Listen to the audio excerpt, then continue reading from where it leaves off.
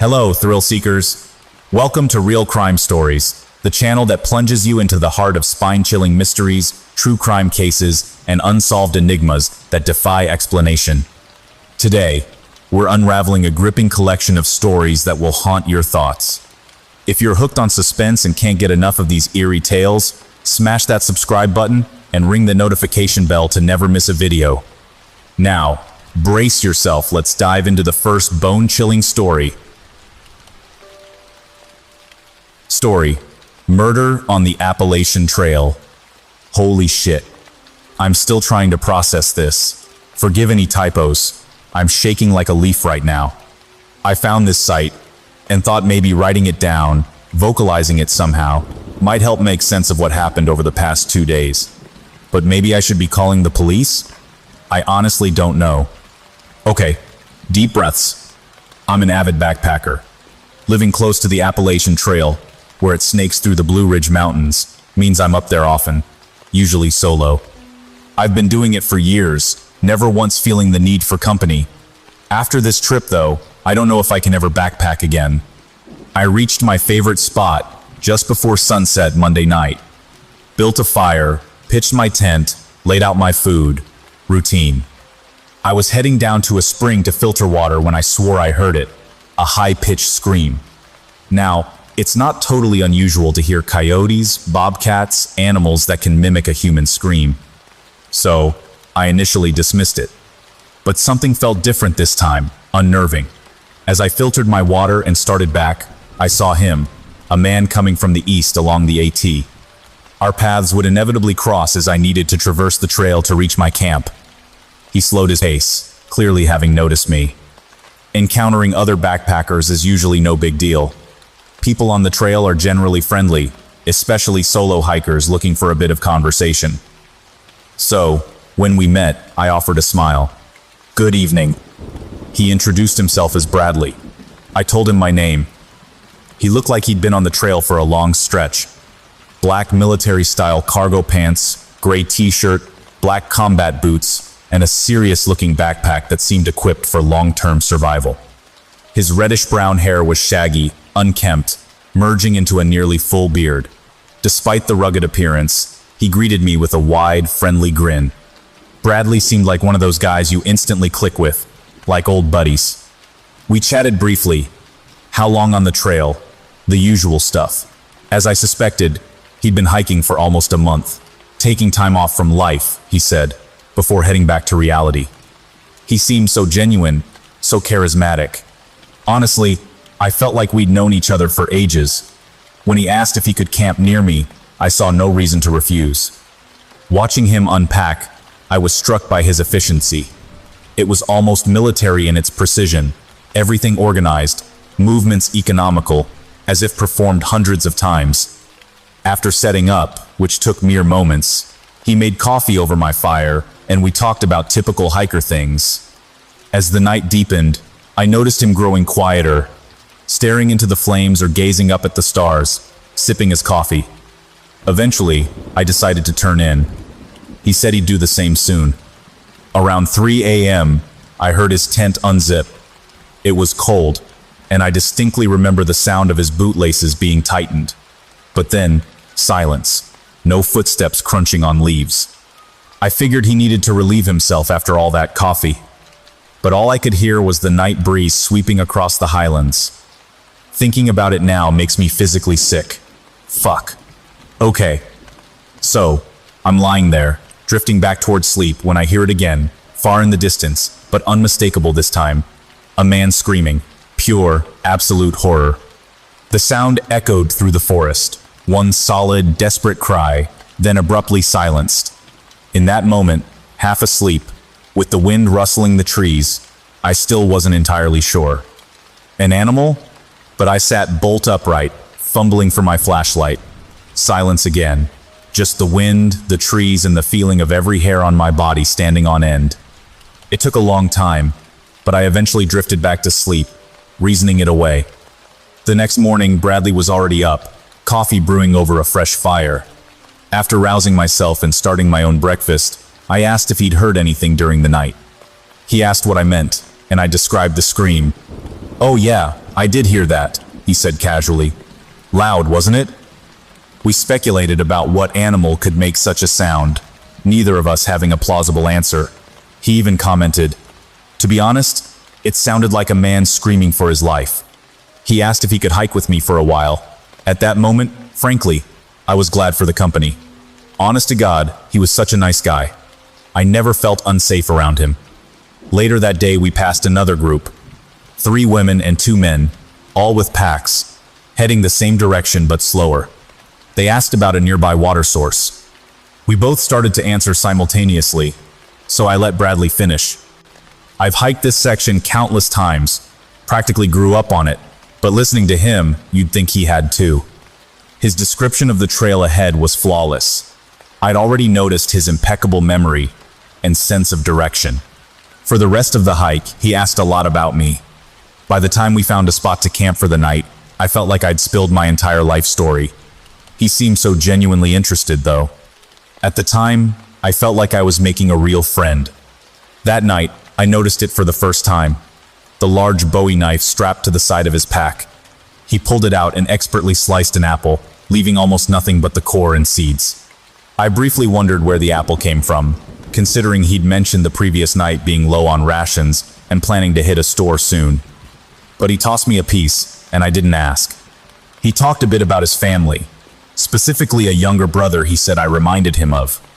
You would have got along with him, he mentioned more than once. He hasn't backpacked in years, though. John, his brother's name was. After John had gone away, Bradley said he didn't have a hiking partner anymore, hence going solo for the past 4 years. I started to feel sorry for him, sensing a loneliness beneath the easygoing exterior. Or maybe I just imagined it. Shit, at this point, I don't know what to think. Focus. That night, last night, I couldn't sleep. Wide awake, thinking about the trip ending, dreading the return to work and the real world. I needed to pee. Pulling on my shirt and boots, I tried to unzip my tent quietly, not wanting to wake Bradley. It was cold again. Standing among the trees, I could just barely hear, over the wind, the sound of voices talking. Must be that group we passed earlier, I thought. Hikers like that often forget others might be nearby, talking and laughing loudly. Curiosity, I guess, pulled me towards the sound. I don't know what I was thinking. I could see their firelight flickering between the pines. One of the women let out a loud laugh. As I got closer, maybe 25 feet away, shielded by trees, their voices suddenly dropped. Then the first scream hit me. It still saturates my mind. Shit, I need to stop typing for a second. Okay, it was unlike anything I've ever experienced. Those people were dying. I know that now. I saw the news when I got home. I couldn't see anything from where I was, so I don't know exactly how it happened. I mean, I know what happened because of the reports, but fuck, I don't really know. It felt like being trapped in a tornado of screams and darkness. Somehow, I was on the ground. Maybe I fell. Pine needles dug into my palms. All I wanted was to get back to my tent. I've never felt such fear. Yes, that's what it was, complete, paralyzing terror. I heard one of the men cry out a woman's name. I can't recall it now. His voice was pure horror. Then he started screaming, begging, crying, screaming. Finally, my legs worked. I ran, scrambled back towards my camp. By the time I dove into my tent, zipping it frantically, the air was utterly silent again. Something had killed those people, but I knew it wasn't a something, it was a someone. I knew it then, and I know it now. I felt disoriented, almost drunk, kept hearing phantom noises. I just sat there, frozen in my tent. That's what terror does. I don't know how much time passed, but my heart nearly stopped when I heard Bradley's tent unzip nearby. Then the distinct sound of him removing his boots outside his tent. A moment later, his zipper closed, followed by the rustle of him sliding into his sleeping bag. I didn't sleep a wink. Saturday there, rigid, until the sun came up. This morning, we made a fire, had breakfast. He chatted amiably about spring mornings, other trivial things. I don't know how I held myself together. I really don't. He asked if I wouldn't mind dropping him off at a store near the trail exit I was heading towards, where my car was parked. I agreed. Around 11 a.m. this morning, we pulled up to Breaker's Market, just off the AT. He thanked me, then asked for my number, in case he ever needed a partner for a hike. I gave it to him. After our conversations, he already knows roughly where I live, where I work. He shook my hand, patted me on the shoulder. I got in my car and drove straight home, arriving this afternoon.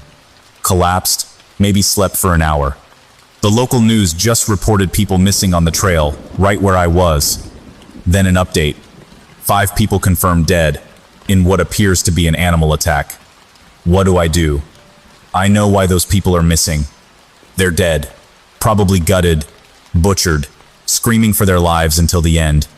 God knows how many others might be out there. Their killer is still out there, and I gave him my phone number. He knows where I live.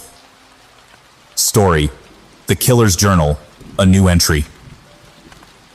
My first true crime novel hit shelves in early 2011. It meticulously chronicled the 4-year reign of a serial killer in southern Illinois, detailing his grisly murders and culminating in his arrest.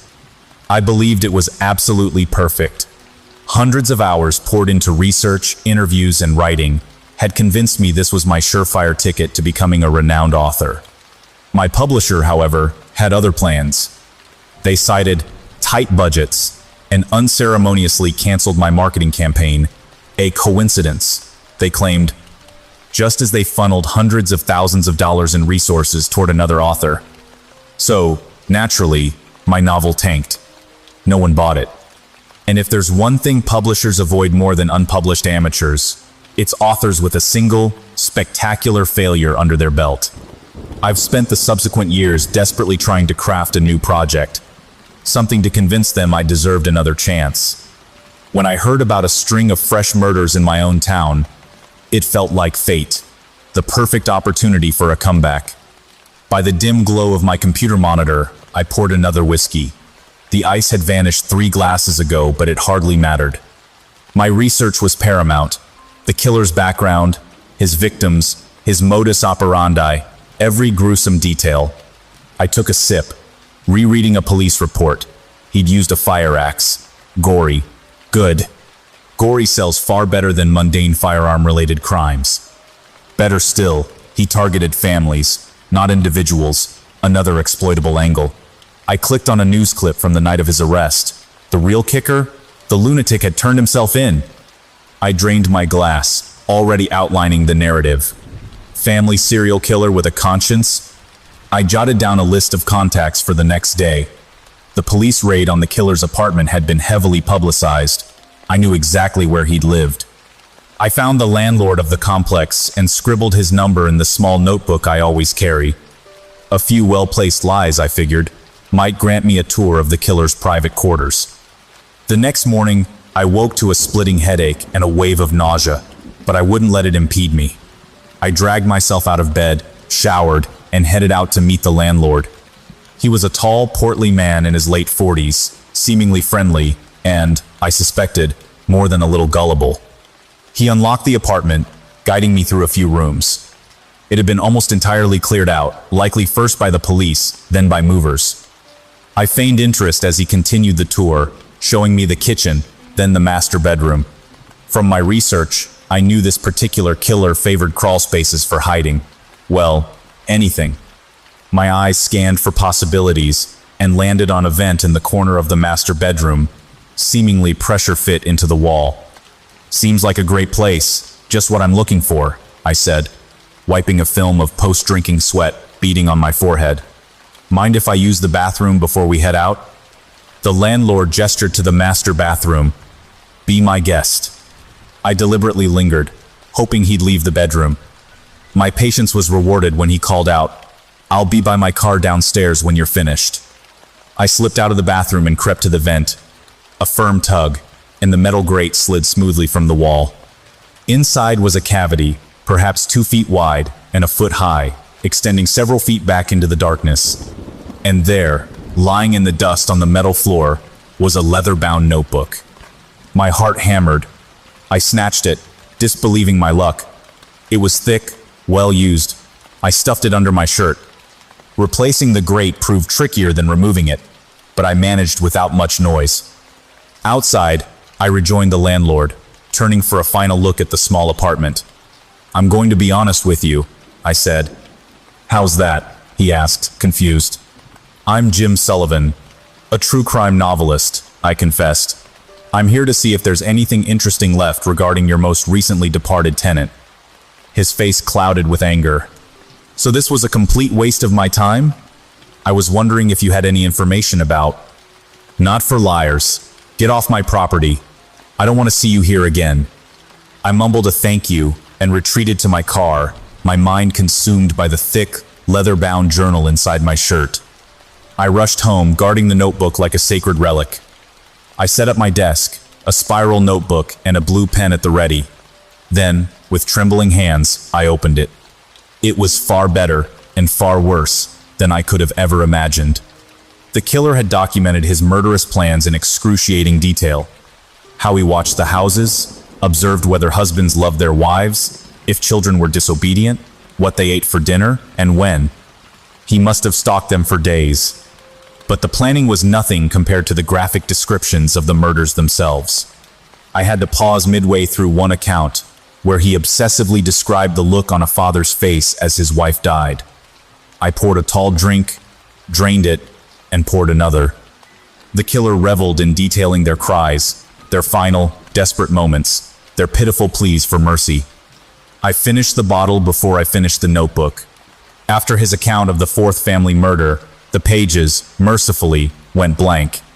As he concluded his description of the last corpse's desecration, I closed the book, fingers trembling. My head throbbed from alcohol, and the horrific images seared into my brain, but a sick thrill, a perverse joy, began to bubble up. This was it, a treasure trove. 100 years of interviews couldn't have yielded what this single book had just dropped into my lap. I was going to be famous again. I laughed aloud to the empty room, raised the already empty whiskey bottle to my lips, licked the last drops, and stumbled to my bedroom. I woke late the next afternoon feeling woozy, a gnawing sickness deeper than any hangover I'd known.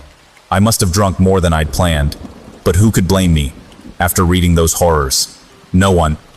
In fact, no one could blame me if I had another drink right now to ease the throbbing in my skull. I heaved myself to the kitchen, cracked open a beer, and walked back to my desk. As I passed, the notebook caught my eye.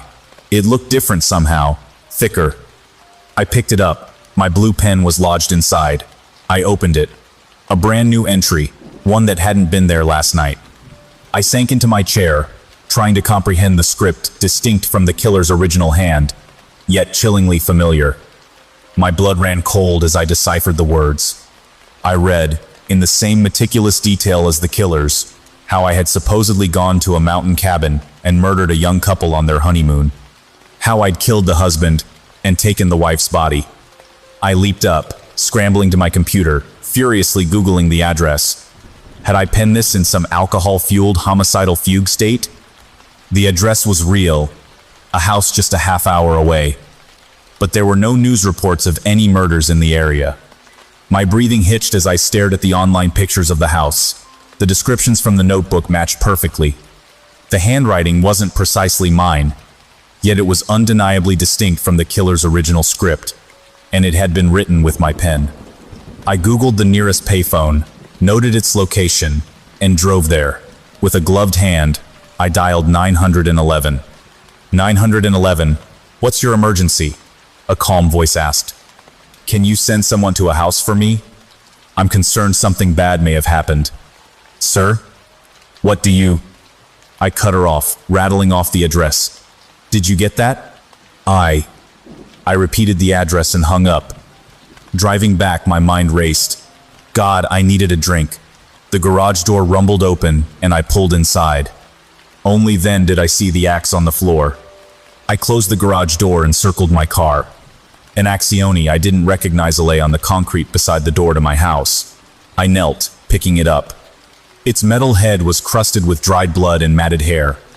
I stumbled back, hand clapped over my mouth.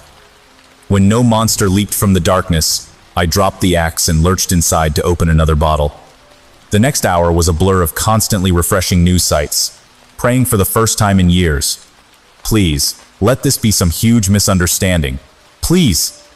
It took less than 3 hours for the double homicide to hit the front pages. By then, I was already deep in an alcoholic haze. Every detail was correct. Husband dead, wife missing. Then it hit me. I hadn't thoroughly searched my own house. The wife's body was somewhere. Wouldn't she be in the house of her killer? The notebook had been silent on her final location. I scoured my house for another hour, but found nothing.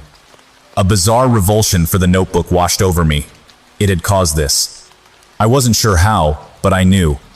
If I'd never picked it up, there'd be no axe in my garage, no conscience so heavily burdened by...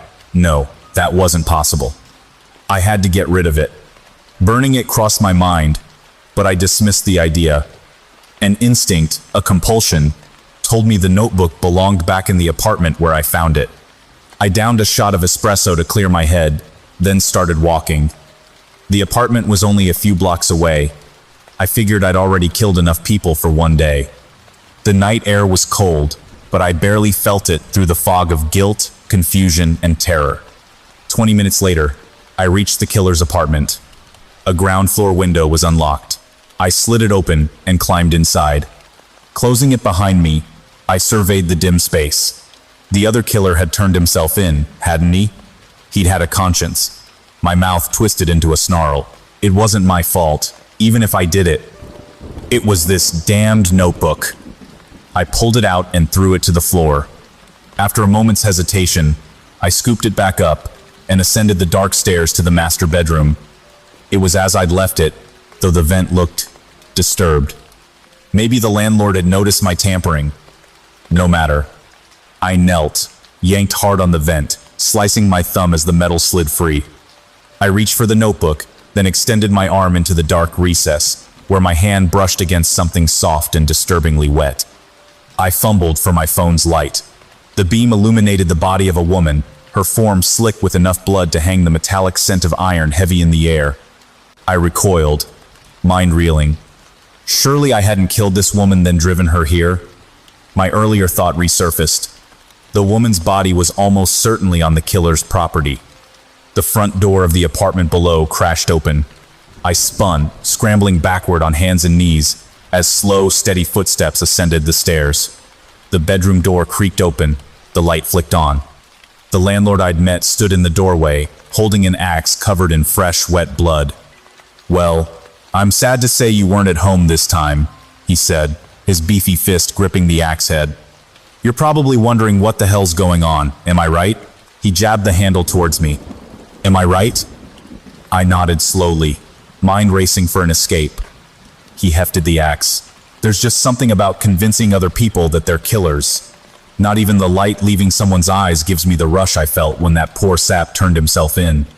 Sorry, liar. You just happened to be the next to pick up the book. But you made it easy. You even gave me your name. Looks like I'll have to leave that notebook out for someone else to find. Maybe a detective will wake up to find he's killed his wife. What do you think?" He took a menacing step into the room. I lunged for the bathroom. I knew from my earlier reconnaissance it had a window. I'd taken only a few steps before the axe slammed into the back of my left arm. Ignoring the searing pain, I threw myself at the window, arms crossed in an X, and crashed through the glass. The fall was just long enough for me to reflect on my disastrous decisions before I hit the ground. A dozen bones, it felt like, shattered on impact, but that wasn't my immediate worry.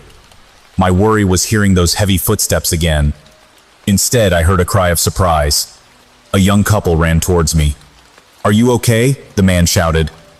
The last thing I registered before blacking out was the woman's voice calling the police.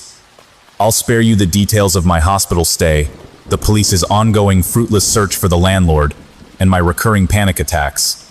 They still haven't found him, and I doubt I'll sleep soundly until they do." I allowed the police to make copies of the notebook, but I still own the original. Story: He wanted to be remembered. Many have forgotten, or perhaps never knew, what transpired at West Covina High School back in 2012. A tragic oversight considering the victim, Jeff Farisco, often spoke of his desire for an enduring legacy. Jeff Farisco was the golden boy of West Covina High, a star athlete in both baseball and football, a status that naturally conferred immense popularity. He possessed a striking presence, tall, with dark skin, wavy black hair, captivating amber eyes, a dazzling smile, and a physique that seemed sculpted. Every girl, myself included for a time, was drawn to him. Yet, he only ever saw me as a friend, despite my position as head cheerleader and my own lack of difficulty securing dates. Surprisingly, vanity was absent from his character, a trait that only amplified his appeal. He treated everyone with kindness, even those on the fringes of our social ecosystem, the nerds, the loners.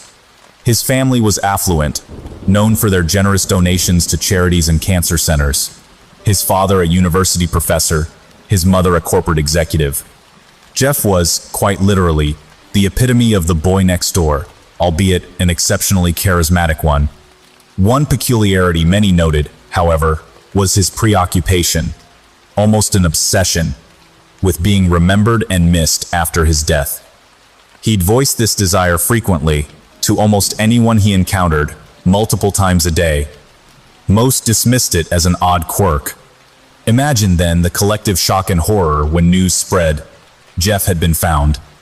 The back of his head caved in, his stomach slashed open, his own intestines fashioned into a grotesque noose by which he hung from the football field's goalpost. The school, the town, reeled in shock and hysteria. Foul play was immediately suspected. Police interviewed everyone who knew him, from his distraught parents down to the school custodian, who briefly became the prime suspect. But the investigation yielded nothing. The killer, they concluded, had worn gloves. No fingerprints were found. The only tangible piece of evidence was a bloody ladder discovered in the school garden shed, where the custodian kept his tools, the reason for his brief status as a suspect. His parents endured a torrent of accusations and whispers from the community. Eventually, unable to bear the relentless suspicion, they moved away. Cruel rumors circulated that his wealthy, perfect parents had murdered their only son for the thrill of it, confident they could escape justice and frame a school employee. These theories were, of course, ludicrous. The Veriscos adored Jeff. I adored Jeff. And that is why I resolved to ensure he would be remembered, just as he wished. I had to demonstrate the depth of my love, even if he couldn't reciprocate it in kind. That's why, on a cold morning at 1 a.m., I called him, rousing him from sleep. The gloves, a Christmas gift from my father, were already on my hands. I feigned a broken-down car at an empty park, knowing he'd never refuse a plea for help. He thrived on being needed. That's why, as he examined my engine, I struck him from behind with a crowbar. That's why I summoned all my strength to hoist his unconscious form into my trunk. That's why I drove as fast as I dared, running stop signs and red lights, thankfully unobserved by police, to reach our school football field, his former kingdom, before he regained consciousness. I had to drag his dead weight from the parking lot to the goalpost, taking numerous breaks to catch my breath. That's why, as I withdrew my knife, I promised him he would be remembered. I swiftly gutted him. It would have been easier if the act hadn't roused him. For a sickening moment, I feared his scream would alert someone, or worse, summon the police. That would have ruined my ultimate expression of love for Jeff. Thankfully, his scream quickly faded to a gurgle, then silence, his efforts to breathe increasingly shallow from the massive blood loss. He stared up at me, his eyes filled with a profound hurt and betrayal that, I admit, confused me. I felt an obligation to explain. You will always be remembered, Jeff, just like you always wanted. A flicker, a spark, ignited in his eyes for a fleeting moment upon hearing those words. He managed to part his lips. Thanks, he managed, a faint whisper, before succumbing to his injuries. Tears welled, a strange mixture of sorrow and elation. Sadness that the love of my life was gone, yet elation that I was the one to fulfill his deepest wish. But the task wasn't complete. I had to ensure Jeff Verisco would never be forgotten. I hurried to the custodian's shed by the school garden, picked the lock, and retrieved a ladder. I rushed back to Jeff's body, the ladder clutched under my arm. Back at Jeff's lifeless body, I positioned the ladder against the goalpost. Hauling his form up was an immense challenge. It took 4 grueling attempts. Finally, with his body at the top, I pulled his intestines from the gaping wound in his stomach. I looped a section around his neck, then secured the rest to the crossbar, struggling to prevent his limp form from toppling. Then, I climbed down and kicked the ladder away, leaving him to dangle. My work was complete. No one would ever forget him now. But people have forgotten.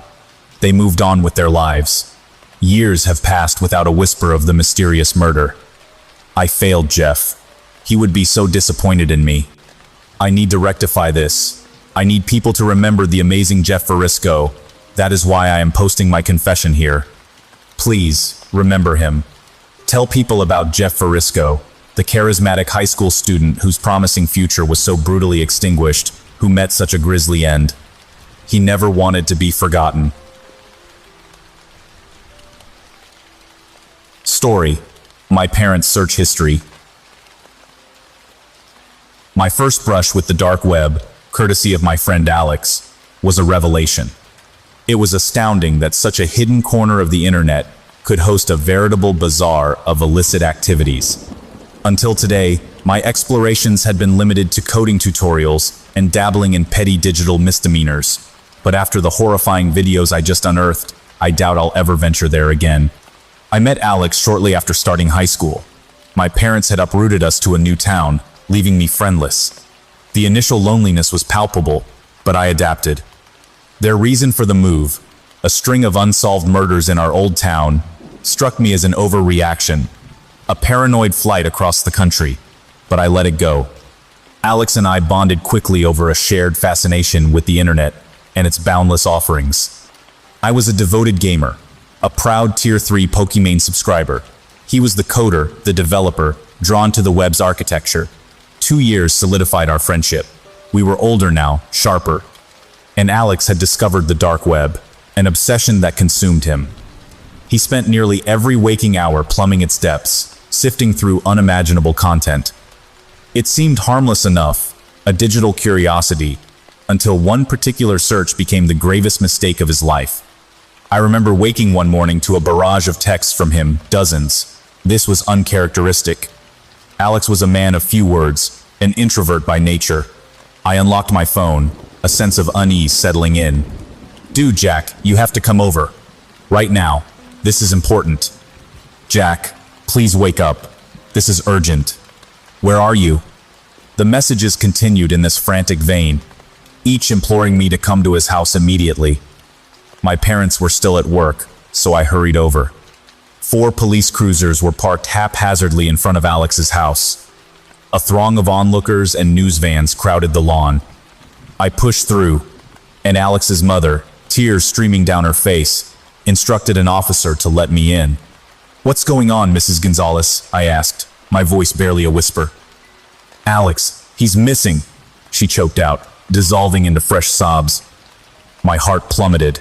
How? He'd just texted me. Then it hit me. What if he was trying to warn me? What if his messages were connected to his disappearance? Still reeling, I approached a detective in the kitchen. "Is Alex going to be okay?" "Of course he is. He'll be just fine. We're going to find him very soon," the detective responded, a practiced reassurance in his voice. Something about his tone felt hollow. A chilling premonition settled in my gut. I wouldn't see Alex again. Remembering the texts, I pulled out my phone. "He texted me this morning. What if this has something to do with him going missing?" I said, my voice tight. As the detective read the messages, his expression darkened. He informed me they'd need to keep my phone for the investigation, promising its return later. I lingered at the house for a while, partly out of a sense of loss for Alex, partly to offer what little comfort I could to his distraught parents. They'd always been kind to me. Seeing them like this was painful. His mother's weeping was relentless. Eventually, I slipped into Alex's room, a desperate hope that I might find some clue, some explanation. I searched meticulously, but found nothing. Then I noticed it. Alex's computer was on, the monitor dark. I fumbled for the power button. As the screen flickered to life, my stomach clenched. The dark web. That, in itself, wasn't unusual for Alex. But the dozens of open tabs were. This was not normal. I closed and locked the door, then began to navigate his digital trail. Initially, it was standard Alex fare. Then, the content shifted. One tab displayed an article about a murder from several years ago. A woman found dead in her apartment, her body mutilated, doused in acid. Nausea roiled as I skimmed the text and glimpsed the horrific crime scene photos. Shaken, I switched tabs, only to find another article detailing a different murder. Confused, I clicked through the remaining open pages. All of them were similar: gruesome crimes, unsolved murders. One, however, stood out. It detailed a murder from 2 years prior. As I read, a cold dread seeped into me. It was the murder of our former neighbor, the very incident that had prompted our sudden move. How did Alex know about this? I'd never mentioned it. It hadn't seemed important. A strange coincidence, I tried to tell myself. Then I saw his final search query, my last name. Horror and confusion warred within me. I stumbled out of his room. "Is everything all right, dear?" Alex's mother asked, dabbing at her eyes. "Yeah, I need to go home for dinner," I stammered. The walk home was a torment of unanswered questions. Why was he searching my family name? Did he suspect me? That had to be why he'd been texting so frantically. If only I could explain, tell him I was innocent. But I couldn't. He was gone, and I had to find out why. Once home, I raced to my room, slammed the door, and booted up my computer. Tor browser, VPN, engaged. I knew what I had to do. My fingers trembled as I typed my last name into the dark web search bar, each letter amplifying my apprehension. Enter. Nothing. A blank screen. Confused, I refreshed. Still nothing. Why would Alex search this if there was nothing? There had to be something. I was about to close the tab, convinced it was a dead end, when the page began to load, agonizingly slow. Minutes stretched into an eternity. Finally, the screen populated, revealing hundreds of video thumbnails. I knew, with a sickening certainty, what they were. Murders. But why were they linked to my last name? A part of me screamed to turn back, to flee the horrors I knew awaited. But I couldn't. This had to be why Alex was missing. I clicked on the first video. It opened on a woman, strapped to a chair, in what looked like a basement. Instant, horrifying recognition. Our neighbor, from 2 years ago. The distinctive heart-shaped tattoo on her neck was unmistakable. She struggled, panic etched on her face, her screams for help muffled. Then, 2 figures entered the frame. At first, their faces were obscured. As they turned towards the camera, my world tilted. My parents. My father clutched a knife. My mother held a small scalpel. They paused, then began. The next 5 minutes were the most horrifying of my existence.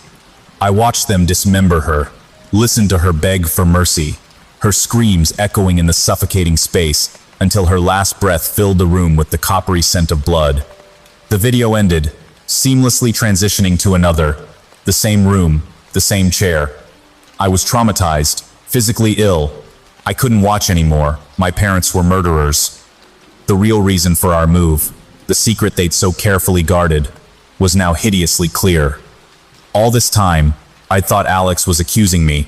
I was so wrong. He was trying to warn me. I scrolled through more videos, each set in that same dreadful room. I was about to close everything, to run to the police, when I noticed it. A new video, uploaded today. My hand, slick with sweat, clicked play. A man this time, strapped to the chair, a sack over his head. Again, my parents entered. My father approached the figure, yanking the sack free. At first, I didn't recognize him. Then, the world fractured. It was Alex.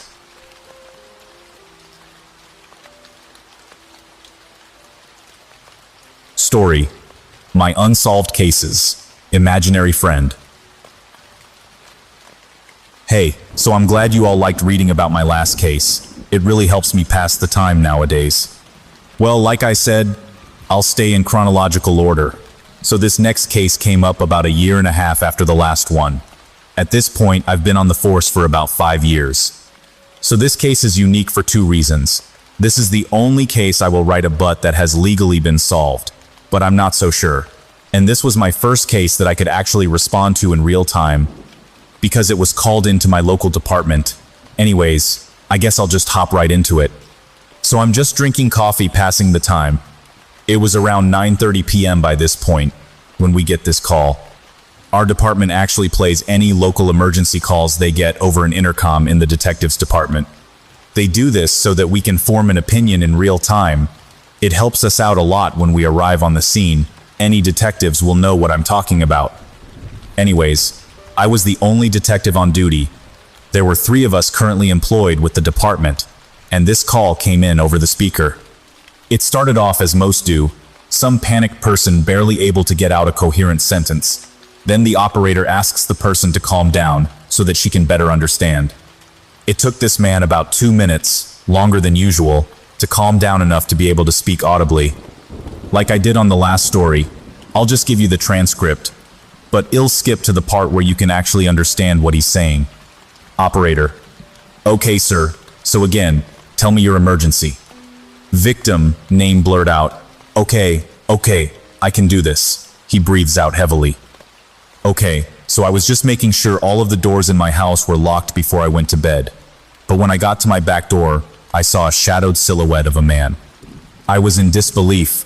I thought it was just a tree's shadow that I was looking at funny, but I went upstairs to take a look, just to be sure. When I got upstairs, takes another deep breath. His voice was trembling this whole time. When I got upstairs, I looked down and had a better visual of what I was looking at.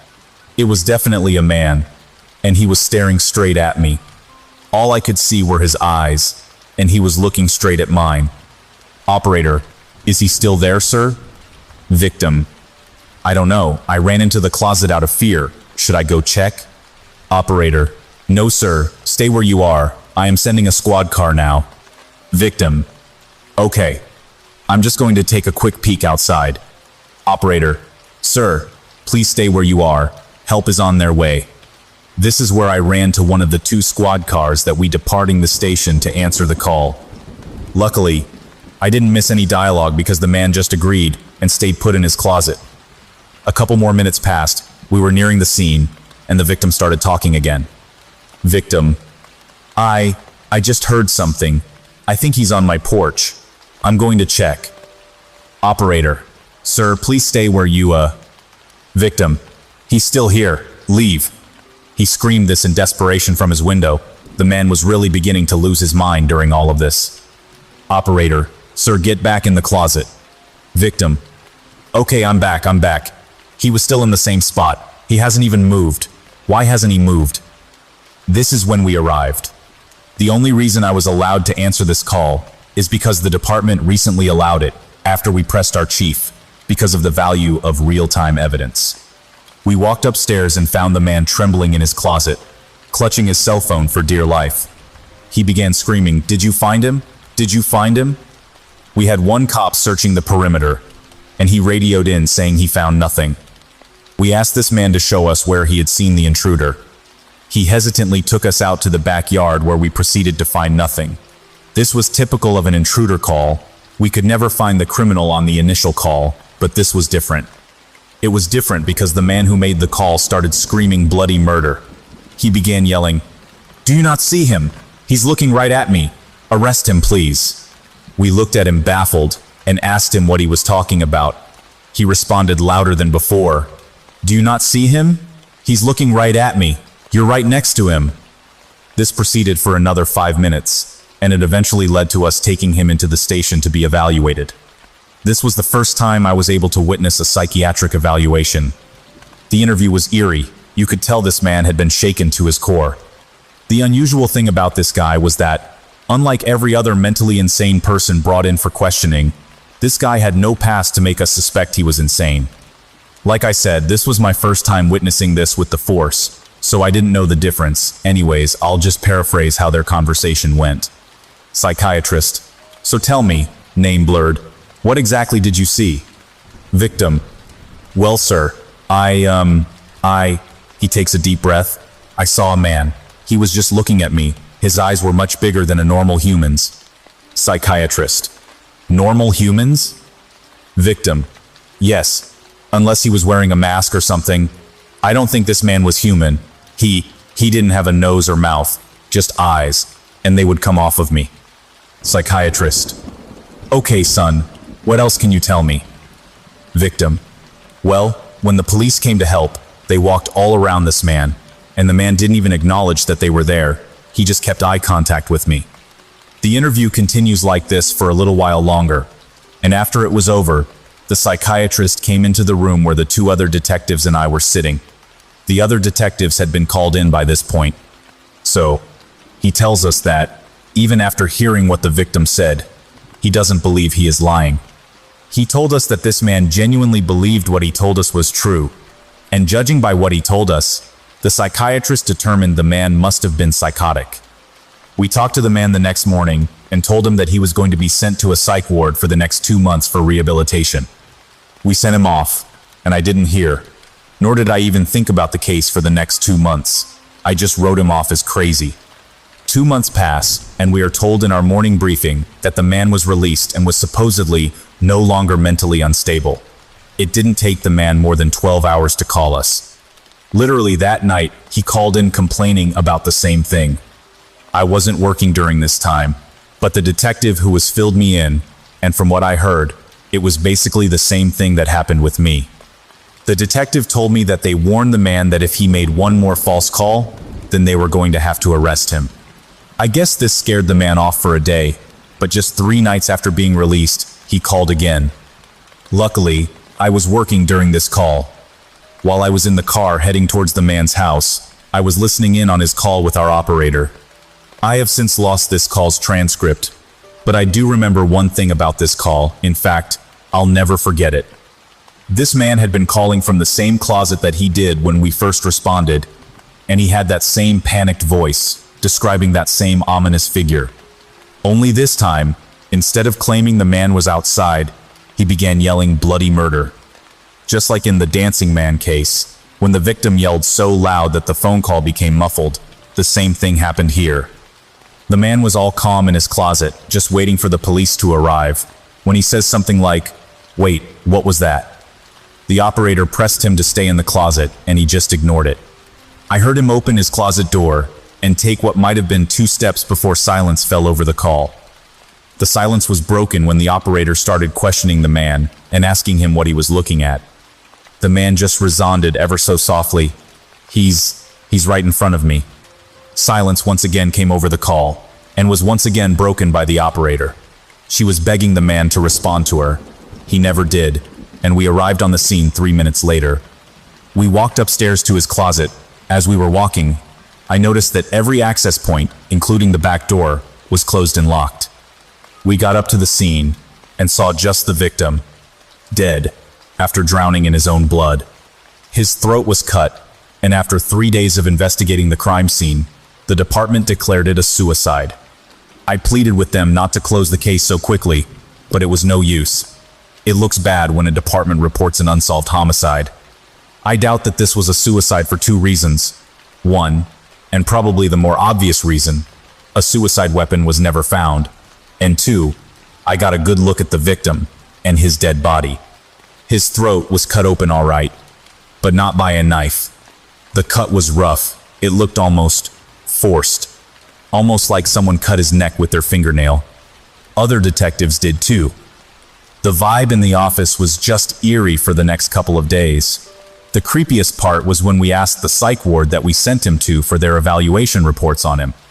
We read them, and every time the doctor would give him the same evaluation, he would talk about how the man acted immature and was just acting under the stress of daily life.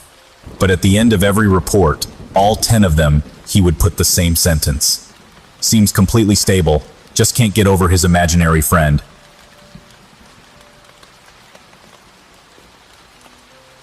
Story. I am working a decade-old, unsolved case file at work, and I need your help. Part 1.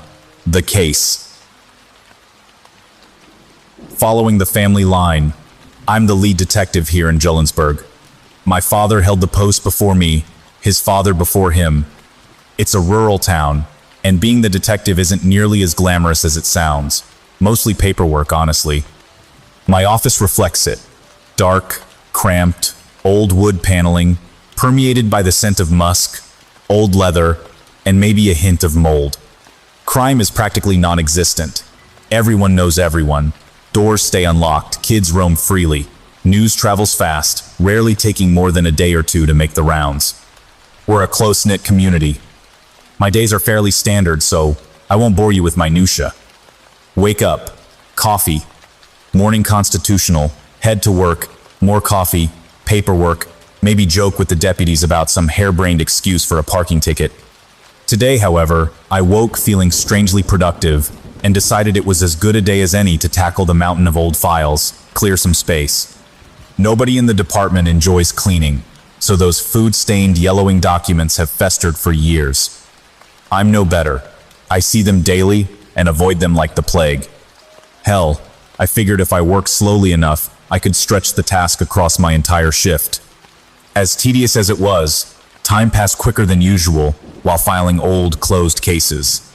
Stacks upon stacks of parking tickets, petty theft reports, minor vandalism, court documents, nothing remotely investigative, nothing worth a second glance.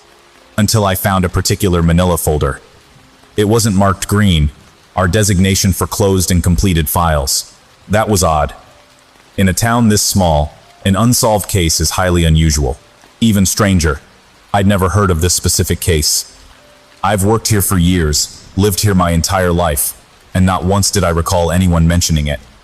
The first page was a clipped newspaper headline: Serial Murders Plague Town, Police Struggling for Solid Leads. Reading on, I learned 3 men had been found murdered in their own homes. No fingerprints, no footprints, not a single drop of foreign bodily fluid, only the victim's blood. No hair fibers, no skin under fingernails. Whoever committed these murders vanished without a trace. And I say one person because the cases shared a chilling common factor: the method of killing. It's characteristic of serial killers to have a specific MO, their signature, if you will. In this instance, the similarities were stark. All 3 victims were male, varying ages, heights, wealth. All murdered in their homes. All had their mouths stretched so wide, their jaws were snapped. All had their eyes messily scooped from the sockets and shoved deep down their own throats. All had their arms, legs, and torsos littered with strange markings, sliced with surgical precision. No notes on the language or meaning. The next few pages were printouts of crime scene photos. They were horrifying. Now, I've seen blood, plenty of it. But the sheer volume plastered over walls, sheets, and floors in these pictures was staggering, gruesome even on paper. My stomach churned. I flipped past the photos quickly, deciding to revisit the file details later, when I had more time and a stronger stomach. Looking any longer risked losing my morning coffee. Fucking sick. I spent the rest of the day finishing the filing, signed off on a few documents, and clocked out 10 minutes early. On my way out, I stopped by the front desk. Amanda works there, young, new, but sweet and genuinely passionate about becoming an officer someday. Amanda, you ever hear about unsolved murders from years back? Maybe 10 years ago? She squinted, brow furrowed. Not really. Maybe no one talks about it because it's still an open case? Dunno. Seems like more reason to talk about it. How do you solve a case by pretending it doesn't exist? Couldn't tell you, she shrugged. Probably gone cold. 10 years is a long time. Trails dry up, leads go nowhere. But 3 men were violently murdered. I murmured, more to myself than to her. We owe it to the families to keep trying. The file felt heavy in my hand as I imagined the family still living without closure, without knowing who took their loved ones, thinking the police gave up. That's not what we stand for. Amanda gave an understanding nod. Look into it then, but don't get discouraged. Killer's probably long gone, and we both know it. She wasn't wrong. The odds were slim. But putting my skills towards something like this, even if it failed, it felt more meaningful than letting it gather dust. It might mean something to those families. I didn't even bother with dinner when I got home. Just collapsed on the couch with my cat, my laptop, and that case file. After the photos came police notes, all handwritten. Initial suspects, the wives. They were the only other adults home, besides children, in one case. when the crimes occurred. Spouse is always suspect number one. No recorded interviews or typed transcripts, just handwritten statements from each wife. Statement: Mrs. Hagen. I have no idea what happened. We ate dinner, watched television like always. Trevor felt exhausted from work, decided to head to bed early. Around 8, I think. It was quiet the rest of the night. Until I went upstairs to grab something from the master bathroom. That's when I saw. I'm sorry, I couldn't. It was just completely gruesome. Couldn't conjure up a scene like that in my worst nightmare. Blood everywhere. Sheets, walls, carpet, everywhere. The whole room smelled like death and copper. It took days before I could speak. Too traumatized. I never even heard him scream. Statement: Mrs. Tremble. Well, it was the weekend, so Derek and I were off work, Michael off school. Spent the day grocery shopping, then cleaning the attic. We'd been planning on moving. Derek just hadn't seemed the same since he stopped talking to his close friends. I asked what was wrong, but he always brushed it off. Anyway, we were boxing things up. Derek went to grab some blankets from the room, told Michael to stay help me lift things. Of course, Mikey was young, couldn't lift much, but Derek made him feel like the man of the house. Such a good father. After about 30 minutes, I wondered what was taking so long. I went to check on him, Mikey in tow. So, yes, our son saw his father's mutilated body. His scream still echoes in my head every day. I don't even want to think about what I saw. It didn't even look like my husband anymore. Statement: Mrs. Mason. As much as I'd like to forget that night, it's still so vivid, like it just happened. Guess something like that haunts you. I lost my husband while he was just one room over. Our marriage had been rocky for the past year. He withdrew, was constantly gone. Remember a few years back, he'd come home with this smile and fingernail marks on his back. So sure he was having an affair. I was desperate to make it work. Nothing helped. He just locked himself in the guest room. I'd hardly see him. That room is right next to mine. Well, ours. Maybe a foot of wall separating us. How could I not have heard it? No thumping, no screaming, nothing. Dead silent apart from my television. Window wasn't open. No intruder. It's like something tore him apart from the inside, or in a split second. Still don't understand. Don't think I ever will. Several things about these statements are deeply unsettling. The most prominent: none of the wives heard screams or any struggle, despite being within definite earshot. Either the killer muffled the victims incredibly effectively, unlikely, or the wives are lying. Additionally, Mrs. Tremble checked on her husband only 30 minutes after he went to the room alone. That means the killer had to break in silently, overpower the man, kill him, and meticulously carve over 50 markings, all within 30 minutes. It doesn't add up. And those markings, the precision was uncanny. Carved with no jagged edges, perfectly clean, equally deep. I could only hope the victims weren't conscious. The more I read, the more confused I become. But I have a plan. Tomorrow, interview the widows and the son who witnessed the aftermath. Revisit their memories. Then, hit the evidence room, dig up anything missed. I know one home had a crappy surveillance camera. Even poor quality might help. Revisit the crime scenes, document everything fresh. No solid motive or suspects yet, but hopefully that changes soon. If you want updates, I'll provide them. If you have ideas on where else to look, I'm all ears. Let's find the monster who did this. Part 2. The interviews. No time wasted. Let's get straight to it. All 3 widows agreed to interviews on short notice, calling off work. They seemed shocked the case was being reopened. Reading your comments, the consensus leans towards affairs, so that became my focus. You've raised excellent points. Multiple perspectives help. This isn't average. Disclosure. Participants agreed to note-taking, but not release of photos, videos, or recordings. Transcripts are accurate. Here's the key part of the interview with Mrs. Mason. S.S. Self. M. Mason. S. Thank you for coming in, ma'am. I'm sorry it's under these circumstances. You're welcome. When I heard you were reopening the case, I was ecstatic. It's been too long with no answers. A hard few years. S. I need to ask a few questions about the night of your husband's death. If you feel uncomfortable, please let me know. Be honest, any detail helps, okay? M. I'll do my best, detective. S. In your statement, you mentioned a rough patch in your marriage.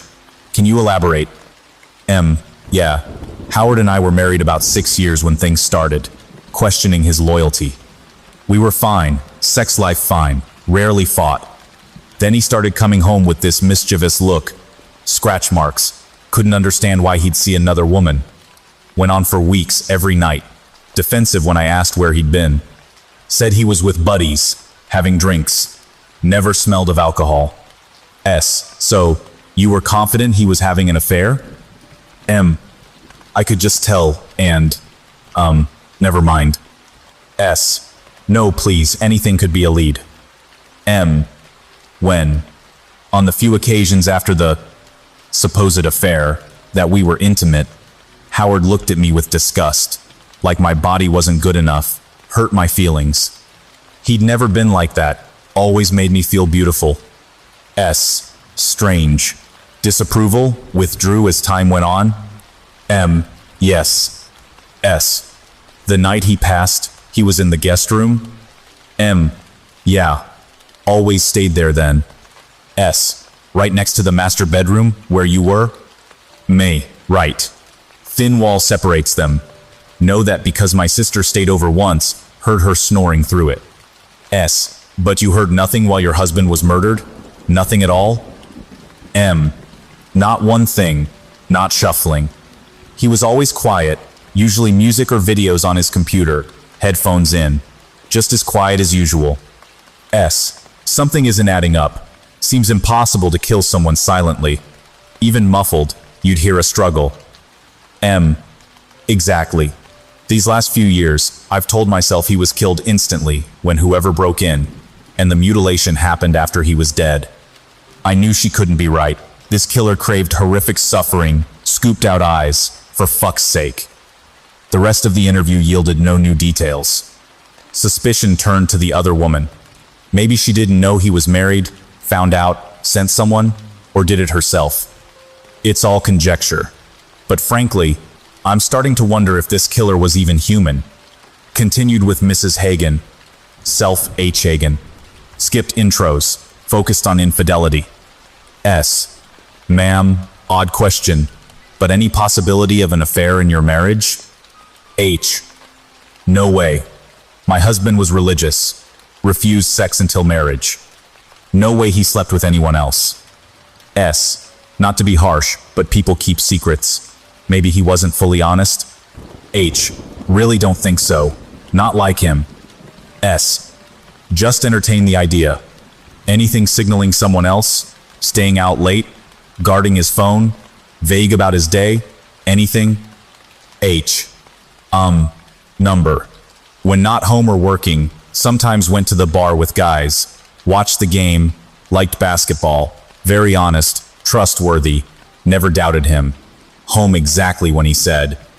Never smelled of perfume, wasn't freshly showered, never cared if I used his phone, even lent it to me once. Wasn't having an affair, I'm sure. Discouraging. She seemed utterly convinced of his loyalty. Driving home, I stopped at Justin's pub, the bar she mentioned. Showed photos of the victim to every server, including the bartender of 25 years. Asked if they'd seen him with another woman besides his wife. Showed her photo too. Uniform answer, no, he never came in here. Maybe seen him at the grocery store or church, but never here. Never served that man. Boom. Caught the victim in a lie, 24 hours in. His wife likely never checked because she trusted him implicitly. A sports bar is an innocent cover. Twisted. How much trust enables deceit. Trevor took full advantage. He was definitely sleeping around. Why else lie? 2 down, 1 to go. Mrs. Trumbull mentioned her husband withdrawing, ditching friends, wanting to move. Escaping someone? An affair gone wrong? Threats? Confidence in my affair theory grew. Ready for the last interview. This one included Michael, the son, young at the time, but witnessed the aftermath. That messes anyone up. He's 18 now. Standard intro, consent confirmed. M. Michael, S. Elf, T. Mrs. Tremble. S. Mrs. Trimble, first questions for you. About the day, the time leading up, then Michael. M and T. Okay. S. Your statement mentioned relocating. Where and why? T. Arizona. Warmer weather, family there, easier. S. Did it ever feel like your husband was trying to escape something? Rushing? T. Not that I could tell. We discussed it, looked for homes within a week, but we'd considered it for about a year. Didn't feel sudden. S. What about him not talking to close friends? T. He'd hang out with them 3+ times a week.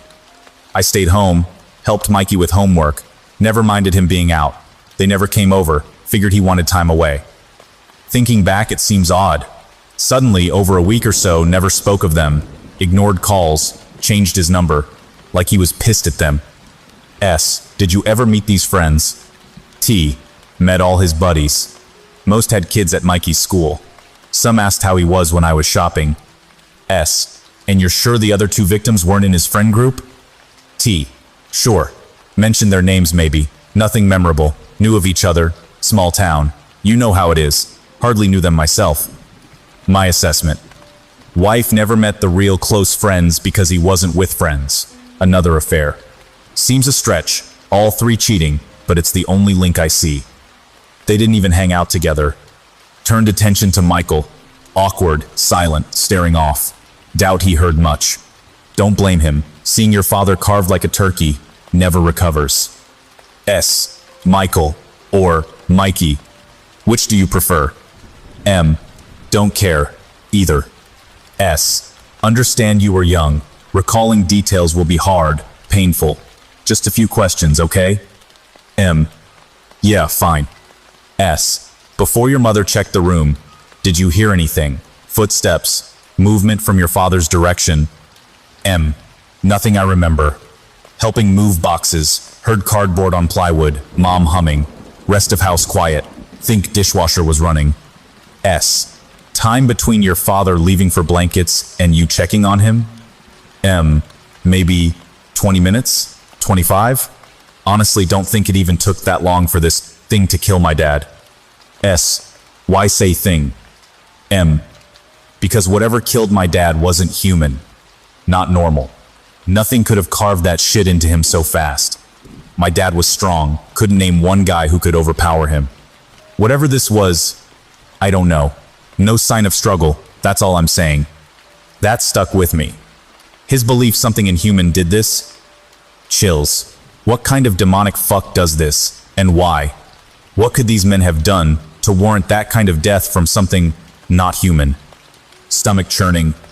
I questioned if I truly wanted the answer. One more thing.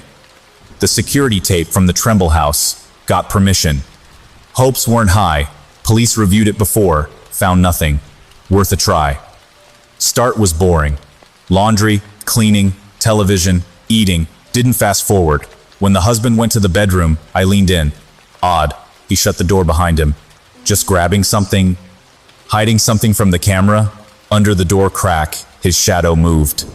At the 10-minute mark, another, smaller shadow passed the door. Police note. Family cat. Ignorant. Cat wasn't in the room when the body was found, and cats don't typically walk on 2 legs. Not foul play by police, just laziness. Assume tape was useless since door was closed. Disagree. Victim was left of door, shadow came from right, happened at 10 minutes. Means overpower, murder, carve, took 20 minutes, not 30.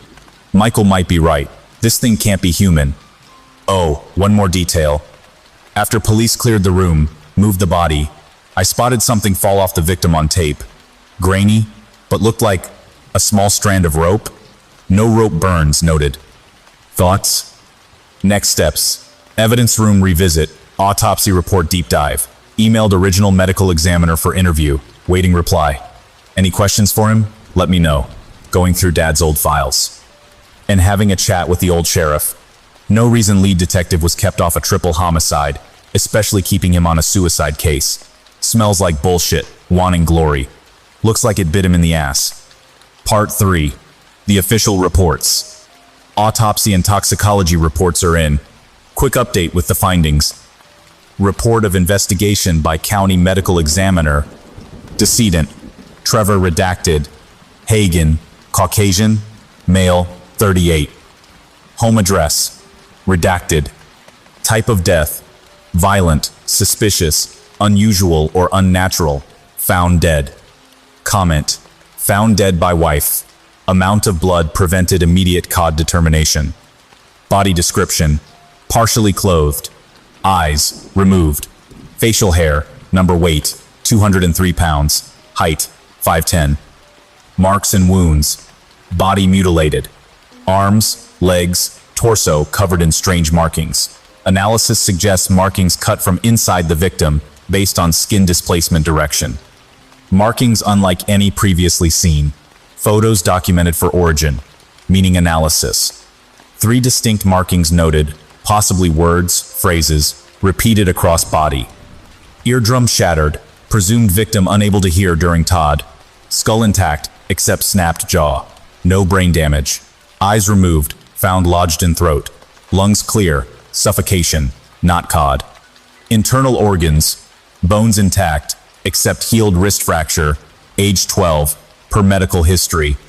Pooling analysis, blood flow indicates wounds inflicted, pre-mortem. Probable cause of death, significant blood loss. Manner of death, homicide. Confirmed my worst fear, happened while he was alive. New info, busted eardrums, missed in police report. No broken bones, organ damage. Getting in over my head with this case. Other 2 autopsy reports, extremely similar. Different vitals, identical wounds, busted eardrums, no brain, bone damage. Other victims, decedent, Derek, redacted. Tremble, Caucasian, male, 36. Height, 6'2".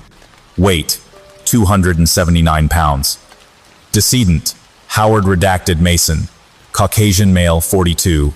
Height, 5'8". Weight, 191 pounds. One standout detail. Busted eardrums, eyes ripped out, throats clogged with eyeballs. Hear no evil, see no evil, speak no evil. ME noted 3 distinct markings, phrases scattered over the bodies. Could they correspond? Next, toxicology. Faxed reports to my house. Stopped by evidence room again. Still sparse. Clothing, old blood samples, victim hair, fingerprint analysis, no other prints found, police statement copies. Searched for over an hour for that fiber from the tape. Nothing. Incompetence seems likely. Left empty-handed. Called dad again, per comments. He remembered the murders, was working a middle schooler suicide case then. Parents begged him not to abandon it, so he stayed on that. Told Dept him to call if needed. They assured him they had it handled. Sheriff decided against detective involvement, sent it to forensics. By the time Dept admitted needing help, trails were cold, case deemed unsolvable. Dad offered his old case boxes for me to review, though likely nothing relevant. Official toxicology reports. Identical for all victims. Drug screen result. No drugs found, except minor acetaminophen trace in Mr. Mason, from earlier headache reliever. Cannabinoid screen. Negative. Blood alcohol. Negative.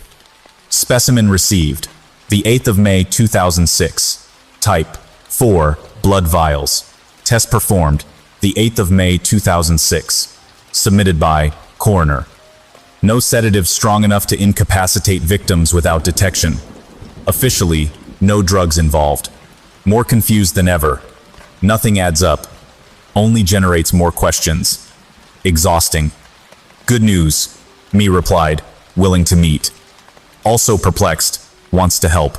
Questions for him? Comment below. Next update. Me interview, hopefully progress on deciphering markings, review dad's files, confront old sheriff about keeping lead detective off the case. Fucking stupid move, likely for personal glory. Backfired spectacularly. Story. The corpse singer's refrain. I first encountered Jerry DuPont in 1986. I was a fresh-faced beat cop, new to the force. He was a mortician, or rather, an assistant to one. We shared little common ground beyond a love for stories and our respective proximities to death. Despite this, a friendship blossomed, and we often found ourselves at the Rose and Crown after work, sharing a drink and regaling one another with tales, largely embellished. DuPont carried the quiet confidence of someone from a comfortable upbringing. His style was impeccable.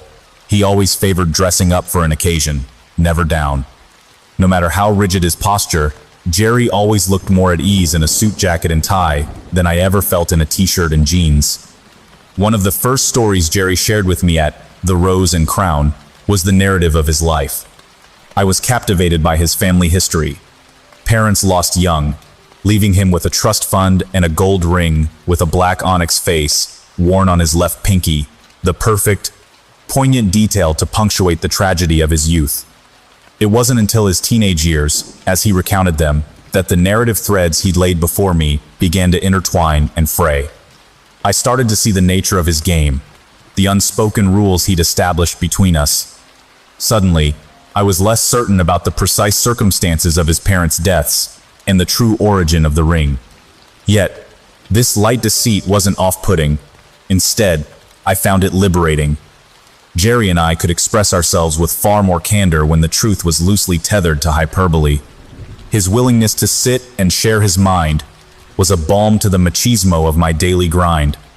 I felt this burgeoning friendship was worth more than the overtime I sacrificed for our semi-frequent meetings at the Rose and Crown. And so, our gatherings became more regular. We spent those evenings talking, laughing, and drinking well past my usual bedtime. Unlike me, Jerry was a creature of the night, often welcoming the chance to extend our time together long after the pub closed. Sometimes we'd continue our discussions, or spin out a tall tale further. Often, we'd simply revel in each other's company. I soon began to notice Jerry's analytical, almost cold, and calculated mind. Sometimes, I would describe a case I'd heard about or was working on, presenting it to him as if he were the detective in waiting, not myself. Exercising that part of his brain thrilled him. The pleasure was palpable on his face. More often than not, he could dissect the puzzle, finding the solution with an ease that was almost elegant in its nonchalance.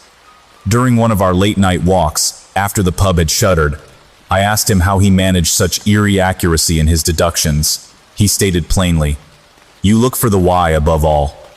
You always have. How could you not? You arrive at a crime scene, confronted with all its angles and aspects. You see the corpse as a human, someone who lived in that home, comfortably, only hours before." I listened, silent. We continued our walk, DuPont leaving my question unanswered, letting me ponder his subtle criticism. He stopped suddenly beside a large maple tree, our feet buried beneath fallen leaves, and continued. I arrive at work and don my vulcanized rubber apron. I put on my gloves. I arrange my tools, saws, scalpels. I turn on my tape recorder and begin to dissect. I see the plain truth of a person laid out before me. I open the window of their soul with a sternal saw, and I peer inside. I can see all there is to someone from above them. They can't lie to me, just as they can't lie to God. I was speechless as he seemed to contemplate the truth of his own words, as if he'd never posed the question to himself that I had. DuPont shrugged, sighed, and then quietly stated, "The corpses sing to me." The words would have been poetic had they not sent a chill to my very bones. He looked away, down the dimly lit street, peering into the darkness. His eyes seemed empty, lost in some near-forgotten memory. For the first time, I saw the duality of DuPont.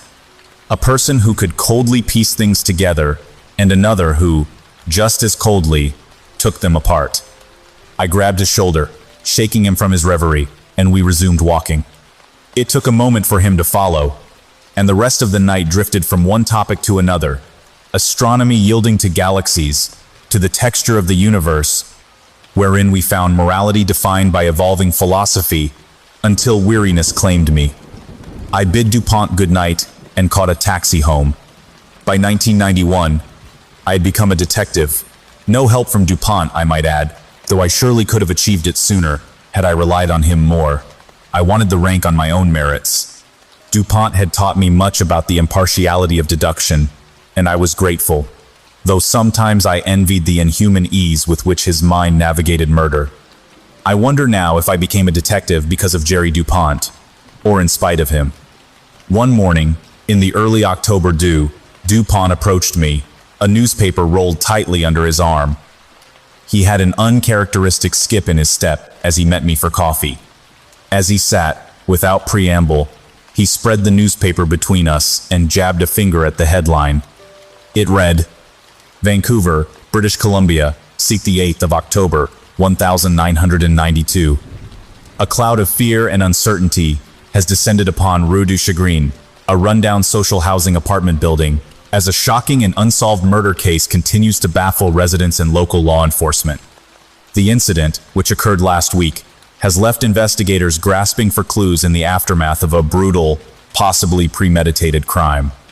The victim, Anna Stillwater, a 53-year-old divorcee, was discovered in her 13th floor unit by a concerned neighbor who, having not seen her for several days, noticed a foul odor emanating from the apartment. The gruesome scene was one of chaos. The apartment ransacked, broken glass littering the floor, chairs overturned. Miss Stillwater lay in a pool of her own blood, her throat slashed. More alarmingly, the assailant had made off with valuable jewelry, suggesting a robbery turned deadly. What further confounds police is the lack of any discernible entry point. The apartment's door was found locked from the inside, and investigators have yet to identify signs of forced entry, raising the possibility that the attacker was already inside when Miss Stillwater arrived home. Despite the apparent lack of forensic evidence, the local police force remains resolute. Detective Sarah Reynolds, heading the investigation, stated, "We are exploring every avenue and are committed to bringing the perpetrator to justice. This case presents unique challenges, but we will leave no stone unturned." Intriguingly, the victim's landlord, John Miller, expressed sympathy but also hinted at a possible motive, stating Miss Stillwater was consistently late with rent and often sought loans, leading to speculation that financial troubles played a role. Authorities are taking Miller's statement seriously. Detectives are delving into Miss Stillwater's financial history for debts or conflicts that may have contributed to her demise. The community remains on edge. Local residents express shock and concern, many calling for increased security. For now, the shadow of this unsolved murder hangs over the neighborhood. When I finished reading the account I already knew too well, DuPont said nothing. A new tension hung between us. As I looked at him, he stared back with that faraway, calculating, inhuman gaze, his mind whirring visibly, his eyes peering through me to some distant place. Finally, he asked what I thought, somehow knowing I was assigned to the case. I told him I agreed with my superior, Detective Reynolds, that it was a complicated and unique case, unable to say much more. "You're wrong," he said flatly, his eyes snapping into focus. I'd be lying if I said I wasn't more than a little insulted by his tactless assertion. I leaned back, coffee steam swirling between us, arms crossed, trying to suppress the defensive prickle of my ego. To his credit, DuPont let me stew, giving me ample opportunity to assert myself. I didn't. As much pride as I took in my job, I knew he possessed uncanny abilities I simply wasn't born with. I gave him a terse nod. He spoke. Miss Stillwater slashed her own throat. And no more. I was as perplexed as I was disappointed.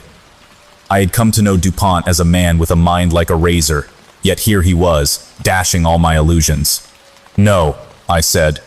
The jewelry was missing. The apartment was ransacked. Not to mention the difficulty of sawing through her own throat with a serrated steak knife, I thought. His eyes lit up like a child's. I realized I'd taken the bait. Already on edge, I didn't appreciate the frivolity DuPont took in that moment. The hair on my neck rose. I sensed the same psychosis in him that I'd seen in so many murderers throughout my career. Resting his elbows on the table, fingers interlaced, he began to lay out his theory in more detail. Miss Stillwater frequently missed rent, frustrating for the landlord, Mr. Miller. So he gives her a final ultimatum: pay or get out. She has few belongings, save for jewelry from her ex-husband, her safety net. Fearing eviction, she pawns them to make rent, pays Miller, but is just short. So, The landlord changes the locks without her knowing. She returns home early, finds Miller outside her apartment. Unaware of the changed locks, she sees her door open, Miller leaving her unit. Assuming an eviction notice, she rushes in, closes the door, only then hearing the click of the second lock beneath the deadbolt. Miller, knowing she has adult children, tells her to call one to pay the remainder and leaves her locked in. DuPont paused for breath. "Why didn't she just call the police?" I asked. "That's unlawful imprisonment." He smiled, a smile I resented despite our friendship.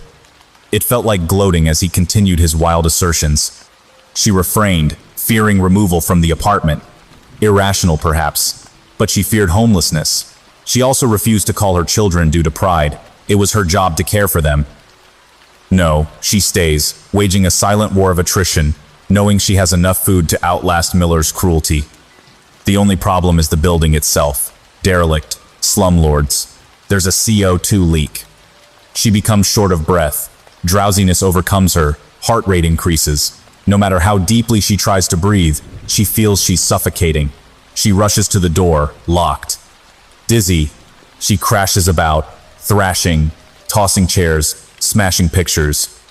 Exhausting all options, she grabs a steak knife, attempts a tracheotomy, the only thing she can think of. She digs too deep, loses balance as the room swims, vision failing. She falls, elbow crashing down, knife tip beneath her skin. The force drives the serrated blade through ligaments, tendons, it skitters across the floor. It was impossible for him to know any of this with such certainty. Too many assertions. Yet, I was unsettled. Somehow, my friend was aware of case details we'd kept from the press, like the serrated knife. Could Jerry DuPont, the sharpest mind I'd ever met, be the killer? I'd known him so long, yet there was always that underlying lack of humanity. Was he toying with me, using our rapport to divert suspicion, framing her as a victim of circumstance? I countered, trying to shake the suspicion. Her fingerprints weren't on the knife. The tension eased from my shoulders as his version crumbled. Then, without pause, he said, "The cat licked it clean." But there was no cat. The building was pet-free. A burst of laughter rippled through me at the absurdity. DuPont's expression hardened. He clearly didn't appreciate my reaction, unaccustomed to my dismissal. I'd never once questioned his deductive mind. He slammed his hands on the table, startling me into silence, then quickly placed them in his lap, ashamed of his uncharacteristic outburst. Mr. Miller came to check on Miss Stillwater, unlocking the door, letting the scent of her bloated body into the hallway, alerting neighbors, and in the process, letting her cat, which she wasn't allowed to have, out of the apartment. I simply shook my head. It was too ridiculous. I offered an olive branch, suggesting he needed sleep, or was perhaps bored and daydreaming. He should pick up a hobby not centered around death, I suggested, again with a dismissive tone I now recall with shame. Check the pawn shops. Ask the neighbor. Check the keys and evidence. They won't match the door. Talk to her friends. See for yourself she had a cat, he said in a huff, standing so abruptly his chair scraped loudly. Stubborn, I refused to assuage his hurt feelings, remembering our old tall tales at the Rose and Crown. But as he walked away, I couldn't help myself. How can you be so certain such a ridiculous story is true? He turned, face flushed. Her corpse sang for me. We didn't speak after that.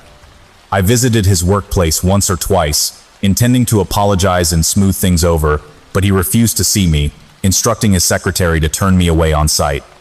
It wasn't until a year later, with little movement in the case, that I considered bringing DuPont's version to Detective Reynolds.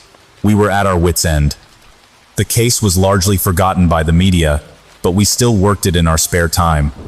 One morning, in a meeting, deep in nostalgia for my old friend, as I often was when the Stillwater case arose, I offhandedly mentioned DuPont's theory. While it had seemed far-fetched then, with the passage of time and close work on the case, no theory felt too outlandish. Detective Reynolds was furious. I hadn't brought this to her sooner. I explained how insane it had seemed. Quickly, as if every minute counted, as if the gruesome scene were still fresh, she ordered an exhumation for another autopsy. She dispatched beat cops to canvass the complex about a cat and headed to the evidence room to check the keys.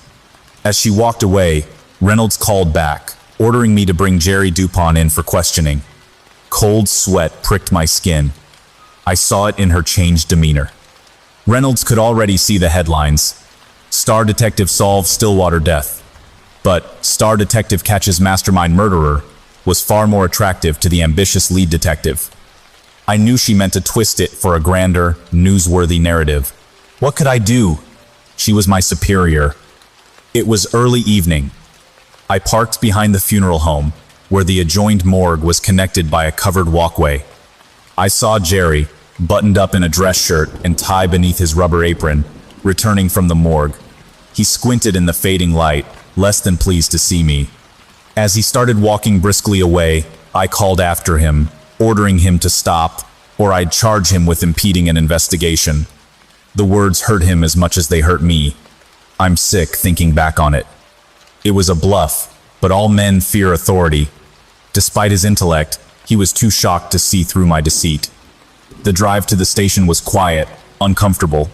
I tried to explain, to apologize, to say time had shown his claim wasn't so preposterous. He simply turned his head away. I was unsure if he even heard me. Detective Reynolds conducted the interrogation. At my desk, I wondered how she'd react if DuPont claimed the corpses sang to him. I didn't see him leave, but Reynolds walked past, rapping her knuckles on my desk. "Good job today," she said. For a moment, I felt pleased, until I concluded the compliment implied DuPont might have implicated himself without a lawyer present. The next day, I went to see DuPont, hoping to talk, to apologize, to set things right. Again, the receptionist turned me away. He'd called in sick. This did little to ease my mind. By then, Reynolds was likely seeking an arrest warrant. Regardless of DuPont's wishes, I knew I had to help my friend, to right the wrongs I'd unintentionally caused. Leaving the funeral home, I knew there wasn't a moment to waste. I drove around back, out of sight of the front foyer, and got out. I pulled lock-picking tools from my glove box and quietly ran to the morgue, bracing for the stench of death and chemicals. A flicker of criminal anxiety, new to me, surfaced. The tools caught, advanced tooth by tiny tooth, until the lock clicked open. The room was dark, save for a single light over a stainless steel table. DuPont wasn't there. It was my first time inside the morgue. Odd that though DuPont had taught me so much about myself, I knew so little of him beyond that brief family history. I examined the blood and bile-encrusted drain at the foot of the table. Curiosity overwhelmed me, though an invasion of privacy. I was there as a friend, not police. I excused myself. His tools, saws, pipes, scalpels, lay meticulously ordered on a table, gleaming. The cold tile floor seeped through my boots. My breath hung in the refrigerated air. That's when I heard it. A whisper. Small, faint, hardly louder than the fluorescent hum, like a human voice through the end of a balloon, whiny, drawn out, escaping air instead of words. Crawling terror wriggled up my spine. I was alone, but where had the noise originated? Again, the smallest whine, indiscernible words escaping like a vacuum. I looked under tables, in the trash, a morbid game of hide and seek. Finally, I came to the wall of tiny square refrigerator doors, 2 neat rows of 8. I placed my ear to each, one by one, praying I heard nothing. One by one, silence. Too afraid to open them, until I reached the final door, bottom right. Bile burned my throat as I heard the whine from inside. A little squeal of fear escaped me. I knew I had to open it, but fear held me captive. I'm a coward. I lacked the natural courage to face it. My mind couldn't even make sense of what I feared. I was shaking, and not from the cold. Only the brief, invasive thought that DuPont might be trapped inside gave me the strength to grip the handle and yank. It opened soundlessly. A gush of flesh-infused air assaulted me. I tasted the slow rot within, fighting back a gag. Bare feet faced me. I wanted to run, but then the whine again, escaping air. Without thinking, I grabbed the end of the tray and pulled. The body came into the light. I gasped. It was Jerry DuPont, My friend, stark naked, dead, both pale, rigged hands wrapped around a knife plunged into his heart, expertly slipped sideways between the ribs, left of his sternum. I fell to my knees, dumbfounded, tears welling. Hot regret for our last encounters seared me. I wanted to bash my own face until I was senseless. I hung my head and cried, emotions overwhelming me. I felt responsible, not truly understanding what I'd done by sharing his theory. Why hadn't I claimed it as my own absurd concoction? Then I heard it again, that small, long, drawn-out whine. From DuPont's dead body, gas, bloating his belly, escaping his lips. Is this what he'd meant? The corpses sing for him? Inconsolable, guilt-ridden, I bent down, hoping to hear my friend's soft voice one last time. I stayed frozen for an indeterminate time, until the gas broke free once more, passing his lips. Reynolds. I fell back, shocked, breathless. My mind must be playing tricks, but I could have sworn I heard a name. I sat a while longer, hoping for another sound, resolved it was a trick of the mind.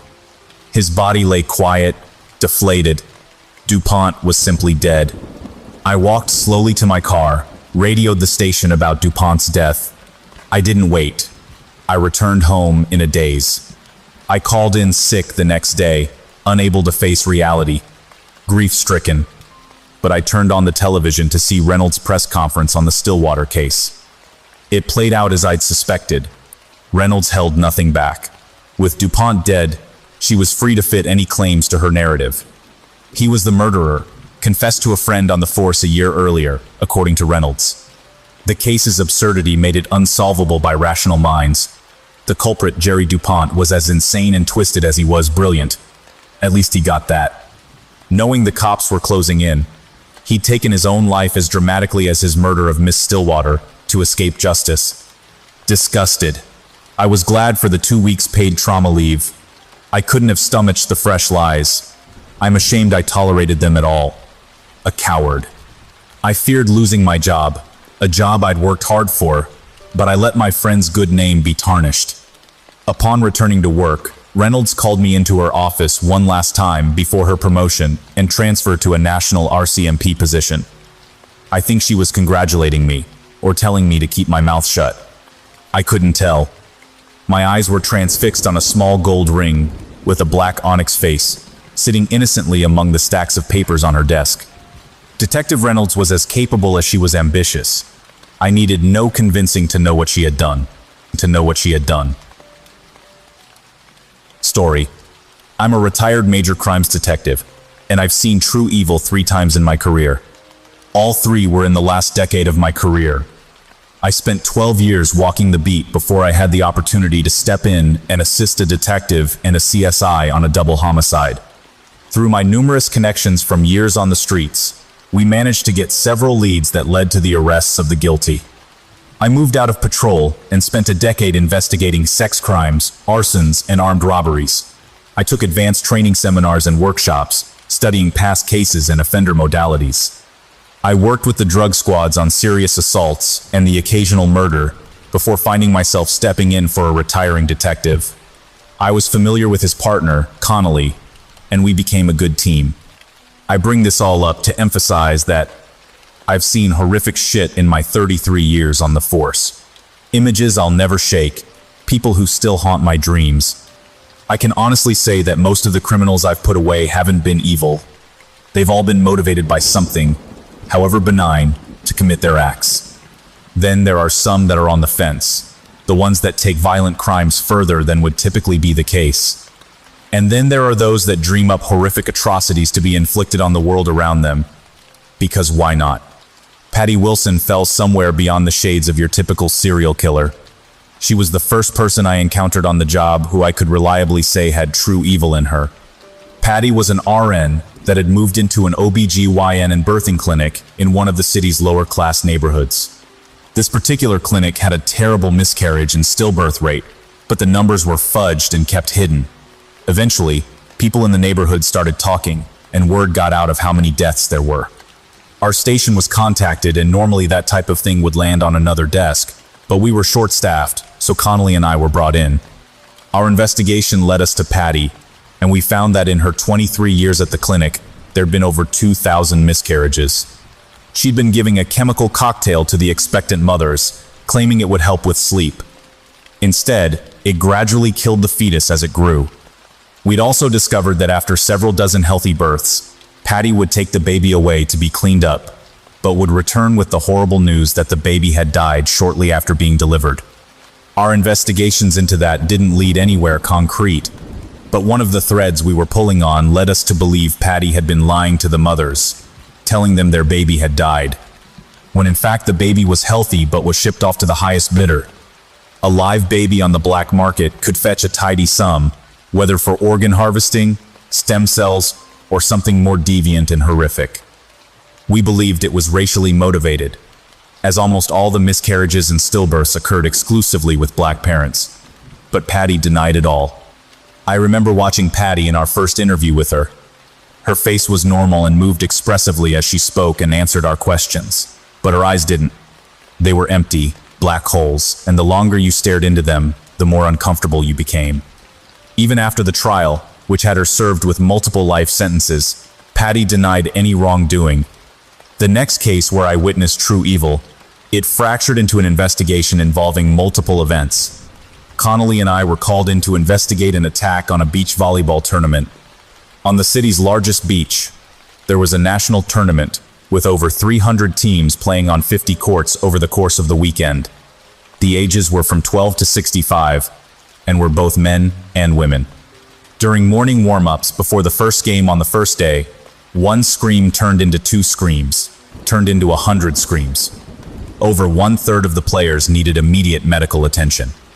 Their feet, ankles, knees, thighs, hips, stomachs, and in some cases up to their shoulders and face, were covered in deep, gushing cuts. Someone had gone to the beach the night before the tournament and brought hundreds of small, flat pieces of wood with razor blades sticking up from the centers in an upside-down capital T shape. The wood was dug into the sand, with the blade's sharp end pointed upward and hidden just under the surface so no one could see them. It must have taken hours to set up.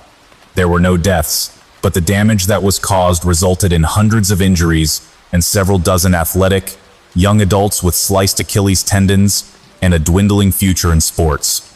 As with every investigation, we started off at the crime scene and worked our way outwards in tight, concentric circles. While the CSIs were combing the beach, Connolly and I were interviewing the people who ran the tournament, looking for any enemies or people who might want to target them, and this tournament in particular. But those led nowhere. Sadly, the CSIs fared no better. The entire crime scene was awash. There were so many footprints and shoe and sandal prints in the sand it was impossible to search for tracks. And the actual razor blades and pieces of wood had been doused in bleach before being placed in their small dugouts. There were no security cameras on the beach, and the lone one that was in the parking lot didn't capture any cars between the hours of midnight and 7 a.m. Our phones were ringing off the hook with tips, but there were no real leads. After a month, we were nowhere in the investigation. Then a new investigation came in, and our hamstrung department got even tighter. Connolly and I took it on as well. At a senior's home along the city's waterfront, a fire had started in the basement. Because of the accelerants used, it quickly overtook the first 2 floors.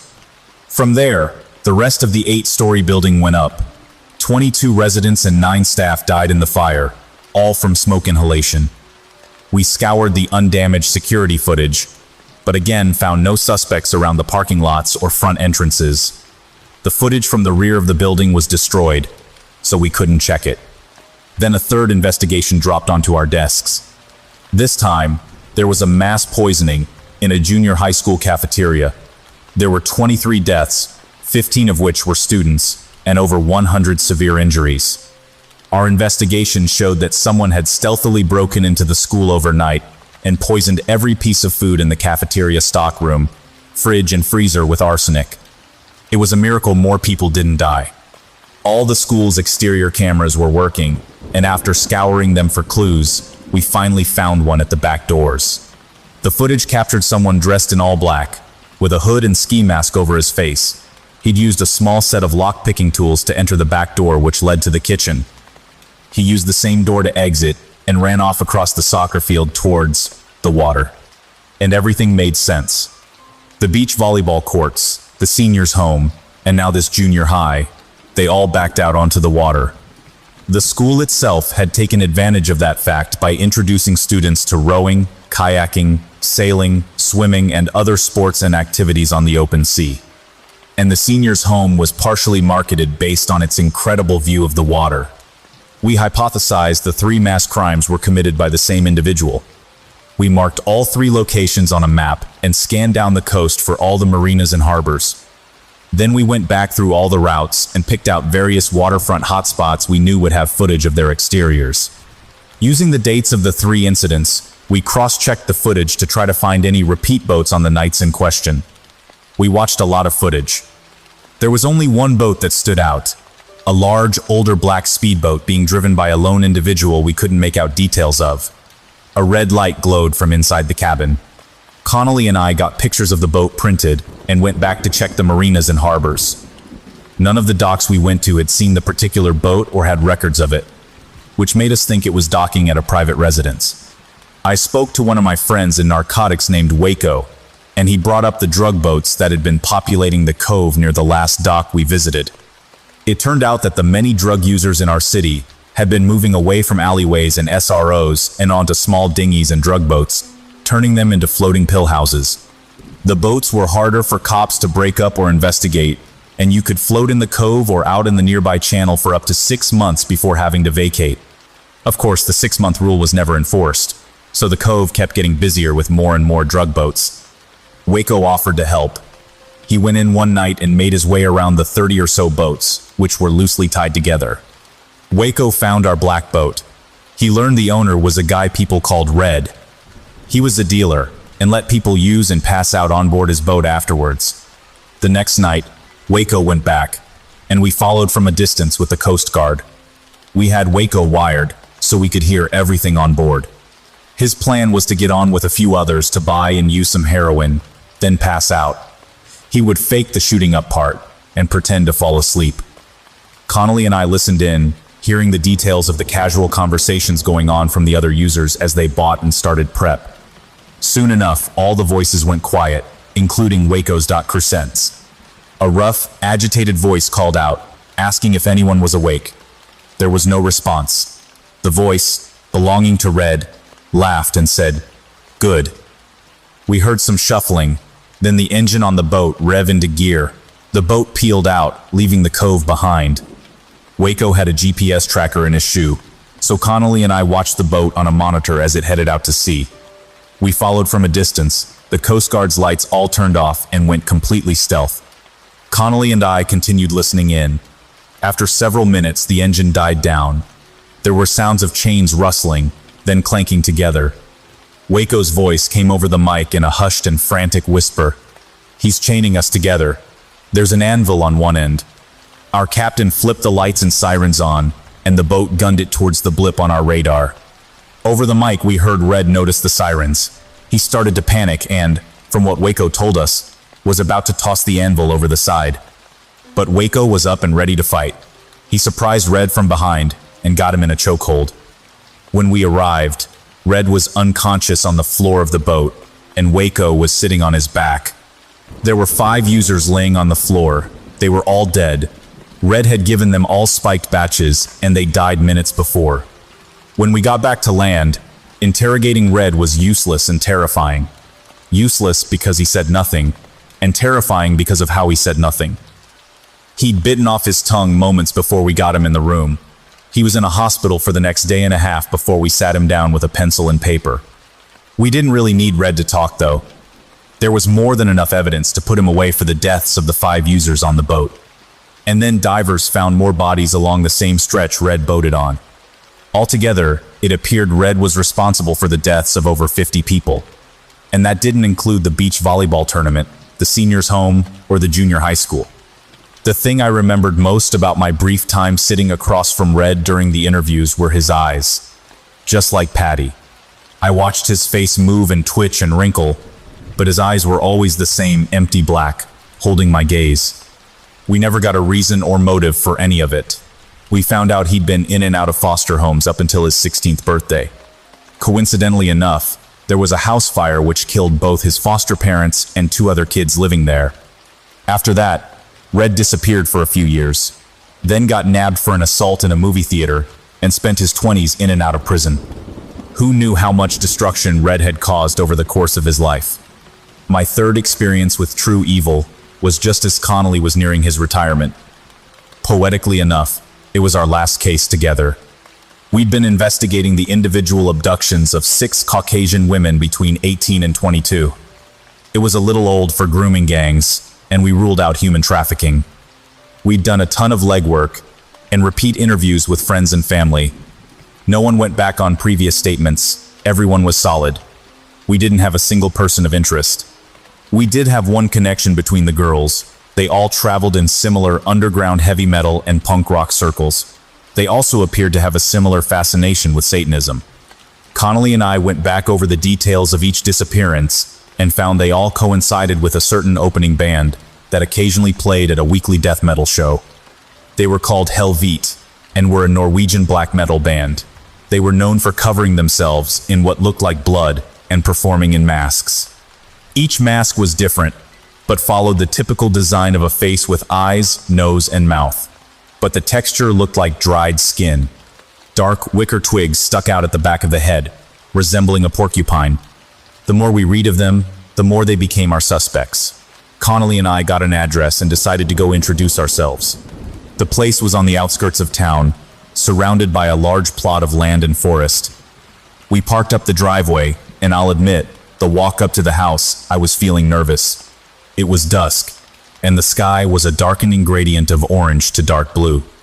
The residence itself was a large, old farmhouse.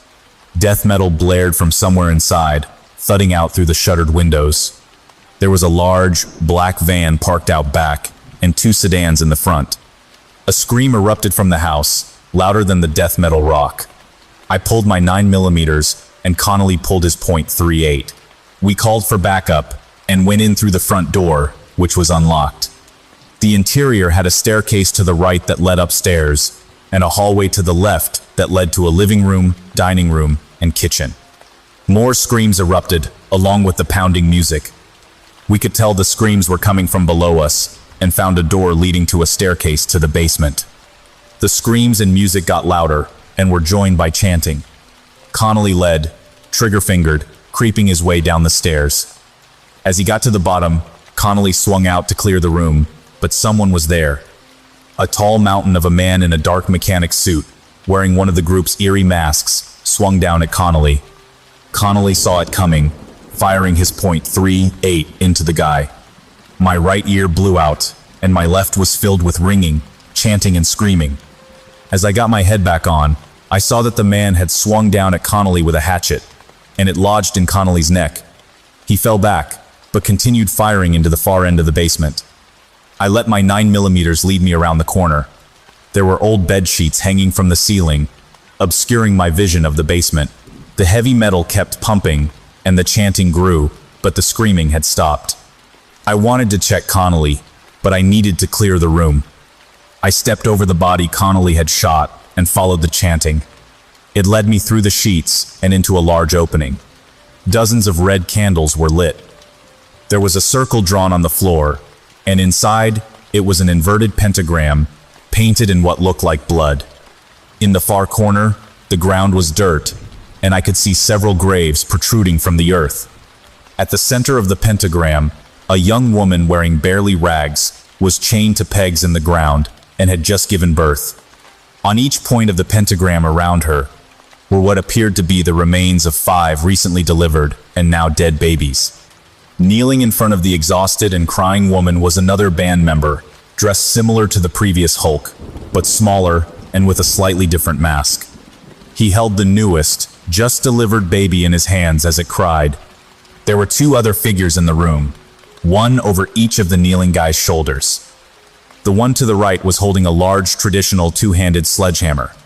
The handle was thick wood and the mallet was solid iron, lined with carvings and covered in blood and innards.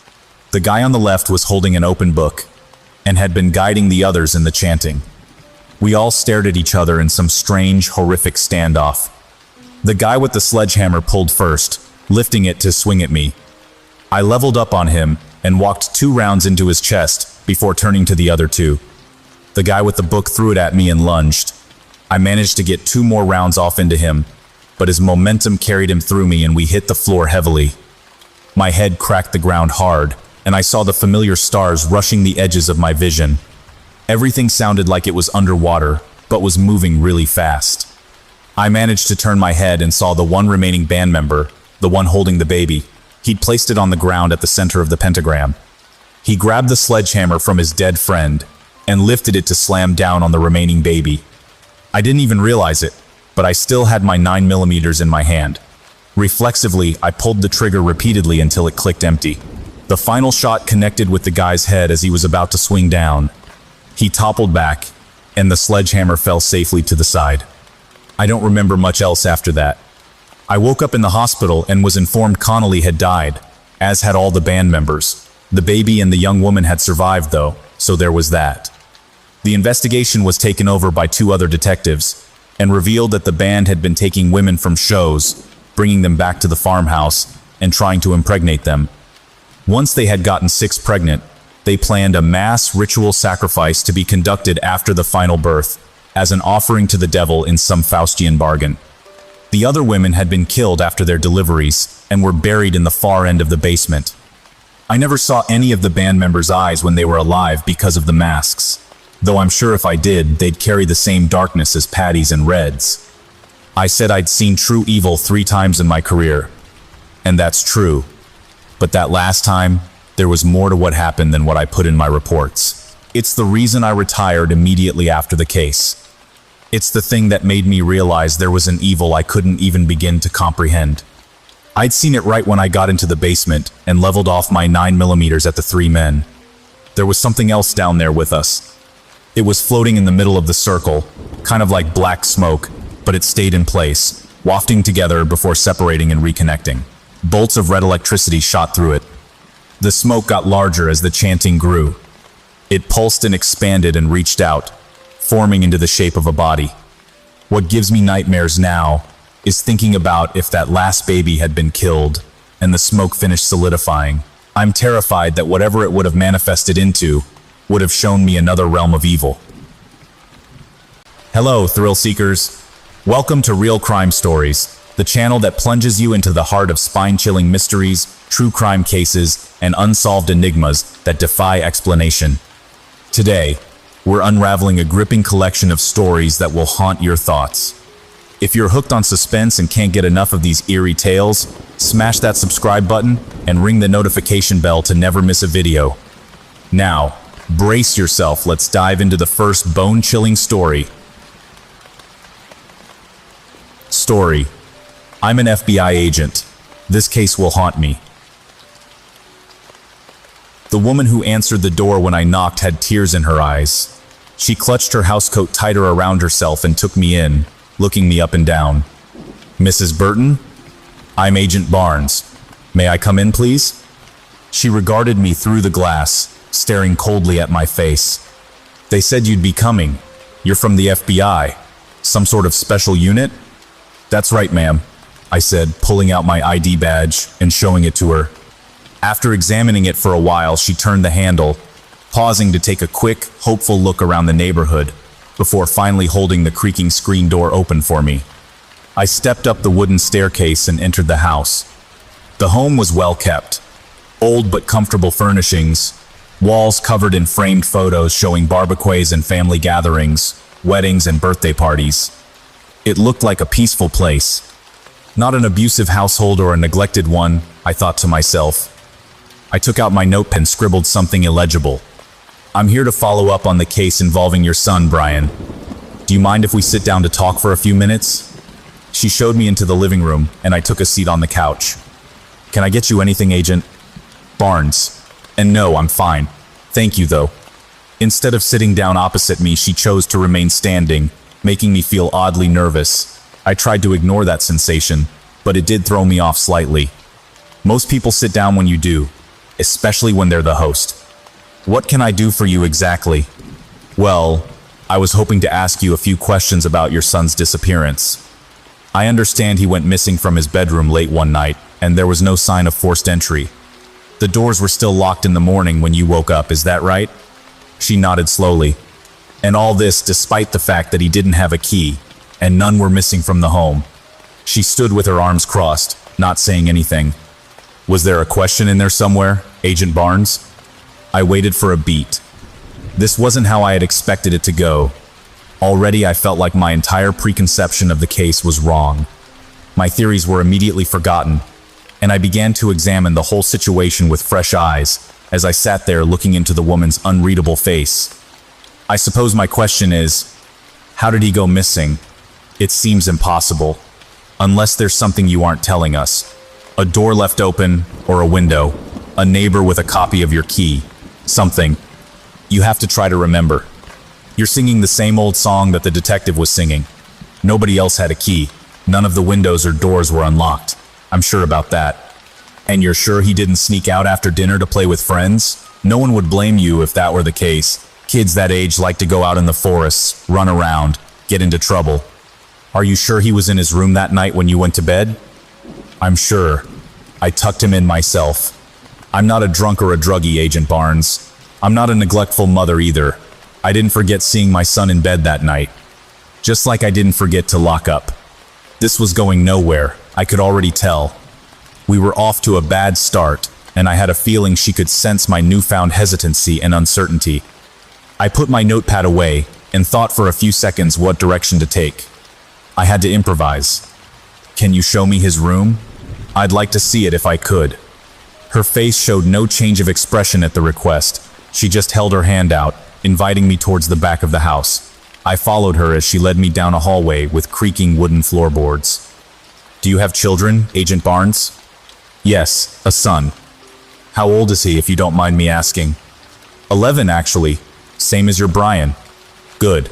Now imagine for a second what it would feel like to have him taken from you in the night, despite doing everything possible to stop something like that from ever happening. I hate to think of it. That's every parent's worst nightmare. Here's his bedroom, she said, opening a door at the end of the hall on the left. It's just as he left it. I didn't change a thing. The room was painted a pale blue shade, and there was a small bed in one corner, a desk with a computer sitting atop it, a gaming console, and a small television on the far end, with a beanbag chair in front of it. There were no signs of violence or disarray. Nothing looked out of place or broken. A few items of clothing and toys were scattered here and there, but overall it looked cleaner than my own son's room. Was anything missing? Any of his belongings? Clothes? Toothbrush? Phone? Brian doesn't have a phone. He kept begging me for one, but I told him he wasn't old enough. She broke off suddenly, her face screwing up into a grimace of sorrow. If I'd just let him have a damn cell phone, maybe they could have traced it. I put a comforting hand on her shoulder, and she let me do that at least, without pulling away. Even if you had, he wouldn't have had it on him while he was sleeping. You can't blame yourself for that, I told her, feeling suddenly more and more on her side. And just so you know, my son doesn't have a cell phone either. I told him the same thing. The woman bit her lip, hugging herself tighter. She turned her eyes up to the ceiling, trying to dry the tears within them, as if she couldn't bear the thought of weeping 1 minute longer. Do you think Brian could have made a copy of your key? Maybe without your knowledge? That just maybe he could have snuck out in the night and locked up afterwards? She shook her head rapidly. He's 11. And no, I told the officers, he isn't like that. He's a good boy. I looked over to see the closet in the corner of the room was now hanging open ever so slightly. But I distinctly remembered it being closed when I came into the room. Inside it looked pitch black. For some reason I was drawn towards that darkness and began to walk across the room towards the closet door. What I was looking for within that darkness I wasn't sure, but it seemed important that I check inside. Brian told me something the night before he disappeared. He said there was a monster in his closet. I stopped dead in my tracks. Most children of 11 years old have grown out of seeing monsters in the shadows, haven't they? At least my son had. He had grown out of that phase for a long time, she said, as if reading my thoughts. But then all of a sudden that night he told me there was this monster hiding in his closet, and he what? He actually wet the bed. He hadn't done that for a long time. I see. And so he came out here and told you all that, and then what happened? I went back to his room with him right away, and I turned the light on and opened his closet to show him there was nothing inside. Just his clothes and a few old shoes, but he still wasn't convinced. He said the monster was a very good hider, that it pretended to be shadows. Glancing back at the open closet door again, I started moving towards it once more, this time with my legs feeling more wobbly, like jello. He washed up, and I changed his sheets, and he went back to bed. Brian wanted to stay up with me and watch television after that. He didn't want to go back to his room, but I made him go. What time was this around? 2 o'clock in the morning. Around then. He had to get up for school the next day, she said, then broke off sobbing once again. Opening the closet door, I peered inside. The darkness permeated the whole space, like a thick, oily cloud of smoke, far more black and terrifying than it should have been. As if that darkness were a living thing, camouflaging itself there, pretending to be just a closet, just like the missing boy had claimed. I shook my head, trying to clear these thoughts from my mind, but they persisted. Can you turn the light on any brighter than that? No, it's all the way up. This stupid light bulb seems to get dimmer every day. Even after I replaced it, I'll have to get an electrician over here one of these days. Pulling out my flashlight, I shone it into the dark space. The oily blackness retreated almost reluctantly, as if in a delayed reaction that shouldn't have been possible. I blinked my eyes twice, trying to decide if I was seeing things. My heart was suddenly hammering, and the palms of my hands were sweaty as I stared at the darkened space in the dim beam of my flashlight. It seemed to be malfunctioning, weak compared to its usual strength. I smacked it a few times and tried to remember when I'd last replaced the batteries. Can you feel it too? She asked from behind me nervously. I wanted to turn around and look at her, but was afraid to leave my back exposed to that darkness. I know it's crazy, but ever since that night, I can't help but feel like maybe he was right. Can you feel it? Something staring at you? She let out a nervous titter, which broke me out of my stunned silence. No, ma'am, I lied. Just looks like a regular bedroom closet to me. You feel like there's something in there looking at you? Not just me. At us. It's watching both of us right now, and it's seen your face, Agent Barnes. I don't think that's a good thing. What? How come you don't want to turn your back on it, Agent Barnes? You do feel it. I know you do. Close the door so it can't stare at us anymore, will you? I don't like that feeling. Not one bit. I pushed it with a shaking hand and felt the satisfying click of it closing. Suddenly I could breathe again. We both left the room in a hurry, and I excused myself momentarily into the bathroom. I looked at my reflection in the mirror and didn't recognize my own face staring back. There were bags beneath my eyes that hadn't been there before, and my skin looked slightly yellow-gray, sallow and jaundiced. I felt sick to my stomach. Before I could do anything, the nausea overcame me. Getting down on my knees, I retched into the toilet bowl. Pure black bile like molasses poured out of me, sticky and tenacious like tar. It burned like acid as it came up from my stomach, coating my tongue afterwards and tasting oily and terrible. I rinsed out my mouth and flushed the toilet again and again to no avail. I stumbled out of the bathroom, drunk feeling and dizzy, but still wanting to finish my interview. I needed to at least try. She was waiting for me in the kitchen, standing by the sink.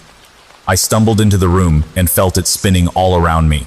Clutching my head with both hands, I tried to force myself to see straight. Just a couple more questions, I said, covering my mouth so she didn't see the black bile coating my tongue. My heart was pounding far too quickly, and I tried to ignore the fact that something was potentially very seriously wrong with me, still completely in denial of it at that point. You don't look well, Agent Barnes. You look gray in the face. Are you all right? Fine.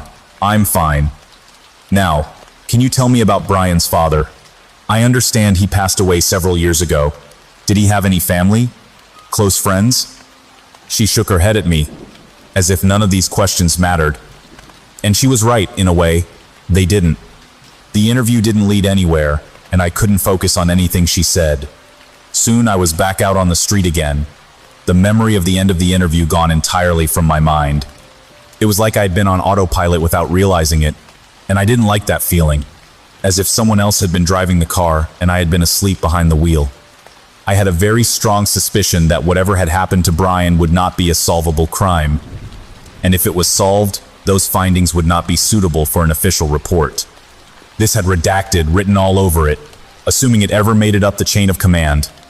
If I told my superiors what I had just experienced, they wouldn't believe a word of it.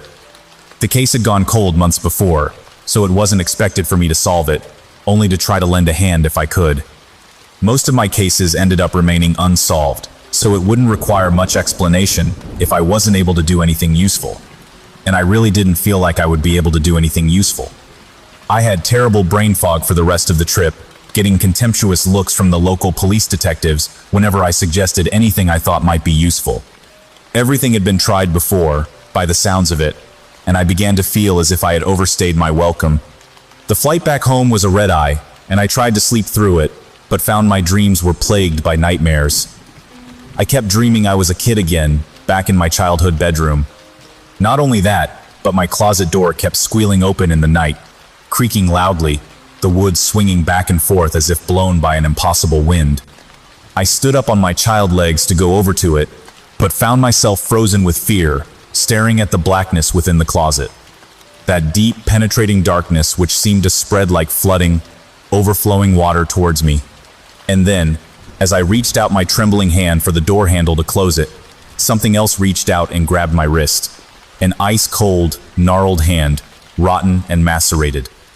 The flesh was pale and bluish-purple, mottled and covered in wounds, seeping and oozing with blood and pus. As I tried desperately to pull away, fighting it with all my strength, it pulled me deeper into the darkness. I fell in, plunging into the depths of it, suffocating in the dark abyss. When I woke up, I was screaming, and the airplane had just begun to descend. The flight attendants gave me a look which told me my terror was not appreciated. By the time I got home that night, it was already dark, and well past Greg's bedtime. My wife was in bed, so I poured myself a drink and sat down on the couch to watch television for a little while, hoping to distract myself from the things I had seen, and from the dreams I couldn't unsee. I wanted so badly to forget that dream, but it was the only thing I could visualize when I closed my eyes. That rotten corpse hand grabbing hold of my wrist and squeezing.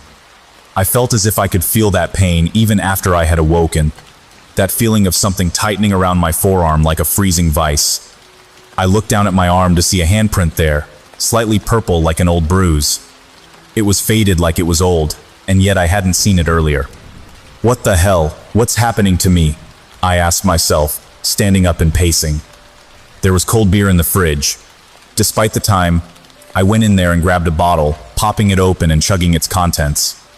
I felt so thirsty all of a sudden, like I hadn't drank in days.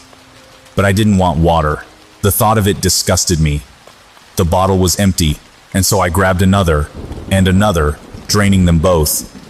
Soon I was on my fourth, and then it was empty. The rest of the six-pack was gone 2 minutes later, and I belched loud enough to wake the dead after I had finished polishing it off. Still thirsty, I went into the cupboard and pulled out an old, dusty bottle of Gibson's, 1 I drank it straight down, the usual burn of it absent now. Instead, it just felt like heat in my belly afterwards. Suddenly very tired, I stumbled off to bed, but not before peeking into Greg's room to check on him. It was around 3 a.m. by that point. He was fast asleep and snoring, and his closet door was closed tightly. I made sure of that. When we woke up the next morning, Greg was gone. I had locked all the doors and windows, and Greg didn't have his own key. He didn't have a cell phone we could trace either, but I got the feeling it wouldn't make a difference either way. The police came to investigate and were surprised to hear what I do for a living. They were even more surprised to hear about the case I had just been investigating. Think it might be a copycat? One of the detectives asked innocently. If only it could have been so simple. Or maybe the same guy? You might be right, I said, unable to deny their logic.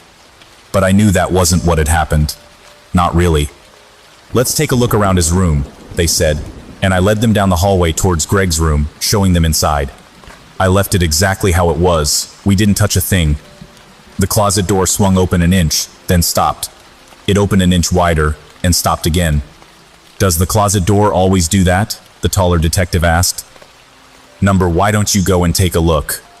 My wife stood at the front door with her suitcase in hand, her face and eyes red from hours of crying. "You're not the man I married. I need to go. I just need to get out of this house for a while." "Are you coming back?" "I don't know." She turned around to leave and I reached out to stop her, grabbing her shoulder and squeezing a little harder than I meant to. I stopped myself and let go, asking myself again, what the hell is wrong with me? What exactly have I been infected with? Just tell me why. Haven't you been listening? Half the time you're not here and the other half you're lost in your thoughts. You don't even hear the words I'm saying when I talk to you. Our son has been missing for days and you act like nothing's happened, like there's nothing we can do. There isn't anything we can do. It's up to the local police. I have no jurisdiction. I told you that 100 times.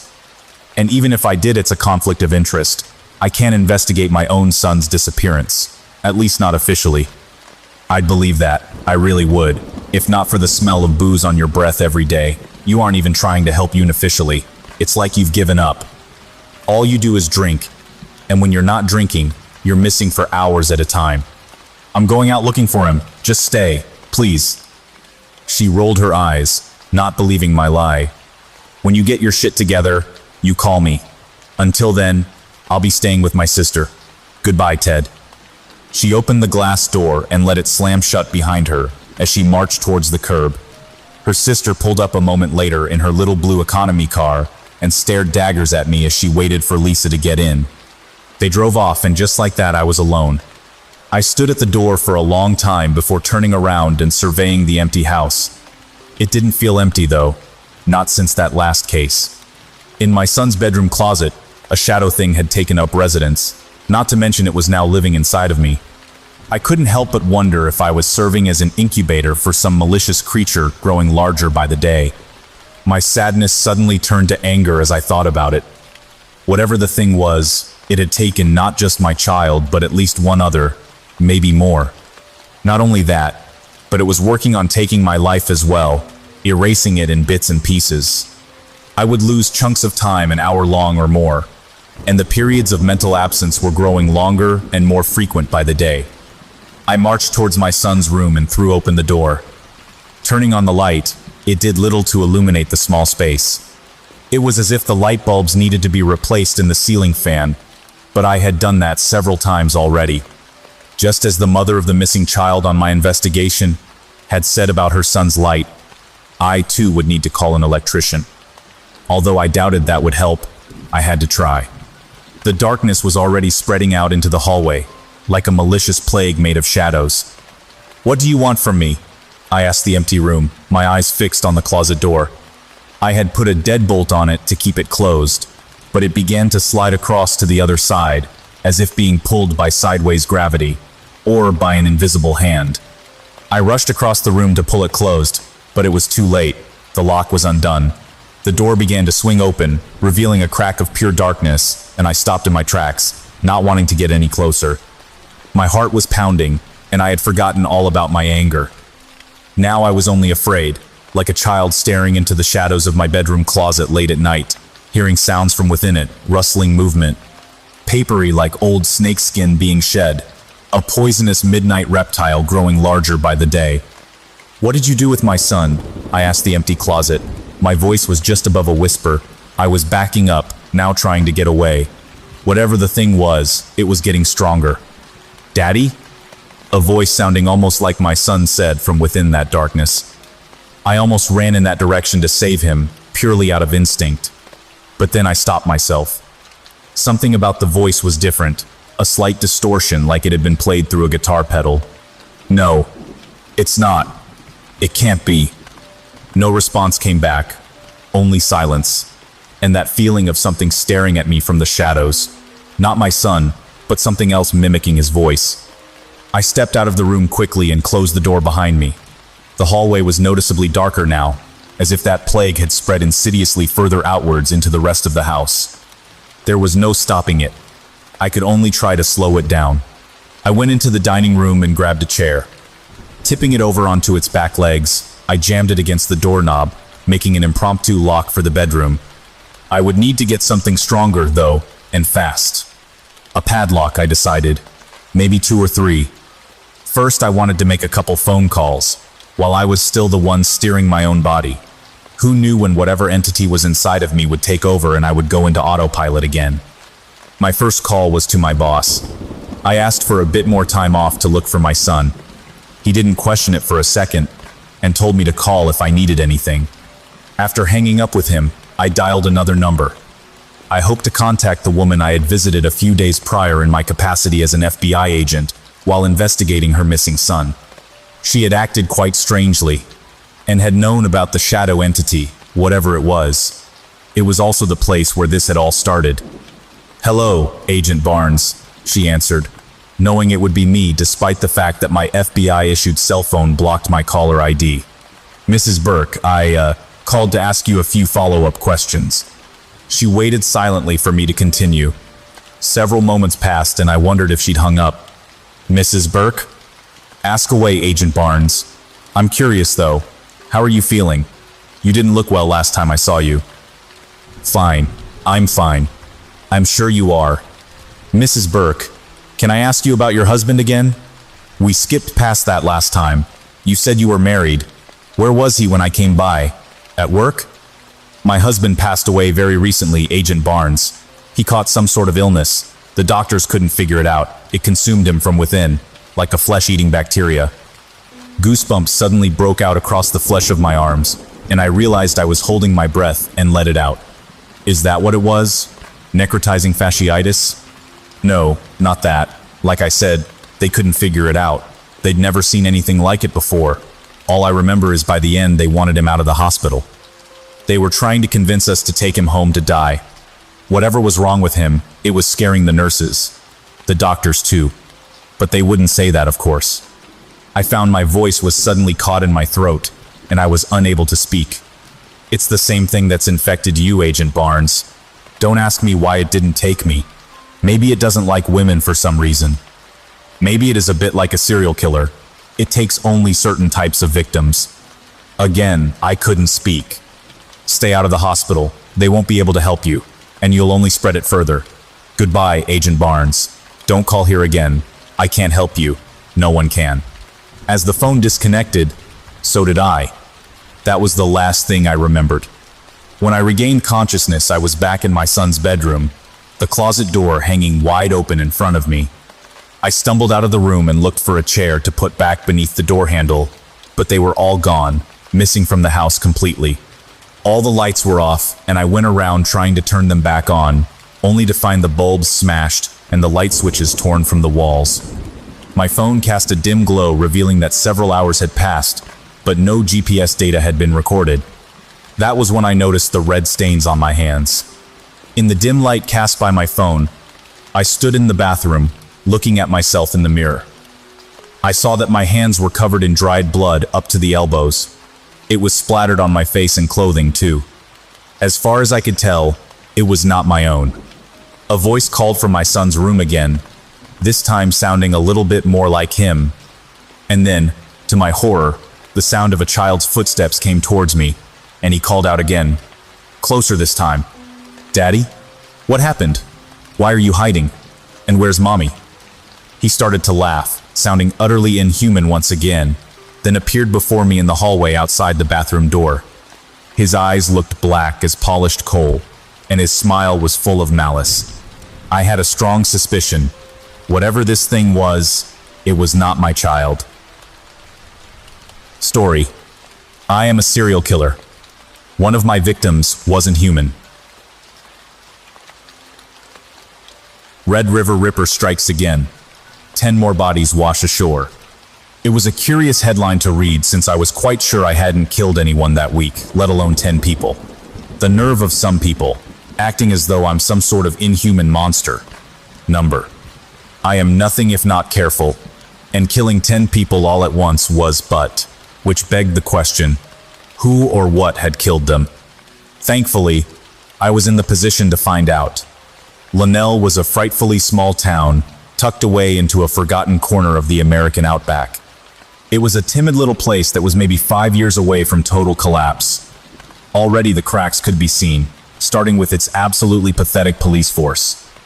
There were maybe 5 officers in total, and none of them knew what to do in the event of a homicide. So they turned to the next best thing, a doctor, specifically me. Being the sole medical profession in Lionel, I alone had the knowledge to aid in the investigation. It was what made killing there so easy. So imagine the irony when there came crime was actually entailed to solve. As stated above, the bodies were all found washed up upon the river shore. Strangest thing was they were all found on the same shore. I assumed the killer had thrown the bodies into the river to hide the evidence. If that were the case, it had been impossible for them all to wind up in the same location like they did. They also didn't suffer from the bloating and decomposition associated with waterlogged corpses. Someone was trying to make these bodies look like my handiwork. Or, judging from the wounds, something. I am no mere killer, dear reader. A killer would chase someone down with a meat hook and mangle the body like a child with their toys. I, on the other hand, take good care of my victims. I start at the neck, delivering a single decisive cut before they can regain consciousness. I also keep them suspended by their feet, so the blood doesn't stain their body. When all their veins have dried up, I clean the skin with formaldehyde, let it dry for 6 minutes, no more, no less. After that, I apply a moisturizing cream to all relevant body parts. Their bodies are speckless and pristine by the time they're ready to be chopped. Those 10, however, were mutilated as if by a common dog. The skin and meat was splashed open, the edges of every wound jagged and unkempt, and the bones were splintered as handled by the world's worst gardener. There was no respect for the bodies. None. It was despicable. It had to be an animal. I lied to the officers. No human would go through the trouble of desecrating the bodies in this way. There was some truth in that, but their condition had not been deliberate. Some scoundrel had figured himself the next Jack the Ripper and started slashing up the bodies with a semblance of thought or skill. As if that wasn't disgraceful enough, they had the gall to try and pass this sloppy work as my own. I was furious when the news spread. In a single day, almost 5 years of careful cultivation had gone up in flames. My name meant nothing. The fear it incited was a boorish sort that even a child could conjure. No longer was I the eye in the shadows you told yourself wasn't real. I was an animal that needed to be put down. Something had to be done, and being so close to the police gave me just the opportunity. Their investigation was as mismanaged and juvenile as always, but what clues it did unearth proved invaluable. All of the bodies had been last seen in the same location, the old hunting grounds up by the lumber mill. According to their remaining friends, the trip was a collective decision in order to celebrate one of their own recently getting engaged. The hunting lodge has them checking in at 3:07 in the afternoon. 16 hours later, a hiker happened upon them, faces bloated with river water. It was as good as any place to start. Of course, I had to be somewhat more discreet in my inspection than the police, an act I was more than prepared for. When I recognized my passion for the homicidal arts, the first thing I did was shave my head and face of all hair. It was easier to paint a new portrait with a blank canvas. All it took was a wig, fake eyebrows, color contacts, and a surgical application of makeup. The lodge attendants had no idea it was me. No one ever did. There wasn't much to find in the hunting grounds, though. It was, after all, a forest. There were no shreds of fabric, no missing guns, not even a body part. Even the section that ran by the river was devoid of evidence. With the mess that had been made of the bodies, there should have been some trace of a struggle. If there was, the forest would not forfeit it. However, in the end, it did not need to. I found my first lead upon returning to the lodge after a long, fruitless day of scouring the forest. Passing through the main lobby, I overheard a peculiar conversation. Get this. The creep wasn't even wearing any neon or whatever. I almost thought he was a deer, what with all that skulking. My ears perked up at that, and I lingered near the hunters. Should have just shot the guy and spared the world an idiot, the other said. I almost did, but the fucker scampered off like a fucking rat or something. Couldn't exactly shoot straight with how dark it was. I couldn't even see my fucking gun. The two hunters enjoyed a hearty laugh, whilst I was left to ponder what I had heard. For those who don't know, it's common practice for hunters to wear bright clothing as opposed to camouflage. It prevents other hunters from mistaking them for animals and the like. If what I'd heard was true, Then someone had been skulking around the grounds at night whilst wearing dark clothing. There was no better suspect. My nighttime proclivities had left me well prepared to capture the mystery man. The first step was making my way onto the hunting grounds undetected. I couldn't go through the front door, even whilst disguised. A careful enough eye could spy details even makeup couldn't hide. I dressed for the occasion, wearing nothing but black, and snuck my way inside. The forest was an eerie place to be at night, not for the long shadows cast under a plump full moon nor the chill that slithered through the air. It was the sounds that came creeping from every unseen corner. I hated being in the middle of it. The snapping twigs, the whistling branches, the alien calls of animals skulking in the undergrowth. It gave one the impression that at any moment, something would leap from and drag you back into the shadows. I hate that sensation of being at the mercy of some figure in the dark. It gnaws at the corners of the mind, robbing me of any peace of mind. In my younger years, it followed me wherever I went. It was in my closet, under my bed, and down the hall, fucking my mother. I feared such an itch would drive me mad. As I grew older, however, I found a solution. Why fear something in the dark when that something is you? That all changed in the forest. Once again, I was caught in the dark with all manner of monsters staring at me, as if I needed another reason to despise that cretinous amateur. The hunt was easier than any before it. In the forest, there were no prying eyes or passing witnesses. I only needed to worry about the hunters, but barely. They were far too focused on their own prey. Resisting the urge to drag them away was difficult. If only the temptation had been greater than my rage. I needed them, after all. The trick to hunting a predator is not to track them, but rather their prey. I knew they couldn't resist for long. Sure enough, when the hour was at its latest, I spied someone moving through the undergrowth. I had been lingering near one of the hunters and spotted something approaching them. It started as a mere shade slinking through the underbrush, and gradually evolved into a figure clad in black. They were remarkably skillful at stalking. Had I not expected them, I might not have spied their approach. Seeing them for the first time, I noticed something odd about the figure. It took me a while before I realized what exactly put me on edge. The figure made no sound. Not a little sound, none. Every shrub they brushed past and twig they stepped on were as quiet as corpses. It was as if someone had muted the figure. Had I not seen them with my own eyes, I'd never have thought anyone was there. How were they doing that? I remember thinking as my hands crushed into fists. They were just an amateur.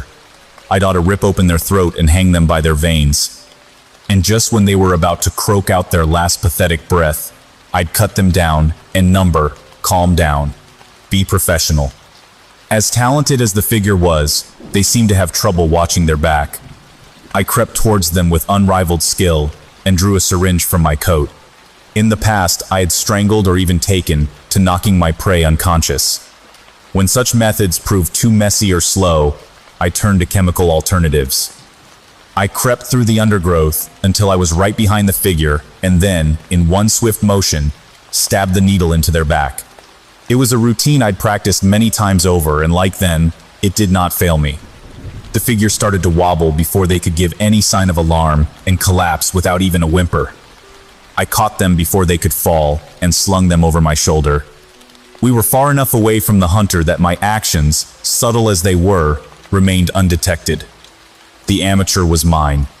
A grin grew across my face as I rushed back through the woods. It had been some time since I'd been so excited for a kill. The mere thought of them tied up in my workshop almost made me squeal with glee. With how impatient I was, it is amazing I returned to my car without being caught. I zipped, tied the figure's wrists and ankles before shoving them in the back and driving away, breaking every speeding law known to man. I drove not towards the town, but deeper into the woods. I had learned through a great deal of trial and error that it is better to keep one's workshop far, far away. First, it was a storage container that some nosy attendant looked inside. Then it was an old cabin a teenager broke into. Finally, I bought an old camping trailer from a stranger online and parked it out in the middle of nowhere. The inside was then covered in a fine layer of plastic wrap before I moved in my tools.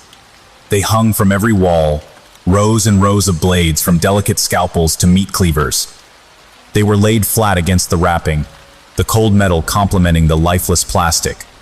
You never knew what each victim would require, so it was best to come prepared. It was there, my shrine of steel, that I drove the amateur to, and here I would begin my work. I abandoned all pretenses of professionality once I stepped inside. The amateur was not to be my victim. They were meant only to suffer. I tied them to a chair and ripped off their morbid attire, piece by tattered piece. Beneath was a hairless, detailed face quite similar to my own. It was hard to tell if they were supposed to be a man or a woman, but it would not matter. The sedative would wear off soon, after all, and then I could start having some fun. It had been a while since I let myself indulge in my more unpolished impulses. I couldn't decide where to start. Perhaps I'd peel their skin or cut off an arm and feed it to them. Maybe I'd mangle their face and hang them in the town square, a dire message to those who dared insult me. Yes, I thought to myself as I drew a blade from my workbench, my smile caught in the reflection. That would do just nicely. My wait was short-lived. Mere minutes after gathering my tools, the stranger began to stir. I had never regressed so much in a single instant. All at once, I was a child again, skinning stray cats with a butter knife. What fun times. I turned to face my plaything just as their eyes opened. I'm almost disappointed. I began. It was no trouble at all finding you. Were you even trying to hide? Did you think I would not find you? It wouldn't be the greatest insult you've made. I stepped forward and placed the knife edge up under their chin. Do you know who I am? It was another second before they fully returned to consciousness. My heart thundered in excitement. First would come the screaming, then the struggling, and finally, the begging. Sweet, succulent pleas for me to leave unabated. I held my breath and waited. A minute passed and I still waited, and then a second, a third, fourth. I said, "Do you know who I am?" I spat at the amateur, digging the knife deeper into their jaw, but my demand fell on deaf ears. The figure stared at me not with fear or alarm, but the wide, curious eyes of a child. My excitement turned to anger under that gaze, and I dragged my dagger across their chin. A little motivation to help them play along. Yet they still did not scream. There was not one sign of pain anywhere on their person, even as blood trickled down their chin. My anger turned to confusion, and then to fear. What was happening? They hadn't even flinched. The bastards had to be mocking me. They were in pain, any person would be, but they refused to let me enjoy it. That pompous bastard. Anger burned through my veins like hot oil.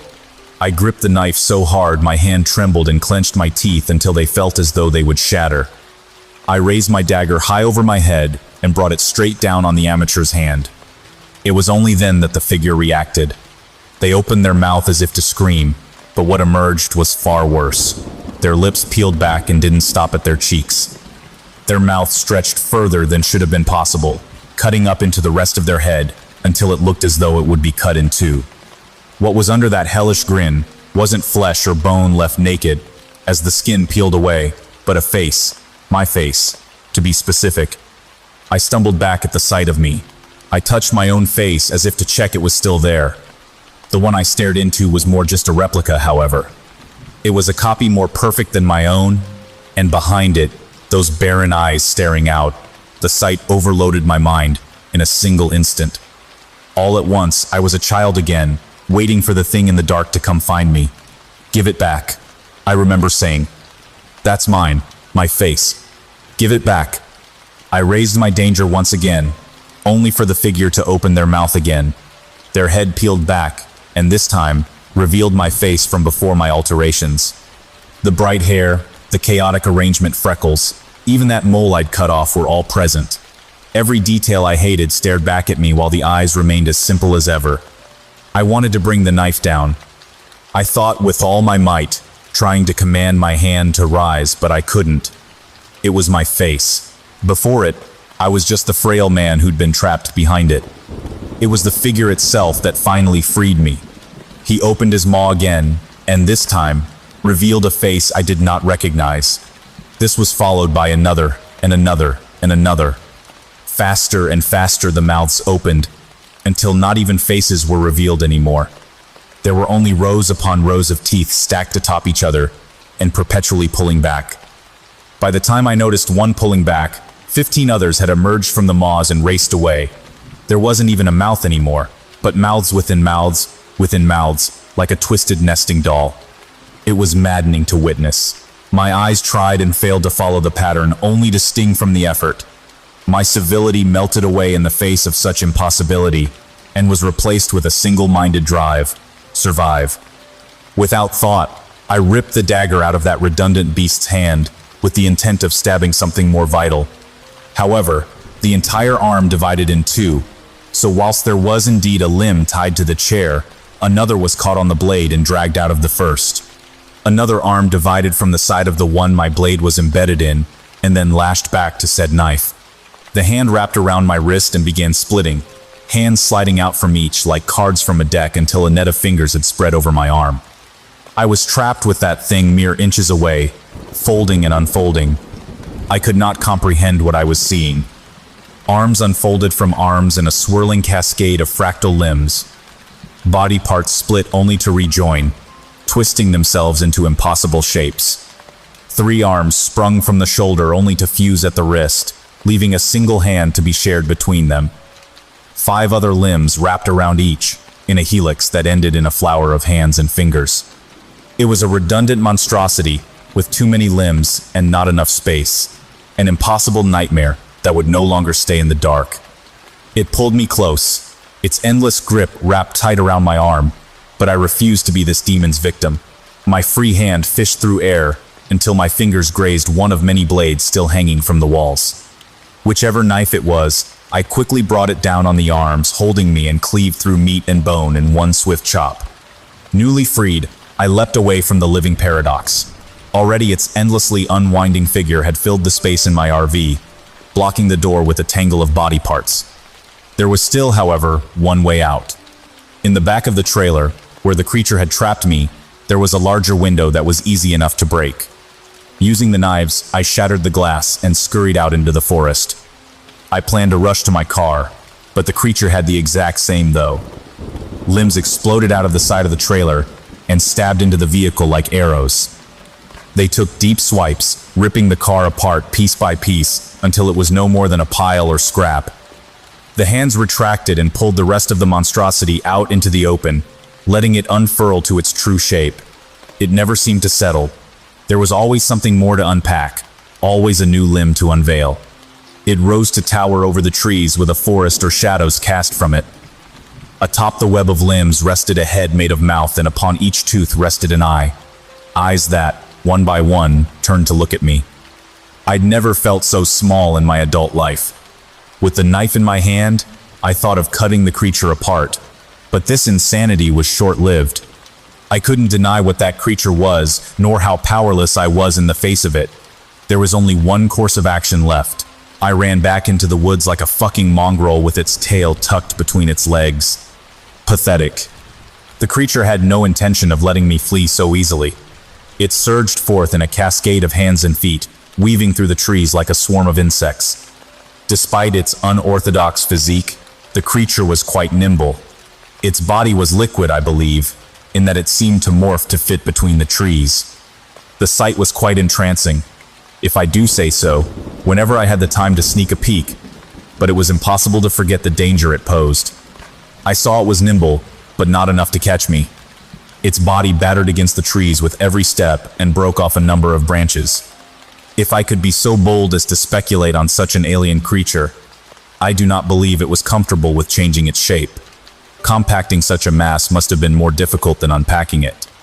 Wherever shrinking was required, it was slow just enough for me to keep my distance. Though what little advantage this gave me could not last. I wove and ducked around as many trees as I could, trying to slow the beast down, but the chase was stretching on for too long. My lungs slowly began to boil in my ribs, staining every breath with a tortuous dryness. Muscles ignited all throughout me, most so in my legs, who felt as though they were trying to kill themselves. Already my pace had slowed, and the forest's unforgiving terrain offered no respite. I needed a plan, but how could I hope to best such a creature? The short answer was, I could not. As much as I longed to feel its flesh beneath my blade, it would always be my better. This meant the only option was to escape. But how? The answer came to me when the forest suddenly ended. I came racing out onto a barren roadway bathed in moonlight and stopped. Through the cracking of branches behind me, I heard a far more mundane sound. That of rushing water, and a lot of it. I saw a bridge passing over a rather tumultuous part of the river just down the road. The water wasn't quiet at rapid speeds, but they could certainly run faster than me. I only hoped the demon was unable to swim. It burst through the tree line as I approached the bridge. I knew it was a risk. The flat road wouldn't delay the creature as the woodland thicket had, but there was no other choice. I ran with all my might, forgetting the pain in my legs and lungs, feet hammering against the asphalt. Behind came a thunderous choir of footsteps that shook the earth and stirred the air. The road quaked with such ferocity it became hard to keep my footing. I could imagine quite well what would happen if that strength was turned on me. I had seen the bodies. The image was fresh in my mind as I ran, and gave me just enough motivation to make it to the bridge. There was part of me relieved at the victory, and so many more than wanted to grasp that feeling. Had I listened to them, I would not be here to recount this. I did not slow as I hiked up the bridge, although my progress had been accompanied by the creatures. It was close now, more so than I feared it ever would be. I could feel the wind generated by its swiping limbs brushing against my neck. Sometimes I swore there was even a claw plucking at the hairs. But I was close, so close. I could see the edge of the bridge and hear the roaring water below. Just a few more steps, that's all it would take. 3 more, 2 more, 1, and then jump. I was in the air. I was free. All I had to do was let gravity take me, but the fall never came. My shirt snagged under my armpits as something snatched me up by the collar. A million fingers gripped the fabric, and a shifting shadow passed over me. I didn't need to look up to see that smile unfurling ad infinitum. Already I spied spindly hands reaching down to tear me apart. I had done most of the job for them after all, bringing myself right to the river for prompt disposal. I could see it all play out before me. Tomorrow, they'd find my mangled body washed up somewhere. Then, the papers would come saying, Red River Ripper murders local doctor. And my body would be swept away to make room for more victims. It wouldn't just take my life, it'd lose my name. Fear turned to rage as such a thought crossed my mind. I looked up the creature and the impossible shapes it took, my gaze alight with utter fury. I may not have killed it, but I could deny it one more victim, and everything that was mine. I raised my knife one more time, and in one quick slash, severed the part of my shirt it grasped.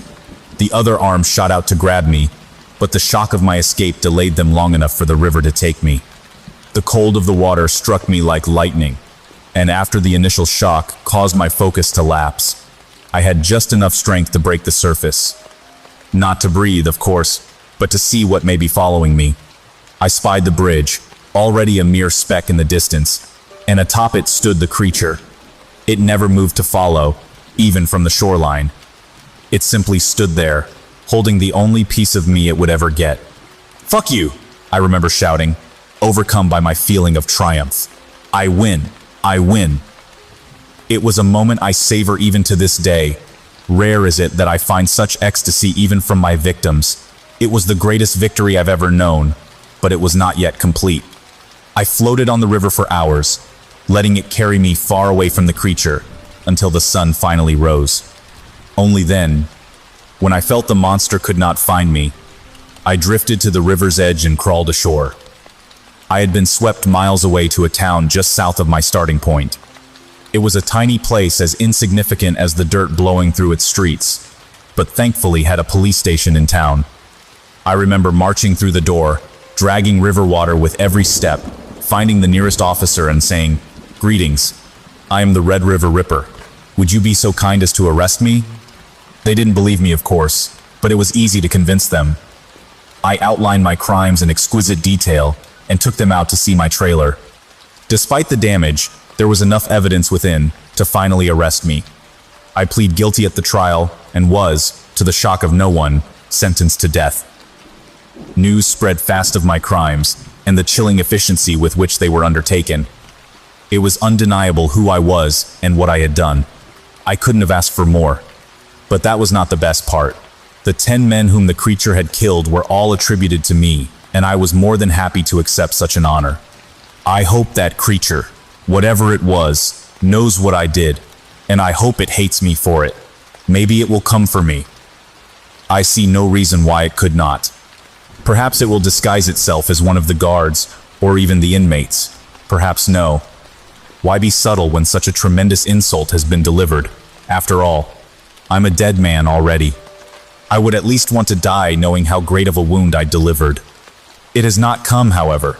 The days have grown old, and yet here I am, rotting in a cell. I wonder if it does not care like I do. Perhaps it was simply a bloodthirsty animal. Perhaps what it did was simply a means of covering its tracks, or even worse, an accident. I fear it does not think of me.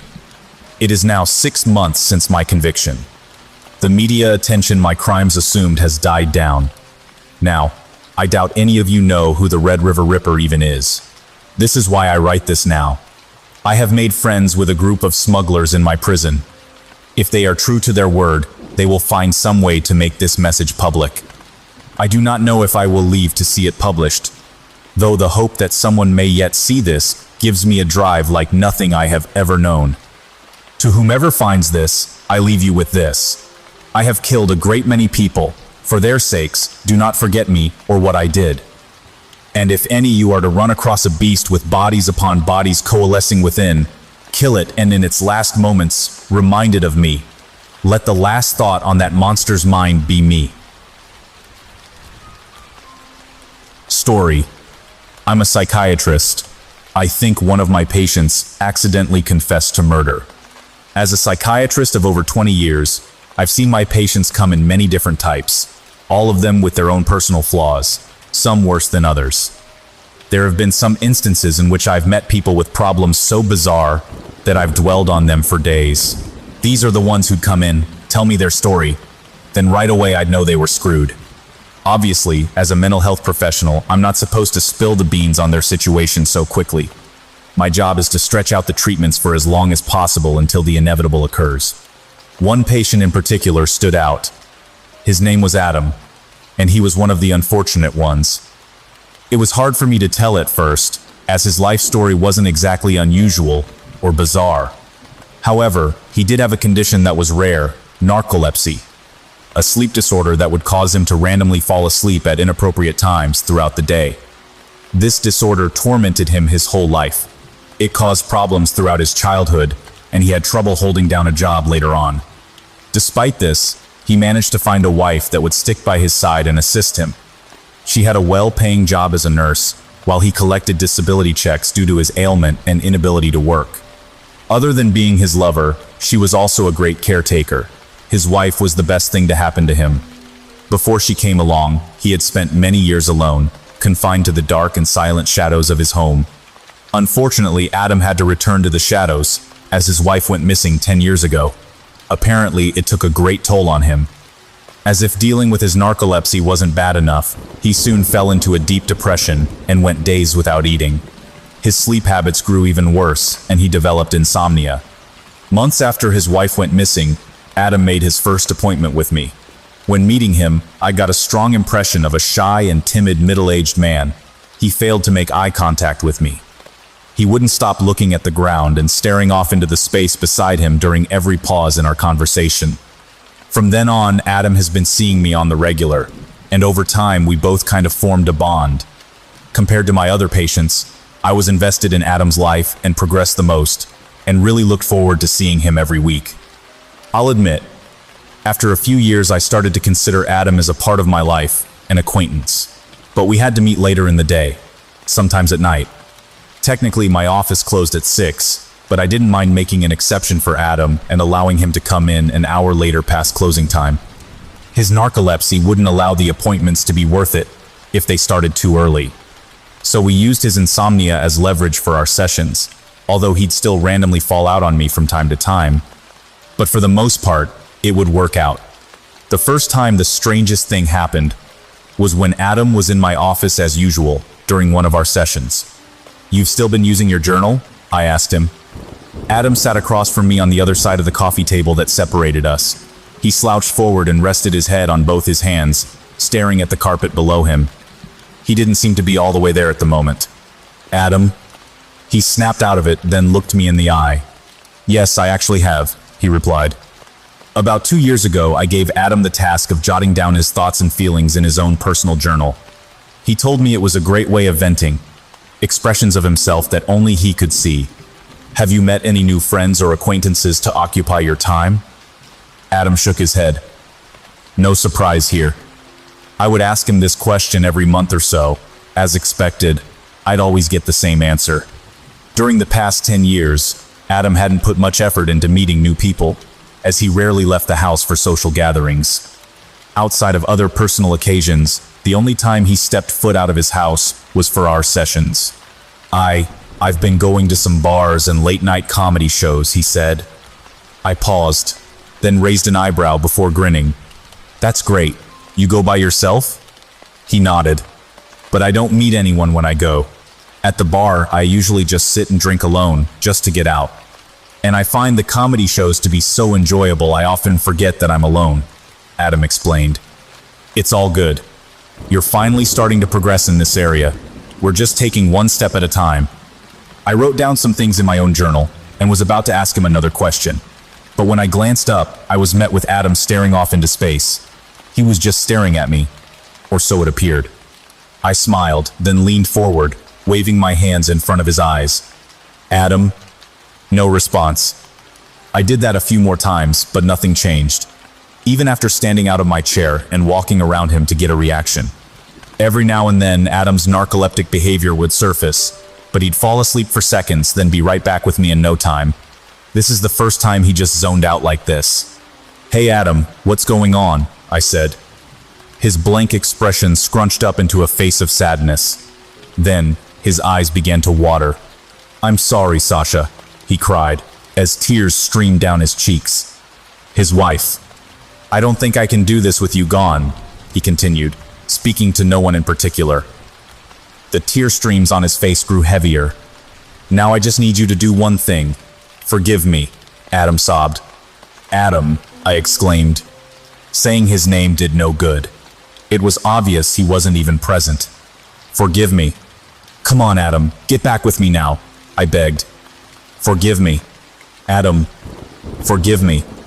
After repeatedly shouting those two words for the next 10 seconds or so, Adam abruptly stopped, then blinked 2 or 3 times before glancing around the room. He stiffened when our eyes met again. I was startled, and I figured he could tell by my heavy breaths. My heart was racing. What? He muttered. Did I fall out on you again? I nodded. Very, I replied. After that episode, I ended our session and sent Adam on his way, not bothering to tell him about the outburst. I wasn't sure if he was even aware himself. It was clear that he thought he'd just fallen asleep as usual. But that wasn't the case. I've never had a patient just start talking in a trance, mid-session. And what was he even talking about? Forgive him for what? At the time, my guess was that I wouldn't see an odd outburst like that from Adam again. Maybe he was just having a really rough night, and his issues just took a bizarre turn? I think you know where this is headed. 10 minutes before our next session the following week, I sat in my office filling out paperwork, waiting for Adam to walk in at any minute. As usual, it was about an hour past closing time. What had happened last session had me thinking. I couldn't wrap my head around what could have triggered Adam like that, or how something like that could even happen. I thought about it all day at home, to the point I even went to the internet looking for answers. I didn't find much on what I was looking for, mainly because I didn't know exactly what I was looking for myself. Trying to describe what I had witnessed was almost just as challenging as figuring out what was behind it. I visited many pages on the net about narcolepsy and other sleep disorders, but only came across generic and typical info. When Adam finally came trotting into my office, there was a slight jump in my chest upon laying eyes on him. He carried that typical blank and carefree expression I've looked at for the past decade now. That tense and anxious bodily posture as he came and took a seat in the leather chair across from me. I gave him a slight welcoming smile. Then I noticed he was carrying a small black booklet in one of his hands. There was a band of elastic wrapped around it. His journal. Our session began, and it was off to a pretty good start. He gave me some more good news. He went to another comedy show and gave the bar a few more visits throughout the week. But this time, he built up the courage to be more social and talkative. Apparently, Adam's been approaching and meeting people more often. During the past week at the bar, he hasn't been drinking alone. He enjoyed some meals and had drinks with a few guys there multiple times the previous week. "Well, you made one hell of a leap," I said, growing excited for him. Adam smiled a little. It wasn't much, but it was still the happiest I've seen him since forever. I've tried asking a few of them to go to some of the comedy shows with me, but they all said they were unavailable, he explained. From there, I dug deeper and was informed of many more updates on Adam's life and mental health. Surprisingly, things only got better as minutes passed. Adam made eye contact with me more often and was more expressive when he spoke. It was the best session we had in a long time, but like all things good, it didn't last. "So, how do you think Sasha would feel about you finally opening up to someone else?" I asked. When I asked that question, Adam froze with a smug grin stuck on his face, and he was silent for seconds. "Adam?" I waved my hands in front of his face and got no physical reaction, staring into space. It was happening again. Sasha wouldn't feel anything. She'd run away at the sight of me. Adam blurted out coldly. He'd lost grip of his journal, and it toppled to the floor. "I hate myself for this, I really do," he continued. I gulped, staring Adam right in his unaware eyes. "What do you hate yourself for, Adam?" I asked reluctantly. "I wasn't very nice. Not as much as I should have," he replied. "I let the wrong emotions consume me, and now I've turned into something that resembles another person I don't like very much." At that point, I was starting to worry again, but something made me want to ask more questions. My curiosity was sparked, and I wanted to hear what else was on Adam's mind. Before I could get another question in, Adam was present again. Like before, he blinked multiple times before glancing around him. Also like before, I didn't tell Adam about the outburst, and continued our session as usual. Over the next few weeks, the sessions with Adam remained similar to the ones as just mentioned before, except Adam seemed to grow happier after each week. As the weeks passed, he walked into my office with more confidence. The slight smile I saw before was growing wider. Our conversations were smoother, and it became more rare to lose eye contact with him. The good news he continued to present escalated. He was still meeting people at the bar, and increasingly grew comfortable communicating with them. They were starting to feel more like friends, something he hasn't really had since high school. He even started talking to a woman regularly, and eventually managed to get her number. But he still complained of not being able to contact her outside the bar, as any time he called or texted her, he wouldn't get a response. He also seemed to have trouble getting any of them to go to the comedy shows with him. Other than some small misfortunes, Adam claimed that his life was finally getting better, but his random outbursts said otherwise. Despite the fact that the sessions were overall drastically better after so many years, there were still moments when Adam would stop responding to my questions and give me that 100-yard stare. Every time this happened, I knew the comfort of the session was about to be sucked away. Surprisingly, it became easy to get comfortable with Adam's outbursts. He started out pretty subtle and innocent with the things he was saying. At first, he'd tell me about small random things from his childhood. He told me about his dog he was gifted at 6 years old, and how he named him Toby. Toby was his first best friend, and would be waiting for him in the driveway every day when he got off the bus. Toby had to be put down 2 years later. "The only real friend I've ever had was taken away early," Adam sobbed. He was crying hard as he told me this. One week, Adam shared his experience as a member of his baseball team in middle school. Wasn't that great of a player, and was benched for the majority of games. But when I hit that home run for the first time and got the win for the team, man, everyone was proud of me. Adam boasted, laughing joyfully.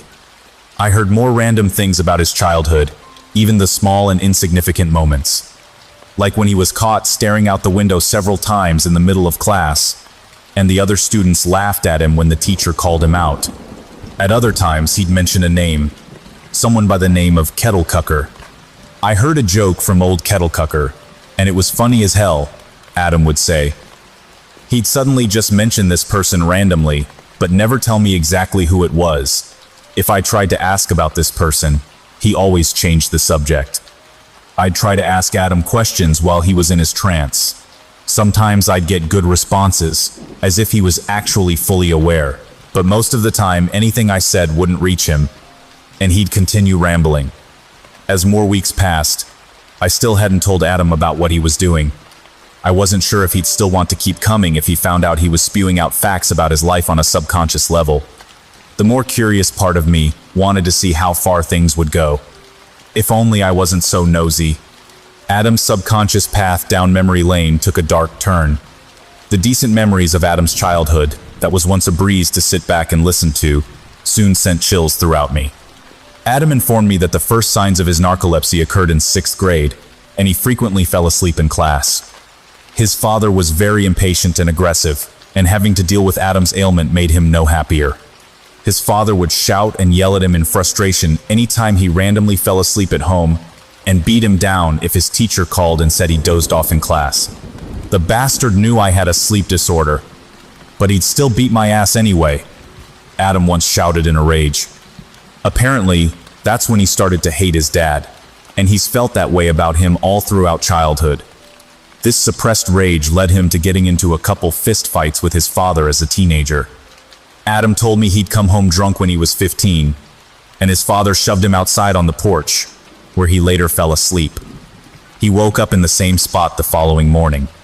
At 16, he often stole his father's booze and snuck out in the shed at night to drink. I needed some kind of escapism, since actually leaving was off the table. Adam slurred, still giving that long-distance stare. One night, while getting sloppy drunk out in the shed, he spotted a sledgehammer hanging on the wall. The thought of going into his father's bedroom with it crossed his mind. I was gonna bludgeon that fucker, but unfortunately I didn't have the guts to act on it, Adam blurted. I didn't shed a tear when the bitch drunk himself to death and destroyed his liver. That was the first time I've heard Adam use profanity.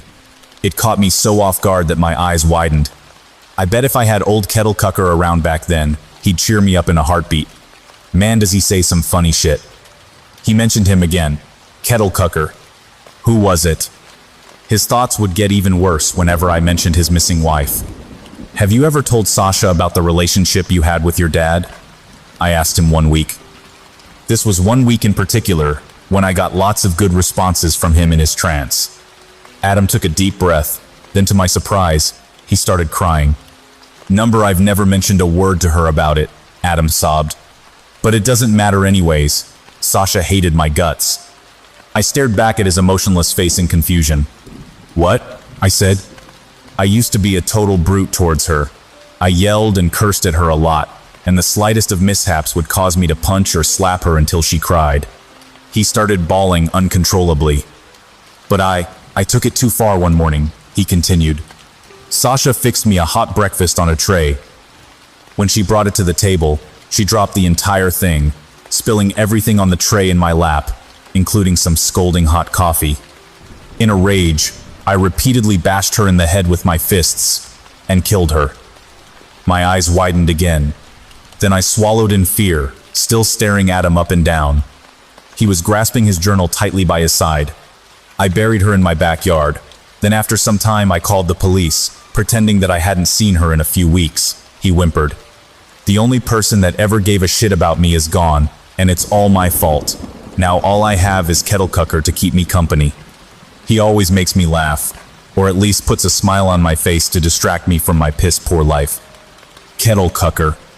Now scared shitless I ask, Adam, who is this Kettle Cucker guy? In the middle of tears, Adam grinned. Then he started laughing. He was genuinely creeping me out now.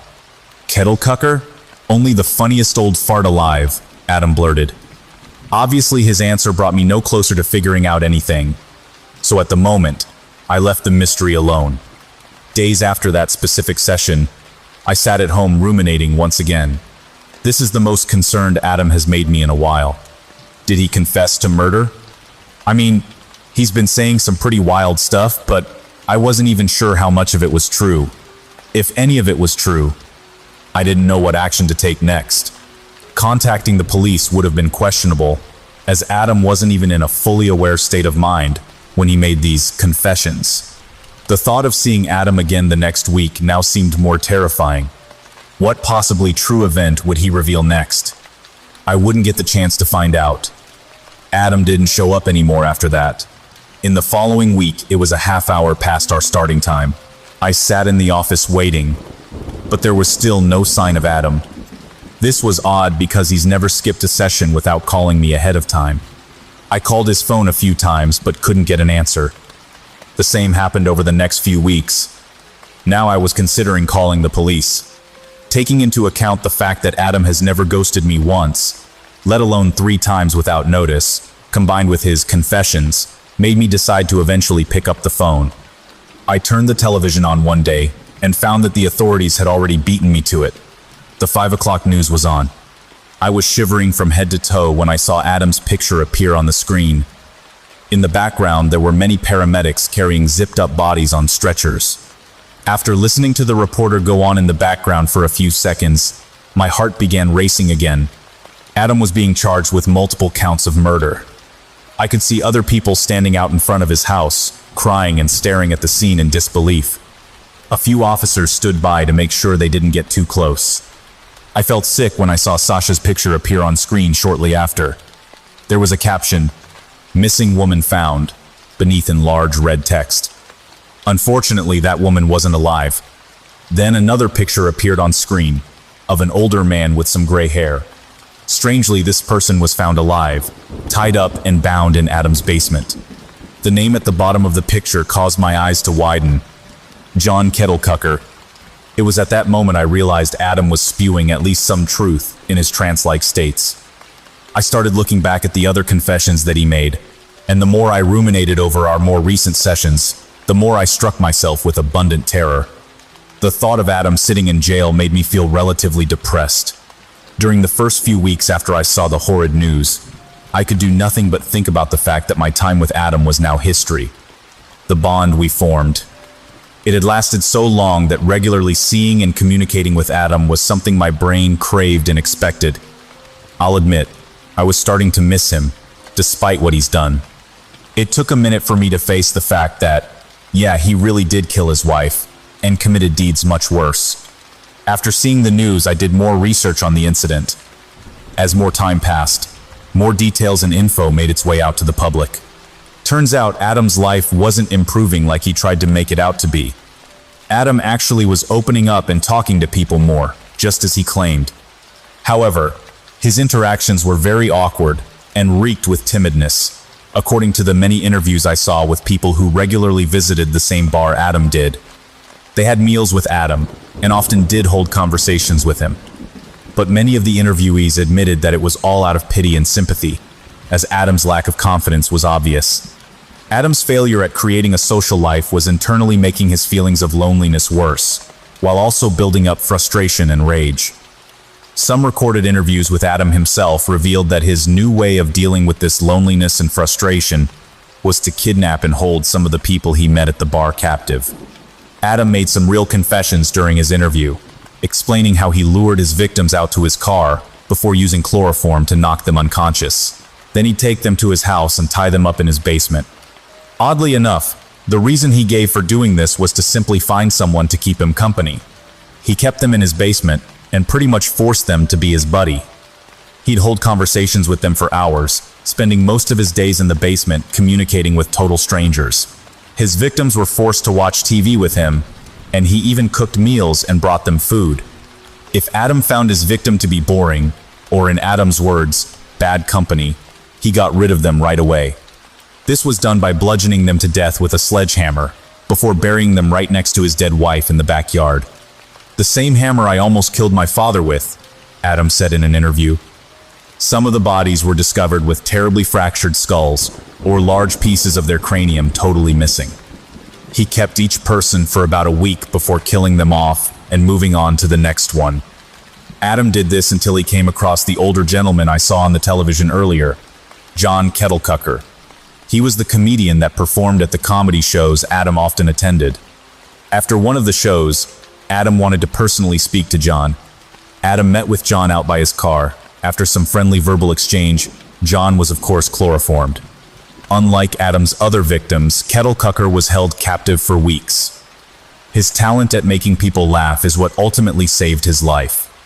The only reason Adam found John to be good company was because he enjoyed hearing his jokes for hours on end. Other than his own life, he also saved countless others, as Adam would have alternatively picked off John and continued taking the lives of many more on his quest to capture the best one.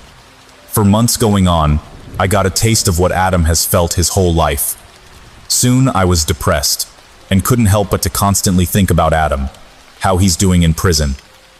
Whether or not he feels remorse for his deeds. Has he thought of me?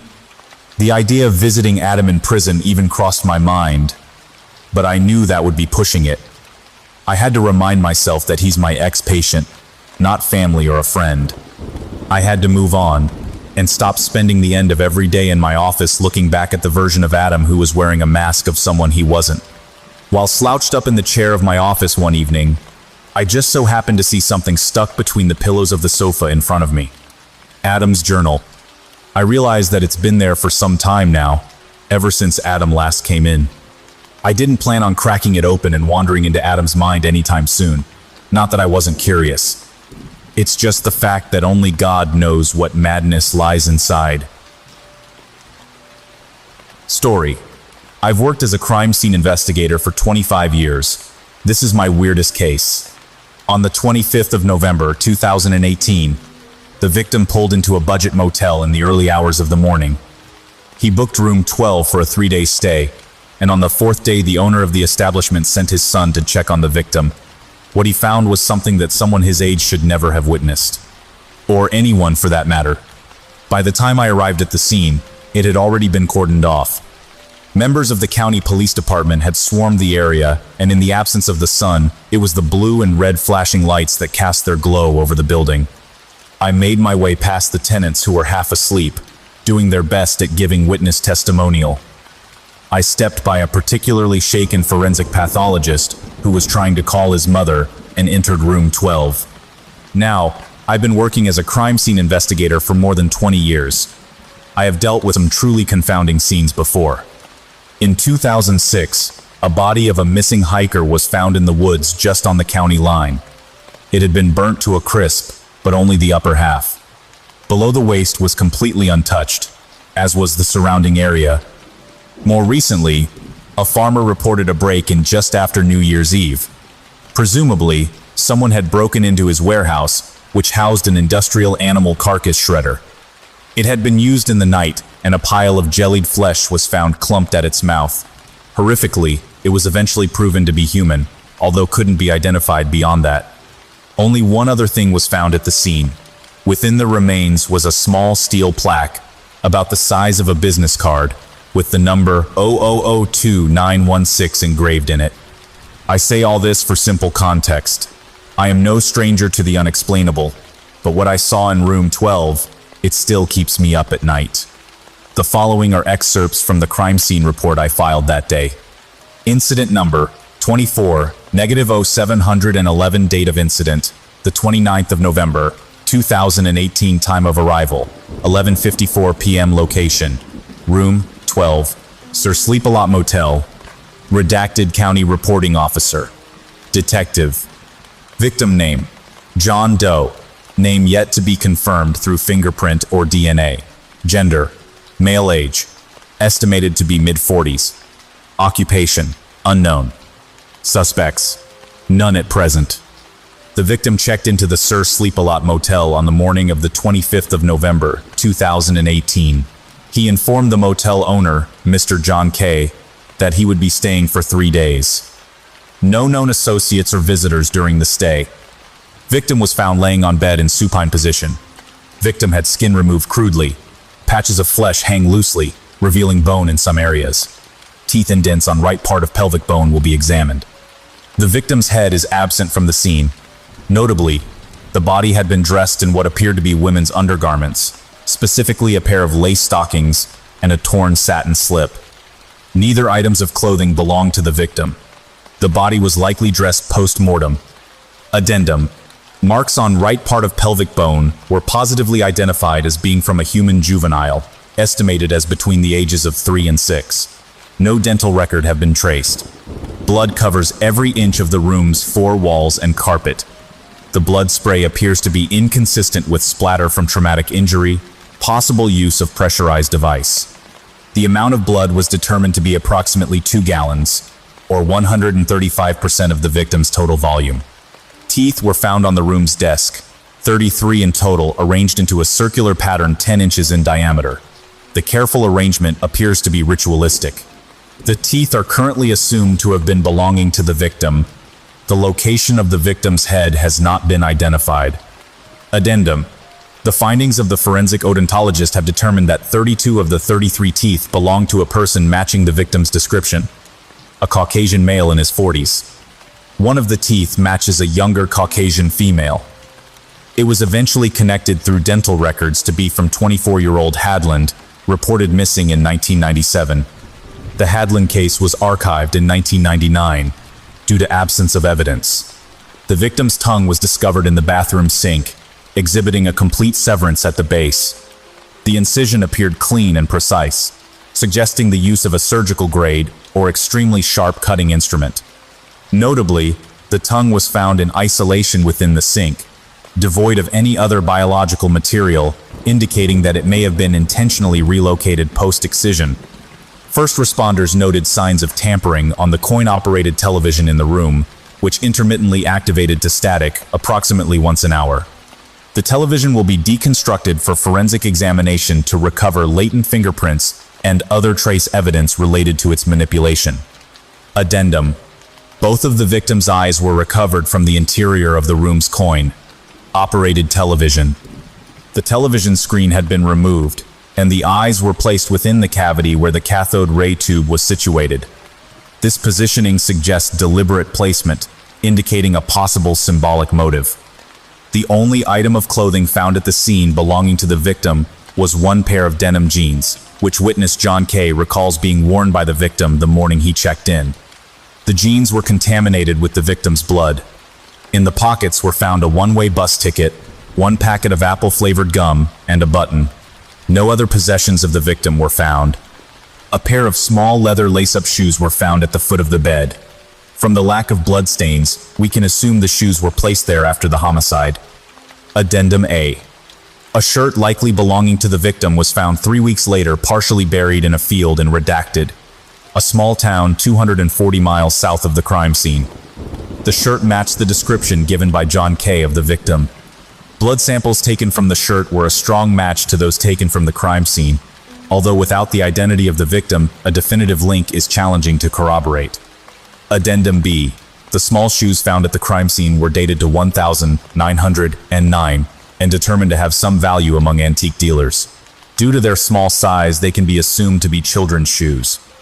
The room showed no obvious signs of damage. The furniture appeared to have been undisturbed, although a Bible was missing from the bedside cabinet. Neither John K. nor his son David, lead witnesses of the case, recall seeing the victim with any luggage. For this reason, it is unclear if his possessions were taken or if he simply had none to begin with. The motive of this homicide remains unclear. I'll save you the rest of the procedural formalities. I've lost track of how many nights I've spent awake, staring at my computer screen, reading and rereading this report. It's stayed with me for the past 6 years, constantly at the back of mind. At my personal behest, the case remained open despite insufficient evidence and a complete lack of any leads. When it was finally shelved at the beginning of this year, they were no closer to solving it than we were the day we found him. Earlier this week, I learned that it had been reopened by the FBI. I assumed that there must be someone else in this department who felt the same way about the case as I did, strong enough to reach out and request assistance from the feds. I was tasked with compiling any and all digital evidence we had on the case onto a USB flash. I felt weird combing through all the reports, files, and forensics. It felt like I was visiting an old friend. I added the documents I wrote up on the day, the dozens of crime scene photos and witness statements. I've studied them all meticulously myself. I doubted some Yale boy with a corner office could do any better. I kept trailing through the earmarked files, checking and double-checking if there was anything I'd missed. It was dark now. I spent the day working from home, hunched over my computer in my sorry excuse for a library. That's what my job mostly consists of now. I couldn't wait for retirement. Maybe then I would have the time to read some of these books I have lying around. I decided I was finished for the night. I'd squeezed every piece of relevant information I could find onto that hard drive. It was up to the FBI now. I only hoped that if our victim left any family behind, they could one day get some closure from this. I was about to shut my computer down when something caught my eye. Witness 1. MP3. It was an audio file. Somehow I hadn't noticed it before. Hell, I don't think I had even listened to it before. To my knowledge, all the witness statements taken that night were written. I clicked on it, figuring it must have been taken from David K., the kid who'd found the body. I took a sip of my last dregs of coffee and sat back in my chair, jacking up the volume. The audio wasn't the best quality. It was shrouded in the static of an analog recording, and to my shock, the supposed first witness had a woman's voice. The following is a transcript of what was on that file. First responder. What were you doing in the area before you discovered the body? Witness 1. I'm staying in room 14, the room next door to where it happened. Been there for the past 2 weeks, thereabouts.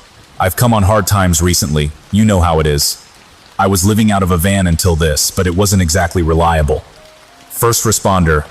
Apologies, ma'am. I meant what were you doing immediately before discovering the body? Witness 1. Right. Well, I came back from work around 9. I clean at the elementary school in town. I came back and spent the rest of the day in my room. I had dinner and I was just catching up with the news before I went to sleep. First responder. Can you describe how and when you found the body? Witness 1. Gee, it must have been around 10. I was turning in for the night when I heard a banging noise from next door. I guessed he must have brought a lady friend over, so I tried my best to ignore it, but it kept getting louder. It didn't sound like a headboard neither, more like someone chopping wood. It was too much for me to ignore, so I got up to go complain. I found the door unlocked and it opened wide up when I knocked. That's when I saw him, that poor man. First responder. Could you please describe the scene you came across as detailed as you can? Witness 1. It was terrible. Just terrible. I saw my neighbor kneeling in the corner of his room. His head had been cut off. Can you imagine that? There was blood covering everything around him. I almost vomited there and then. Then I saw the man in the bathroom. There's a pause. First responder. Could you please go on? You said there was someone else at the scene? Witness 1. Yeah, a real weirdo. I didn't notice him at first. He was just peeking out from behind the bathroom door, watching me. When I did finally notice him, we just stared at each other for a moment or two. Then he just strolled out from his little hiding place. Another pause. First responder. Please continue. I assure you everything you have to say will be of some importance to our investigation. Start by describing this man you saw. Witness 1. Okay then. He was a freak. I'll say it. When I got a good look at him, I saw that he had this great bulbous head. He was bald as a newborn, and the entire back part of his head was all deformed and sagging down. I think he had this disease. Oh, what's it called? A boy I went to school with had it. First responder. Are you thinking of hydrocephalus? Witness 1. Yes, yeah, that's it. Hydrocephalus. But it was much worse than that kid I knew. Sorry if I'm coming across as rude, but it looked like some horrible octopus. And the front part of his head was far too thin. He has this pointy chin and cheekbones. His eyes were as bulging as his skull, all yellow and white. I think he had cataracts. Oh, and he must have been around 7 feet tall at least. He was hunching over where he met the ceiling. First responder, can you describe what he was wearing? Witness 1. Sure. He had this battered old duster coat on. It was black, but he was covered in these stitched rags of red and green. The coat hung down to the floor, but I could make out the tips of brown leather boots poking out from the hem. First responder. Can you... Witness 1. Oh, pardon my interrupting, but the man, he was holding this. Well, I don't know what it was. It looked like a lobster pot with a handle, and must be 24 blades sticking out of it. Knives mostly, and razor blades, axe heads, chains, that sort of stuff. Anyway, go on. First responder. Right. What did you do when he came closer to you? Witness 1. Well, I ran. I just ran. out of the motel and down the road until I realized everything I owned was in my room.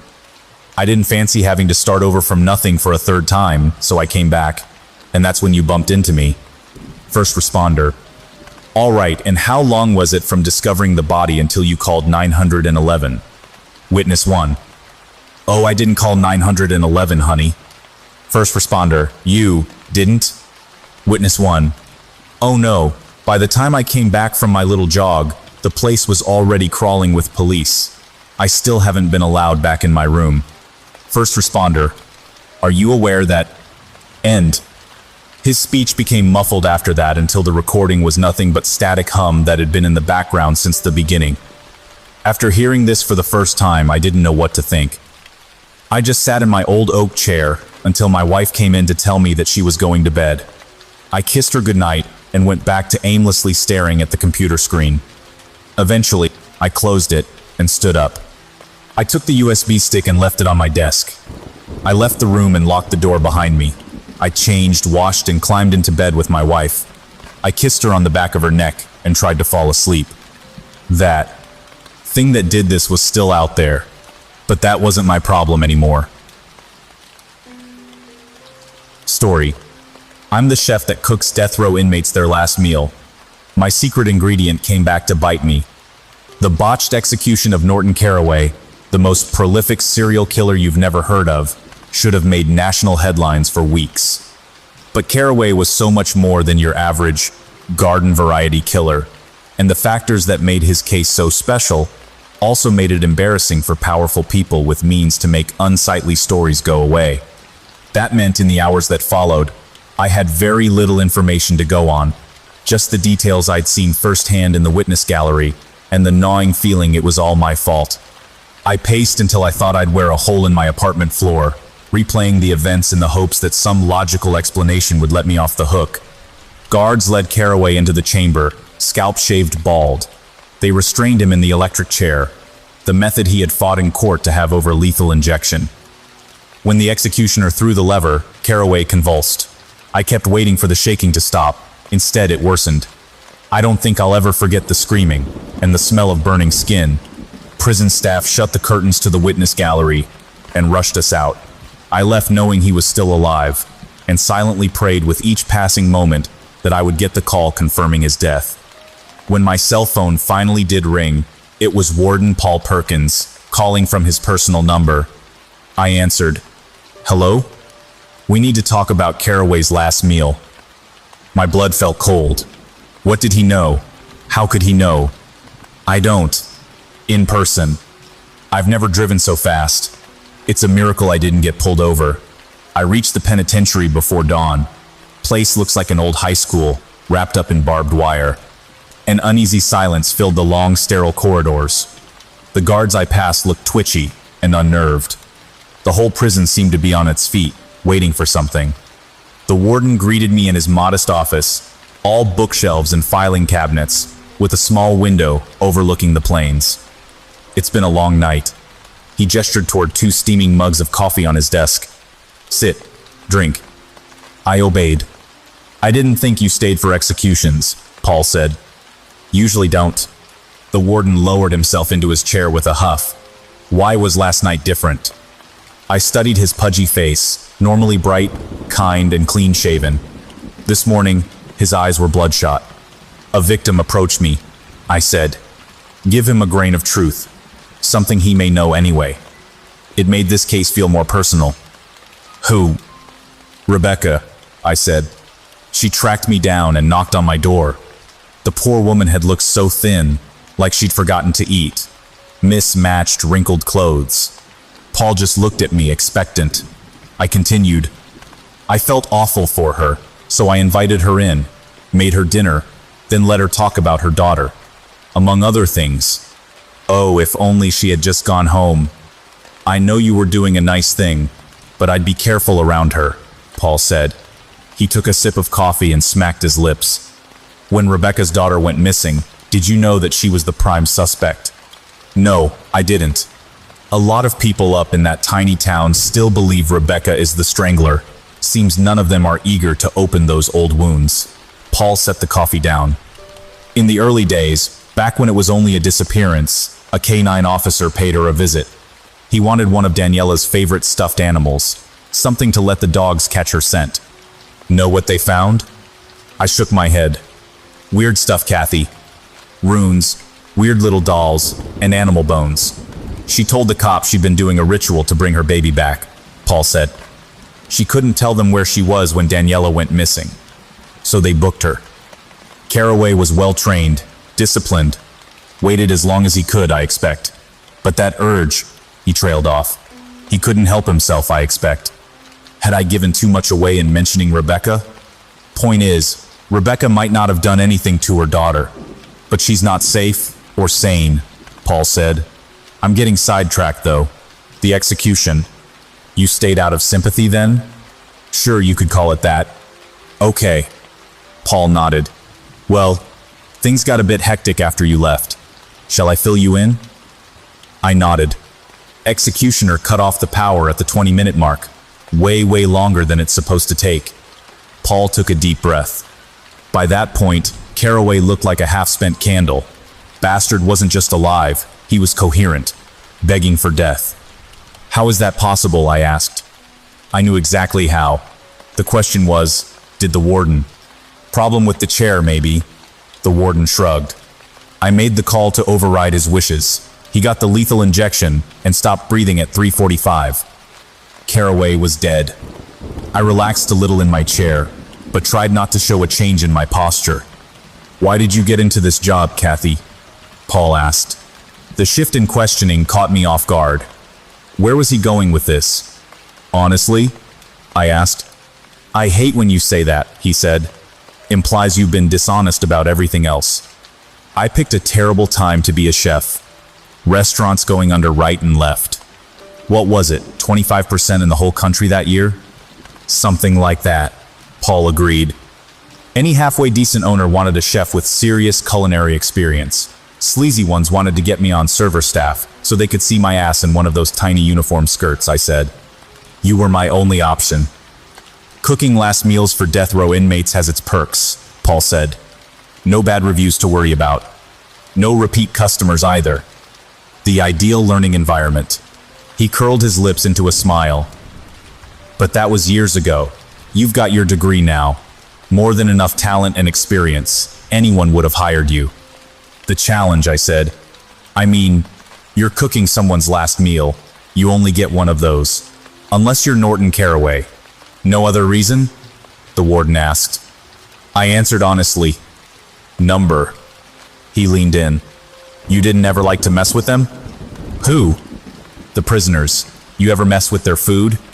He knew, and he saw it in my eyes. What's going on? Engineer took a look at the chair. Paul bit his lip and shook his head. Nothing wrong with it. So after Caraway's heart stopped, I ordered an autopsy. Maybe he had some freak medical condition. I don't know what I was expecting. The warden went on, his voice starting to shake with anger. You know what I find? What? DNA. A victim's DNA. Daniela's blood, mixed in with the food in Caraway's stomach and intestines. My face felt prickly.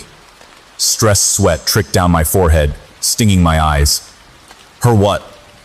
I'm asking you this as a courtesy, because I consider you a friend. Did you tamper with Caraway's last meal? I opened my mouth. And before you answer, he cut me off. Keep in mind what's going to happen here. Sure, the state wants to keep this one low profile, but they'll still need to at least investigate what went wrong. Might do their own autopsy. Maybe take a look at your other meals. I need to know how long this has been going on. Was this always some karmic justice for you? Like spitting in a rude customer's food on a just sick level? Paul, you don't understand. I'm sorry, Kathy, I've got to fire you. You can walk away clean. If you don't make a fuss, I don't think they will either. Food tampering? Then it clicked. Paul only thought I'd been tampering with their food. He harbored no suspicions anything supernatural even happened. He didn't know what I'd done. The ritual that evil woman had convinced me to play a part in. I thought back to Rebecca and the vial she had given me, along with a tattered recipe card. Execution is too good for him, she'd said. Feed Caraway this and he will never know peace. Where had she gotten her daughter's blood for the concoction? Why did the lethal injection work when the electric chair failed? A blaring siren from some distant watchtower answered my second question. Prisoner escape, the warden muttered under his breath. He reached for his phone. Before it was halfway from its cradle to his ear, a corrections officer barged into the room, panting. What's happened? Are you all right? Paul gestured to the front of his uniform, soaked in blood. It's not mine. Then whose? Who's down? The coroner. The warden had gotten halfway to his feet when he froze, his brow wrinkled. Wait, then who's missing? Caraway. My breath caught in my throat. Caraway's body is gone. Autopsy report too. Someone must have broken in and dragged it off. They can't have gotten far. How many hurt? Half dozen, the officer panted. Pretty badly too. I don't know about Hopkins and Clark. Medics are with them, but the officer trailed off. How about you? You're not wounded, Paul asked. No, sir. Good. You'll need to keep Kathy safe in my office until those freaks are caught. You'd have to be some special kind of screwed up to try stealing a famous killer's body. Yeah, I agreed. He jabbed one of his sausage fingers in my direction. Don't think I'm done with you. This isn't over. He had no idea how right he was. The corrections officers didn't catch them. Little did they know, there wasn't a them to catch. A member of the riot team made raving claims, said he'd fired dozens of rounds into the charred, disemboweled corpse of Norton Caraway. He just kept coming, howling in pain the whole time. The warden's preferred explanation felt equally far-fetched to me. The unnameable agency that had honed Caraway into a ruthless instrument of death wanted his body for some clandestine purpose, so they took it. Staff buried an empty box in the prison cemetery and pretended the night had never happened. Theories of witchcraft, or an undead man fighting his way out of the penitentiary, never crossed anyone's mind. If everyone was willing to forget, perhaps I could too. But I couldn't. He had the warden's autopsy report, the one that raised questions about his last meal, and the woman who cooked it. I kept thinking of the way he studied me, how normal he'd looked. He was average height and in decent shape. Neat, combed hair, atop a round face, with a small nose. Nothing about him was intimidating, or even remarkable. Difficult to pick out of a lineup. Paul quietly let me go from my job at the prison. Felt like I got off easy for what I did. I decided to put my talents to other uses. I'm working on setting up a non-profit that helps provide hot meals to victims' families. Setting it all up involved a lot of phone calls to try and secure money. That meant a lot of unknown numbers popping up on my caller ID. So when my cell rang one weekday evening, I answered without hesitation. Hello, Kathy speaking. Kathy, I've just learned the most interesting recipe. You should cook it for that charity of yours. The voice was wheezy and labored. It's to die for. The caller let out a laugh somewhere between cackle and coughing fit. Who is this? I demanded, but I knew. Rebecca told me everything I needed to know, in the end. Told me how to reverse what you bitches did to me, Caraway said. The bullets weren't the worst of it. Frying in that chair, being paralyzed while they cut me open to dig around in my guts, he raved. I felt everything. I still feel everything. The pain is constant. I kept the phone close to my ear, turning on the spot to ensure my windows and doors were secured. I kept expecting the man's marred remains to leap out at me. But you can take that pain away, Caraway rasped. I'd be honored, Kathy, if you'd have me over for dinner. My phone buzzed with a text message notification. A new image, bony fingers wrapped in disfigured skin, pinched the edges of a recipe card. Dinner for two, I read aloud. The witch could only push around pain and suffering from one person to the next. Daniela to me, and now me to you, Caraway said. Follow those instructions, and you'll have a proper last meal for me. And for me? I asked. Caraway laughed. You'll take on my suffering, every pinprick of pain I've felt since I ate that cursed dinner you served me. It's a heavy burden, I admit. If I refuse? I'd hoped your conscience might get the better of you, or at least some sense of responsibility for what you unleashed. He sighed, his labored breath crackling in the receiver. Rebecca said we both needed to eat willingly. I can't force you to cook. or eat, but I can certainly persuade you. How? Use your imagination. Watch. Give me a ring when you've seen enough. The call ended. I called the police, lied about some vague phone threats from a stalker. An officer came to search the house. When he found nothing, he promised he would be in the area and gave me his number.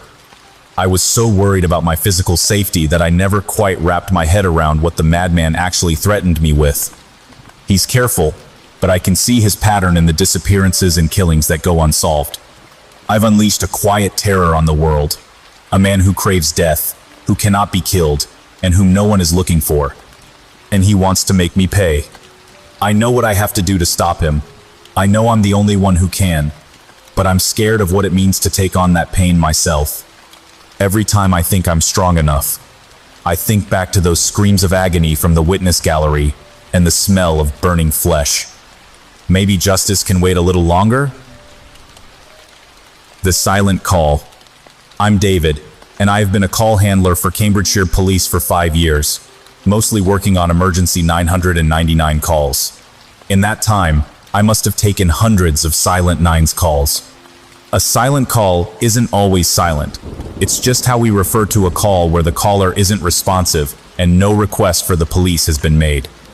They are mostly people accidentally pocket dialing, but you always have to go through the routine of trying to get a response, checking the phone number against previous calls to see if there is any history to suggest someone may be in danger, listening for any background noise to suggest any distress or disturbance.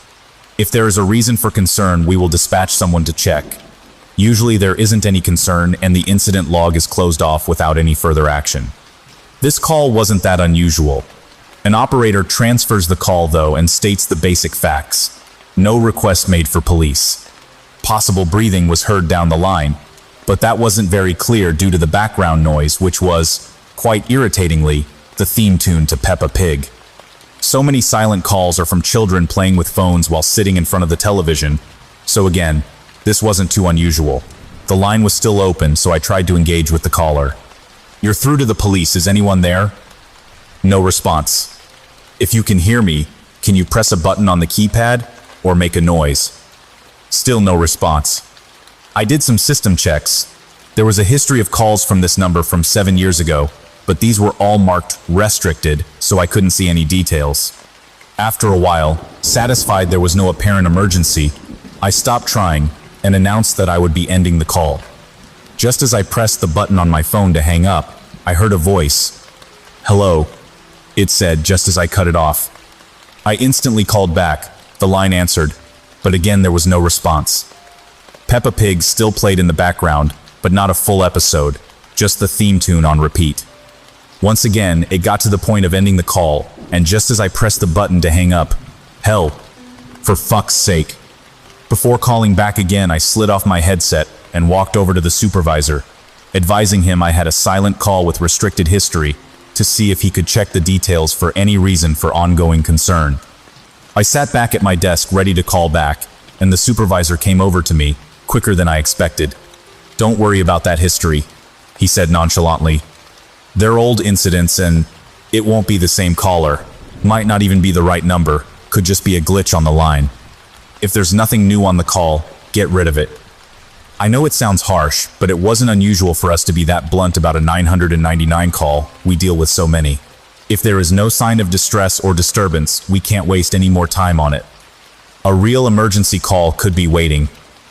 It wasn't unusual for call logs to be restricted either, usually because they contained information on other staff members or their families. Sometimes because the incident related to some ongoing operation, only high-ranking officers should see. I decided to give the line one last call back. It rang and picked up as before. The Peppa Pig theme played on a loop. Hello? She sounded weak and confused. Can you hear me? I've been trying for so long to get through. Why won't anyone help me? Why have you called us? What is the problem? I asked. She went silent for a while, then, nobody will help me. I keep calling. Can you help me?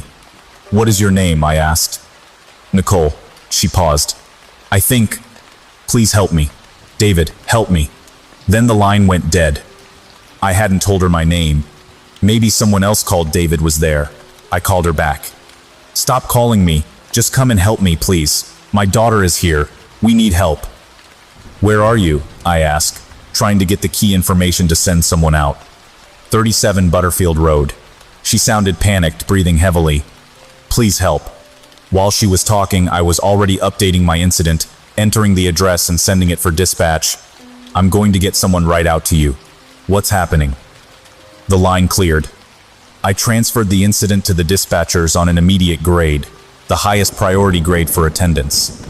I didn't understand what was going on, but someone was in distress, with presumably a young child present. We needed to attend.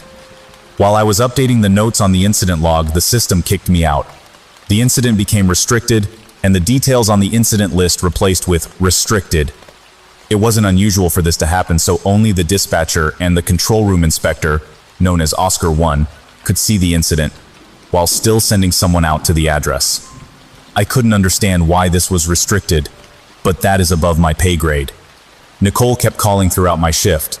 She was getting increasingly agitated and afraid. I assured her someone was coming out, but after an hour, I started to doubt this was the case. I spoke to my supervisor. They said they would ask Oscar 1. Oscar 1 said this was even above them. They have been told not to attend. It was being dealt with by another department as part of an existing operation. My shift came to an end at 2 a.m. Before then, Nicole had called a few more times. I kept telling her someone was dealing with it, but I don't think she believed me. She started to get angrier with me. She kept shouting her address at me, 37 Butterfield Road, desperate for someone to come and help her. She was screaming my name at me, the name I had never told her. I noticed on my mapping system that I knew the road. It was near my route home. I was glad to take off my headset when 2 a.m. came. I got in my car and drove home. Guided by compulsion, I drove down Butterfield Road. I wondered if someone may be there to help by now. I looked out for number 37, but I couldn't find it. It was a normal residential road, but in the middle, there was a gap between houses 35 and 39, which was filled with small trees, well-maintained bushes, and a flower bed. I drove up and down the road a couple of times to check I had the right place, then stopped at a 24-hour off-license further down the road. I went into the shop to buy a can of Coke for an excuse to ask the lady at the till where number 37 was. She seemed unimpressed, rolling her eyes at me. "Nicole's house?" she asked. "You're a few years too late to see it. They knocked it down to stop all you true crime nuts coming to gawp at it." Once I had paid, she shoved my drink back across the counter at me. "It's been almost a decade now. You'd think people would let that poor family rest." I left. Clearly the lady wasn't going to entertain any more questions from me. I got in the car and immediately went on my phone to search the internet for references to what happened at Nicole's house.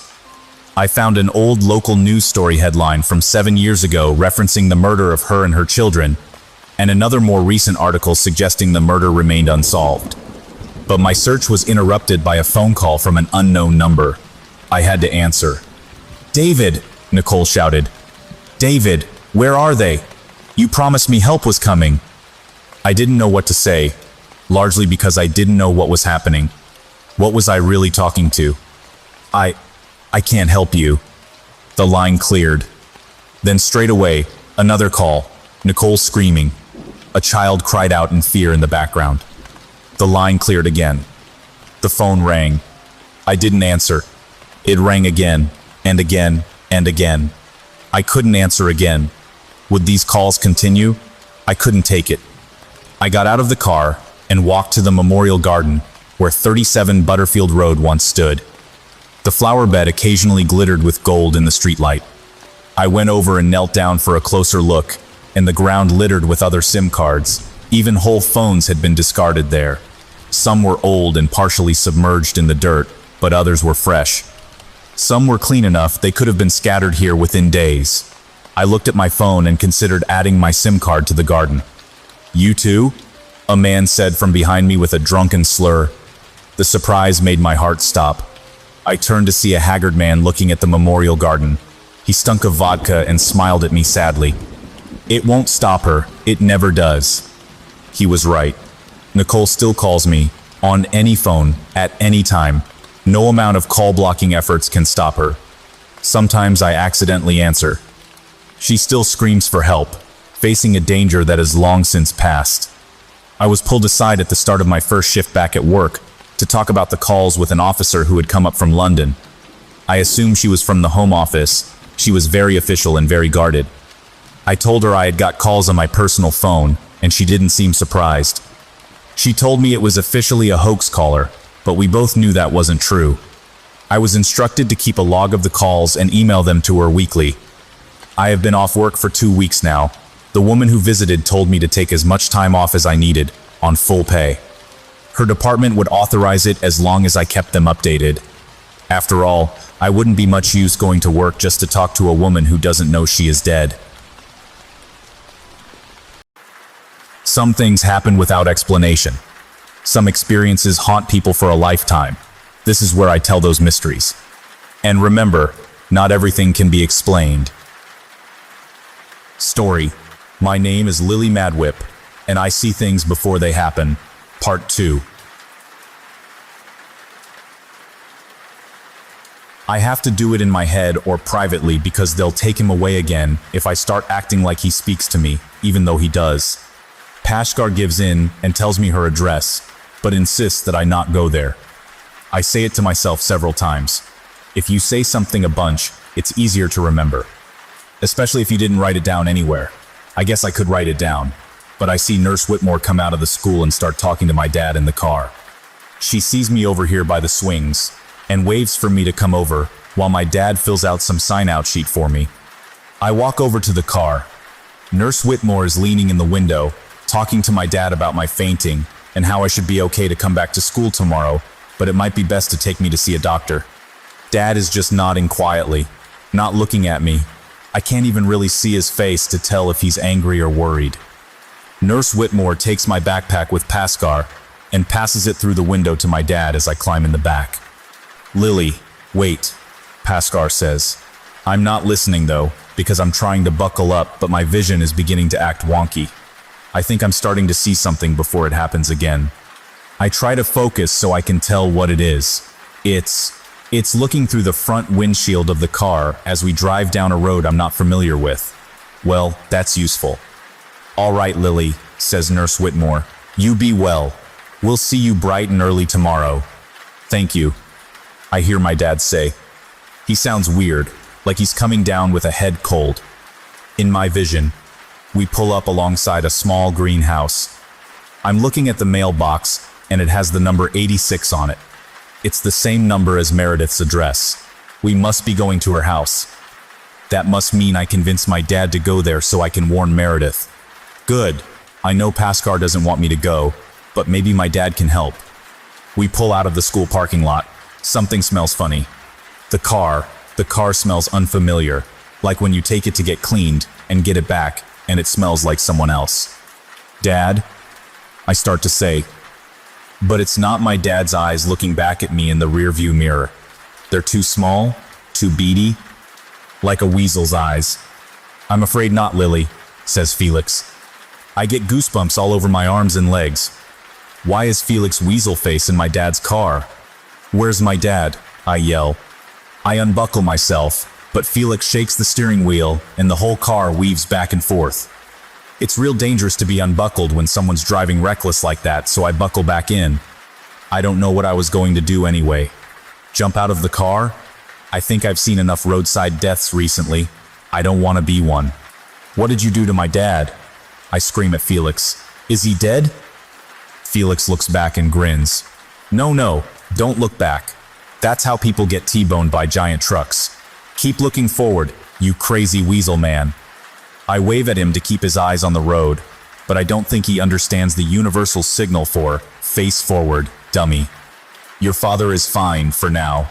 You know, I thought about just coming for Meredith at school, but you're a smart girl, aren't you? Somewhat, I think. I know enough to stay buckled in and to look where I'm going, and that if Felix finds Meredith, he's going to kill her because he's angry about what happened to his son Joey. I'm not top of my class smart, but I'm one of those kids who knows you spell it ketchup or catsup and it's the same word.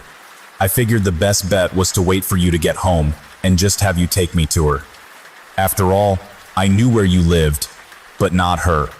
And I knew you didn't know where she lived at first, but given time, you'd find out. I think Felix likes to listen to himself speak. It's all part of knowing people, Lily. I know how to learn the things I need to know and how to use people to get the things I want. Like your dad. Thanks to what I gleaned from you at the hospital, I was able to talk my way into your house easily. Where's my dad? I say as calmly as I can. Felix's lips curl up in his creepy weasel grin again. I'll tell you when this is all over. It really depends on if you give me any trouble or not. Paskar has gone quiet in the front seat. I think I know why. I think it's the same reason Raziel, the angel in Felix's locket, won't speak. Anything they tell me, Felix will know. Just like he must already know Meredith's address, thanks to Paskar telling it to me. They will not speak to me with Felix near, because I'm like a radio antenna that Felix can pick up their signals from. A really fleshy antenna, with hair and a face, that's pissed off and glare staring at him from the back seat. Mr. Felix, Meredith didn't kill Joey. Felix's mouth twitches, and he looks back at me with a bit of anger in the rearview mirror. It's almost impressive how much beadier his eyes get when he's angry. They're super beady. How can he even see anything with eyes that small? She set fire to the stage we were on, Lily. She couldn't have done that without being angry, and only because she was near you. Yes, I know. He looks back to the road. But just because she didn't mean to do it, doesn't mean she's not dangerous. Didn't she nearly kill another girl just this morning? Number. I don't know if it's fair to call Lisa Welch a girl. I want to call her other things. Swear jar things.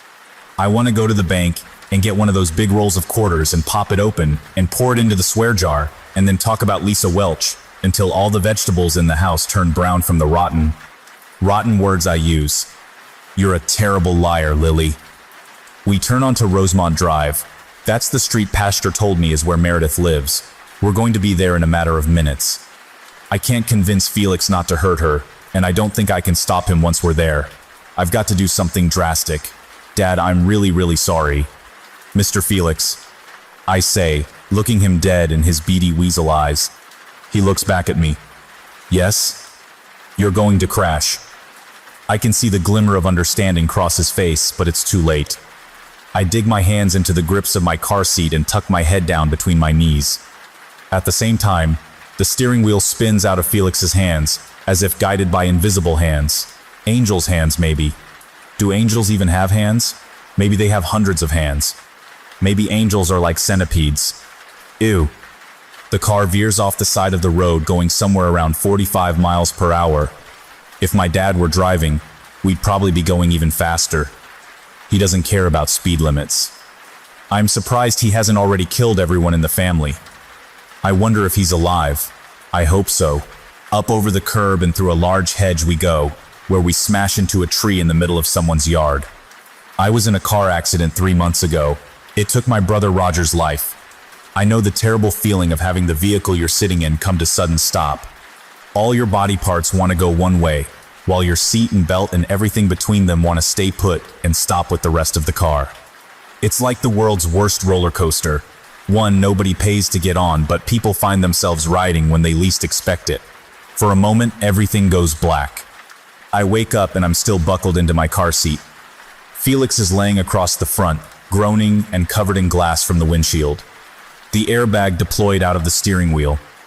That didn't happen when we got T-boned. I've never seen an airbag deployed up close before. It looks soft. Too bad Felix went sideways. I bet he'd have felt real comfy resting on that airbag. Well, my dad's gonna be pissed. This is the second car in 3 months that got wrecked. I can see from the back seat that the front of the car is all crumpled up like it's trying to hug the tree. I hope we didn't hurt the tree too much. Sorry, tree. Someone's at my door, banging on the window. Are you all right? It's a lady in jogging clothes. It occurs to me that I should be grateful we didn't accidentally hit her. I should have been more careful about what I said to Felix. Speaking of Felix, he's making pain sounds and pulling himself up. There's glass all over his back and I can see that he's got scratches down the side of his face. His nose looks bent funny. He doesn't look like he's entirely aware of what just happened. Get me out! I scream to the lady outside. I try to unbuckle myself, but the seat shifted and I can't find where it's buckled in. Help! This isn't my dad. My shouting is just confusing her. I don't think she can fully hear what I'm saying, but she's trying to get the door open. It just seems to be jammed. She pulls out her flip phone and is calling 911. Oh, thank God, yes. Call the police, get me out of here. One of the front doors creaks like someone's trying to crush a soda can. I look over and Felix is no longer in the front seat. The lady on her phone is telling whoever's on the other end about a car crashing into a tree on Rosemont. I can hear her describing me as a frantic little girl. Lady, I'm only frantic because there's a crazy guy loose and I don't know if he's armed or willing to kill me and you. Do you really want to die right after jogging? Nobody wants to die all sweaty and exhausted like that. I don't have time for this. I think Felix is still going to Meredith's. I can't sit here and wait. I've got to do something. Pashkar tells me to stay put. Don't go to Meredith's, he says. I can't listen to you this time, Pashkar. Even if it means I die saving Meredith, I need to try. I slide down out of my seatbelt and wiggle to the floor of the car, then climb over into the front seat, where I pull Pashkar out of my backpack. Oh, my lunch got completely smashed. It's about lunchtime too. That sucks. Now if I die, I'm going to die hungry. Hungry and my chest hurts. I think the seatbelt bruised it. Pashkar won't stop telling me not to go. Stay put. Wait for the police. Trust me on this, Lily. You have to trust me. I trust you, Pashkar, but I need to do this. The lady in the jogging clothes sees me climb out the front, and she runs around to see if I'm okay. Lady, there's glass all over me, and I'm climbing out of a car that's wrapped around a tree. Does that seem okay to you? She finally notices that Felix isn't in the driver's seat anymore. Where did your father go? He may be injured. That wasn't my dad, I tell her. I'm okay. Please, tell the police to head to 86 Rosemont. The bad man who kidnapped me is going there. You should sit down. She puts her hands on me and tries to guide me away from the car instead of doing what I told her to. I shrug her off and run through the giant hole we made in someone's hedge. Other people are coming out of homes or pulling over in their cars to see what happened. My dad's poor car is hissing. It sounds like a big, metal snake. Maybe one of the tires is losing air. I can't tell what exactly the noise is. I don't even really care. I'm trying to drown out the sound of Pashkar in my head and pay attention to the numbers of the houses. I can hear the lady in the jogging clothes behind me yelling for me to come back. Over it all, I hear sirens. I hope they get here in time. Ugh, my chest really hurts. I just need a moment. Just need to sit down by this tree. I wasn't feeling so bad after the car crash I caused just a bit ago, but the seatbelt really did dig in, and I'm not used to all this running. Have I still got Pashkar on me? Yes? Good. He's telling me to rest here. Just relax and let the police deal with Felix. Don't go after him. I can't rest here. There might be ants. I don't want ants crawling all over me if I fall asleep under this tree. Besides, I've got a better chance of stopping Felix, because all I have to do is get near him and tell him to buzz off and never return or something. I hope that works. Where even am I? What house number is this? 64. There are way too many houses on this street. Gotta get to Meredith. I feel really out of breath. Pashkar is still trying to stop me. He's saying, Lily, if you go, I'll die. I feel it. I know he's right. Pashkar is always right. But if I know it, maybe I can change it. I don't have to die. I don't want to die either, geez. There's nobody better at not dying than me. Who else can see death coming? Nobody. Even the lady in black who works with the angel of death can't see it coming like I can. I just gotta be focused when I get there. Stop Felix, help Meredith, and my chest is really sore. I bet I've got a big seatbelt-shaped bruise on it. Maybe I'll just relax here a bit, like Pashkar says. Number, I've got to get up. I've got to get to 86 Rosemont, the greenhouse with the white window frames that I can still see in my head, but it's getting darker, like the memory is fading. I get to my feet, check my shoelaces because I don't want to trip over them when I'm saving the day, and have that be the way I die, then start to run down the sidewalk again. Felix is nowhere in sight. There's sirens back behind me, probably pulling up to where I made Felix crash my dad's car. I wonder where my dad is. If Felix had his car, and Felix answered our phone at home, he must have done something to my dad. I don't want my dad to be dead. He was going to teach me to play the drums like Roger. And the harmonica, though I'm less interested in that. Don't be dead, Dad. There's the greenhouse ahead. I recognize the mailbox. A black car is parked in the driveway. It probably belongs to one of Meredith's foster parents. Or both. Maybe they have only one car. Not every family has a car for each adult after all. Then again, maybe they didn't go straight home after whoever picked Meredith up from school. If I got suspended for turning another student's backpack into a fireball, I'm sure my dad would take me straight home. But maybe Meredith's foster family would take her to see a doctor or return her to the orphanage or something because they think she's defective. Poor Meredith. She's not defective. She's just special. And maybe she's just in the house like I originally assumed, getting grounded for nearly burning Lisa Welch into a cinder. I limp up the driveway because my legs are starting to feel sore, and I'm having some serious pain in my chest. Something stabby feeling is going on in my side. It makes me just want to sit down and cry, but I don't have time for that. That's my motto right now. I don't have time for crying, no time to cry. I ring the doorbell. It really fancy sounding, like they've got an orchestra playing bells inside. I don't know what I'm going to do if nobody answers. Maybe bang on the door a bunch, then check the windows to see if I can see inside. What if Felix is already in there murdering Meredith and her foster parents? What if they're having some sort of epic battle like you see in the movies and she's got flaming fists and he's doing whatever it is he does? He's throwing secrets. You know, come to think of it, Felix's gift or curse or whatever it is isn't really all that great in a fight. An elderly lady with white hair answers the door. She's wearing a blue dress with flowery spirals on it like my Nana used to wear. Remember to be respectful, I think to myself. "Hello," she says with a smile. It doesn't look phony. I can tell phony adult smiles. They can curl their mouth up, but they can't change how they're really feeling in their eyes. Phony smiles are like when someone points a camera at you and tells you to smile and say cheese, but you're trying to hold in a fart. You must be Lily.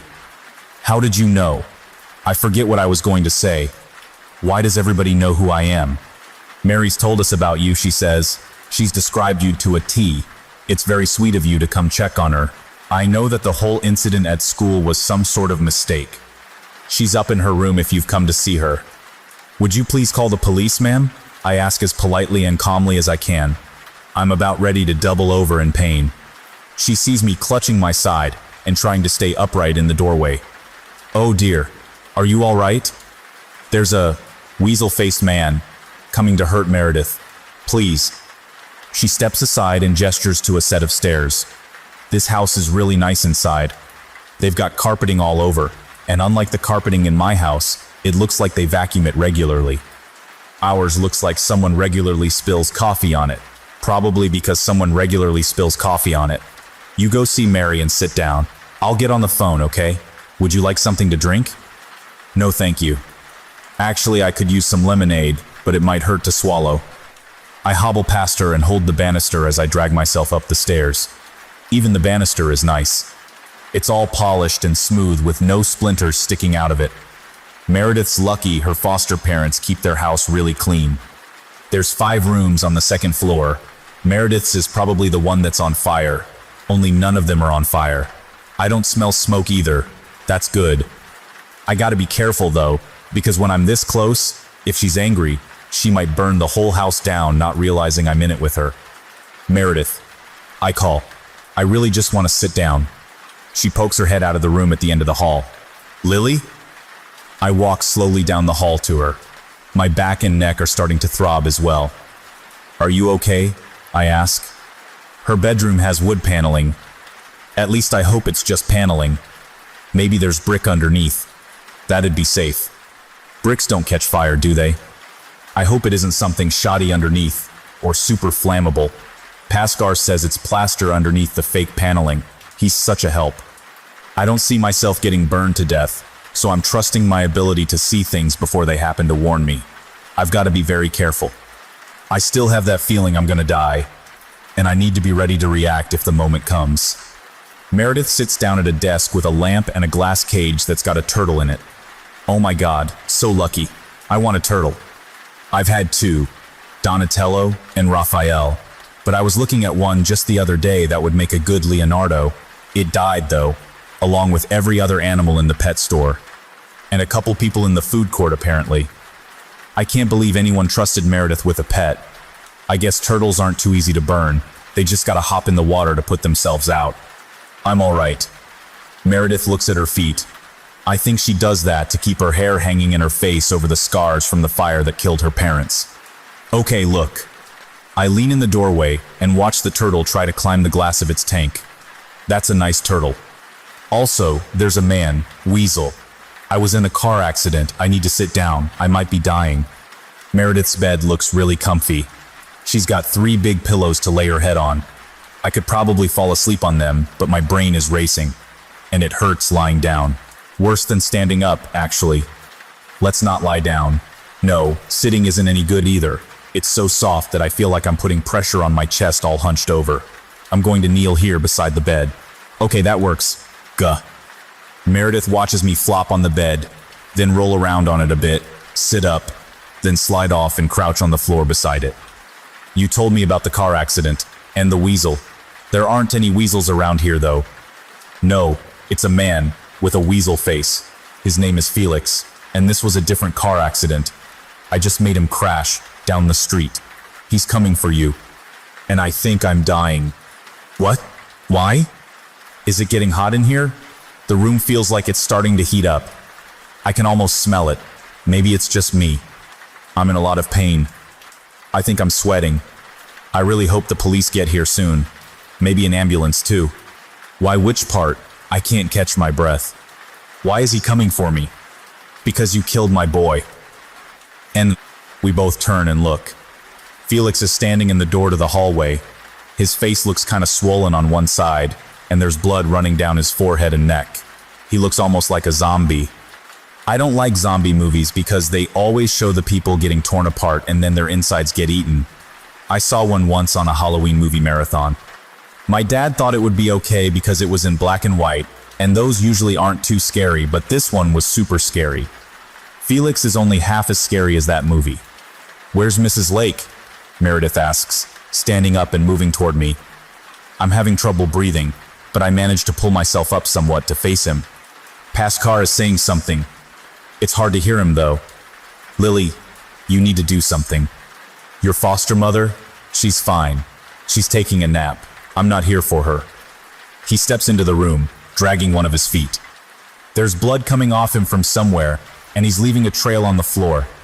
I hope it's his blood and not Mrs. Lake, who I assume is the nice lady who answered the door. It looks like there's something in Felix's other hand. Oh God, it's probably a knife or something. Mr. Felix, I say, straightening up. You're going to drop what you've got and walk out of here. He smirks at me. No, I'm not. Yes you are. Really? Now? It's not working now? What gives? Felix steps toward us. Meredith moves closer to me, and I put my arm around her. Mostly because I think I'm going to collapse, and I don't want to collapse. This sucks. Did she tell you, Meredith? Blood runs down over his eye. So gross. Can we pause this showdown and you go wash yourself up, please? We can take turns if you promise not to kill Meredith while I'm trying to fix whatever's digging into my side. In fact, let's both call this whole thing off and go get checked at the hospital. Tell me what? What a good friend she is, keeping secrets from you. What secrets? Meredith looks at me. I start to shrug, but that makes shooting pain go up my side. He's trying to get in your brain. Burn him, Meredith. That's right, Meredith, burn me. Like you burned my boy, Joey. Remember him? Remember the carnival? He moves closer. We step back. We're running out of space in the bedroom. It's a big bedroom, too. I wish my bedroom was this big, and that I had a turtle, and that I wasn't here, dying from internal injuries or something, and dealing with a crazy man. That was an accident, Meredith mumbles. She holds me up. I really appreciate her holding on to me. I didn't mean to cause the fire. It's never just happened like that before. Mr. Felix, you're going to jump out the window, I yell. Felix shakes his head and makes a face like I'm some sort of idiot. Will you knock it off? He looks back to Meredith and steps toward us again. I know it was an accident, dear. I know you didn't mean to hurt anybody then. So then why do you want to kill her? I say angrily. There's just enough strength in my legs to step between Felix and Meredith, so I do it. Lily Madwhip, human shield. This is where I die, right, Paskar? Oh, he's over on the bed. And he's gone quiet. Stupid angel. When did I ever say I was going to kill her? He shakes his head again, this time with amusement. But there's blood running down his face, so it's kind of hard to see the funny in all this. I'm confused at this point. You said... I said that I needed to protect the rest of us from her, you silly girl. People like you and me. Not simple, plain, ordinary people. Don't you see what happens when people like us come together? He turns to Meredith. She looks as confused as I feel. She didn't tell you that either, did she? She's full of secrets, your friend Lily. You both are, in fact. Meredith looks at me with her good eye. Tell me what? Felix is smiling. When someone like you and someone like me are together, our gifts become amplified. Your gift of fire, her gift of seeing the future, my gift of knowing people's secrets. Right now, you can make fire without touching anything. She can cause things to happen just by saying it. And me, well, I make people finally tell the truth. Except, I can't seem to make things happen because I just tried twice to make Felix do something and he laughed in my face.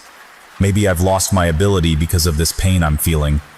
What do you mean? Meredith asks. He turns to me. What scares you, Lily? What? That's a weird thing to ask. And yet, I feel an overwhelming need to tell them both. I can't control my mouth or my brain. Sharks, I yell. Sharks are terrifying. They've got multiple rows of teeth. It's like God said, I'm tired of people going swimming in my oceans and bothering all the fish, so I'm going to make one fish that's huge and has a zillion teeth and crazy eyes, and all it does is eat you. Thanks, God. Thanks for sharks. Felix blinks. Yes, but what else scares you? Clowns, I admit. I don't understand why anyone thought up clowns. They are pure nightmare fuel. Felix is frowning at me. I guess those weren't the answers he was looking for because he clenches his free hand up into a fist and looks about ready to hit me with it.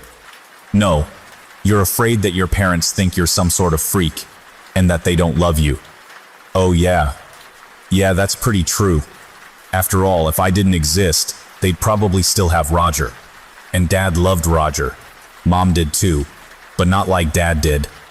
Sometimes I think they both love me, but the things I say scare them. I don't want them to think I'm a freak. Meredith watches us both quietly. I don't get it. I don't either, to be honest. Sure, Felix made me say what scares me without me being able to control it, but I would have willingly told them both about my fear of sharks and clowns. I didn't need to have it forced out of me. Why don't you tell your best friend what you think of her, Lily? Felix grits his teeth with a smile. That's that phony smile I was talking about right there. Or maybe he's in pain like I am. After all, his face looks pretty messed up. You scare the bejesus out of me. I say, oh no, okay, that I didn't want to say. Meredith is my friend, and it's true she scares me, but I would never tell her that because she's my friend. And because it might piss her off and then cause her to burn me alive like she did to Felix's son Joey and her own parents. Felix waves his hands like a magician. Isn't it nice to hear the truth for a change? Meredith looks at me and I can see she's hurt by what I admitted. Her lip is quivering, which is typically the sign that someone's about to cry. I take her hands and squeeze them and stare at her, maybe a bit too much. Better blink so I don't freak her out. You scare me, but you're my best friend, after Jamal and Paskar, really. You're my third best friend, and I was just in a car accident for you. But your fire powers are terrifying. I'm sorry. Felix shakes his head. What else? Also, your face looks kinda like a candle. Oh Jesus, I'm sorry, Meredith. Stupid Felix, knock that off. But I don't care about how you look. And I know you only look that way because of an accident. I turn and give Felix my super angry stare. What does any of this have to do with you protecting me from her? The temperature in the room is getting toasty. I think I can see the air waving like when you're outside in the summer and can see the heat rising off the street. Is this Meredith? Is she doing this? Why can't I make Felix leave? Silly Lily. I'm going to take Meredith and teach her. Teach her how to use her gift the right way, on the right people. After all, I know all her secrets too. Meredith stiffens. I squeeze her hands again to try to calm her. I don't know if things get even stronger with three of us in the same place, and if that's what's causing the whole room to heat up. All I know is I need to calm her down and get Felix away from us and go to the hospital because something inside me is sending a really bad stabby stab down my side. Felix holds out the hand he was keeping hidden away at his side. In it is some folded up piece of paper. Time to tell Lily what your secret is, Meredith, my girl. Meredith is visibly shaking. I know what's going on inside her because I just had to deal with it. She's trying to keep from letting the thing in her head come out her mouth. I admit though, I'm actually curious what secret she's got, so I just raise my eyebrows and watch. It wasn't an accident. She finally blurts out. What wasn't an accident? I ask. She looks at me and her cheeks are deep red. I can't tell if she's embarrassed or getting a fever. Even the side of her face that's burned is blushing. I set the fire that killed my parents on purpose.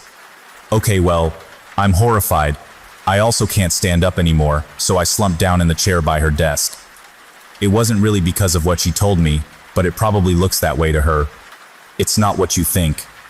Meredith tries to pull me back to my feet, but I'm in too much pain, so I resist. They thought I was a monster, like yours do. After the fire at the carnival, they started locking me in the basement. They would have killed me if they could. I couldn't make it happen again. The flames out of nowhere. And I didn't know what else to do. So I used some stuff in the basement to start a normal fire, and hoped that the fire department would be called and I'd be found. I didn't mean for them to die, or for this to happen to me. She gestures at the scars on her face. Felix steps forward and puts a hand on her shoulder. She tenses at his touch, but then seems to relax. I can't look at either of them. I don't know what to do anymore. The heat in the room is making me sweat and I want to cough, but I'm afraid coughing will make the pain in my side flare up. They deserve what they got, dear, he says in a creepy, comforting tone. Besides, you're leaving out the best part. I don't know what you're talking about. Sure you do. The best part was, deep down, you liked burning them. I finally do look at the two of them. Felix has an arm around Meredith, and she's hanging her head ashamed, but nodding at the same time. I did like it, she whispers. Her voice is eerily calm, like she just admitted that she likes boy bands, not that she liked murdering her parents. Oh my God, Pascar, tell me this isn't happening. He tells me that it is. Nathaniel told us that she burned them. Why would I assume otherwise? Why can't I stop this? I ask him. Why can't I make Felix leave? You cannot make a person act against their own nature. Okay, great. I don't really know what that means, and I don't exactly have time to look it up because I'm probably dying here. Felix takes Meredith by the hand and starts to walk her away from me. Come with me, dear. Meredith pulls away from him and steps back toward me. I'm not going with you. Lily's hurt and you're evil. Thank you, Meredith. Evil? He acts offended, putting a hand on his chest like she stabbed him in the heart. I'm not evil. I want to help you learn to control your gift to help other people, to hurt the people who deserve it. Your foster family isn't going to understand any better than your real family did. And you owe me a life for a life. You took my son away from me. It's only right that you take his place. Leave her alone, I croak, clutching my side. Downstairs, someone bangs at the front door. I hear yelling, "Hello, is anybody home? I'm looking for a little girl. Oh, I hope they're talking about me, because I want to get out of this house now." The crazy in here just doubled. Felix looks at me, and I get the feeling he's staring into my soul. His weasel features clench up, and then his mouth curls into one of those creepy half-smiles. You want to talk about evil, sweetie? Your best friend Lily thinks you're the evil one. That's not true. I can't hold it together, and I slip out of the chair. Now is a completely suitable time to cry, so I do. I want my mom and dad. I want Roger even. He would kick Felix's butt. He wasn't strong or nothing, but Felix doesn't seem like he's in that good a shape at the moment either. Geez, look at the blood on him. I bet I'm bleeding like that inside. I wonder if I'll get an airlift to the hospital after all this. Felix turns to Meredith and takes her hand again. She's looking down at me and holding his hand in return. Not just him holding her hand, she's holding it back. Meredith, don't listen to him. He's a weasel and a trickster. I told you I know all her secrets. He sneers at me. Let's go, Meredith says quietly. I don't need a friend who lies to me. From downstairs comes the sound of the front door crashing open. They probably didn't need to kick it in. I don't think it was locked. Just try the knob. I always try the knob. Pascar says it was locked. Well, okay, what do I know? I'm just curled up here in a ball waiting to die. Is it now? No, still alive. I've never felt this much pain before, though. Even when we got T-boned back 3 months ago when Roger died, I got something called whiplash that has nothing to do with actual whips, and it wasn't this bad. Someone's running up the stairs. I hear each heavy footstep, thump, thump, thump, thump, except it sounds like they're moving away from us rather than toward us. Or maybe this is me passing out. Is my body shutting down? I hear when you die, your whole life flashes before your eyes. I wonder if that happened for Roger or Miss Christie, the therapist. I wonder if my hamster saw its life flash before its eyes. That would have been short. I take one last look up at Felix and Meredith. They're holding hands and moving toward the window. She has one of those latched windows you can open easily. The ones in my room, you gotta get an adult to pull these little tabs on the side to slide them up. I wonder if I can get my parents to get me windows like the ones Meredith has. Or had, I guess, assuming I live. Where was I? Oh yeah, Meredith and Felix, stepping past me to the window, silent as mice, while the sound of someone approaching from the stairs is getting dimmer and softer. Felix has a look of confusion on his face, and is saying something to Meredith, but I can't hear him. She's looking over her shoulder back at me, and is mouthing something too. My insides feel like they're clenching up. I smell charcoal, like when my dad uses the grill to barbecue stuff in the summer. Speaking of summer, the temperature in the room is rising again, and there's a high-pitched whistling like a tea kettle. I don't like tea. How did somebody come up with the idea of soaking old leaves in water and drinking the grimy stuff that comes off them? That's just crazy. A lot of food is crazy if you think about it. Oh no, Meredith must be losing it. There's smoke filling the room. She's probably setting everything on fire because Felix told her I'm scared of her and think her burns are ugly. I can feel the heat, but I don't see the flames, just the smoke. Smoke starting to roll over me like waves. I'm on the beach, and the smoke is the ocean. I'm just gonna lie here in this smoke and let it cover me, I think. I can drown in the ocean. It's peaceful and quiet. But of course, it's not the ocean, and it's not Meredith. I know it's not. Just like Pascar told me. Just like I felt it before I got here. It's death coming for me. The angel of death and silence, Duma, and the woman in black. She's here in the doorway to the hall, looking at the three of us as Felix and Meredith are trying to climb out the window, and I lie here on the floor. 4 of us in the room. Really? 4 at once? 2 weeks ago there was just me and Pascar, and now I'm lying here on the floor of Meredith's bedroom while she runs off with the Weasel Man to go be super assassins or something, and the angel of death just pops by and goes, "Hey, I heard you guys were having a party." This is the worst day ever. Pass the potato chips, please, Lily. That's my brother Roger. He's 6 years older than me. We both like potato chips. Who doesn't? Even my pet turtle Raphael likes them. Raphael is sitting on the tablecloth next to me. He's so cute. I give him a potato chip and pass the bag to Roger. Raphael chomps on the potato chip. "Thank you, Lily." Roger smiles at me. "You're welcome," I tell him, and smile back, popping a potato chip in my mouth. It tastes like sawdust. My mom and dad smile at both of us, because they're so happy we're their kids. Roger plays in a band with his friends Skeeter and Dustin. Roger plays the drums. He's very good at it. My dad taught him how. Someday I hope he'll teach me too. We're having a wonderful picnic here by the lake. I can hear birds chirping in the trees. They sound so pretty. Out in the lake, my cousin Susie is swimming around. She loves to swim. She leaves a trail of red behind her in the water. Maybe after we eat, Roger and I can play in the lake with Susie. I love you guys, I tell my family. And you, Raphael. I pet my turtle. He turns and looks up at me and lets water pour out of his mouth. He's so silly. And we love you too, Lily. My mom pets my head. I like it when she pets my head. Back in 3rd grade, this lady used to come by our classroom, and we were always told to get out our pencils when she came by. We'd set our pencils out on our desks, and the lady would come to each of us and use our pencil to comb through our hair. I always loved it when the lady would comb through my hair with my pencil. I told my mom about the nice lady who would visit our classroom and gently comb our hair, and she told me it was the school nurse, and she was checking for lice. Roger nudges me.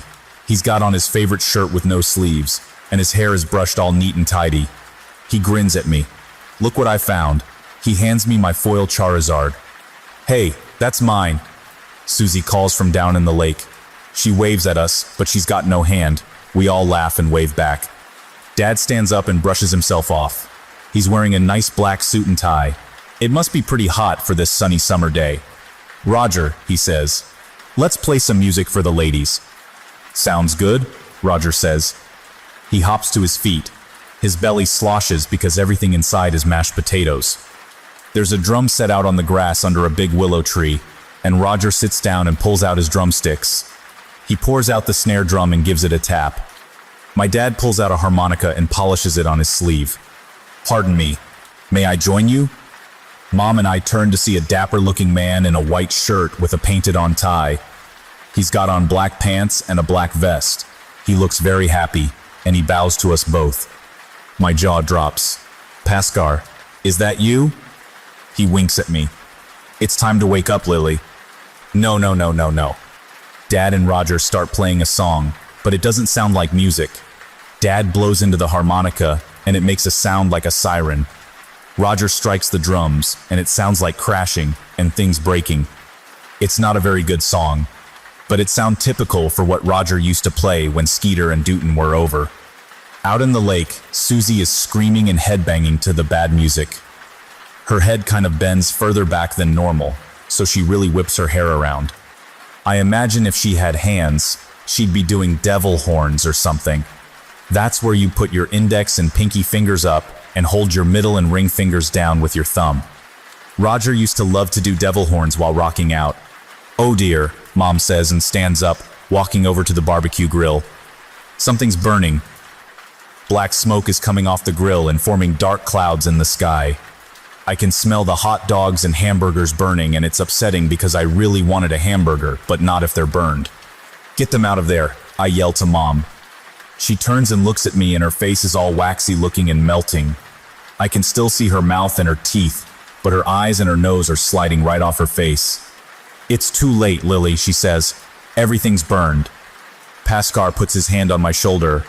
I warned you, he says sadly. But I'm not dead. I tell him. The sky is getting dark with the smoke from the grill. Out in the lake, Susie sinks below the surface of the water and leaves nothing but a big red spot where she was. Dad and Roger stop playing the bad song. Dad watches as Mom melts by the barbecue grill and then looks at me and shakes his head as he starts to melt too. This is all your fault. I open my eyes. I'm lying on the floor of Meredith's bedroom. Everything's smoky, but I can see some off-white stickers on the ceiling that look like stars and planets and comets. I bet they're glow in the dark. I wish the lights were out so I could see them glow. It's really hot in here. I glance around and realize the room is on fire. That's not good. How long was I out for? The picnic didn't seem. Well, okay, the picnic seemed to last about an hour. The wallpaper has flames coming out of it, and even the bed is burning. Nobody's going to be sleeping on that now. There's a crash from somewhere close by, and then the sound of someone struggling. Meredith? I say. Oh my God, I can speak. Lily, I hear her, but she sounds tired. It has definitely been a long day for both of us. I can't even remember what I had for breakfast. No, wait, I had frosted flakes. That's right. Lily, I burned her. I burned her right up. I didn't mean to do it. She must be referring to Officer Flowers, the lady in black, the policewoman who carries a totem of Duma, the angel of death and silence. She has been popping up all over the place lately. First the mall, then school. Now she showed up at Meredith's house, in the middle of Meredith and Felix making their grand escape. Wait, where's Felix? Where's Felix? I ask. It hurts to talk, and I start coughing. So smoky in here. We need to get out before we burn up. I don't feel anything. Of course she doesn't. Meredith's fires don't hurt her. Somebody just needs to teach her how to put them out. There's going to be an assembly on fire safety, if I recall. Heck, they could have Meredith help teach it. I sit up. Meredith is curled up in a corner, hiding her face. She's sobbing and holding herself and rocking back and forth. Between us, there's a person, curled up as well, only they're kind of on fire and not moving. Oh, Jesus. I can't tell who they are because they're all black and, like I said, on fire. But it must be poor Officer Flowers. She smells like burnt hamburgers. We gotta get out of here, Meredith. I choke on the smoke. I'm in a lot of pain, and your house is on fire. Are those glow-in-the-dark stickers on your ceiling? Just leave me. Somebody moves in the doorway to the hall. I turn to look. It's Roger. He's wearing his sleeveless shirt, and his hair is combed like at his funeral. Just her, ass face, he says. He walks off down the hall. Oh great, I'm hallucinating. I grab Pascal and Nathaniel off the bed. Scooting past the bad-smelling, burned-up body, I crawl over to Meredith and hold out Nathaniel. Nathaniel says we all need to leave. She takes her melted Barbie and hugs him to her chest. Outside, I can hear fire engine sirens. I wait, looking at her. Come on, Meredith, snap out of it. She looks back at me, tears in both her eyes. I still wonder if she can see me with that milky one. Now that Felix is gone, I can think more clearly. I whisper. He gets in your head. He makes you think things and say things. He makes you tell your secrets, Meredith mutters. Something big falls over downstairs with a crash. It sounds like Roger banging on his drums, but those are back at the picnic. No, wait, that was a dream. His drums are in our garage. I grab Meredith by the shoulders. Meredith, I'm not afraid of sharks. She tilts her head like a dog when you tell it to fetch and don't throw a stick. It's the universal sign for, huh? What does that have to do with anything? Don't you remember? I told you I was afraid of sharks. So what? Felix made me say it. Don't you get it? He told me to tell you what I'm scared of, and I said I was scared of sharks. Even in my head, I was thinking suddenly about how scary sharks are. But sharks are out in the ocean. I'm not scared of them. Or clowns. Well, okay, I'm unnerved by clowns. But I wasn't scared of them until Felix made me confess. So you lied? Oh God, the smell of the person on the floor mixed with the pain in my side is starting to make me sick. Can we discuss this outside, please? I don't want to die. Meredith nods silently. She looks at the dead person smoldering on the floor, then looks away and follows me as I head to the door. Just as we approach the hall, a big man in a yellow fireman's jacket and yellow fireman's pants and yellow helmet walks in. He stares at us, then past us at the burned body, then back at us.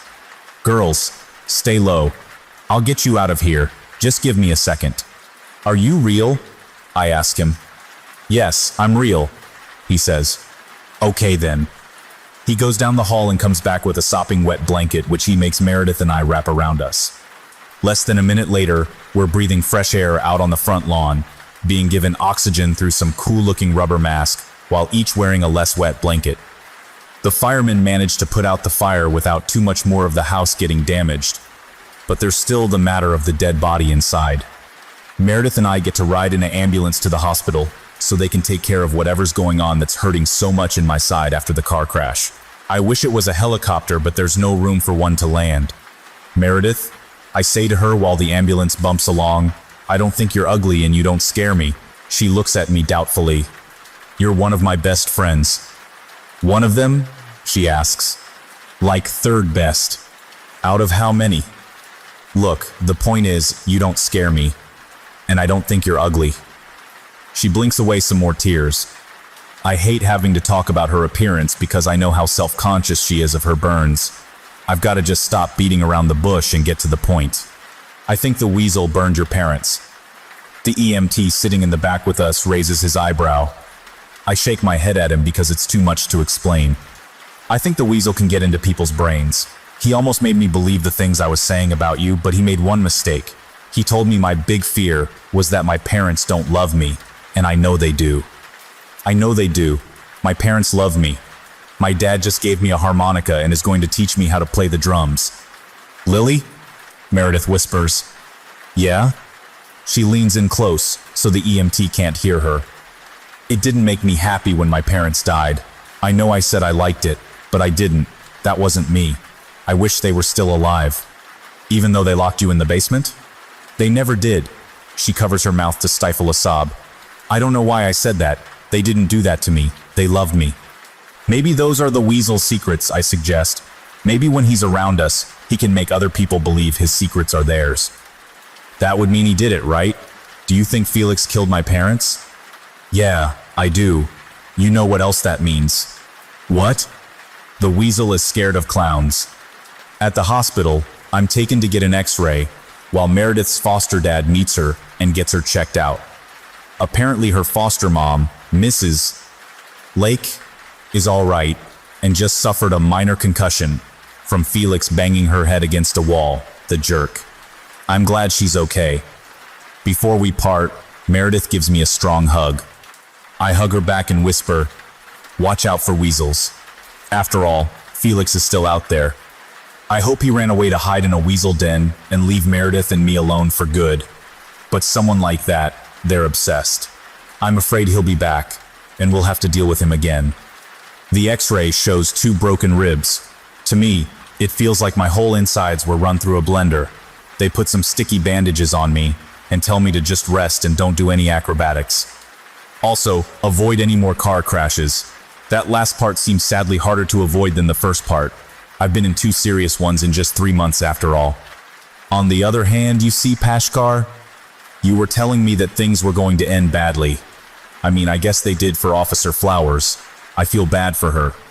I wish I knew what she was about. Duma said she wasn't there for me. I wonder who she was there for, because I don't think she went there for herself. Of course, with all us people and our totems and our angels together in the same place, it seemed to be scrambling the wires or something. Officer Flowers came for one of us and ended up being the one who died. I sense my death, and yet here I am, still kicking. Well, okay, I better not kick anything right now. I breathe a sigh of relief and wait for my parents to come pick me up. "I'm sorry, Lily," Paskar says. "It's okay. Even you, my best friend, can make a mistake from time to time." My mom eventually comes into the room, red-faced. She's been crying, and at the sight of me lying there waiting, all bandaged up, she breaks into crying again. She doesn't normally cry all that much, but maybe the whole thing with losing Roger in a car crash and then having to go to the hospital because I was in another one, it's probably all been too much for her. We hug and I pet her head. "It's okay, I'm okay. I saved Meredith." "I know you did, sweetie," she says, kissing me on the forehead. I suddenly remember that I don't know what happened to my dad. "Is Daddy okay?" Mom looks at me and holds my hands. She squeezes them just a bit too hard, but I don't cry or pull away because I need to let her do it. She shakes her head so slowly, so very, very slowly. She blinks away tears. "That man that attacked you, he apparently tied up your father and put him in the trunk of the car." "Oh God, he was in the trunk the whole time, the car that I made crash. If I hadn't made Felix crash the car, maybe." I start to cry with her and hug her, even though it hurts to be hugged. "He's in intensive care. He suffered a lot of internal injuries, but he should be okay. Can we go see him?" "Sure. We can go back there and wait together, okay?" She takes my hand and we head down to the ICU. I get this churning feeling in my gut as we walk past nurses, stations, and doctors' offices. Maybe it's the pain medication they gave me earlier for my ribs. As we walk, I look down at the shiny tiles. I wonder how much mopping has to get done to make this place always look so clean. Except there, where there's a spot of blood. And there. In fact, actually there's a lot of blood splatters. It's becoming hard not to step in them. I'm surprised that Mom is just walking through it all carefree in her expensive shoes. Normally, if she gets even a scuff mark on them, she goes ballistic. I guess there's more important things than shoes at the moment. I mean, I know there is, but Mom doesn't always think so. The blood on the ground starts flowing under our feet like it's fresh. I look up and the hallway seems to be slowly flooding with bloody water. It's going up over the toes of my shoes, but Mom doesn't see it. She looks down at me with her sad eyes and tries to fake a smile. I want to tell her. I want to warn her about the blood that's running over our feet. Down the hall ahead of us, I see my cousin Susie swim past. God, I'm hallucinating again. What is happening to me? I close my eyes, and when I open them again, the blood is gone. The floor is clean and clear again. Moments later, we stop in front of a dimly lit room with a shaded window looking in. My dad is lying in a hospital bed with dozens of machines hooked up to him, and I can just make out someone standing next to him, leaning over, probably checking one of the many tubes or wires connected to him. My dad's face reminds me of Felix's, not in the weasel sense, but when I last saw Felix, and his face was all bruised and there was blood running down from his hair. I'm seeing so much blood today. I hope Felix is off somewhere bleeding right now. Can we ask the doctor how he's doing? I asked Mom. What doctor? I feel suddenly cold as the figure straightens up and turns around to look at me through the window. At least, I assume she's looking at me. Her face and most of her body has been burned black by the fire. My dad was going to teach me how to play the drums. He was going to teach me how to play the harmonica too, though I was less interested in that. But he can't teach me anything right now, because he's lying unconscious in a hospital bed with tubes sticking out of his face and a bunch of fancy machines monitoring him. Mom and I stand beside him. She's crying and holding his hand. I wonder if he feels it and knows it's her. Can you recognize someone by the feel of their hands? Maybe he's dreaming that they're walking together down at Wolf Lake, where we always have family reunions. That's his favorite place in the world, I think. Mom's holding my hand too, because right now, the three of us are what's left of our family after Roger got mashed in a car accident 3 months ago. I hear her crying, but I'm not watching, because I'm too busy keeping my eyes on the lady in black, Officer Flowers, who's standing across the bed from us, charred up like a human marshmallow by my friend Meredith. Whenever my family and I go camping, we make s'mores, and I love to cook my marshmallow over the fire until it's all black and crispy on the outside. Then I squish it with a piece of chocolate between 2 graham crackers, and all the white marshmallow goop spurts out. Now I'm imagining squishing Officer Charmelo between 2 giant graham crackers and white goop oozes out of her. Oh, yuck. Okay, I just ruined s'mores for myself. Officer Flowers is staring back at me, I think. It's hard to tell since her eyes are all black too. Last time I saw her, she was curled up into a ball on the floor of Meredith's bedroom, still on fire. I'd almost think she got better or something, but that's never the case with things around me. The fact that my mom can't see her is another big hint. I have a premonition that in a couple minutes, the doctor's going to walk in and get my mom to leave with him somehow. I looked up premonition and found that pre means before, like a preview is something you view before the actual thing. A monition is a warning. So a premonition is a warning of something before it happens. But aren't all warnings about something before it happens? You don't warn someone about piranhas after they get eaten by piranhas, unless that person is Jeffrey Baker or Lisa Welch. Then I'd be like, oh no, look out Lisa, piranhas in the water, oh no, too late. Sure enough, just as I think about excusing myself to go to the bathroom, the doctor walks in with his white lab coat and his glasses on top of his head. I wonder if he knows he left them there. He's got a folder full of papers. Mrs. Maverick, he says to my mother, if I may, I've got some things we need to go over. Your daughter can stay here. Mom doesn't bother to correct him on our name.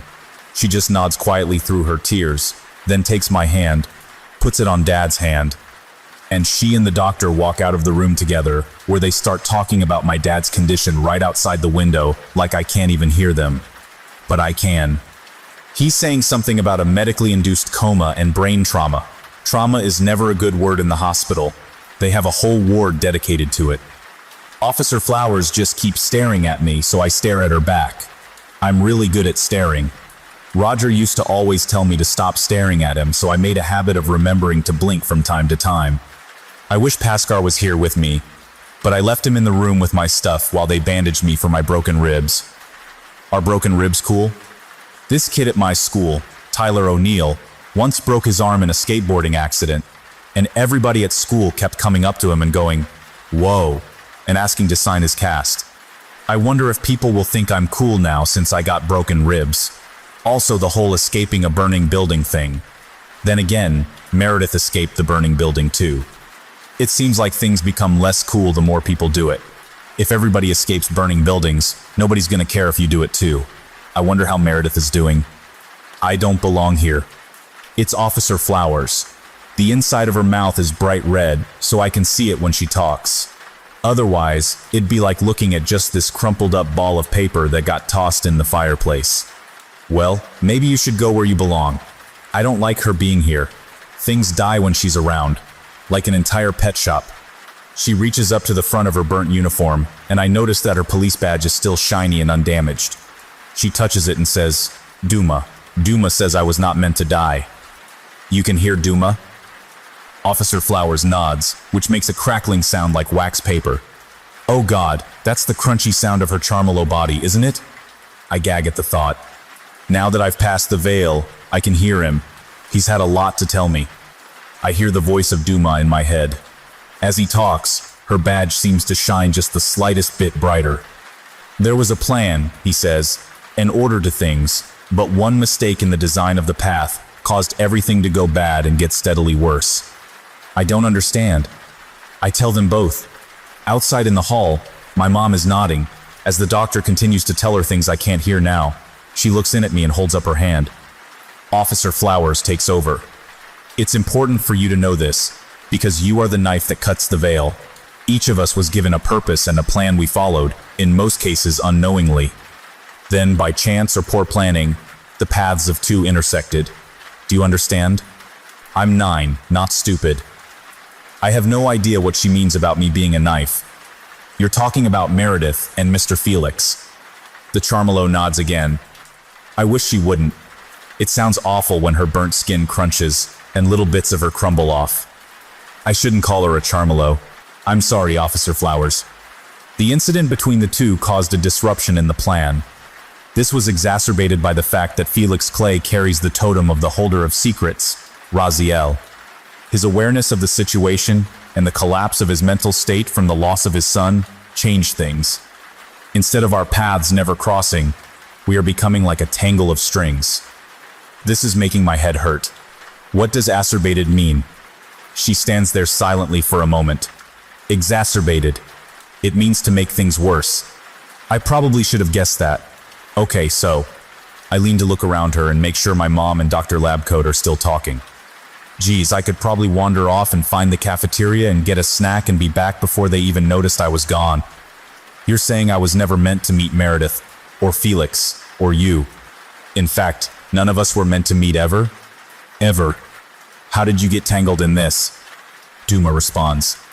I had been guiding Samantha Flores down a career in law enforcement as an avatar of vengeance.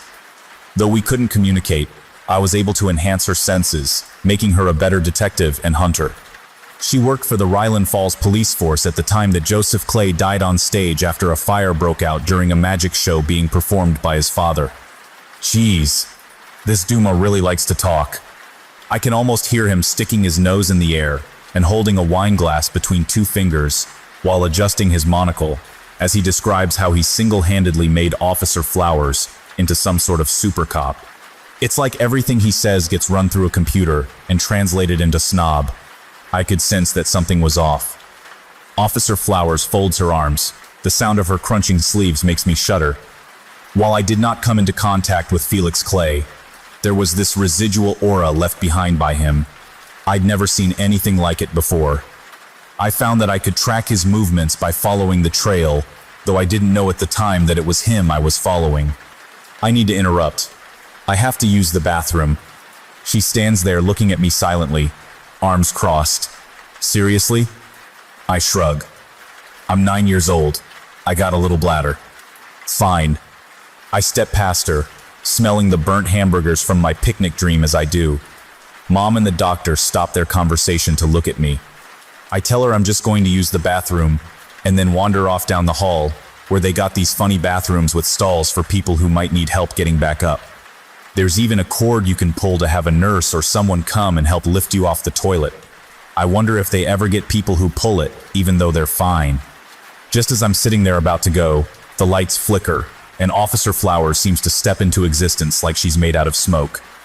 I scream naturally, because what the hell? Lady? I followed Felix Clay's trail to the burning of the Patterson residence that claimed the lives of John and Camilla Patterson, leaving their only child, Maird. Oh my God, are you seriously doing this? I'm on the toilet. I've never seen ghosts before, but now that I have, can I just say that they are huge jerks? I tried to be polite, but you know what?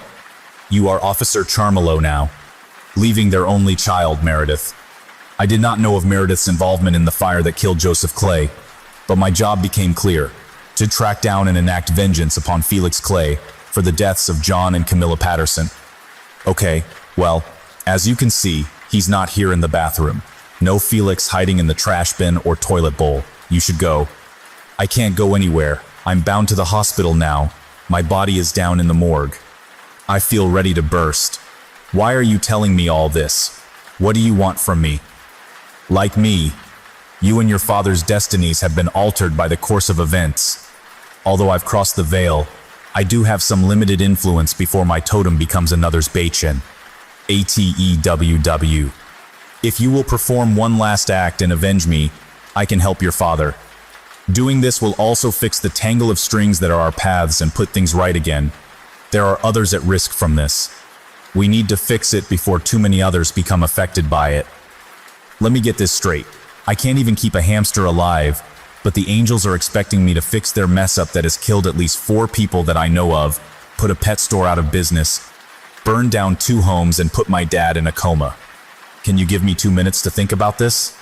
She turns away from me, and for a moment I think she's going to step back into nothingness like how she got here, but she just stands there, this looming, adult-sized, burnt corpse in a crispy police officer's uniform with little flaky bits falling off her. Outside? I say. She steps forward, vanishing like smoke. Jesus Christ. Thinking on it, I was figuring Felix wasn't done with Meredith anyway. He's got it in his head that he's going to fill her noggin with lies and turn her into some sort of punisher of normal people. I wonder why. If the angels gave us these gifts, if you want to call them that, why they don't just take his away, brush their hands off, and then kick his weasel butt into the lake of fire. I wonder if there really is a lake of fire. I should remember to ask Paskar when I get back to the room with my stuff. On the other hand, I've never killed anybody. I don't know that I could. I mean, it would be pretty easy. If I just got close enough to him, I could tell him that he's going to trip down a flight of stairs and break his neck. I always tried to avoid killing him, though. I don't know if you've got it in me. But I guess when it comes down to it, the most important thing is helping my dad. He still has to teach me how to play the drums. Otherwise, we gotta pay for a tutor. I finish up my business finally now that I've got privacy. Wash my hands. You should always wash your hands. And then step out to find Officer Charmelo standing right outside staring at me. I almost have a heart attack. It takes me a moment to catch my breath. All right, I'll help. But I'm not shaking on it. I just washed my hands and your hands are really gross. Thank you, child, says Duma. But if I do this and you don't make my dad get better, we're gonna have a problem. That's how my mom always talks. She says we're gonna have a problem every time she expects me to do something like empty the dishwasher or clean out my backpack after a week of returned homework assignments. Lily, you better get your butt in the kitchen and empty the dishwasher, or we're gonna have a problem. I've learned from experience that the problem we're gonna have is that she's going to repeat herself only louder. In this case, I don't know what I'm gonna do. It's kind of an empty threat, but I hope she does what she promised. Officer Charmelo reaches up and removes the shiny badge from her chest. She holds it out to me. Take this. It's my connection to Duma. Isn't that a ghost badge? I mean, isn't your real badge down in the morgue with your body? No one else will be able to see it, yes. Do you want to be seen carrying the badge of a dead officer? I can think of some kids at school who I'd score cool points with if I showed up with a dead cop's badge, actually. But not kids I want to associate with. And yeah, I get her point. Careful to avoid touching her flaky, blackened skin, I pluck the badge from her hand. The moment I do, I feel strange. The lights in the hall seem to get brighter, and the air becomes dirty. I realize that I can see the little particles of dust floating around. And when I breathe in, I can smell and taste what each bit of dust is, and holy hell, I'm in a hospital full of sick people, and I can smell and taste them. There's a person in one of the nearby rooms, and they smell like fungus. Even worse, I suddenly become aware of other people in the hall.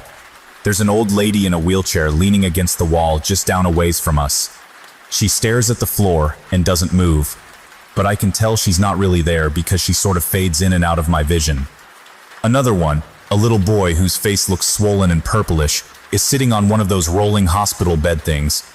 He's watching me, and I wonder how long he's been doing that. This is what every day was like for you? I feel a burp coming on, but it may be my tummy deciding to empty itself. I force it back down. This smells terrible. You now possess the power of Duma. You are an agent of vengeance. Officer Charmeleau seems to turn somewhat transparent, like she really is made of smoke. You'll get used to it. I don't want to get used to it. I just want to kill Felix and save my dad. She starts to fade away. Her feet have already vanished. Her legs are trailing off like the genies in Aladdin. She would make a terrible genie, unless you were wishing for nightmares. Heck, I wasn't even wishing for nightmares and now I'm going to have nightmares. Never mind, Felix Clay. Avenge me as we agreed and then return here. What do you mean, never mind, Felix Clay? How am I gonna... Oh no. Her body is wisps of smoke now too. Her head and shoulders are all that's left. You must kill Meredith Patterson. She's gone. Wait 1 minute, I shout. Duma's badge shines in my hand. I tip my hand to drop it, and it vanishes the moment it hits the floor. A second later, it appears pinned to my shirt. Panicking, I claw at it, but my fingers go through it like it isn't there. The ghosts in the hall watch me silently. You must kill Meredith Patterson if you want to save your father, Duma says. I did not agree to that, I yell. A nurse passing by frowns at me. Yes, you did. Meredith didn't do anything. She was under Felix's spell. He made us both think things we wouldn't have otherwise. I need to get back to my room. I start running in the direction of it so I can get Pascar and talk this out. A doctor sees me and calls after me to stop running, so I turn it into a speed walk because those are allowed in hospitals. Meredith is the thread that tangles the knot, Duma keeps talking. He really does sound like a giant snob, like one of the jerk girls from Lisa Welch's crew. I don't want to talk to him. I want to talk to Pascar. If you kill Felix Clay, you and Meredith will remain tangled. More will become tangled. The only thing binding you to Felix Clay is Meredith Patterson. Once she's gone, shut up. He will have no reason to remain here. I get back to my room and Pashar is chilling on my hospital bed in his snazzy vest, leaning propped up against my backpack. He doesn't act at all surprised by the fact that I show up wearing Officer Charmeleau's badge. I'm out of breath and my ribs have started to hurt some again, so I have to take a moment to calm down. Pascar, I'm seeing dead people, and I think I made a bad deal with one. I know, he says. I warned you. I'm sorry that it's had to come to this. What do you mean? Isn't there anything I can do? Yes. Unfortunately, you must get rid of Meredith. I can't believe this is happening. This is a bad dream. Wake up, Lily. Wake up. I don't understand. Felix is the real threat. He knows about you all and is evil. Why does it have to be Meredith? It's not our place to question the plan. This must be done to set things right. Any further deviations risk catastrophic consequences. Don't you want your father to get better? I don't want to do this. I want to make things right, but killing my third best friend is not making things right. Have any of you thought about how this is messing up my fragile mental state? I ask. I told you I'm sorry. I care about you. You know that. I'll always be here for you. You must do this one thing for us. I tried to guide you away from this outcome, but was unable to. I can only promise I'll never ask it of you again. If you don't do this, things will continue to get worse. I gather up my stuff, hesitate picking up Pascar, then sigh and take him as well. You better be ready to go with me to all my new therapy sessions, because I'm definitely going to need one now. This is so messed up. By the way, how come I'm seeing ghosts? You told me when people die they either go one way, the other, or sit in their bodies in purgatory. Duma the snob chimes in. Some people are never buried. They are cremated. A soul with no body to wait in can wander. Oh, shut up you, I snap. We walk. I walk back to my dad's room in the intensive care unit. The doctor in the lab coat is gone, and Mom is sitting in the room next to Dad, holding his hand again. When she sees me, she stands up, comes over, and gives me a great big hug. I see you went back to your room and got your stuff. She kisses the top of my head. Yeah, and a little something more. I wonder if she notices there's anything different about me. I notice more things about her than I think I ever have before. For one thing, I can smell her deodorant. There's coconut and shea butter in the shampoo she uses. Also, her heart is beating really fast. I can taste her hug. It's so unpleasant, but she feels warm, and I hug her back anyway. Your father is struggling, but they have some hopes of a recovery, she says. I can tell that she's lying because she uses this higher-pitched tone of voice. It almost makes her sound like she's a little kid. I can't explain how I know this. I just hear it and detect it. We'll visit and check on him every day until he gets better. I squish against her. Okay, do you want to get something to eat? And then head home. It's been an awful day. I imagine you just want to get some sleep. Sleep sounds nice. Mom ruffles my hair. She's trying to be playful, but with Dad in a coma right next to us, it kind of loses its flavor. Tomorrow, I'll take the day off, and we'll do some stuff. Just you and me. Sound good? I kinda wanna just go to school, I say glumly. Mom looks saddened. Oh, okay. I understand. Sometimes it's easier to take our minds off things if we just stick to our routines. Yeah. That and I have to kill a classmate. Make sure you check the air in the tires. That's Jamal. He lives next door to me and he's my second best friend, though he thinks he's my first. I'm borrowing his bicycle to get across town to the Red Moon Hotel, where my third best friend Meredith is currently staying. It's a long story, so let me just get you up to speed. Meredith has a melted Barbie named Nathaniel that makes her able to burn things when she's angry. I mean, like burn things without matches. I've burned things when I was angry, but they were old journals from second grade, and I used a magnifying glass and the heat from the sun. It took forever, but I managed to burn a hole right through them. That's beside the point. Meredith has to die. The ghost of a dead police officer named Office Flowers told me this. It was backed up by my doll, Pascar. If I was someone else, this would sound crazy to me. So I'm not telling Jamal why he's loaning me his bicycle. He thinks it's because Meredith is in danger from a man who looks very weasel-like, who happened to assault my dad, kidnap me, crash our car, leaving my dad in a coma, and try to turn Meredith into a supervillain. I guess that's more believable to Jamal. It's been 3 days since Officer Flowers told me I had to kill Meredith if I wanted her to help my dad come out of his coma. I've been going to school every day since then, waiting for her to show up. I'm not sure how I would have killed her if she had shown up. I was still working that out, but when I'm around Meredith, the things I say tend to come true.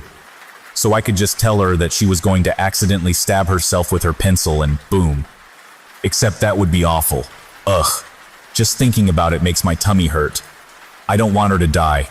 I've got to do this, though, as an act of vengeance for the Angel of Death. Because Meredith killed Officer Flowers. On purpose, I think. Maybe by accident. Whatever the reason, Officer Flowers died and wants revenge, and now it's my job. Lily. Hey, Lily. Jamal snaps his fingers in front of my face. I was zoning out again. You okay? Yeah, I'll check the air in the tires. Meredith didn't show up for school. Not Wednesday, not Thursday, and not Friday. I should have figured she wouldn't. I mean, I ended up with 2 broken ribs, trapped in a burning house, Meredith's house, and my dad in a coma. And I still went back to school the next day. But if I didn't have to kill Meredith, I'd probably have taken the rest of the week off. Instead, I spent those days gathering information about where she was. Obviously, she didn't go back to the home of her foster parents, because it was all burned up and taped off by police as a crime scene. So where did they go? Thankfully, the town isn't huge, so word gets around. According to Bobby Sedgwick from 6th grade, the Lakes, Meredith's foster parents, moved into the Red Moon Hotel just off the highway. He heard this from his dad, who works at the post office where Mr. Lake stopped by, and asked them to forward his mail there until their house got repaired. Bobby told Tyler O'Neill because they always play kickball together. Tyler told everybody else, except me. I just happened to overhear 2 girls talking about it while I sat on the swings at morning recess on Thursday. They like Tyler a lot. He's popular because he's good at sports. I've packed my backpack for the trip. A flashlight in case I go someplace dark, check. A screwdriver for taking screws off things, check. They always gotta unscrew stuff in movies. Especially in hotels. Hotel killing is like 90% crawling through air vents, if movies are to be believed. 2 chocolate bars. Check. Jamal gave me those.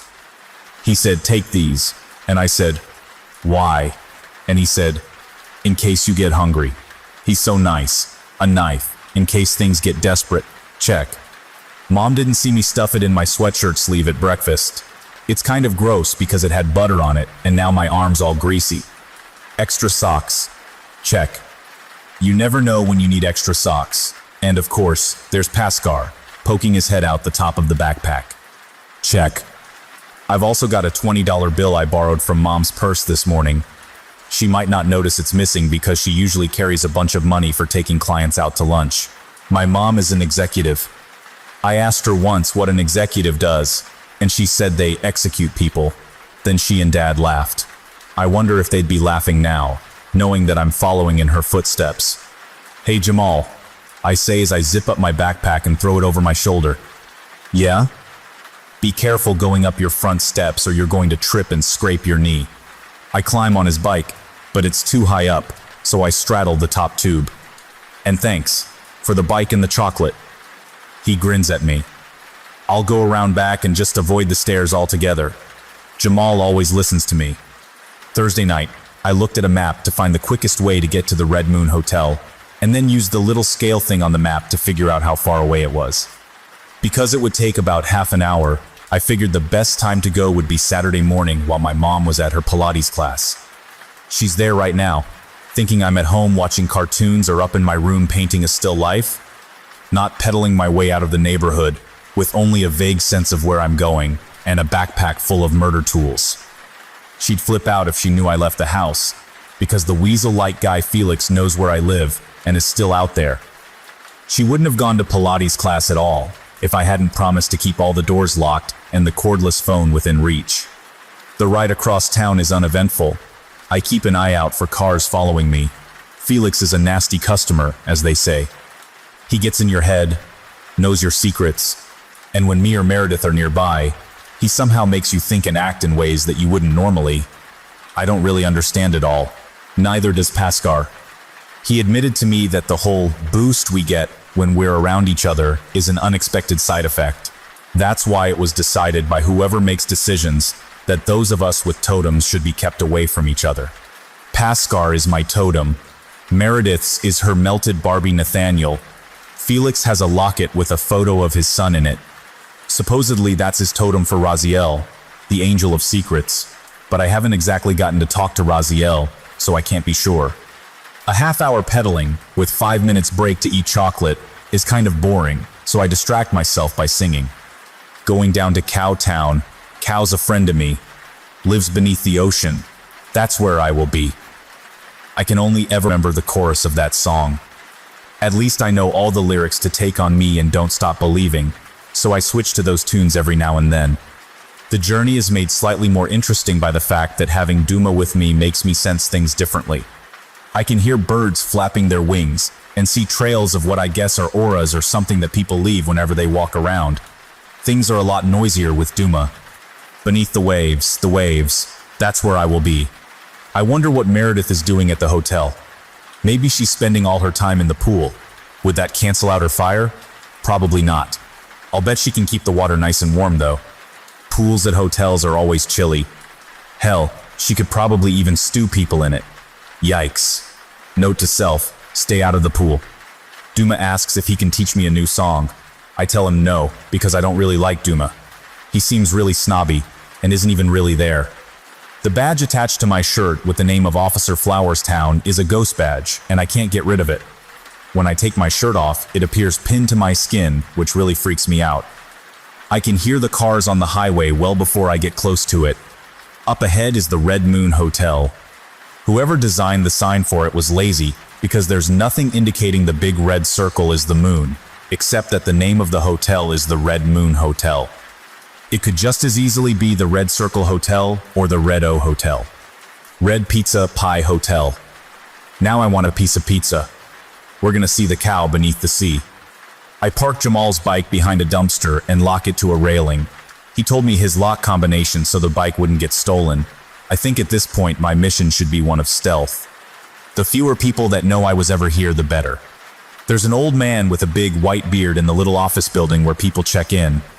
Pashar says his name is Rudolfo.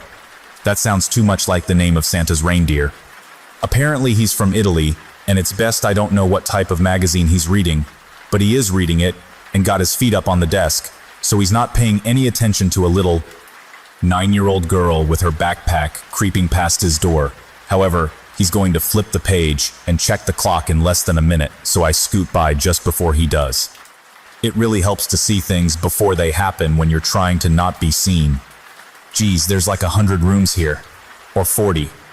I guess 40 is a better estimate. I walk along the row of doors that look out toward the parking lot and the highway. Someone's watching television, and there's a commercial for heartburn relief on. Someone else is taking a shower and using soap that smells like a punch in the face from a leprechaun.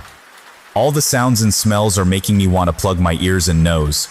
But the worst part is the sheer number of cockroach tippy taps I hear. So many cockroaches. I hear every skittering sound they make with their little feet.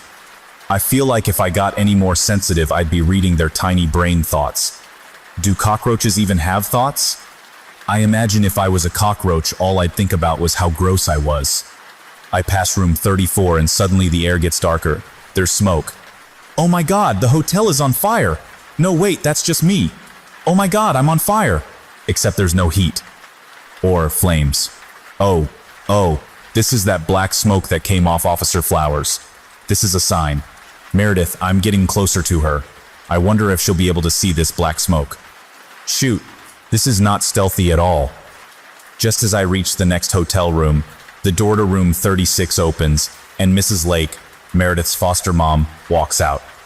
She doesn't seem to notice me, and turns in the opposite direction, heading toward her car, I guess, leaving a trail of faint blue aura behind her. She's got her keys with her, so she must be going somewhere. Moments later, I watch her drive off. Room 36, this is it. This is Meredith's room. I crouch down and drop my backpack. Gotta be quick, can't think. In and out, kill Meredith. Save Dad.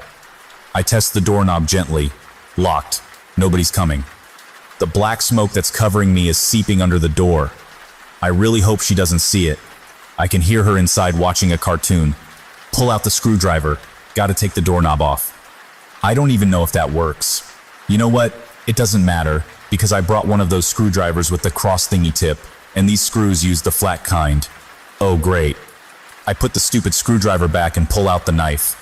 Maybe I can jimmy the lock. I wonder who Jimmy was that they named Breaking Locks after him. I'll bet he was a burglar or something. Jimmy the cat burglar. Now I'm wondering why they call them cat burglars. The hamburglar steals hamburgers, so a cat burglar must steal cats. But why? Maybe nobody would sell them cats anymore. After all, I imagine most pet stores in the area have a photo of me with a sign that reads, "Do not sell to this customer." I'm in the middle of that thought when the door opens and Meredith is standing there. Lily, what are you doing? I'm kneeling in front of your hotel door with a butter knife. What does it look like? Meredith, hi. How did you know where I was? Did the angels tell you? She opens the door further. That's a really tiny hotel room. It looks like her foster parents sleep in separate beds too, and Meredith has a sleeping bag on the floor. Oh, she's watching Bugs Bunny. No, actually, I heard it at school. I stand up and stuff the butter knife up my sleeve. She sees me do it though, so it's kind of pointless.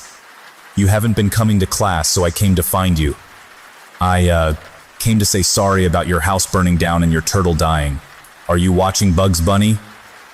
She nods. Yeah, do you want to come in? Sure. I grab my backpack and follow her into the tiny hotel room.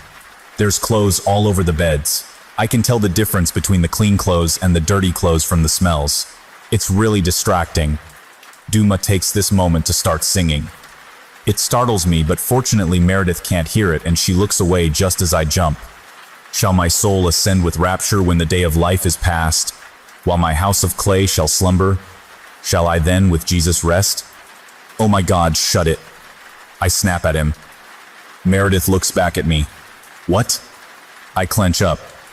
The door. We should shut the door. It's not safe outside. Oh yeah. She shuts the door behind us. All right, I'm in. I've got to do this. How? What way would be the gentlest? I don't want her to suffer. I can't just say, "You're going to die." Because what if the manner is violent and painful? Maybe I tell her that she's going to die in her sleep. But even that could be painful if she chokes on her tongue or the television falls on her head. We got Oreos if you want any. Oh, Oreos. Actually, I have a chocolate bar if you want a piece. Meredith smiles and sighs. I'm really glad you showed up. I've been so worried about you. And I miss school. And you. Did I say I'm glad you're here? Yeah. Well, I am. If that Felix guy shows up, this time I'll burn him alive. Suddenly she grabs me and squeezes me in a big hug. It hurts.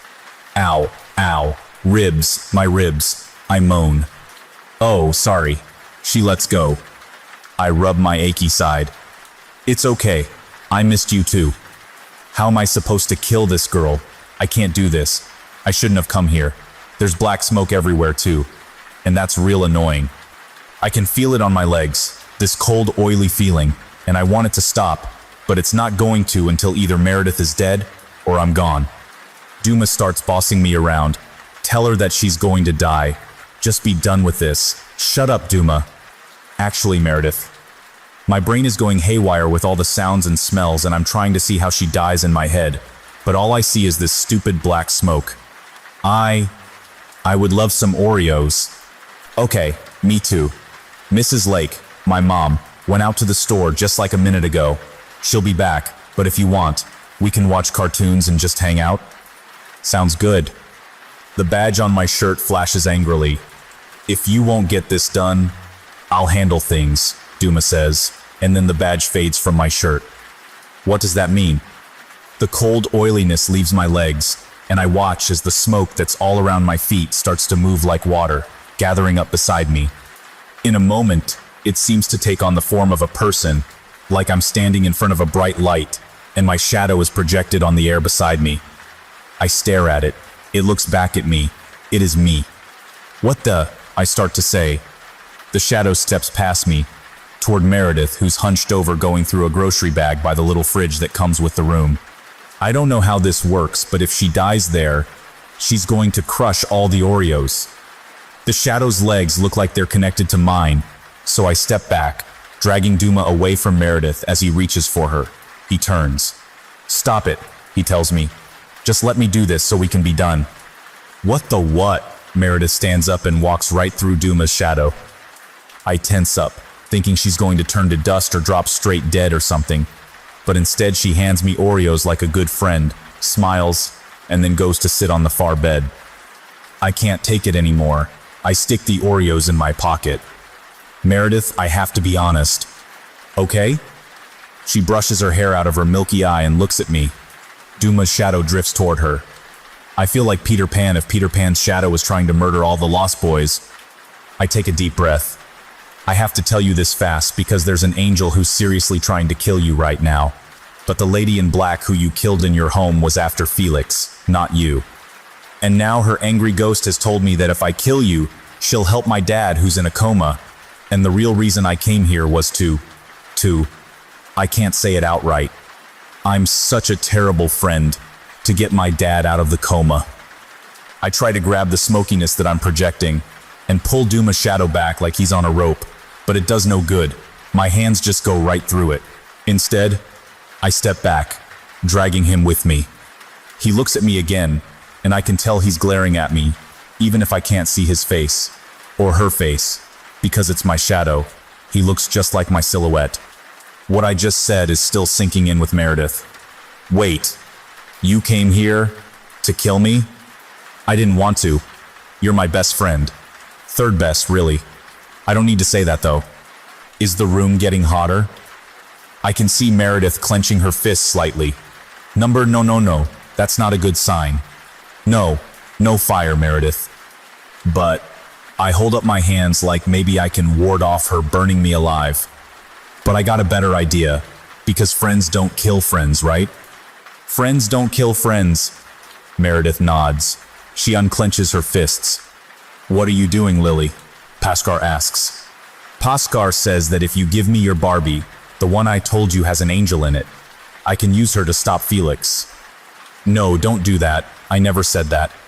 Meredith looks at her sleeping bag. Barbie? But Duma's shadow lurches forward and his hand goes right into Meredith's chest. Whatever she was about to say is cut off by her gasping out in pain. I leap back, banging against the door, but Duma doesn't come with me. He's got his hand on her heart or something, and he's holding on, rather than getting pulled with me. He's going to kill her. Stop.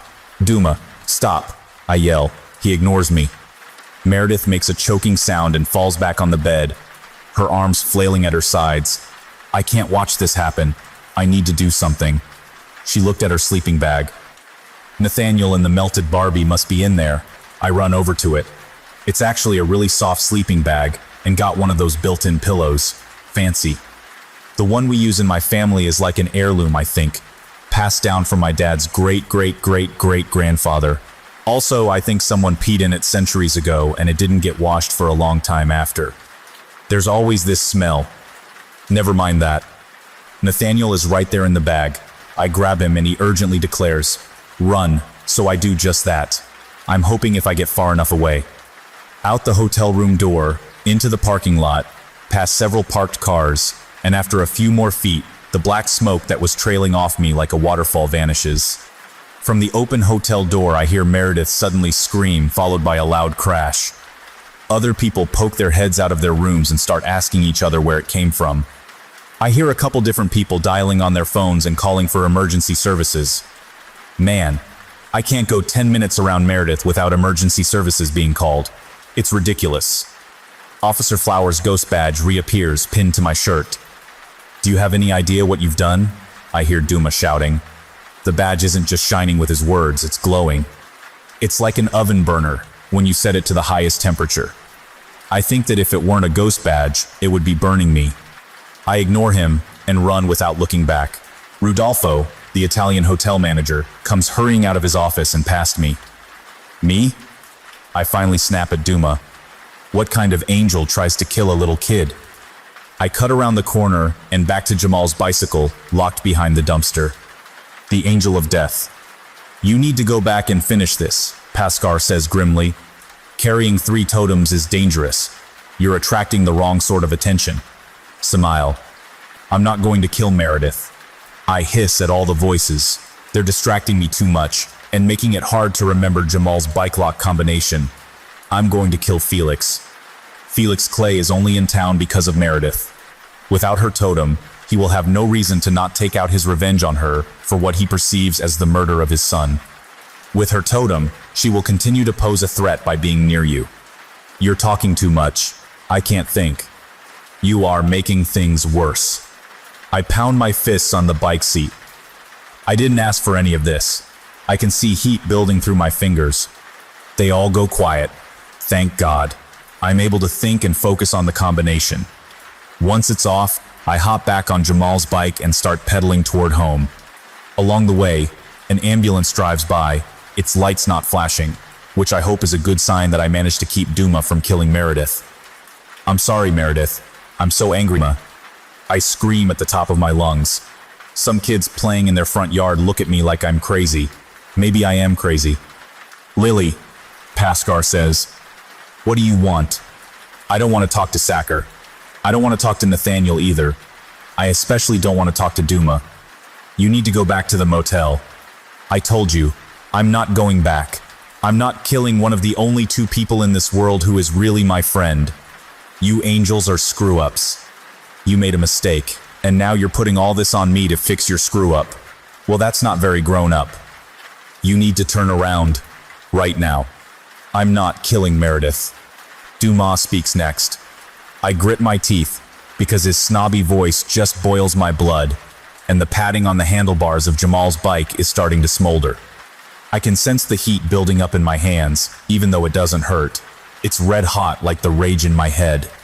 "Lily," Duma says, "we won't ask you to kill Meredith, and I should never have tried to do it myself. You must go back to the hotel, though." I slow my pedaling.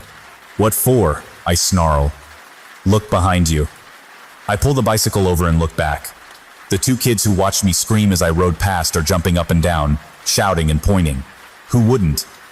There's a tree in an adjoining yard, and the whole thing is up in flames. Burning branches are collapsing under their own weight. It's a roaring inferno. What just happened?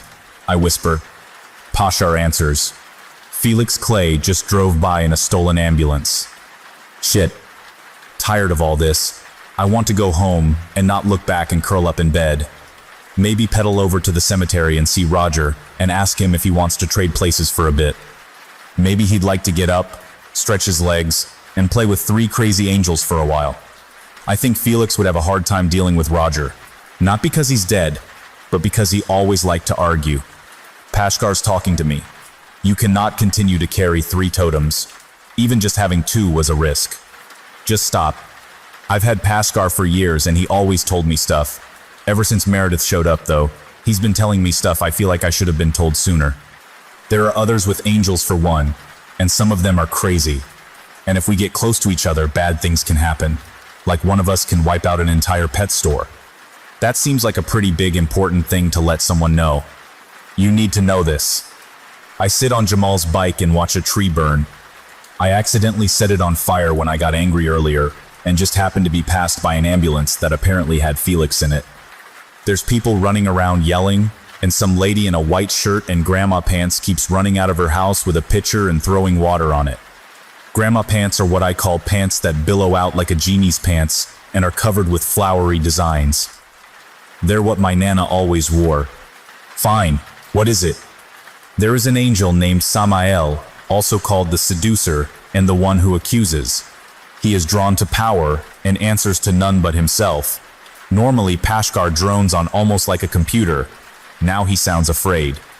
Even when Roger was dangling him out a car window, he never showed fear. I guess Sammy terrifies him. And what? He's going to kill me because I have 3 totems? Worse. There isn't a lot I can imagine that's worse than dying. Torture. They must be talking about torture. I know torture. I've been in 2 car wrecks recently. I saw a woman burn to death and curl up into a little ball like a pill bug. I had to sit in Mr. Longbow's office right next to Lisa Welch. I'd still rather do those things all over again than die. Just focus, Lily. Get the doll back to Meredith. But why? I ask. If you said she had to die, and not having Nathaniel will get her killed, then isn't this what you want? The totem must be under the control of its earthly connection at the end of their life in order for it to be passed on. Oh great, that's Duma speaking. He sounds like someone is constantly pinching his nose shut. And he wears a monocle, and smokes a cigarette on the end of a long stick which he flicks the ashes onto people as they go by. What? What? I hate it when Duma speaks because he doesn't care if I understand what he's saying. It's very complicated, Pashkar says. I'll explain. Just get back to the hotel. Now. Somebody shoves me from behind. Hard. I almost fall over the handlebars of the bike. But when I look back, there's nobody there. Did one of you just shove me? I don't wait for an answer. I get the message. I hop back up on the bike seat and start pedaling in the direction of the highway that the hotel is near. I wonder what my mom is doing right now. Maybe she stopped to get a coffee on her way home and doesn't know I'm gone yet. She'll flip out when she finds me missing.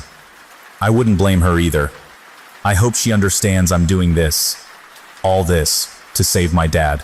If I can fix the tangled mess of strings the angels made. The hotel isn't far, thankfully. I'd only just left it a few minutes ago. Bolted is probably a better word. Okay, I ran like hell. Up ahead, I can see the ambulance parked in the lot and bunches of people standing around rubbernecking. Lily, Pashkar says, imagine a tracking device, like in a spy movie. Which spy movie? I like spy movies. I saw one once where a guy was wearing a mask that made him look like another guy. He couldn't talk though because he still sounded like himself. It doesn't matter which one. Some spy movies don't have tracking devices. I grumble. I'll think of the one with the guy in the mask. It had a tracking device. They hid it in a computer disk, and when a bad lady used the disk, they were able to locate her. Each totem gives off a signal like a tracking device. The more totems there are in close proximity, the more powerful the signal. Samael is drawn to that signal. Do you understand? Somewhat. I don't know what a proximity is, but I think I got the idea. So why does Samael want totems?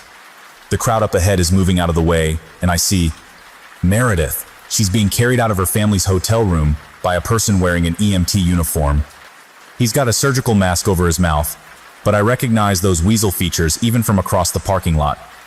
Also, I can totally see his stupid weasel aura. It's brown, like a weasel. Someone in the crowd covers their mouth and whispers, "Oh my God, someone burned that poor child." Little do they know they're watching the culprit put her in an ambulance.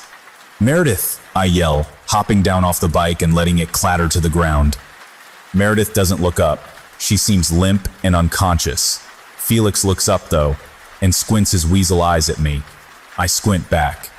At the same time, I can feel the air around me start to heat up. I clench my fists. I think for a second that my shoes are on fire for some reason when black smoke starts appearing from under my feet. I forgot that happens. Felix sees this and does a double take, looking at me, then Meredith, then back at me. He almost drops her, but stops himself and adjusts his footing, then lays her down in the back of the ambulance. "Lillian," he calls to me as I march toward him. "Did I just pass you on the way here? I thought that was you.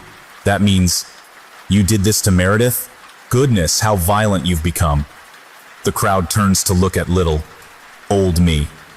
I don't care. I'm staring at Felix. Death daggers. That's what I'm doing. Shooting death daggers with my eyes. The tarmac of the parking lot starts to blister.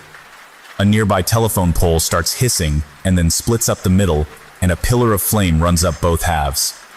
Everybody starts yelling and pointing, not realizing that the source of it all is the little girl with the angry death dagger eyes and the weasel-faced man in the EMT uniform.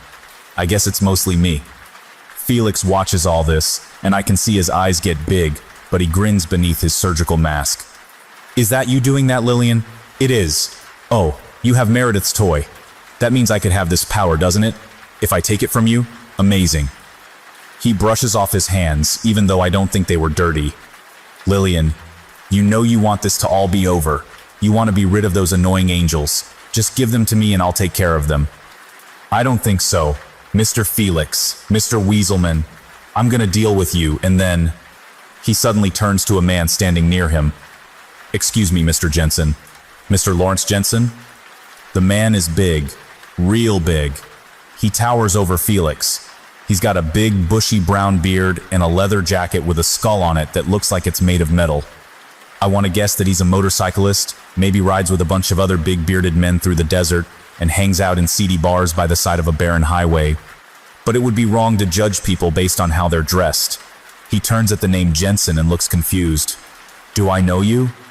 Felix doesn't acknowledge the question. "That little girl there with the brown hair and the death dagger stare stole a couple dolls from this one I'm helping." I stutter. "What? No, I didn't." "Oh wait, I sort of half did." Mr. Jensen, the maybe a motorcyclist, turns and looks at me, and his beard bends down in a scowl. He looked like Santa Claus's angry brother, Auntie Claus. "Hey, you," he says at me. "Come here. You're going to give that girl her dolls back." Felix winks at me. "She also stole your wallet." I go from angry to scared. Anti-Claus balls up his fists. He wouldn't hit a little girl, would he? I'm only 9 years old. On the other hand, I don't think he's in his right mind. Felix and his stupid magician tricks. "He's lying to you, mister," I yell. Most of the rest of the crowd have run off to call the fire department or try to put out the burning telephone pole. But a couple people just stand there on either side of me, watching this giant bear of a man start coming toward me threateningly. "Help!" I yell to them. "You don't want to help her," Felix addresses the two people. "She's a little thief." They shrug and turn away. I hate his stupid mind games. I step back. The big man continues toward me. "Mr. Jensen," I tell him, "I'm sorry, but you're about to break your ankle." I don't even have to snap my fingers or nothing. He just takes his next step and his leg goes wonky. We can all hear the snap and his foot turns in the wrong direction. Like, the really wrong direction. And for such a big, tough-looking man, he screeches like my Nana when she thinks there's a mouse on the floor. Down he goes, tumbling over, gut first, then rolling onto his back with his leg up and his foot hanging crooked off it. "Oh God, I did that. I'm so sorry." The two people who had turned away look back at Mr. Jensen, then at Felix, who should of course be helping him, what with him being an EMT and all. Felix hoots and claps his hands. "Fantastic. Oh my, you are really getting the hang of things, aren't you, my dear? Now I can go back to being mad. Felix is laughing at that poor man's pain. He's got Meredith. He's taunting me. I can feel it all boiling over, like when I left the kettle on the stove to heat some water and forgot to listen for the whistle, and all the water boiled off, and then the bottom of the kettle melted into a lump of slag. My dad got so pissed when that happened. I wasn't allowed to heat water by myself anymore after that. I just wanted to make a cup of hot cocoa. I could actually use a cup of cocoa right now. Lily, hurry, Pascar says. The black smoke circling about my ankles churns like one of those tide pools you see at the ocean. It swells up, tumbles over itself, and slowly forms into my shadow. I turn and look at Duma. He nods at me. Felix's jaw drops. What is that? Is that another gift?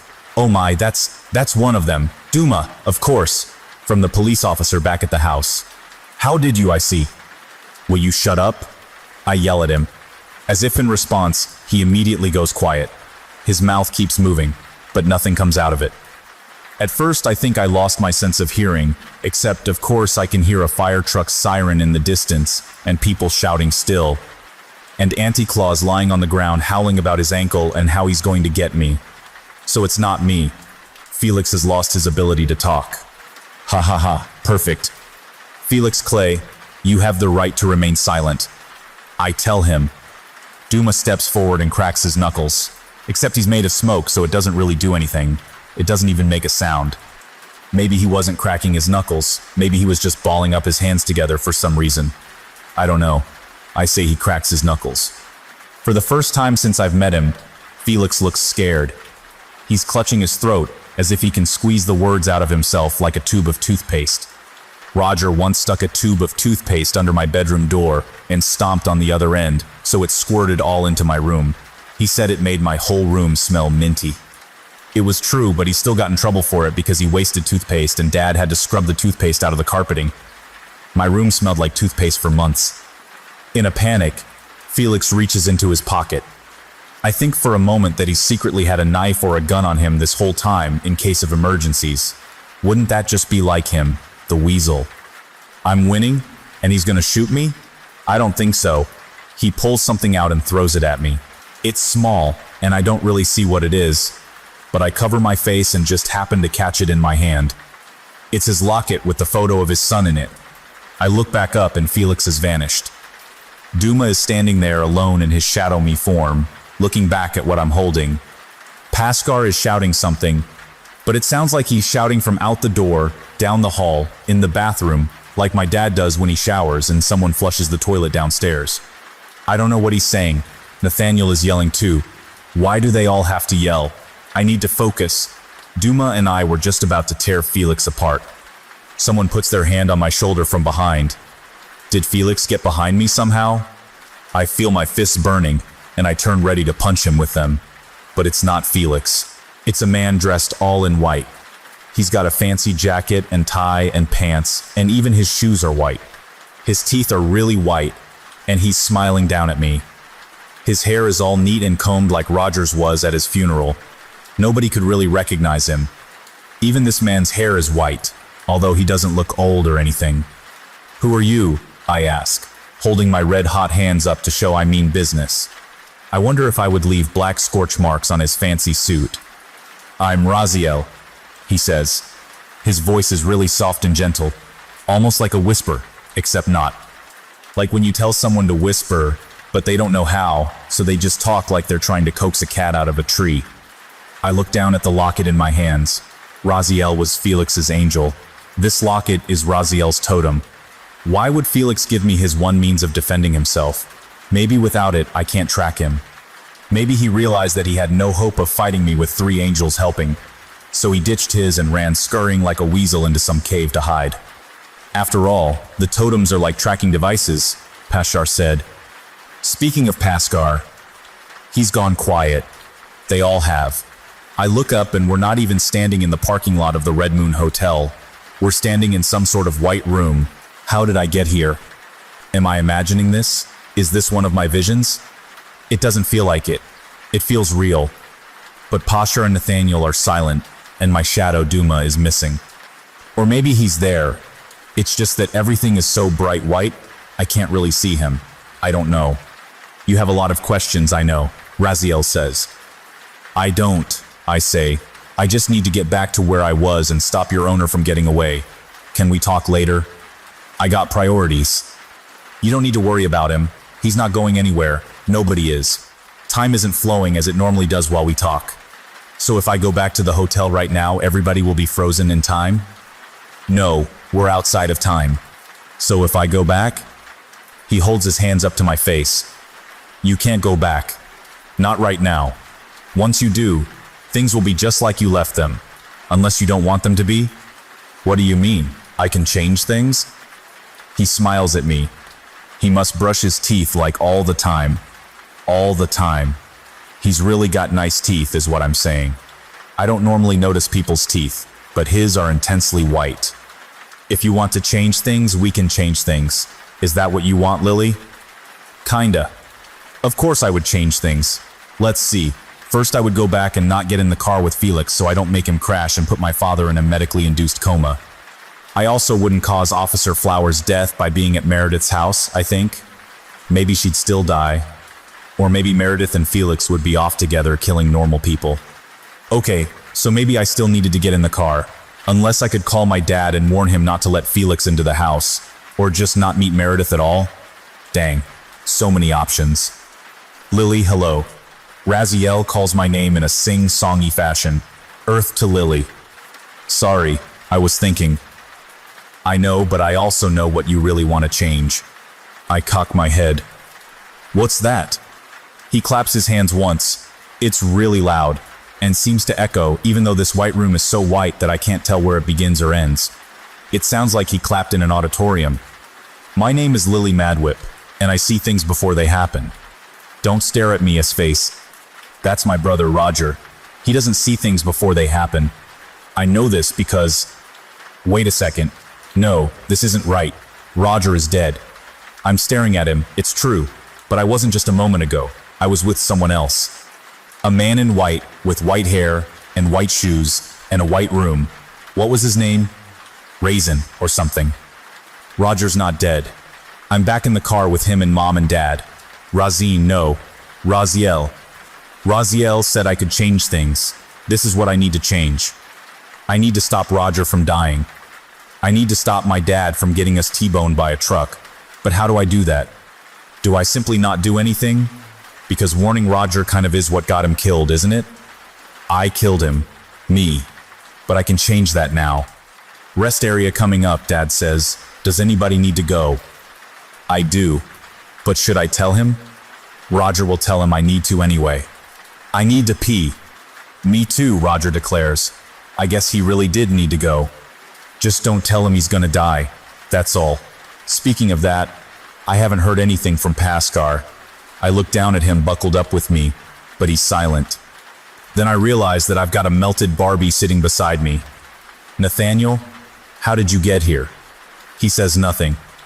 I'm also clenching something in my hand. It's Felix's locket. Roger sees me looking at it. What's that, your Happy Meal toy? He asks.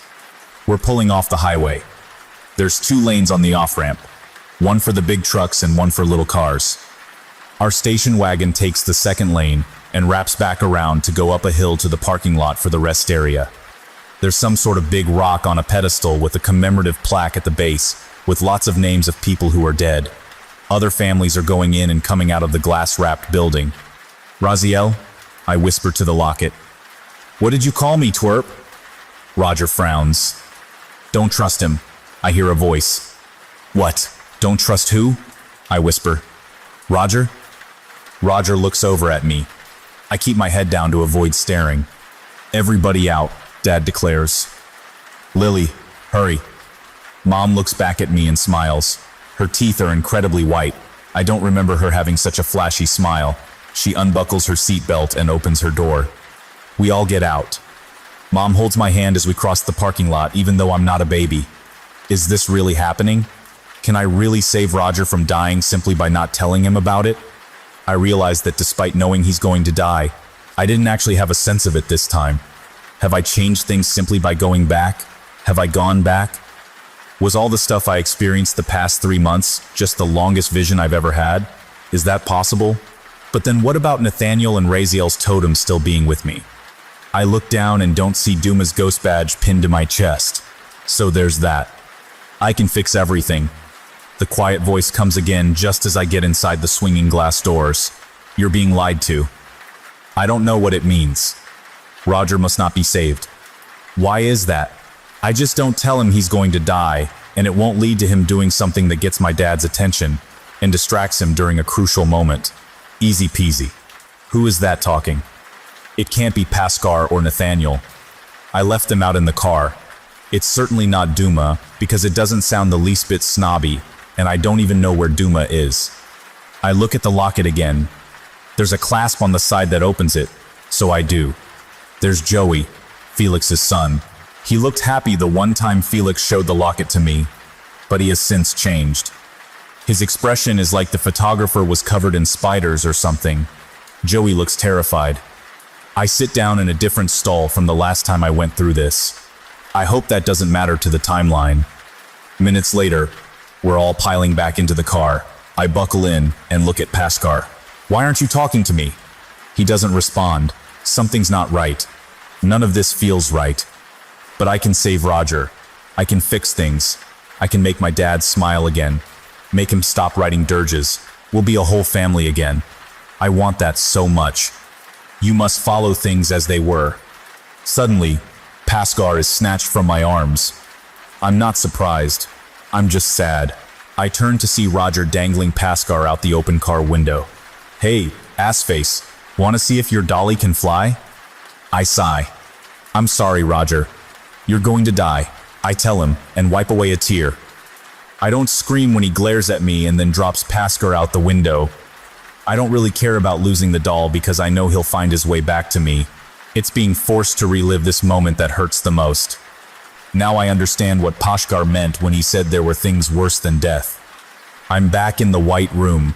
The man in white stares at me. I wipe my eyes and clutch Pascar tightly to my chest. I can't look him in the eyes. Why didn't you save Roger? He asks. All you had to do was be quiet. I sniff. My nose feels runny. I always gets that way when I cry. It's like my eyes and my nose are connected. I wonder if you have tear ducts in your nose. Maybe some people only cry through their noses. Maybe a runny nose is just someone crying who can't express themselves right. You're not Roselle, I say, looking at the ground. It's white too. Everything's so white, it hurts my eyes. Huh, he says calmly. You are a smart little girl. No, I'm not Raziel. You know who I am. The man in white puts his hands on his hips and starts walking in a circle around me. I cringe every time he goes behind me, because I'm sure he's going to stab me in the back or maybe even just touch me. I don't want to feel him touch me. There I was, minding my own business, and it's a hell of a business, let me tell you. Just doing my thing and what should happen, but someone really screws the pooch. You know what I'm talking about? Dogs having sex? No. He clenches his fists and grits his teeth. He looks the opposite of nice. His mouth is full of sharp-looking fangs now. His eyes look red. His clothes look like they're covered in ashes. I'm talking about my stupid, foolish brothers. We all have stupid brothers, don't we, Lily? I don't think Meredith has a brother. I don't say this, though, because he seems really angry. Well, mine, for some godforsaken reason, gave a little pyromaniac a box of matches, and then they gave gasoline to another one, and they said, go play. Do you understand how stupid my brothers are? I knew a kid once who burned down a tent with himself inside it, just to kill a spider. Yes, exactly. He laughs and reaches toward me, but I pull away. They're trying to burn one little spider, and willing to risk themselves and the whole tent just to do it. Ha, yes, I see now why they chose you. My ribs start to hurt. I haven't taken any medicine for them in a couple hours. I need to go, I tell the man in white. He turns and looks me up and down. You can't go without paying the toll. What's the toll? It's a cost you pay to travel in certain areas. No, I know what a toll is, but what do you expect me to pay? I already know the answer. I know what he wants. I just want to hear him say it. He grins at me with his shark teeth. I bet Felix would pee his pants if he saw this man's teeth. No, not a man. He's Sammy the rogue angel. I want one of your 4 little trinkets. You can either choose or let me choose for you, I don't care. But you're already an angel. Why do you want one of these? Samael throws his head back and laughs. It kinda looks like he's trying to swallow the entire room. I bet he could do it too. He finally stops laughing and looks back down at me. I'm not gonna use it for myself. What could I possibly do with it that I can't already? No, I'm gonna give it to someone else. That's all my brothers would do too. When it's time, they pass their little toys on to another human being they consider worthy, and it begins anew. He moves in close and fast, startling me, and I almost drop everything in my arms. He's right in my face. I can see deep into his eyes. You can't really see in people's eyes, but I can see in his, and I can't even begin to describe it. I want to give one to someone I think is worthy. I can't give him Nathaniel or Duma. They're too dangerous. I won't give him Paskar. I need to protect myself. There's only one reasonable option. So I hold out Felix's locket, cautiously like I'm afraid he's going to bit my entire hand off with his shark mouth and leave me with just a bloody stump. Samael looks at it with curiosity, then reaches out with fingers that now look long and pointy like needles. He plucks the locket out of my hand. This one again, he says. Ah, Brother Raziel, how tired of our little game you must be getting. He smiles one more evil, shark-toothed smile at me. I'll see you again, little one. Suddenly I'm standing in the parking lot of the Red Moon Hotel again. There's a large man lying on the ground screaming and clutching his leg. A fire truck is pulling up, and firefighters piling out and setting up a hose for a telephone pole that's burning to the ground. An otherwise empty ambulance is parked in front of Meredith's motel room, and some people are hurrying over to see what's going on. Felix is nowhere to be seen. AGAN. I walk over to the ambulance. Meredith is lying on the floor inside. I can see she's breathing, but she seems to be asleep. I hope she's not in a coma like my father. I take Nathaniel and put him in her arms. She instinctively hugs him and mumbles something about puppies. Yeah, puppies. A woman in a maid outfit comes over.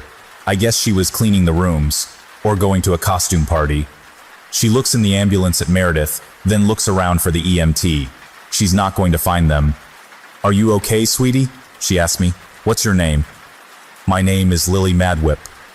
My name is Simone Werner, says the orange-haired girl sitting beside me.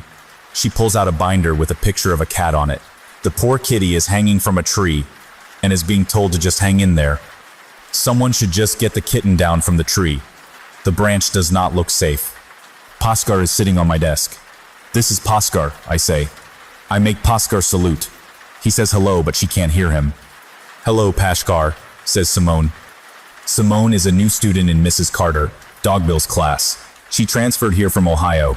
Her father works as a law clerk and her mother is an accountant. I know this because Paskar told me while Mrs. Carter Dogbill was having Simone introduce herself to the rest of the class. The rest of the class only learned about Ohio and that Simone likes geography and chocolate chip bagels. Louis Brody turns around in his chair. He smiles at Simone. Louis Brody almost never smiles. It looks unnatural, like if someone drew lips on a church gargoyle. The last girl who sat where you are was weird. She used to play with fireworks and blew up another girl's backpack, and her face was all messed up. In what way? Asks Simone. Yeah, Louis, in what way? I stare at him. Louis blushes. She just looked. He stutters something and then turns back around. Her name was Meredith, and her face wasn't messed up. She had scars from being burned in a fire, but she was one of the nicest people, I tell Simone. Scars don't make people ugly, just unique, she says. Oh, I like her. Not like Louis obviously likes her, but I really hope that she doesn't start hanging out with Lisa Welch and her crew of jerk girls. They'll probably try to get their claws in her because she's got a pretty face and has a cool backpack. They might reject her because of her crazy orange hair, though. It sticks out all over the place like it's trying to escape. Are you allowed to have your doll out like that? She asks me. Yeah, he helps me with my anxiety. It's in my 504. That's not true. I don't even know what a 504 is. I just know that when I got Paskar out at the beginning of the year, Mrs. Carter Dogbill asked me if having him with me was in my 504 to help with anxiety. And I said, Yes. So now that's what I say whenever anyone asks. At lunch, I sit by myself. Mom packed me a salad with little tomatoes, chopped celery, and cucumber slices, but she forgot the lettuce, so it's just that stuff, and a piece of bread. My thermos is empty. It's the third day in a row that my thermos has been empty. I told her after the second time that I wanted to pack my own lunch, and she said, "No, I can pack your lunch, just as good as your father does." So now I'm thirsty and eating rabbit food. I wish Meredith was here with some Oreos. After the events at the Red Moon Hotel, Meredith moved away with her foster parents. They didn't say goodbye, and I wasn't told where they were going. I tried to think of where would be a safe place for her. Maybe someplace wet like an underwater base in the middle of the ocean, or down in the Amazon rainforest. Maybe Alaska or Iceland. Actually, I've read that Iceland is very green and it's Greenland that's covered with ice. I wonder why they don't just swap names. 3 days after it all, my dad woke up from his coma. The hospital called my mom and she rushed us over to see him. When we got there, Officer Flowers' ghost was standing by his hospital bed. She didn't look quite so burned anymore, just some patchy bits on her face like something teenagers get and buy cream to clear up. We didn't say anything to each other, mostly because there was a nurse and my mom in the room, but also there was nothing to say. She reached out and plucked Duma's badge off my shirt like it was nothing. Then she shook her head, turned away, took a step, and vanished like smoke. I can't tell you what a relief that was. Duma does not shut up. Also, it's weird wearing a police badge when you're taking a bath. Dad is home now, resting most of the time. They set up a bed in the den so he wouldn't have to climb the stairs. He sees a physical therapist constantly, and sometimes struggles with his words, but we're not allowed to finish his sentences for him. Pashar does it anyway, because none of them can hear him. When Dad is better, I get to take drum lessons. Jamal got his bicycle back. He thinks he saved the day. I'm not going to argue with him. His help was important. He's still determined to get my little plastic paratrooper out of the tree branches, but I told him that by now the paratrooper has become climatized to his new environment. That means he basically lives there, and it would be wrong to take him from his home. What are you doing? I'm sitting on the swings where Meredith and I always hung out. Simone sits down beside me. I look around the playground. Lisa Welch is watching us from over by the 4-square court. She got a new red backpack that her daddy bought her. I wonder if it's fire resistant. I wish Meredith was here to test it, but I think she wouldn't want to hurt anyone anymore, not even Lisa Welch. I was just thinking. Simone keeps watching me, so I blink a bit and swing to act like normal. Is it true you can see the future? She asks. Sort of. She stands up on her swing. Am I going to get hurt if I do this? Number. That girl over there with the blonde hair and the funny teeth says you're a witch. Simone points at Lisa, who's still watching us. Lisa turns away when she sees Simone point at her. Her crew of jerk girls flock around her as if they're protecting her from our evil stares. I can't help but laugh because she thinks Lisa's teeth are funny, and I know if Lisa heard her say that her head would explode.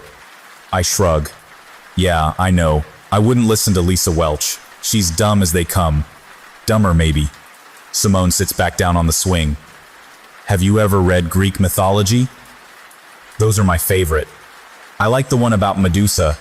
She was a pretty woman who got cursed to turn people to stone.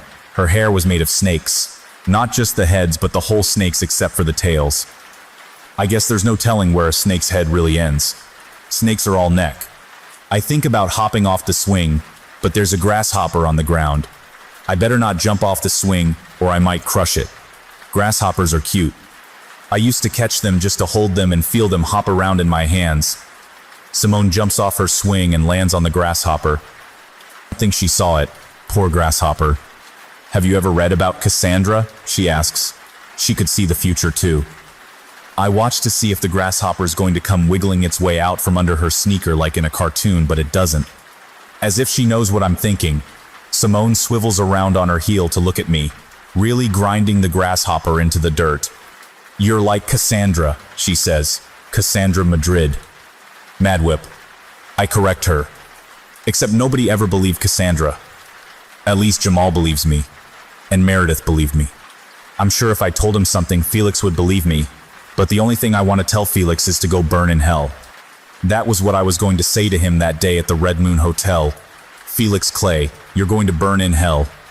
Well, I believe you can see the future. She smiles at me. Her teeth are not funny like Lisa Welch's. Her teeth are nice. Maybe once my folks have got all our stuff unpacked at home, you can come over sometime. I've got 2 older brothers, but they're cool. Okay. I wonder if her brothers play the drums. Simone nods and then turns on her heel again and walks off toward the monkey bars. I'm pretty sure that grasshopper is toast. I think she even took it with her. She didn't seem to be messing with me, so I guess she's genuinely keen on being friends. It'd be nice to get out of the house, since my dad is always there and he gets grumpy when he can't pick stuff up or we can't understand him when he tries to talk. After school, I ride the bus home. Mom is sitting with Dad filling out forms from his bed. They make me give hugs and kisses, then tell me to go do my homework and let them be for the moment. I go up to my room and get my homework done, then sit with some watercolor paints and decide to paint a picture of Meredith burning Felix alive in an ambulance. Pascal sits with his watercolors and paints nothing, because he never actually paints. He just likes to know he can if he wants to. I ask him, what's going to happen now? Meredith is gone, possibly to Iceland. Felix doesn't have Raziel anymore, and has disappeared to who knows where. Officer Flowers has moved on, and I assume Duma has been passed on to a new creepy person who I hope I never meet. Are we done? For now, he says. Darn cryptic angel. Do I have to worry about Samael? Yes, he tells me. You will always have to worry about Samael, especially now that he knows you. What will he do with Raziel? I ask. I don't know. I feel bad that I handed Raziel over to his scary brother. I never really knew or understood him, but I hope he's okay. Ever since that day, I've felt like I'm being watched. I look out the window on the bus while Greg annoys me, and Jamal smacks him in the back of the head, and I see a man in a white suit standing on the side of the road. It's Samael. He just watches the bus go by and waves his hand. His fingers are long and pointy. I think he needs to wash them. There's all sorts of grit and dirt or something on the ends. He grins at me and his mouth is full of pointy teeth. Multiple rows of them, like a shark. It looks like he could flip the top of his head back and have nothing but teeth showing. But then I blink, and he's not there. A couple times I've looked out my bedroom window, and he's been standing in the woods where all the animals died. He's got half a squirrel in his mouth, and he's chomping on it like it's bubble gum. A second later, the woods are empty. No animals wander through our backyard anymore. They probably have hazard signs or something. I don't know what animals do to warn each other that this area might be detrimental to their health. They probably pee on stuff. That's animals' answer to everything. The worst was one night after my parents were both asleep. The moon was full, and it was shining in my window, making everything blue. My bedroom closet is always shut tight because there's tons of old clothes from all the way back to when I was 5 piled up inside, and if you don't shut the door until it clicks, that stuff can fall over and spill out. Anyway, the room was dark, and for some reason I couldn't sleep. Pascal was telling me to just close my eyes and think about turtles or something nice. Sometimes he starts droning on about stuff that doesn't matter, because he knows the sound of his voice will put me to sleep. But instead I opened my eyes. When I did, I swear I saw the closet doorknob turn and click, and the door opened silently. There weren't any piles of clothes inside. It was pitch black. But I could clearly see Samael standing there in my closet, in his white suit, and with his white hair, and he just smiled and stared at me until I closed my eyes and pulled my head under the covers. I peeked out, and the door was shut like it always had been. I can't tell if I'm imagining these things, or if Samael is messing with my head. Pascal can't really say either, though he understands that I'm seeing them. He doesn't know when it comes to Samael just what exactly he's capable of. Can he drive a little girl like me insane? Maybe, is all I get for an answer. What I do know is that he's always going to be there, on the side of the road, in the woods, out back, in my closet, even if he's not really there. He knows of me. He knows me. Maybe I am just imagining him, but Pascal has said the danger is real, and from now on I should always be prepared for him. So I'll train. I don't know how I can use what I've got to my advantage, but Officer Flowers called me the knife that cuts the veil, so I guess that means something. I beat a crazy magician, survived 2 car crashes, escaped a burning house, and held 4 totems at once, and came out the other side with just a couple broken ribs and a whole lot of material for my next therapist to write a book with. I'll be ready. Mysteries are everywhere, and some may be closer than you think. If you enjoyed this story, don't forget to like, subscribe, and turn on the notification bell so you won't miss the next mystery.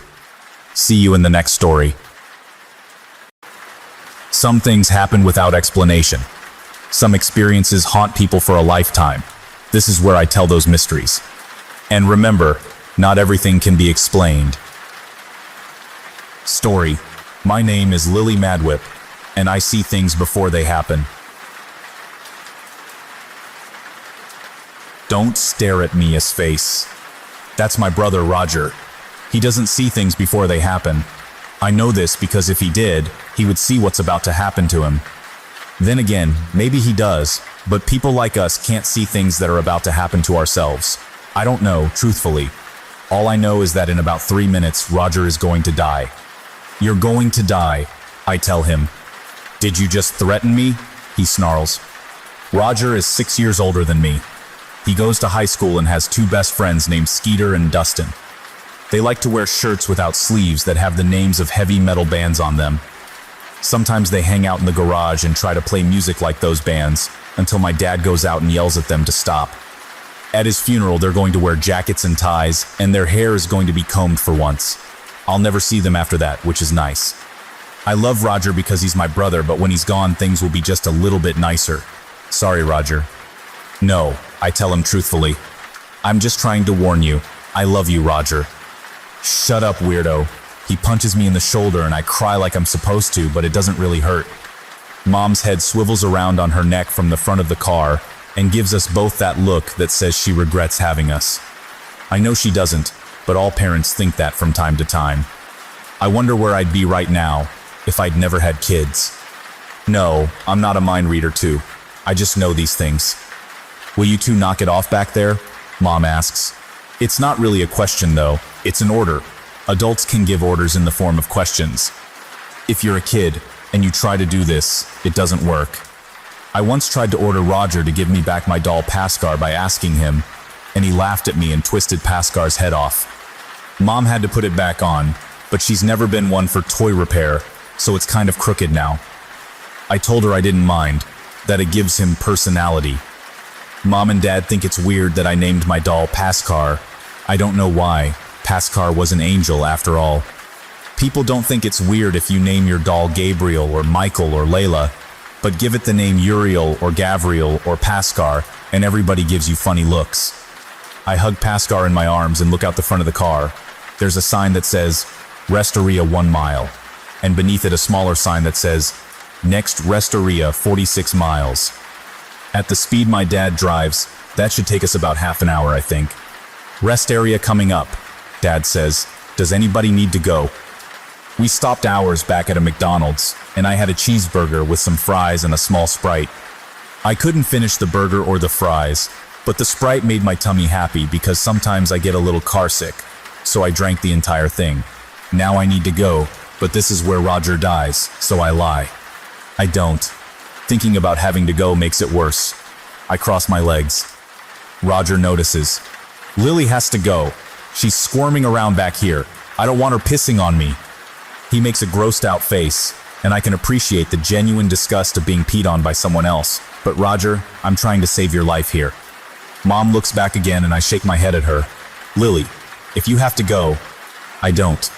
She does, and I do too, Roger declares. I don't think Roger actually has to go. Dad turns onto the ramp for the rest stop, ending the conversation. There's 2 lanes, one for the big trucks and one for little cars. Our station wagon takes the second lane and wraps back around to go up a hill to the parking lot for the rest area. There's some sort of big rock on a pedestal with a commemorative plaque at the base with lots of names of people who are dead. Other families are going in and coming out of the glass-wrapped building. I wonder how far we are from the nearest hospital.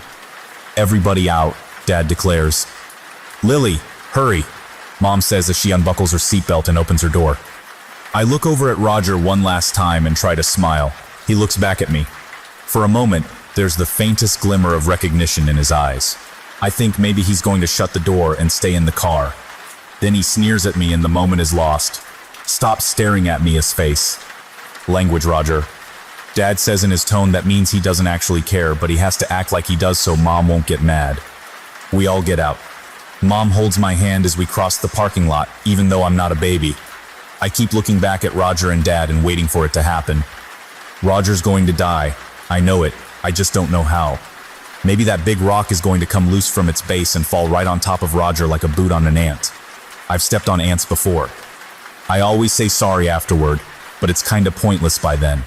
I wonder if his insides will squish out like they do on ants. The rock does not squish Roger.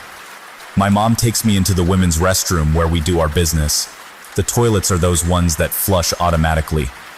They always scare me. Like I think the one I'm on won't detect that I'm on it anymore and flush and I'll get sucked in. I go, but the whole time, I'm waiting to hear the shouts and cries from outside. Maybe Roger gets sucked into the automatic toilet. My mom has a word for something like that, apropos. Roger does not get sucked into the automatic toilets. We meet out in the lobby area where they have an information kiosk and little cubby holes filled with sightseeing maps and brochures for hotels and water parks. I want to look at one about an outdoor animal safari zoo, but Dad is in a hurry to get back on the road, so Mom drags me back out to the parking lot.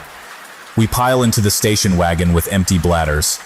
I'm feeling a bit confused because Roger is still alive and it's been at least 10 minutes since I knew he was going to die. I don't say anything on the matter because Mom and Dad don't like it when I talk about my premonitions, as they call them. Also, I'd rather not jinx it if I'm actually wrong for once. Roger's kind of mean, but he's my brother and I love him. I hug Paskar and stare out the window as we pull out of our parking space. Suddenly, Paskar is snatched from my arms.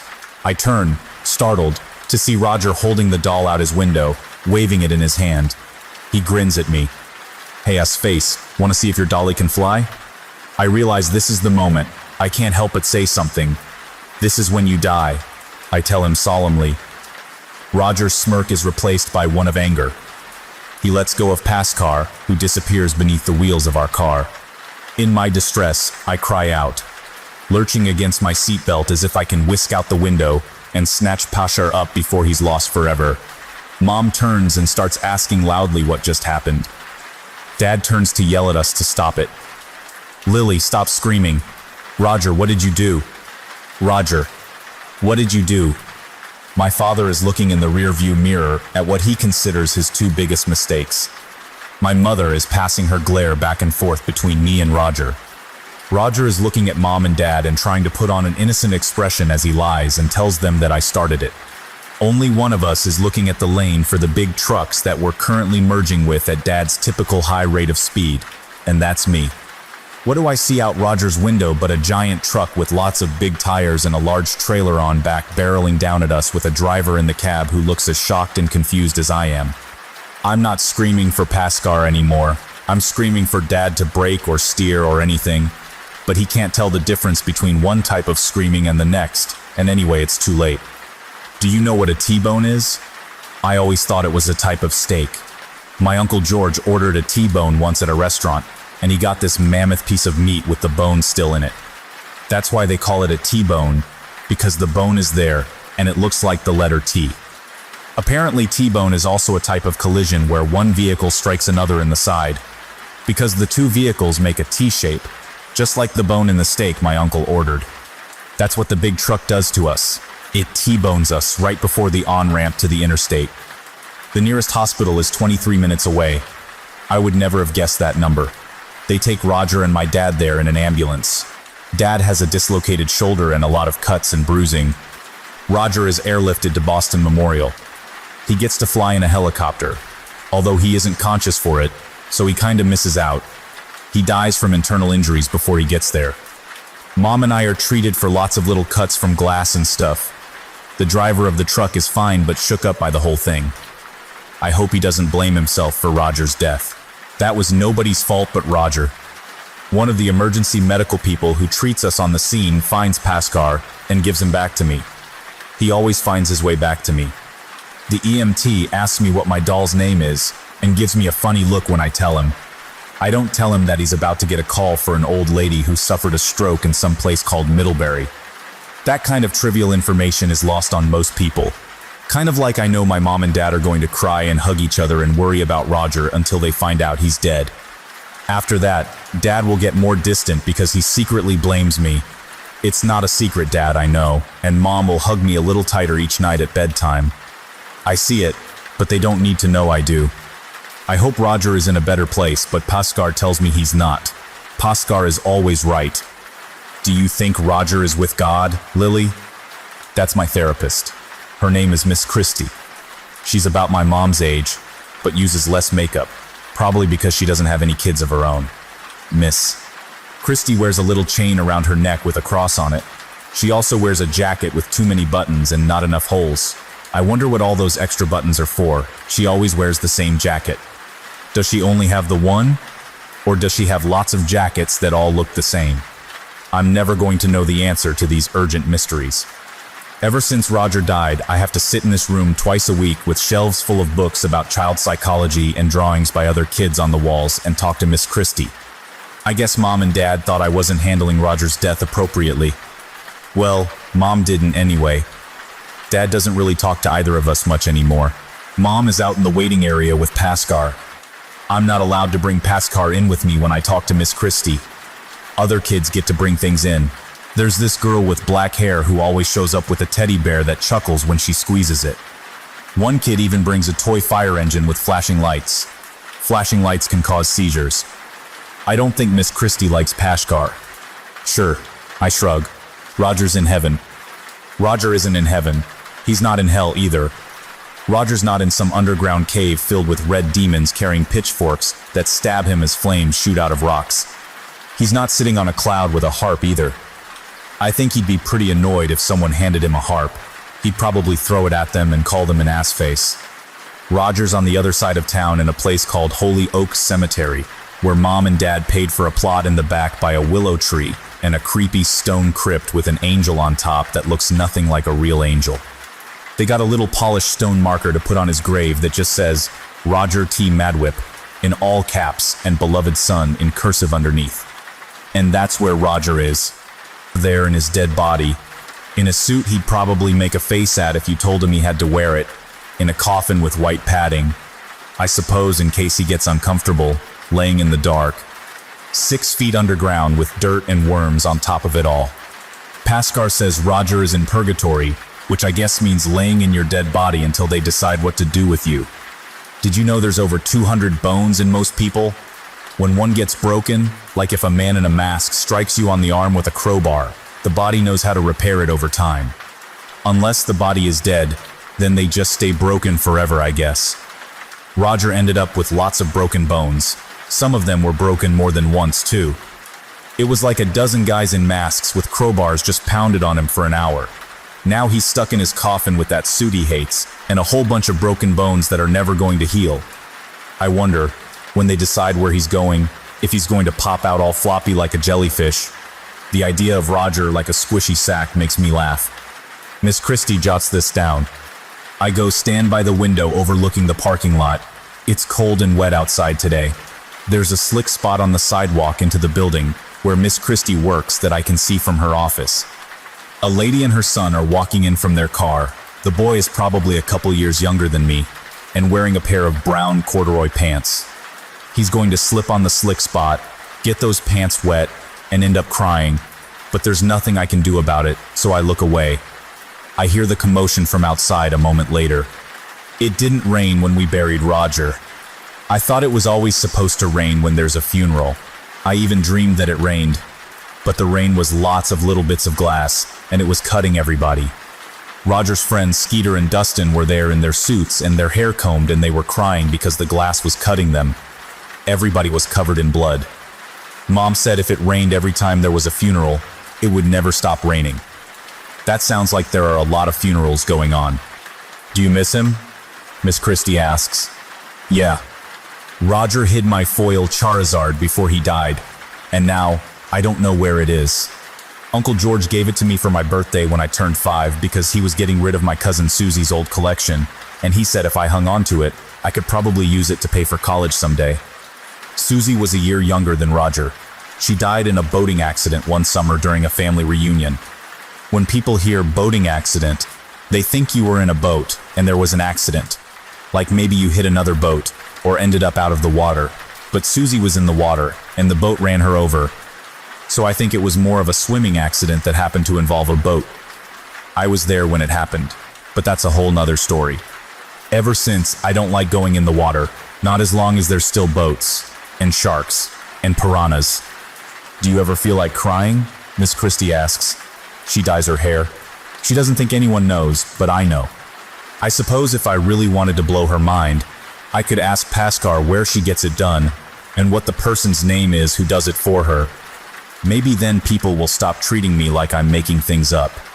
Or maybe they'll want to cut open my brain. Roger said they would do that if they thought I really did see things before they happen. But Roger's dead now. I don't want them cutting open my brain, so I don't tell Miss Christie I know her hair color is fake. I already cried.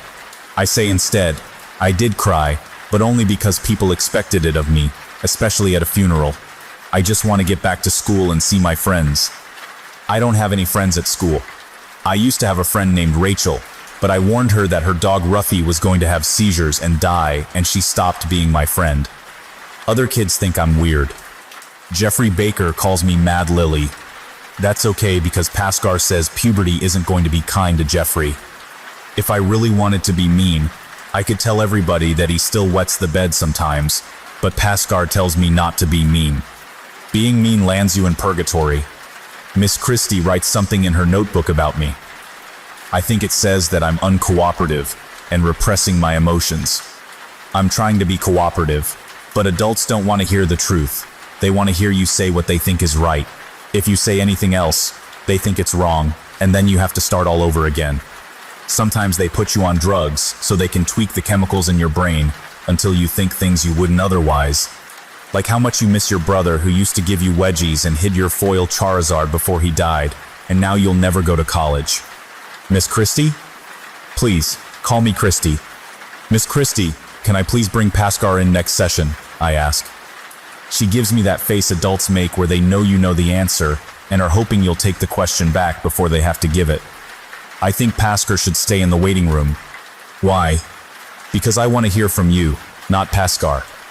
She doesn't really want to hear from me, because I would want to talk about why I'm suddenly seeing her lying motionless on the floor of some room with green carpeting and yellow furniture that came from IKEA. Her face is purple and her tongue is sticking out, and it's all swelled up like one I saw on a frog at the museum once. The frog was dead too.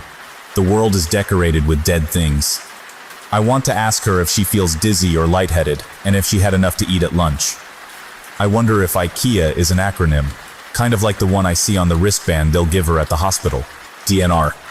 She thinks you're schizo, ass face, Roger says in my head. She thinks you think your doll talks to you. I clam up. I don't feel safe without Paskar. When I see things before they happen like this, often Paskar can explain them to me. I don't know why he came to be with me.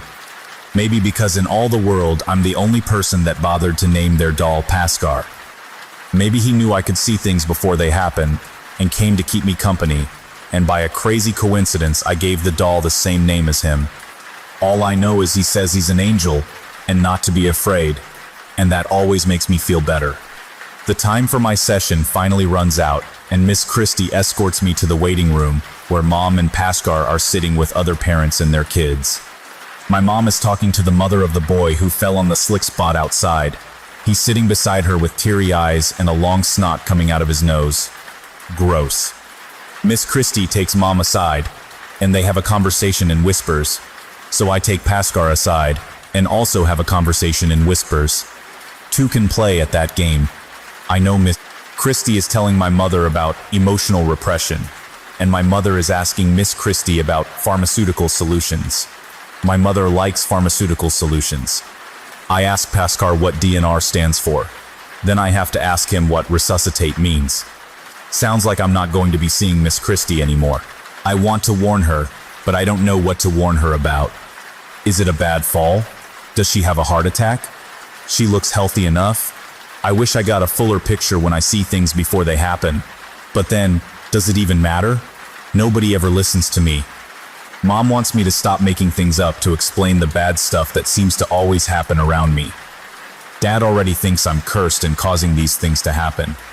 They sleep in separate beds now, and Dad spends a lot of time out in the garage drinking and banging on Roger's drum set. I wonder if Miss Christie will go to purgatory like Roger. Miss Christie turns to me and flashes her fake smile. See you next Tuesday, okay, Lily? I fake smile back at her, shaking my head sadly. Okay. Maybe I am cursed, but I don't need a therapist. It's been 3 months since my brother Roger got turned into mashed potatoes by a semi. It's been 5 weeks since my therapist discovered she had developed an allergy to shellfish. It's been 2 days since Mom and I picked out this hamster that I named Whiskers because it's got so many whiskers, and now Whiskers is lying upside down in his hamster wheel with his feet curled up and his little mouth hanging open. He's got big buck teeth. Maybe I should have named him Buck. I did not see this coming. How am I even going to explain this to my mom? I want to say some swears, but I'm out of quarters for the swear jar because I spent my last 2 at the grocery store in one of those gumball machines. Only instead of a gumball, I got a plastic paratrooper with a parachute who's currently dangling from the branches of the tree outside my bedroom window. Shit. Dear swear jar, I owe you 1 quarter. Pasker sits at my art table holding a red crayon because his hands are perfectly molded for holding something like that. I sat him down earlier to doodle, but he didn't draw anything. I made a still life using watercolors. I like still lifes. I always include Paskar in my work. The one I did today was a bowl of fruit and a vase, because I saw a painting in a museum and people like fruit and vases in their art. My mom is at the office today. She's an executive. I asked what an executive does and she said they execute people. Then she and Dad laughed. I didn't know what execute meant at the time, but I found out later. So in school, when we had to write about our parents, I wrote that my dad was a music teacher and my mom was an assassin. Mr. Porter gave me a check mark, but wrote that next time I should follow the assignment. Dad's in the garage right now. I can hear him through the door, tapping on Roger's drum set as I carry Whiskers to the kitchen to get one of the little plastic food containers Mom buys in bulk for me to bury pets in. Normally my dad is in his workroom trying to write music, but he hasn't done a lot of that since Roger died. He said he's working on a dirge. Apparently that's a piece where you go to the liquor store at midnight, then come home and drink out of a snare drum. I only know this because I woke up once and went downstairs to see what the noise was. I'm not a fan of dirges. Whiskers is a little too fat for the plastic container, but if I squish the top down, I can still seal it. I run back upstairs to get Paskar and my jacket. I need to hurry because Dad's going to hurt himself by accident soon and come into the kitchen angry and bloody looking for the Neosporin, and if he sees me with another dead pet, he's going to wig out. It's warm out today, and the ground feels soft. Mom keeps the gardening tools in the shed, and I grab a trowel. My next-door neighbor Jamal is in his backyard climbing a tree by the fence that separates our houses. He sees me and waves. You should never wave while climbing trees. That's how people fall out of trees. I wave back.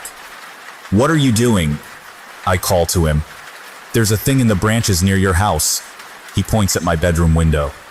That's my plastic paratrooper, I say. Finders keepers, Jamal laughs, climbing up several more branches that reach over our fence. I don't think this is going to end well. Paskar agrees. You're gonna fall and die, Jamal. I warn him.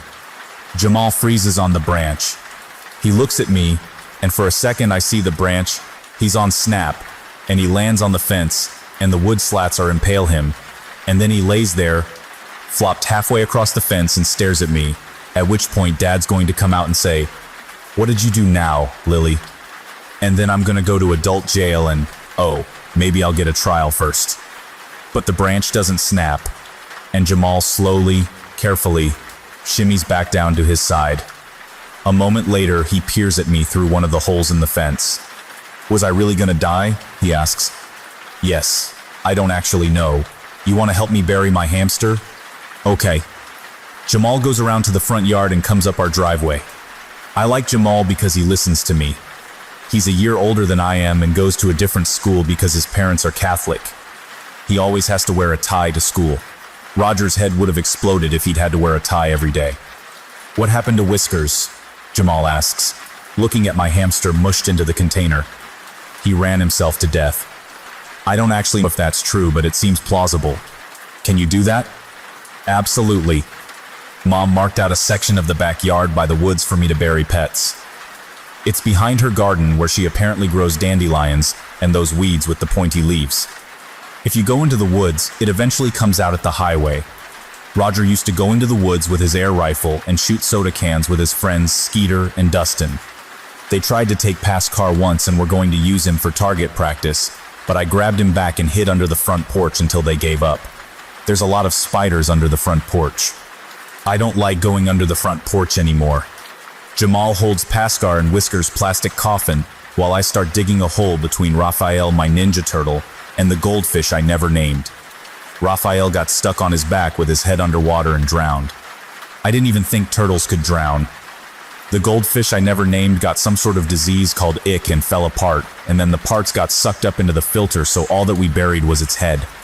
Every pet has a story, but it would take too long to tell them all. I'm tired of digging, so Jamal takes over.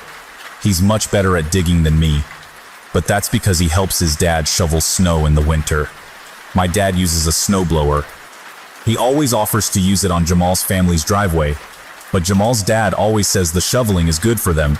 It definitely pays off when you've got a hamster to bury. Once the hole is dug, not too deep, we put Whisker's coffin in, and Jamal offers to say a prayer. That's okay, he was just a hamster. I tell Jamal, animals have souls too. Jamal says, so do plants. I wonder if Whisker's soul is still in his body. Is he in purgatory like Roger? I also wonder if this means Jamal says a prayer before eating broccoli. I fill the hole in with the dirt we dug and pat it down. I'll need a couple popsicle sticks to make a marker, so I offer Jamal a popsicle. Hey Lily, look. Jamal points into the woods. There's a bunny rabbit watching us. It's gray and almost matches the color of the tree it's leaning against. Oh, it's not leaning. Oh. Is it dead? Jamal whispers. Of course it is. Pascar tells me not to go in the woods, but Jamal is going into the woods now, and Jamal is the only person that's nice to me, so I follow him. He stops at the bunny and nudges it with his shoe. Oh hey, Jamal got new shoes. They're blue and they got big swoops on them. I didn't even notice before. The bunny crumples over. It looks like a pile of fur now. Jamal kneels down to see if it's wounded or something, and I notice a couple black birds in the brush beside us. They're also dead. I don't see any blood on it, says Detective Jamal. I use my boot to brush some leaves over the dead birds. What the heck? Jamal is standing up again, and he's staring further into the trees. Lily, go home, Pascar tells me. But I don't go home. I'm sorry, Pascar. Jamal steps past the bunny and crunches through the shrubs and sticks until he comes to a big pair of branches lying on the forest floor. Except they aren't branches. Jesus. It's a deer. One of the male ones like Bambi with big antlers. Its eyes are gone and you can see into its head. But it's dark in there, and so you really can't see anything but its eyes are just a pair of holes now. Its fur looks like it got run through a washing machine. It's all matted and slick. The whole thing is just laying there in the bushes with its head on sideways and its antlers sticking up, waiting for someone to trip and fall on them. What the heck's going on? Jamal's eyes are bugged out and he's visibly shaking. I wonder if it's possible for someone's eyes to literally pop out and then hang down their face like they do in cartoons. Later, I might draw a still life and put Jamal in the background with his eyes popped out just to see what it would look like. I look around us. The ground is littered with dead birds. I'm standing on one, but I thought it was just squishy ground. I feel bad using the word litter, because that sounds like the birds are just trash and they're not, except for chickens. I don't like chickens. Even if I was Catholic, I wouldn't say a prayer before eating chicken. Broccoli maybe, but that still seems weird. There's other animals too, small ones mostly. The deer is the largest one we found, but we also found a couple raccoons and someone's cat with orange stripes. I think it belonged to the Millers down the street, and a bunch of squirrels. Like a lot of squirrels. At first I thought maybe we could bury the animals, but then when I started counting the squirrels I thought, number. There were little moles too, or voles. I don't know the difference, but I know there's moles and then there's voles, and they're related somehow like me and Roger to our cousin Susie who got run over by a boat. I'm getting out of here, Jamal says with his eyes still bugging out, and he runs back to the backyard and down the driveway and into his house, yelling, "Mom, Mom," the whole way. I take a moment to count the animals until I get to the squirrels, and then I just give up and go back home. I guess we're not doing popsicles. Jamal's mom comes over later and talks to my dad. I like Jamal's mom. She always smells like coconuts. It's her shampoo. I don't tell her that Jamal's going to have nightmares tonight and wake her up screaming because telling her that's not going to change it, and she might think it's rude of me to say. Paskar suggests I go to my room and draw that still life I was thinking about while the adults talk, so I do. I see my dad go into the woods with Jamal's mom from my bedroom window, and then they come out, and she's actually pretty calm, but my dad is hysterical. I don't mean that he's funny. I mean that he's wigging out. Dear Swear Jar, I owe you 2 quarters. When Dad comes inside, he calls Mom at work, and he's using his outside voice. I hear him say angry things about me and my curse. Paskar tells me not to worry, and that it's not me. Paskar is always right, isn't he? He put Brussels sprouts on my plate. I know for a fact that Brussels sprouts are poison. Paskar says they're not, but they sure taste like it. I think. I never ate real poison, obviously. My brother Roger once knew a kid who drank so much cinnamon that he had to go to the hospital because it was eating away the inside of his tummy. That's what it feels like when I eat Brussels sprouts, like they're eating away at my insides. Eat your breakfast, please, Lily. My mom tells me. They're both trying to kill me. Brussels sprouts aren't even a breakfast. What kind of parents make their child eat Brussels sprouts for breakfast? I ask them this question. What kind of parents make their child eat Brussels sprouts for breakfast? You were told last night, if you didn't eat them with your dinner, you were getting them cold in the morning, Dad says from behind his newspaper. Oh yeah, Brussels sprouts taste like garbage. I haven't eaten garbage either, but I've smelled it, and it smells like Brussels sprouts. Lillian Alexandra Madwhip. Adults use your middle name when they're trying to make you do things. And somehow it works. Middle names are magic. Anyone who knows yours has power over you. That's probably why some people don't have middle names. The most important people don't even have last names, like Madonna and Jesus and Garfield. Whenever they catch a killer, they tell everyone the person's middle name, so if they escape, anyone who sees them knows how to protect themselves. Dad throws down his newspaper and storms off to his workroom with his coffee. He and Mom had a big fight after Jamal and I found all the dead animals out in the woods the other day. I heard them from my room where I was painting a still life. Dad said things and people around me keep dying and stuff about me being creepy, and Mom said I'm his daughter, so if I'm creepy I get it from him. Then she got on her phone and called people who came and collected all the dead animals in big garbage bags. There was a whole crew, like 6 people. They had these huge, thick gloves on and wore masks like you see doctors wear when they're operating on someone. One lady had a clipboard and she wrote down every animal they found. There were 23.5 squirrels. Things got worse when Mom came to tuck me into bed because I'd forgotten to tell her that Whiskers had died. All the yelling and banging of doors in the van parked on the front lawn in garbage bags. I didn't remember what started it all until she kissed me goodnight and saw his empty cage. Then everything started right back up again. Except for the van and the people with the garbage bags. I sure hope they don't come back and dig up all my pets. I take the bus to school. Our bus driver's name is Ed. He's been driving buses for 34 years, but not the same bus because buses grow old too. He says his son was in the army, but now he works as a layabout. I think that means he's in the circus. I bet he got a job as the guy who shoots trapeze people out of a cannon because he was in the army. At morning recess, I sit on one of the benches by the baseball diamond and watch a bunch of 6th graders play kickball. Jamal is playing with them. His school is down the street, and he and a couple other Catholic kids hang out and play with us most mornings because their school starts 15 minutes later.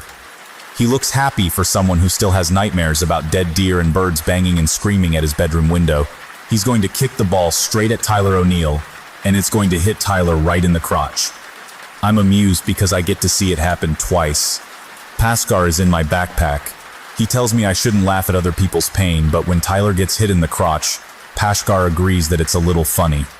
There's a new girl in our class. Her name is Meredith. Mrs. CD, that's our teacher, has her stand up in front of class and introduces her. CD stands for Carter Dogbill. She's got 2 last names. That probably makes it harder for other people to have power over her, unless she's got no middle name.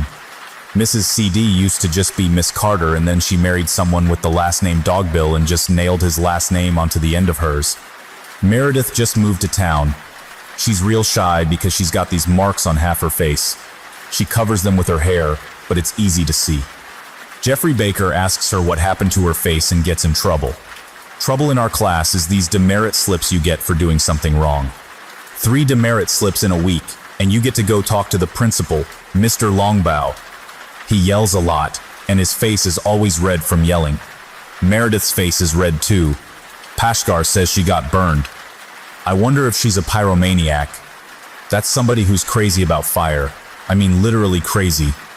There was this boy in Roger's grade who was a pyromaniac, and he went camping with his Boy Scout troop, saw a spider in his tent, and tried to kill it with hairspray and a cigarette lighter. He got burns all over his body because the tent caught fire with him inside it. Mrs. Carter Dogbill asks us all what we say to Meredith, and nobody knows until Hannah Glass guesses, "Hello?"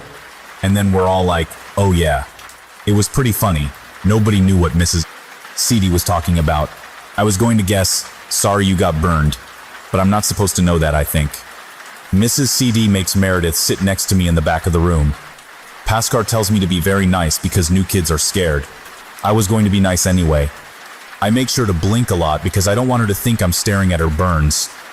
They make her face look kind of waxy, like a candle. "Hi, I'm Lily." I tell her, new kids are the best because I haven't freaked them out yet. I know. Oh. I don't know how she knows that. Maybe some other kids already told her about me. I hope it wasn't Rachel whose dog died from seizures. Meredith pulls stuff out of her backpack. She's got a green pencil that's all glittery and has a rainbow eraser. Her notebook is 3 subject, so it's already 3 times better than mine. She pulls out a Barbie doll and sets it on the front of her desk, like I do with Paskar, and this thing is horrifying. It's got no clothes at all, and most of its hair is missing. There's black scorch marks on its face, and one of its hands is melted into a lump. I can't help it. I gotta stare at this doll. "This is Barbie," Meredith says, and turns her Barbie toward me. Oh God, its face is kinda melted too. I make Paskar salute Barbie. "This is Paskar." Then I feel bad because Barbie doesn't have articulated limbs like Paskar, and her hand is a lump anyway. Meredith sits next to me at lunch. Nobody else sits by me, so new kids usually end up there. But she doesn't just sit at the table, she sits next to me. She has a purple lunchbox with planets and comets on it. I have a paper bag with my name on it in Sharpie. Her lunch is a peanut butter sandwich and some carrot sticks and a plastic bottle of lemonade with, oh my God, she has Oreos. I've got a high C and some blue corn chips and a pepperoni and mustard sandwich. My dad snuck more cold Brussels sprouts into my lunch. I can't tell if it's meant to be a joke or not. I swear, he's trying to kill me. Meredith asks permission from the lunch monitor to go use the bathroom, and she leaves her melted Barbie and Oreos with me. Not like I get to keep them, but she says she trusts me to protect them. The moment she's gone though, her Barbie starts talking. It tells me its name is Nathaniel. I've never met another doll that spoke to me like Paskar does. I ask if it's an angel like Paskar, and it says it is. I wonder if every doll has an angel in it. That would be a lot of angels. But I guess if they run out, God can just make more. I ask Nathaniel if Meredith knows he's an angel, and if he minds being a melted Barbie with boobies. No and no. Then he tells me that Meredith has a gift like me. I ask him if she sees things before they happen, and he says that she doesn't. He says her gift is that she burns things. Like a pyromaniac? Kind of. Has she ever burned a spider in a tent? Number. She burned her parents though. Burned them right up. They're not even buried like Roger is. They're ashes and they got scattered in a park. He says Meredith lives with a foster family now, and they don't know that she burns things. They try to be nice to her, but she's always sad because she knows she burned up her folks and she misses them. It's okay for her to be sad, Nathaniel says, but if she gets angry, I need to get away. That's when she starts burning things. Meredith comes back and Nathaniel goes quiet. She looks happy because I guarded her Oreos and melted Barbie, but I'm scared now because what if someone hits her with a dodgeball in gym class and she sets us all on fire? The boys want to play dodgeball all the time because it's the only time they can hit us girls and not get in trouble. The bell rings for afternoon recess, and Meredith lets me have one of her Oreos because all I got left are Brussels sprouts. Do you want to play on the swings? She asks. Okay. I'm sweating the whole time we're swinging, out of fear, not because Meredith is hot. I don't know how she burns things, Nathaniel didn't tell me. I think she uses her mind, but maybe she has laser eyes like Superman and Cyclops. Those are comic book characters though, they're not real. Lisa Welch and her crew of jerk girls start coming over. She always looks smug, probably because she is smug. Her dad is a dentist, so her teeth are always perfect, and she likes to show them off by smiling at everybody, even people she hates like me. I'm probably going to need braces. I know Lisa and her friends are going to make fun of Meredith, because making fun of people who look different is their favorite thing to do after chasing the boys around the baseball diamond when they're trying to play kickball and telling each other stories about stupid stuff their parents bought them, like Breyer horses and jewelry with their name on it, in case they forget their stupid names. Stupid Lisa Welch and her crew of jerk girls. Hey, Lily, Lisa says. She makes it sound like she's singing when she says hi. I guess that's how smug people do things. Who's your new friend? I hop off the swing and stare at Lisa because I'm good at staring. If you don't go away, you're gonna trip and break your front tooth on a rock. I'm lying. But Lisa Welch and her crew of jerk girls don't know I'm lying. They just know that I tell people things before they happen. She covers her precious mouth and starts to run away. But then she trips and falls on her face, and next thing we all know, she's crying and clutching her face and bleeding from the mouth, and they're all yelling to one of the recess monitors that I put a curse on her. I'm just shocked. Lily Madwit put a curse on Lisa, they're crying. Lisa is wailing like a banshee. That's an Irish ghost that screams all the time. I saw one in an episode of Scooby-Doo. Mr. Longbow comes out of nowhere, steaming because he's always red in the face like his brain is boiling or something. I think he has the ability to teleport because he's never there, and then the moment someone breaks a rule, he's suddenly right there. He starts yelling at me. Lily, did you push Lisa? Come with me, young lady. Meredith hops off her swing. Lily didn't touch her. Excuse me? Mr. Longbow isn't used to kids actually saying things to him besides crying or wetting their pants in pure terror. Lily just told her to go away, and she fell on her own. By then, the crew of jerk girls have hurried off with Lisa Welch and the recess monitor, so none of them refute this. Not that they could. I mean, that is really all I did. I'm still kind of in shock though because I've never had that happen before. I didn't see Lisa fall and break her stupid tooth. I told her it was going to happen, and it happened, even though I didn't actually think it would. What if I told Mr. Longbow to cluck like a chicken and he started clucking like a chicken? That makes me giggle. Mr. Longbow notices. He didn't see my thoughts though, so it's not funny to him. I end up going to his office anyway. He likes paintings of eagles. They're all over his office. I wonder if it's because he's bald like the eagles. Maybe he wishes he was a bald eagle. I have to tell him again that I didn't touch Lisa Welch. I just told her to go away, and she tripped and fell and broke her tooth on her own. I leave out the part where I told her that she'd trip and break her tooth before it happened. Mr. Longbow lets me go, but tells me to stay away from Lisa Welch. I had no intention of hanging out with her anyway. She and her crew of jerk girls all play with their expensive Breyer dolls and make fun of Pascal because I got him from a thrift shop and he's an action figure. So what? I bet none of their dolls know anything. When I get back to class, Meredith waves and smiles at me. Nathaniel, her melted Barbie angel, is sitting on her desk. I wave and smile back, but I'm still scared because if I'm going to be friends with Meredith, it feels like being friends with a shark. Maybe the shark likes you, but then maybe the shark is hungry and doesn't care. I hope she doesn't burn me. I spend the rest of school quiet because I'm a little worried about saying things and making them happen. After school, I take the bus home. Pascal tells me I need to be careful around Meredith. Yeah, I know. He tells me there are things I don't know. I know that too. He tells me things are about to get much worse, and that he's sorry. I don't know what that means.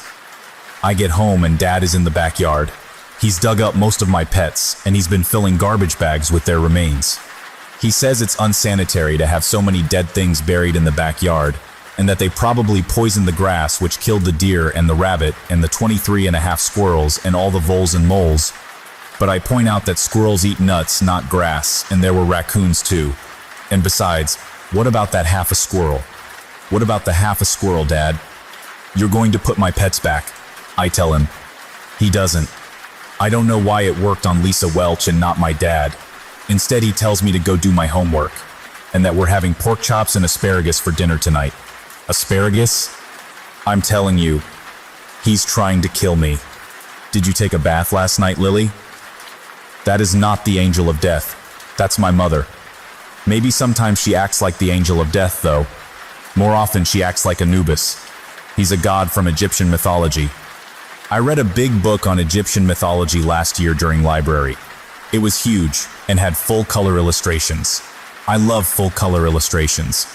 Maybe I'll be an illustrator when I grow up. Anubis had a dog for a head. Not a full dog, but a dog's head, just the head. He would take people when they died and weigh their heart on a scale with a feather. If your heart weighed less than a feather, you gotta go on to paradise or something. I don't think anybody could really pass that test. In health class, Mr. Poirier said our heart is about the size of our hand, clenched into a fist, and weighs almost a pound. I'm pretty sure a feather doesn't weigh that much. Maybe an ostrich feather.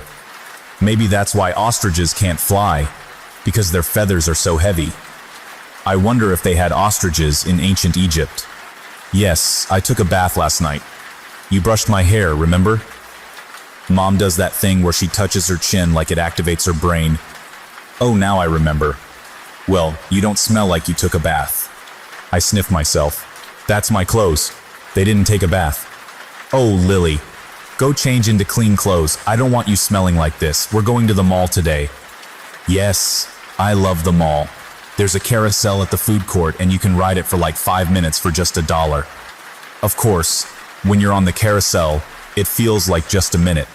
But when you're waiting in line, you can tell it's 5 minutes. Also, someone had the good sense to put a candy store right next to a toy store. That person deserved a raise. I jump to my feet and run upstairs to change. Can we go to the pet store?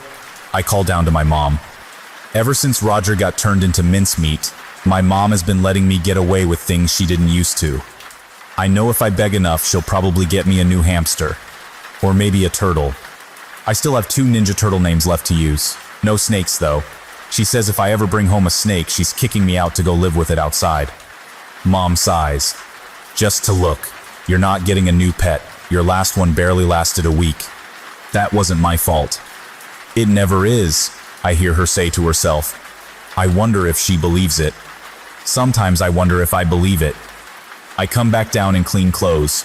Pascal is tucked into my arm, dapper as always. My dad is putting on his shoes and coat and notices me. Leave the doll, Lily. I hug Pascal. What? No. I'm not leaving Pascal, he's my angel. That would be like Wren without Stimpy or Gilligan without Skipper. Mom pets my head and starts doing that thing where she slowly tries to pull Pascal out of my hands like a crocodile hunter, trying not to get bit by a crocodile. I only bit her once, but I was 6 and she's never forgotten. I thought that was the point of biting people, so they don't forget. Anyway, I'm not going to bite her now. I was thinking it would be just the 2 of us today. Just some mother-daughter time. How does that sound? What about Dad? Dad stands up. I've got a lot to do around the house, starting with reseeding the backyard. I can't believe he dug my entire pet cemetery. He let me keep the shells left over from Raphael and Donatello, my Ninja Turtles, but only after he ran them through the dishwasher. I put them on my dresser in their honor, along with a stick I broke to look like a bow staff for Donatello. I couldn't find sticks that looked like Raphael's size. Size are like little pitchforks, so they can share the bow staff. I don't want to leave Pascal, but both Mom and Dad are against taking him. They've got that look parents get where one is ready to tag the other in if I start to throw a fuss. Okay, I mutter, but let me talk to him first. I know they're both looking at each other like I'm crazy, but I don't care. Pascal tells me it'll be okay. I set him at my spot on the dining table facing the door so he'll know the second I'm home.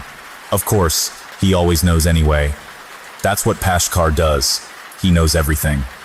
Mom says the mall is 20 minutes away. Without Pashkar to talk to, it feels like an hour.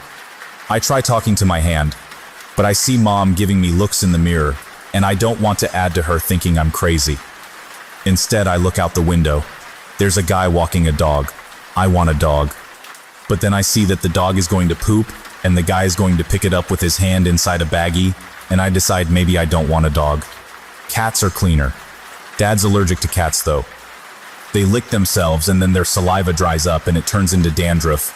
And you pet them and their dandruff gets petted off and people inhale it, and in my dad's case it makes his nose clog up and he sneezes constantly. My Aunt Hazel has 12 cats. Dad doesn't come with us when we visit her. She lives in Oklahoma anyway, and that's a long way off. When we get to the mall, it's packed. Mom circles the parking spaces near the Macy's several times trying to find a space. I don't know why she doesn't just park in one of the 1,000 empty spaces farther out. There are other people doing the same thing as us. It's some sort of game grown-ups like to play. Like musical chairs, only with parking spots. I heard you made a new friend at school, Mom says as we finally walk to the store. Maybe. I don't want to talk about Meredith, because I might mention her burning people or her melted Barbie Nathaniel. Sometimes when I talk about things, I just say stuff without thinking and then find out I shouldn't have said it. Maybe if I hadn't told Roger he was going to die, he wouldn't have died. I got a call from your principal that you were in his office because of an altercation. I don't know what that is. It sounds like some sort of vacation where you turn into an animal. Did you get in a fight with Lisa Welch? No, I told her to go away, and she ran off and fell on her face. Then her friend said I did it. I don't mention that I told her she was going to break her teeth, and then she broke her teeth. I especially don't mention that I had made it up, but it happened anyway. So you didn't touch her? I shake my head. Is that why we're at the mall? Are you going to abandon me here? My mom laughs. I don't think it's funny though. Some parents do that to their kids. They take them somewhere far off and just drop them off and then go home. I saw a cartoon once where someone did that to their dog. They pretended they were going on a picnic, then threw the dog a stick to fetch, and while the dog was fetching the stick, they piled all the stuff back into the car and drove away. I wanted to find some new clothes for you, that's all. You're growing out of the ones you have. That's not true. I don't think I'm growing at all. We have a chart on the inside of the kitchen doorway where Mom and Dad used to have Roger and me stand up straight, and they made a mark with a pencil and then wrote our name and age to show our height. I don't think mine has moved an inch in over a year. Roger's last measurement was back in August. Sometimes Dad stands there and stares at it and gets real sad, then goes and works on a dirge. We walk by the food court. There's like 100 kids waiting to ride the carousel. I hope they clear out by the time we come back, because I like to get on and ride and then run back in line and get on the next time over and over until Mom makes me stop. The longest I pulled it off was a half an hour. I only had $5, but the girl who was working the carousel told me that I was such a good customer that I got my next ride for free as long as it was my last. Oh shoot, I didn't loot my piggy bank before we left. I forgot my money, I tell Mom. Don't worry, honey. I've got cash if you want to ride the merry-go-round later. She is being highly suspicious with her generosity. Normally, if I forget to bring money, I'm SOL, as Mom says. That stands for something bad, but I didn't say the S word, so it doesn't count. I'm still not allowed to say SOL though, at least to other people. There's a lady with 4 little kids hanging onto her dress, and she's carrying a tray of food. She's going to trip over one of the kids and spill all the stuff on her tray that she just paid for. Like any second now. Oh God, maybe I should help her. But what if I run over and startle her and she trips and spills the stuff anyway? Then it's my fault instead of her kid's fault. I don't want to get in trouble. Nobody's going to get seriously hurt. It's just going to be loud and there's going to be yelling and crying. Sometimes I wish I couldn't see things before they happen. Let's hurry. I grab Mom's sleeve and try to pull her past the food court to get away before it goes down. What on earth is your hurry? She asks. Then the lady trips behind us, and Mom turns to look at the commotion as the tray bangs on the floor and a soda spills on her kid's head. And he starts crying, and she shrieks in panic, and everyone's stopping and looking except me, because I already saw it happen. I think Mom pieces together a bit that my rush had something to do with the lady spilling her food, but she comes to the wrong conclusion. Lily, did you make that happen? She looks at me and she's got kind of a mix of fear and concern in her eyes. Not anger, thank goodness. No, what do you mean? She goes back to convincing herself that things are normal. Never mind, I just thought, nothing. The sound of the lady yelling and her kids crying seems to fade away. But it's not like a "we're walking away" kind of thing. It's more like someone twisted the knob on a radio and turned down the sound kind of deal. I look back over my shoulder and I can see her grabbing a handful of napkins and trying to wipe her son off, and there's the son with his mouth open bawling. But the entire scene looks like I'm watching it on television and someone pressed the mute button. It's not just me either. Other people are looking around, kinda confused. I see a guy on his cell phone and his lips are moving, but then he holds the phone up to look at it like it burned him, and he adjusts his necktie and seems to cough, but there's no sound. So he starts talking really loud, and it maybe sounds like a muffled shout. Where did the sound go? I look up at my mom, who doesn't seem to notice, and I call her name. Mom? But nothing comes out. My voice is gone. Mom, can you hear me? She turns to look at me, and I think for a moment she did hear me, but she flashes me a smile and then looks away. Maybe I'm going deaf? Why can't I hear anything? After we pass a kiosk selling phone cases, the sound comes back. It feels like being trapped in a soundproof box and then kicking the lid off and finding yourself in a dinner party. Mom stops, still holding my hand, and looks at me. That was weird. Did it just get louder? She says. I nod. I couldn't talk. She ignores what I said. How strange. She's going to come up with some explanation for what just happened. I know it. She always does. Sometimes I think I could melt the car with my brain, and she'd tell me it must have been sunspots or something. I can't actually melt the car with my brain. I can't even pop popcorn. Maybe when we go back to the food court, I can have some popcorn. Only now I kinda don't want to go back to the food court. There's something strange going on there. Puppies! I see the pet store. They keep all the puppies and kittens in glass boxes right out front so people can look at them. You're not supposed to actually buy from those kinds of stores because someone said they get their puppies from puppy mills. I thought mills were used to grind up grain. I read that in a book. Wouldn't a puppy mill grind up puppies? Poor puppies. Maybe these were rescued from being ground up. I don't know what people would use puppy powder for, but some countries grind all different parts of animals up for medicine. Mom says that's barbaric. Can we look at the pets before we shop? I beg. Pleasies? Mom looks across the mall at a makeup store. I'll tell you what, I'm going to step into Sephora. You can look at the animals, but don't touch. When I'm done in there, we go get you some new clothes. Deal? Can we also stop by the toy store? I ask. This is actually a trick. I know that if I can get her to the toy store, she'll go into the candy store as a reward to herself. We'll see what time it is when we're done. Well played, Mom. Now I have to weigh my options. Do I go look at the kitties first, because they're so cute? Or do I go look at snakes because I know, if I am looking at them last when Mom comes back, she'll see them and any chance of negotiating a new pet goes right out the window. I don't really need to see the snakes. They're cute when they're small, but some get big and they can eat you. I don't know how big the garter snakes get. I think I heard about a snake getting flushed down the toilet and growing to the size of the sewer pipes. They made a movie out of it called Anaconda or something.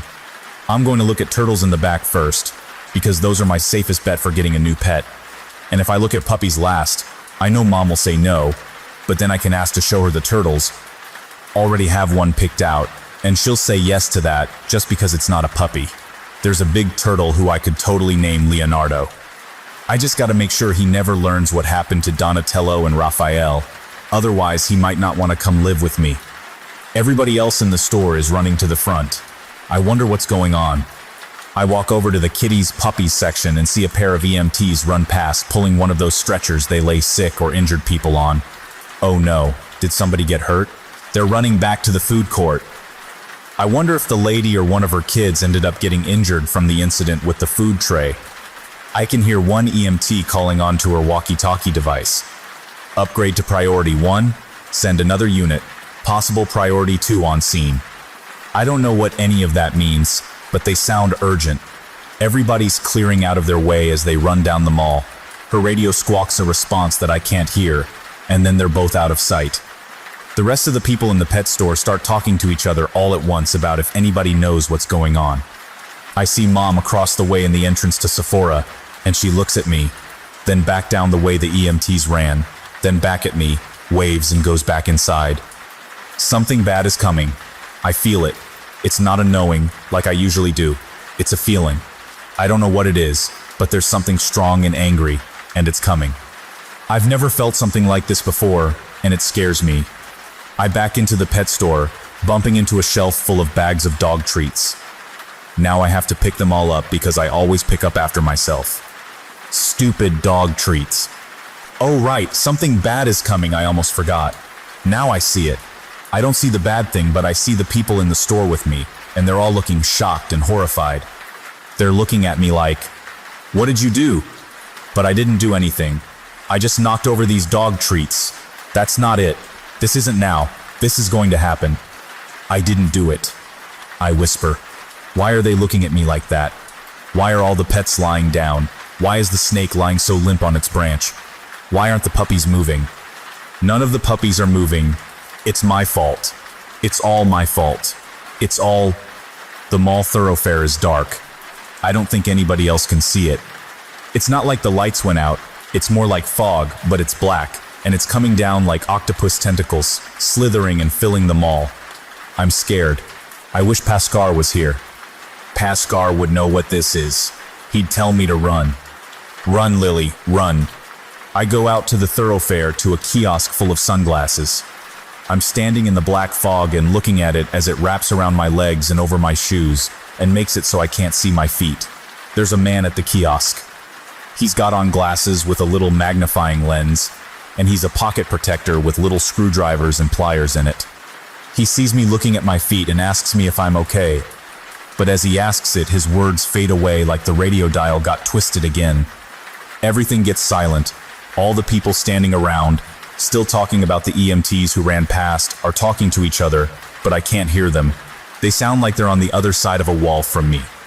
They slowly start to look confused as everything goes quiet.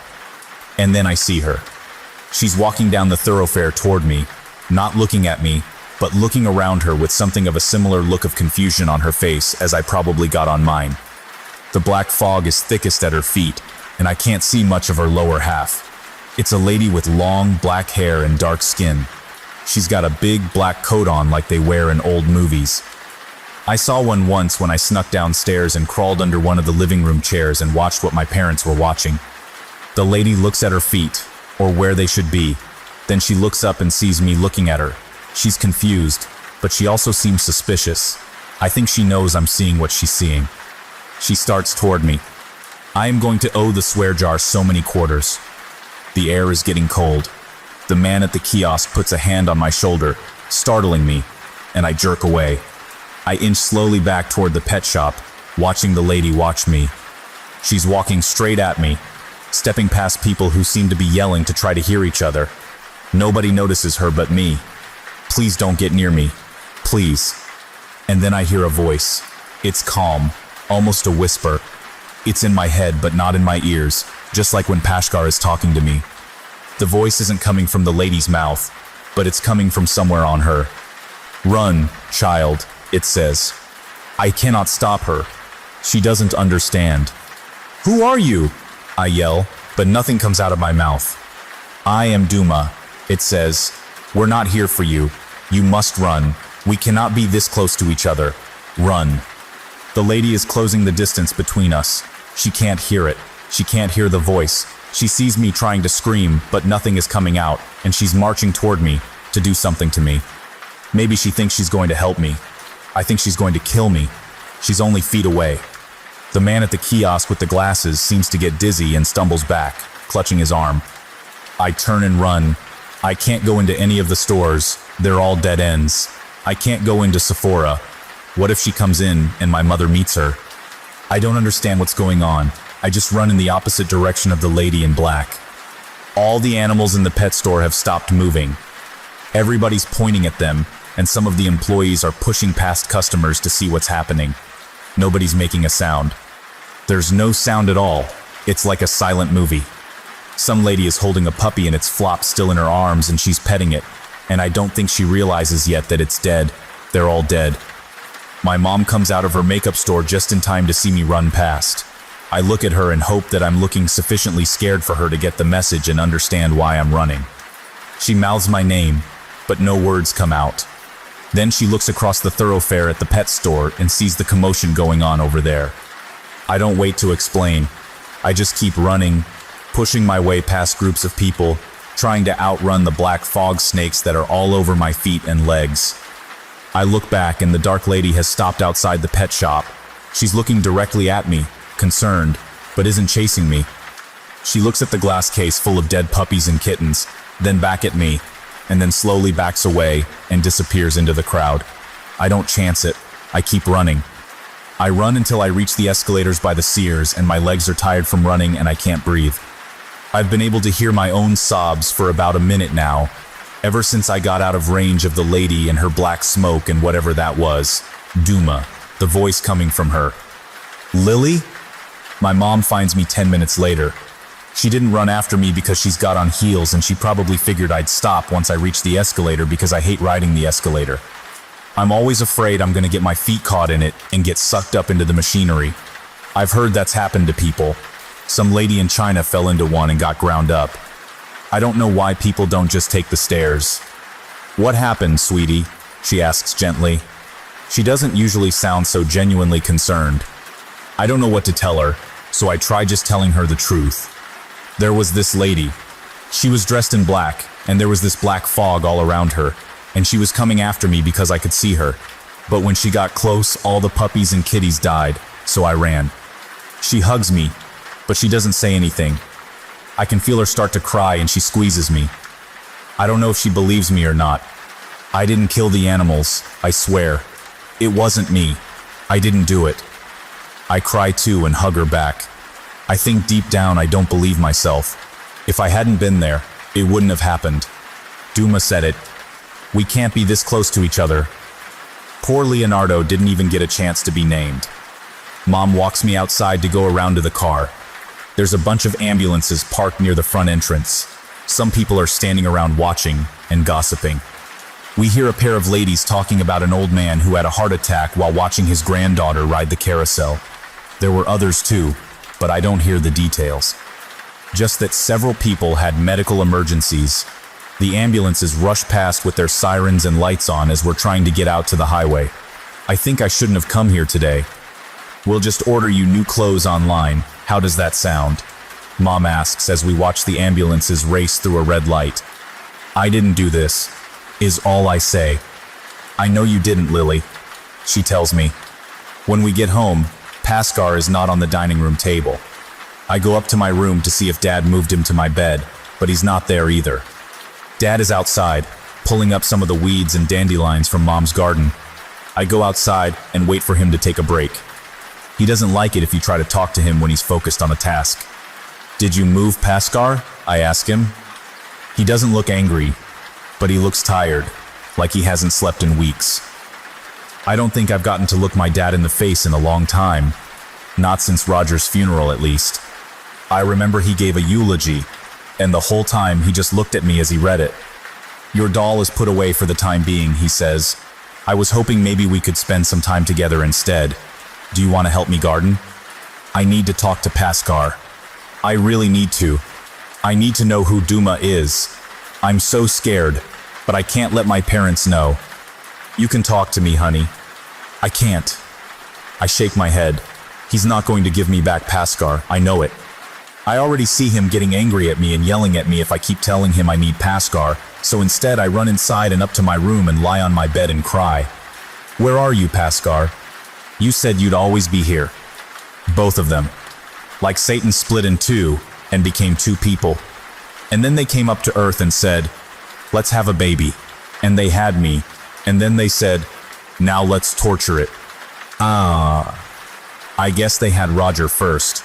They never tortured him though. They bought him a drum set so he could torture the rest of us with it. Maybe he was also Satan. Maybe Satan split into 3 people. I didn't see Roger born, so this could very well be the case. Hey Lily, where's Pascal? That's not Satan. That's Jamal. He's riding the bus with me like he always does. He and 2 other boys ride to my school and then hang out until the rest of us all go in, and then they walk down to their Catholic school. Jamal is my neighbor and probably the closest thing I got to a friend. He'd also probably be dead now if it wasn't for me. Then again, things seem to die when I'm around, so maybe he wouldn't have almost died if it wasn't for me. I'm just gonna blame my plastic paratrooper for that one. Oh man, my plastic paratrooper's still up there in the tree. He must be cold. It's Pascal, not Pascal, and I don't know where he is. My devil dad took him. I tell Jamal. Uh-oh, did you do something? That's a big question. Did I do something? I got my brother Roger killed 3 months ago. Then I let my therapist die to a food allergy. You, Jamal, you still have nightmares about all the dead animals we found in the forest thanks to me. I made Lisa Welch break her teeth on the playground, but you don't know Lisa Welch. You're so lucky you don't know Lisa Welch and her crew of jerk girls. Can I start going to Catholic school, I wonder? I believe in angels and God and definitely the devil now. Stupid devil parents. Then there was the entire pet store at the mall. That was like a plague of biblical proportions. Proportions means size. Like you get food in portions and those are small, then you get PRO portions and those are big. In other words, it was a big bad thing. Dead puppies and kitties everywhere. I think I did that somehow, because I got too close to the angel of death. Something about me and her, the lady in black. If we get too close, things die. People die. I wonder if she was in the woods behind my house the day all those animals died. She scares me. Jamal's friend Greg leans over the bus seat and grins at me. Greg has bright orange hair. I don't think it's natural. Like, who has hair that orange? Jamal says it's ginger. But I've seen gingerbread men and they're brown like my hair. Other people say Greg's hair is red. I don't know why you don't just call orange hair orange. Maybe your angel doll flew back to heaven, Greg says. You'll never know, I mutter. If either of us isn't getting into heaven, it's the girl who kills everybody. Greg takes heaven and hell very seriously. Jamal shoves Greg away. So you can't see the future without Pascal, right? Pascal, and yes I can. Greg pops up again. Then what's going to happen to me, Lily? Nothing. Nothing's going to happen to Greg.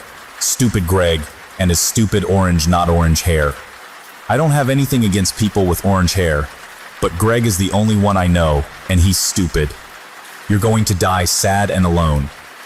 Greg doesn't like that answer. I don't even know if it's true. I can't see that far into the future. Pascal would know. He knows things like that. Pascal knows everything. And he always comes back to me. He's always come back before, at least. I spent all yesterday looking for him. I called for him, but he didn't respond. I can usually hear him regardless of whether he's in like a box or a drawer or under my Wonder Woman blankets. I hear Pascal in my head, not my ears. When I couldn't find him, I begged my mom to let me have him back. I promised that I'd talk to her and Dad. I promised that I wouldn't keep any secrets. She hugged me and kissed me on the head and said, Lily Bean, listen. Nothing good ever comes after being told to listen. If parents have good things to say, they know you're listening. If they got bad things to say, they want to be sure you're listening. I managed to get you scheduled for an emergency MRI at the hospital the day on Tuesday. What's an MRI, Mr. I? It's a scan that lets the doctors see your insides. Why? I thought maybe my insides were turning into jelly from being exposed to the angel of death. Maybe I'm dying and I don't know it. I wonder if jelly is just people's insides. Unless they specify grape jelly, then it's the inside of a grape. My mom petted me. She thinks that's comforting, but I haven't been comforted from head pets since 2nd grade. And then it was only because I was pretending to be the family pet. We just want to make sure everything's okay. But what does that have to do with Pascal? I asked. If you behave and nothing happens, we'll see about returning Pascal after the MRI, okay? It was not okay. And now I'm sitting on the bus with stupid Greg the bozo clown and going to have to deal with Meredith wanting to sit near me at school without Pascal to talk to. Sure enough, I get to school and see Meredith standing over by the swings, watching for me, so I go sit by the baseball diamond to watch Jamal play kickball. Nobody's gonna get hit in the crotch today, but I hope that Meredith doesn't spot me. Greg runs by and throws his backpack with the others. He sticks his middle finger up at me and his tongue out. He is not going to heaven. Where's Pascal? Oh shit, it's Meredith. Oh crud, I said the S word. No, it's okay. It was in my head. He's at home, I tell her, inching over a bit on the bench as she sits down. Meredith sets things on fire, at least according to her melted Barbie angel Nathaniel.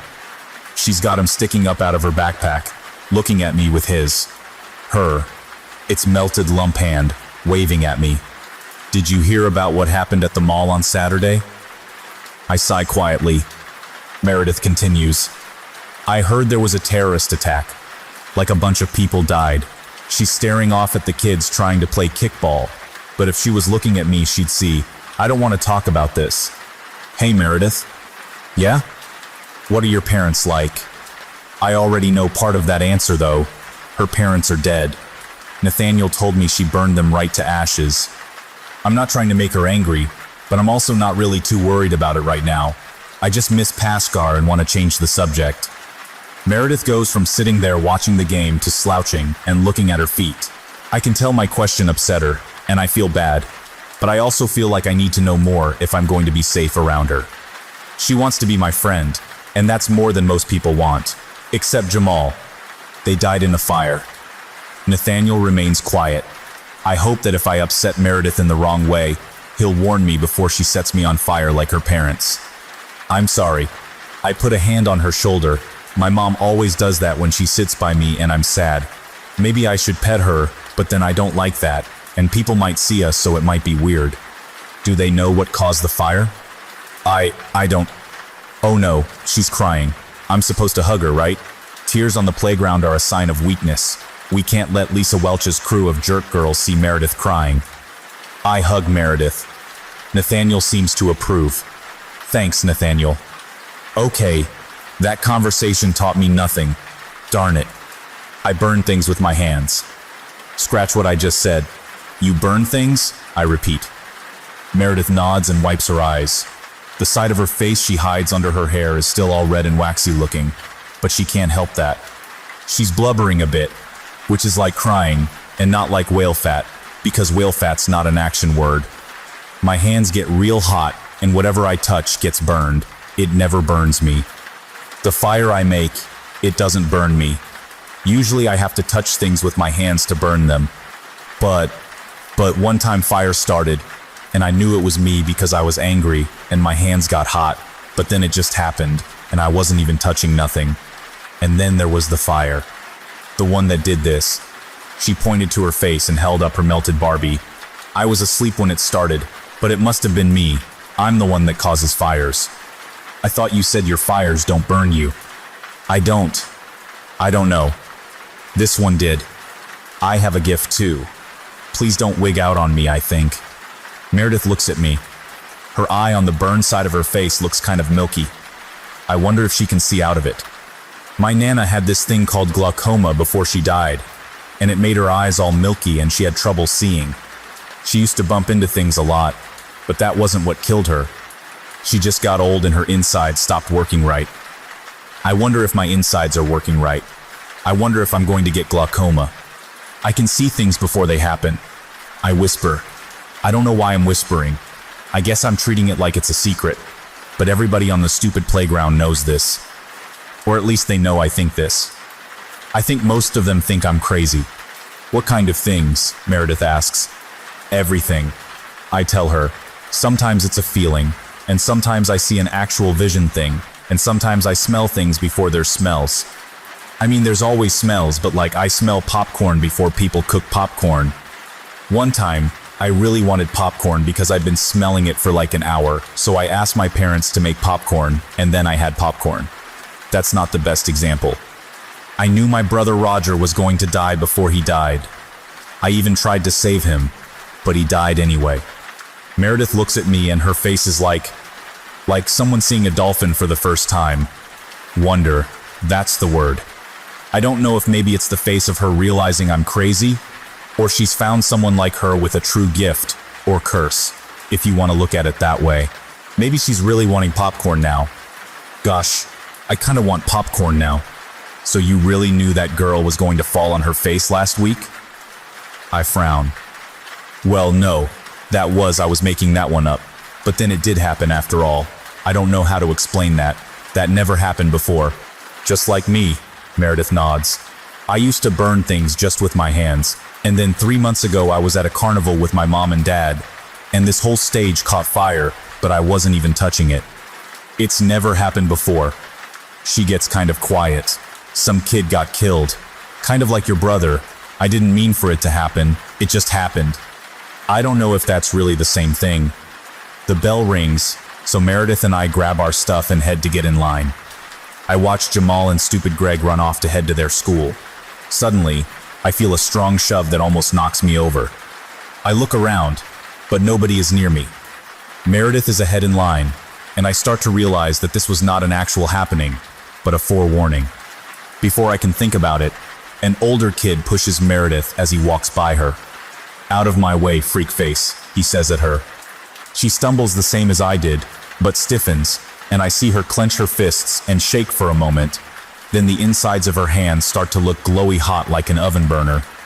I think the bad word again. From behind us, there's this sound like a wave of water, and everybody turns to look as one of the trees along the edge of the parking lot bursts into flame. It goes up like the flames are coming up out of the ground, and then the whole thing is just covered with fire. Nothing else burns, just the tree. Whoa, everybody marvels, except one kid who yells, "Holy shit." Yes, I wrote it down, but I didn't say it, so it doesn't count. I can hear Nathaniel. "Lily, hurry, come calm her down. Lily, get up here, hurry." So I shove past the kids in line, who are all looking at the burning tree as adults start to panic and grab children and try to drag them inside.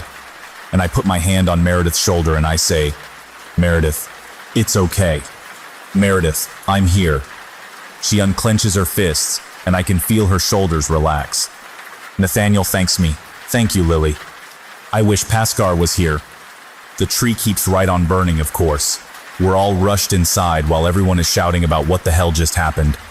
I follow the line with Meredith, go to my cubby, run through the routine of putting my stuff away, but miss the step of getting Pascar and feel sad again.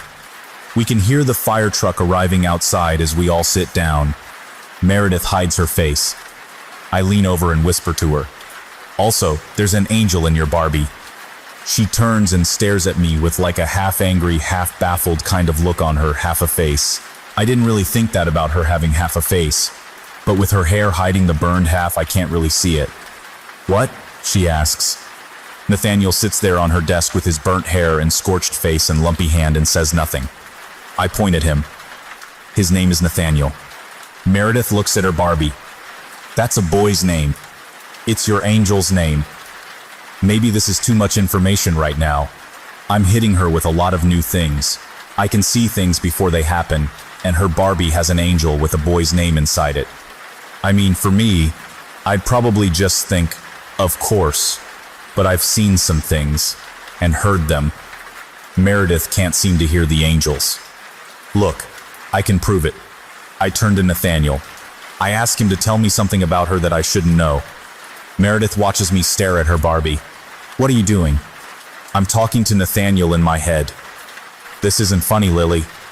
She reaches for Nathaniel.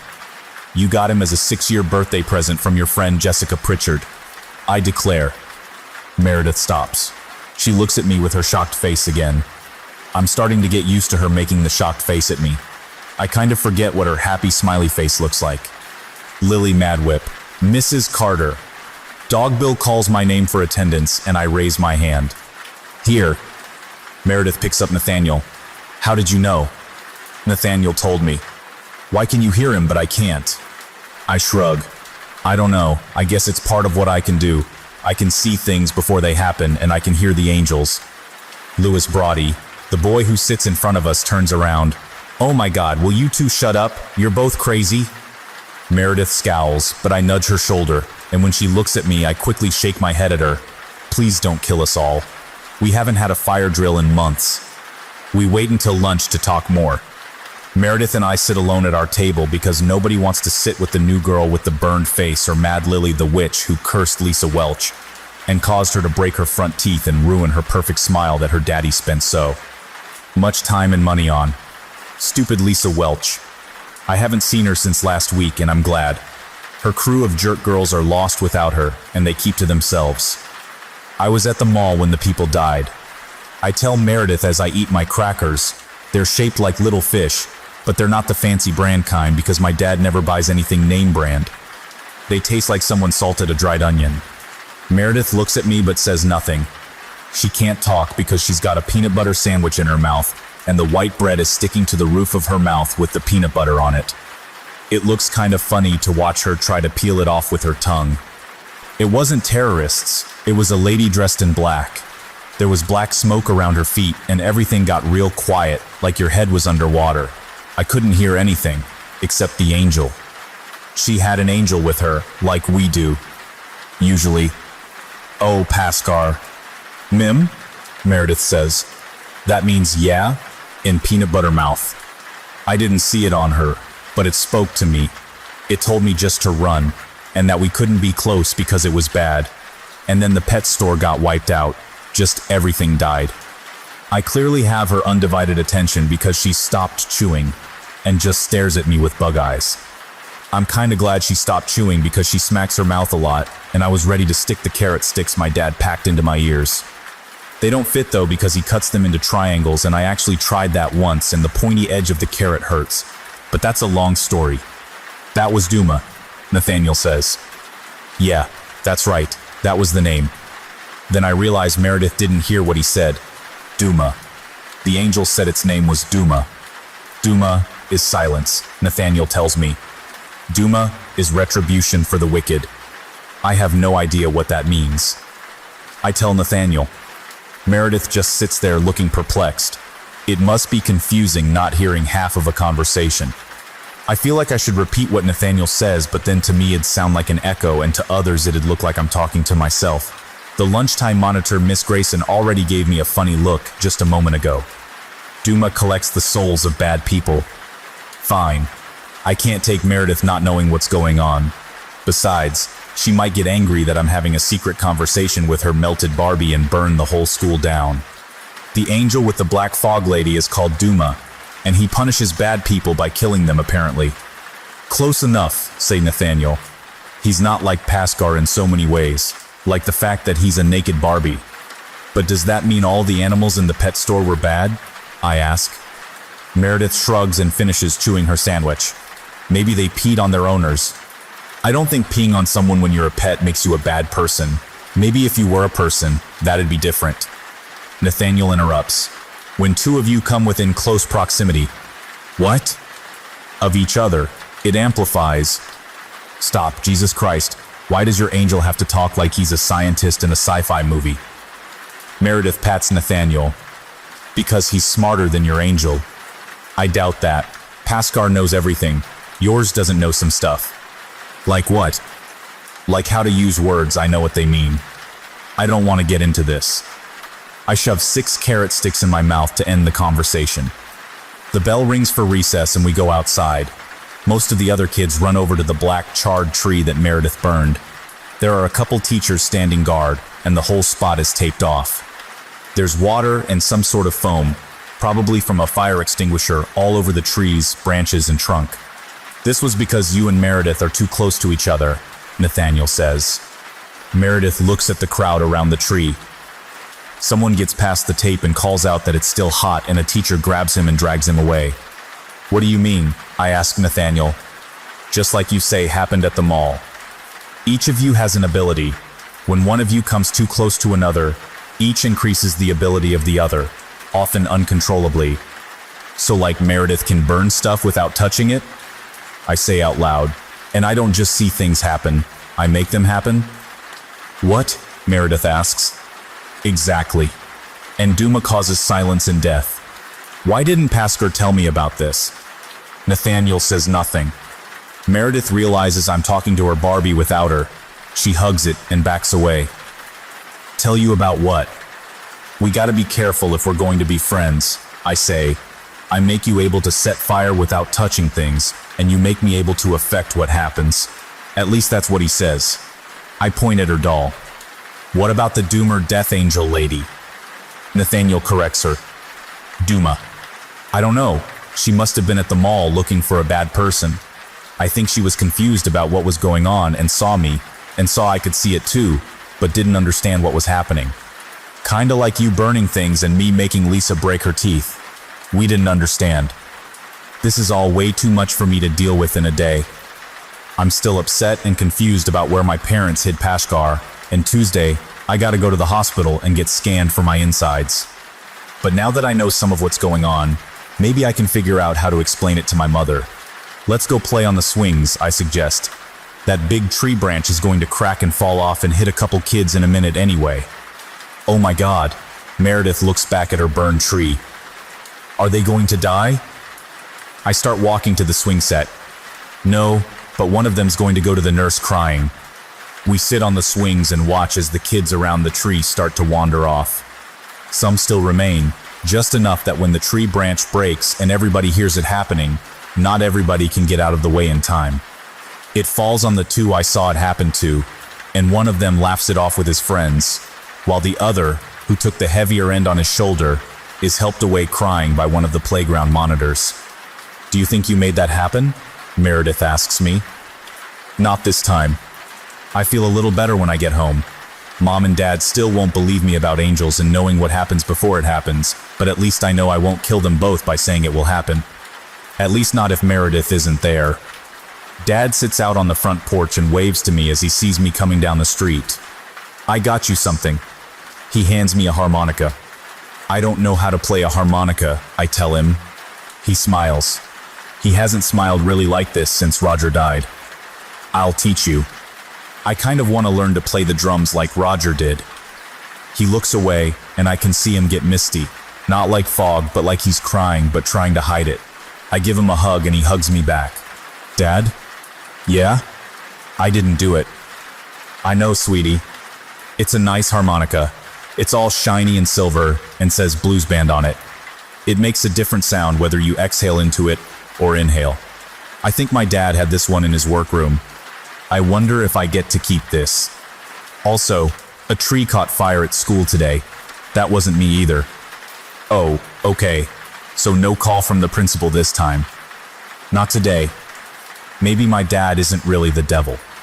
The old lady at the hospital check-in desk with the crazy curly hair smiles at me. Lily, what a lovely name.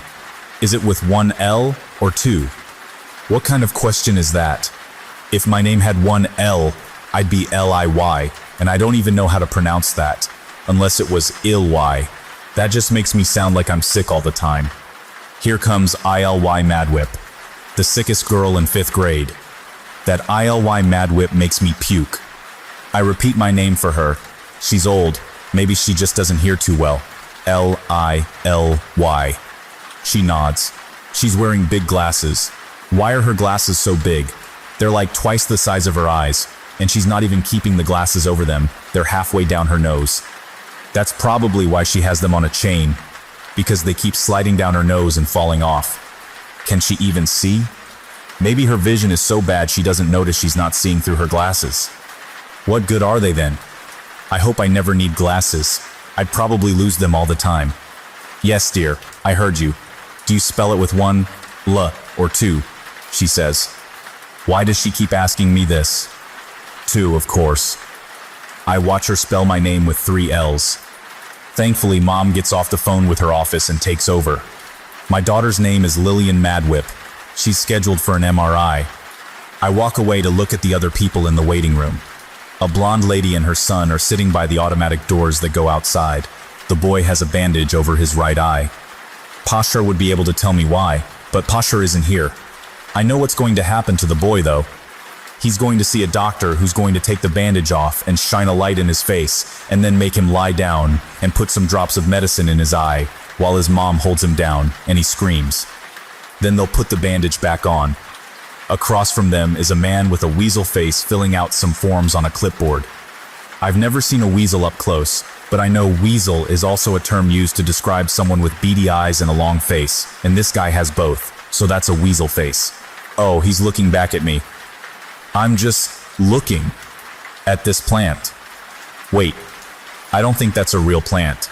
I thought these plants were here to provide oxygen for people, but they're just here for decoration. Lily, Mom calls, come here. The receptionist lady has a wristband for me to wear with my name, spelled the long way, and my birth date and some other codes that I figure only doctors and nurses know. Mom and I sit and wait. It feels like hours.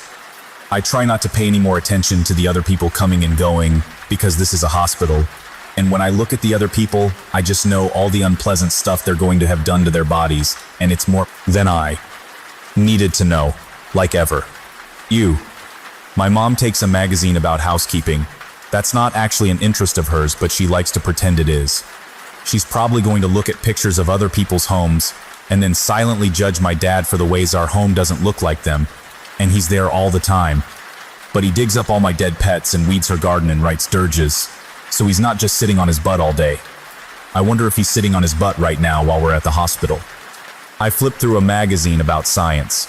Some photographer got really close to monkeys and took photos of them doing monkey stuff. Apparently you can get a job just squatting in the jungle taking pictures of animals. I want a job like that. Maybe I'll save up my money and buy a camera and start taking pictures of animals. Or I could be one of those photographers who takes pictures of crime scenes. The monkeys in this magazine story look really happy that this photographer is hanging out with them. I glance up from my monkey article and see the weasel-faced man staring at me from the far corner of the waiting room. He looks back down at his forms, then scribbles some more stuff before taking the clipboard over to the lady with the enormous glasses. I watch him because he's got suspicious written all over him. But then I see that in a while he's going to be talking to some doctor in a big white coat like all doctors have, and they're going to go off to an office and talk about grown-up stuff. So I start singing to myself in my head to stop knowing what's going to happen. Weasel guy turns around and looks at me again. I imagine him with whiskers, and then realize I'm staring, and remind myself to blink and go back to my monkeys. I guess it's not his fault he was born with a face like a weasel anyway. Eventually, a big lady with really short, black hair calls us in. She's wearing a green hospital uniform. Mrs. Maddock, we're ready for Lillian. It's Mad Whip. I tell her. I put my monkey science magazine back and follow Mom and the nurse through the swinging doors. The hospital is like a maze. Halls go down other halls, and there's dead ends that are offices and closets. I bet the center of the hospital is where the Minotaur lives. That's a monster from an old story we read about in school. It lived in a giant maze, and people would go in the Minotaur's maze and get lost, and then it would eat them. A Minotaur is like a human, but with a cow for a head. Not a whole cow, just the head. We get to a little room with a bed that they cover in paper because of germs. There's a paper dress folded up on the table. Hospitals love paper. You need to change into this gown, sweetie, the nurse tells me. And any jewelry or metal piercings need to come off. That's because an MRI uses magnets. Mom told me about it before we got here. Big, powerful magnets that will rip any metal right off you. I bet if a Minotaur got an MRI, it would pull the metal ring out of its nose. Why do cows get nose rings anyway? Maybe it's only the punk cows. I don't have any jewelry or piercings, so I should be fine.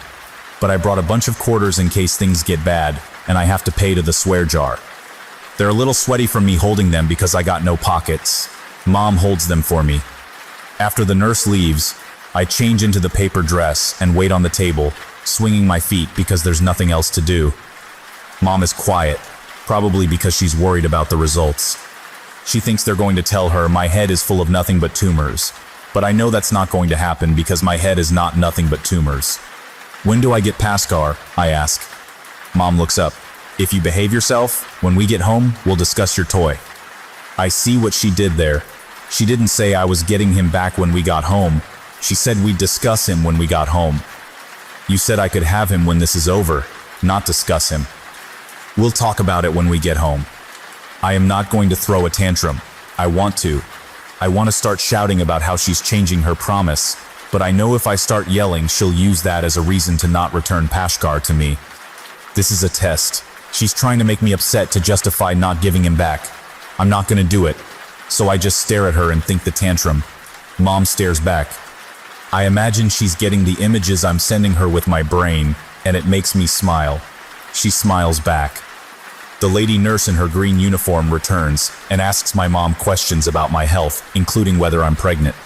Then she tells me it's time to go, so I give Mom a hug because I know she's scared, and follow the nurse down hall after hall until we get to a huge room where a giant machine is. That must be the MRI. It looks like something out of a science fiction movie, with a table for me to lay on and get shot into another dimension through this giant metal donut. Or maybe it's gonna turn me into a donut. I would be the worst tasting donut. Probably jelly-filled too. I hate jelly-filled donuts. If you're afraid of tight spaces, the nurse says, it's going to feel a little cramped. But you have to lay still. You're going to get an injection of contrast. Wait, what? Injection? When did needles get involved? Nobody said anything about needles. Can I just drink it? I ask. Oh no, dear. Well, there goes 1/4 to the swear jar. She doesn't even remove the needle. She leaves it in my arm. I hate this nurse now. I think angry thoughts and stare at her while I lay on the bed, and she wheels over some weird machine with swirly tubes coming off it that she attaches to the other end of the needle sticking out of my arm. Oh God, I can't even look at it. I'm going to gag. In I go, into the metal donut. I hold my breath and think about Paskar and Meredith. I wonder what she's doing at school without me today. I hope she doesn't burn anybody. It must be hard not being able to get angry for fear of burning stuff. I'd be burning stuff all the time. My arm feels really warm. I wonder why the lady in black was hanging out at the mall. There's way too much stuff going on all at once. I feel like my head is going to explode. Maybe I really do have a tumor. The MRI machine is super noisy. It sounds like someone banging metal grocery carts around. Dad calls those bass carts because they're like a basket and a cart, but Mom hates it when he uses that word. I call them base carts when I want to annoy her. Oh my God, how long am I going to be in here? I thought the waiting room was a long time, but at least I had the Monkey Science magazine to read. I wish there was something to read or watch, but there's nothing.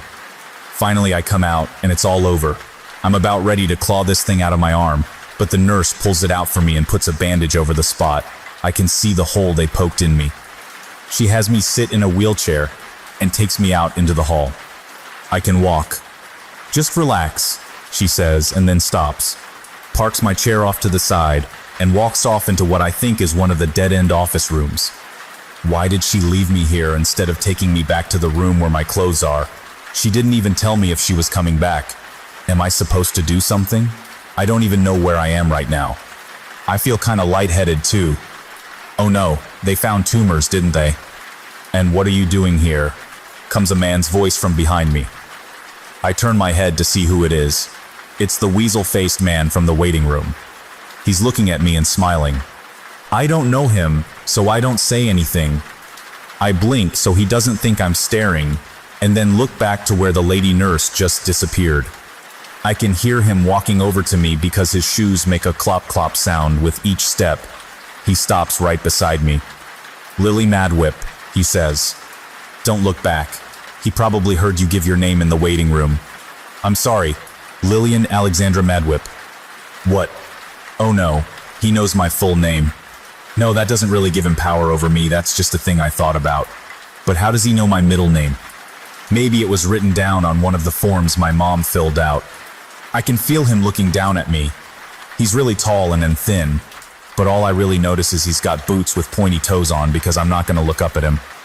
I'm just gonna stare at this floor and maybe he'll think I'm asleep or something.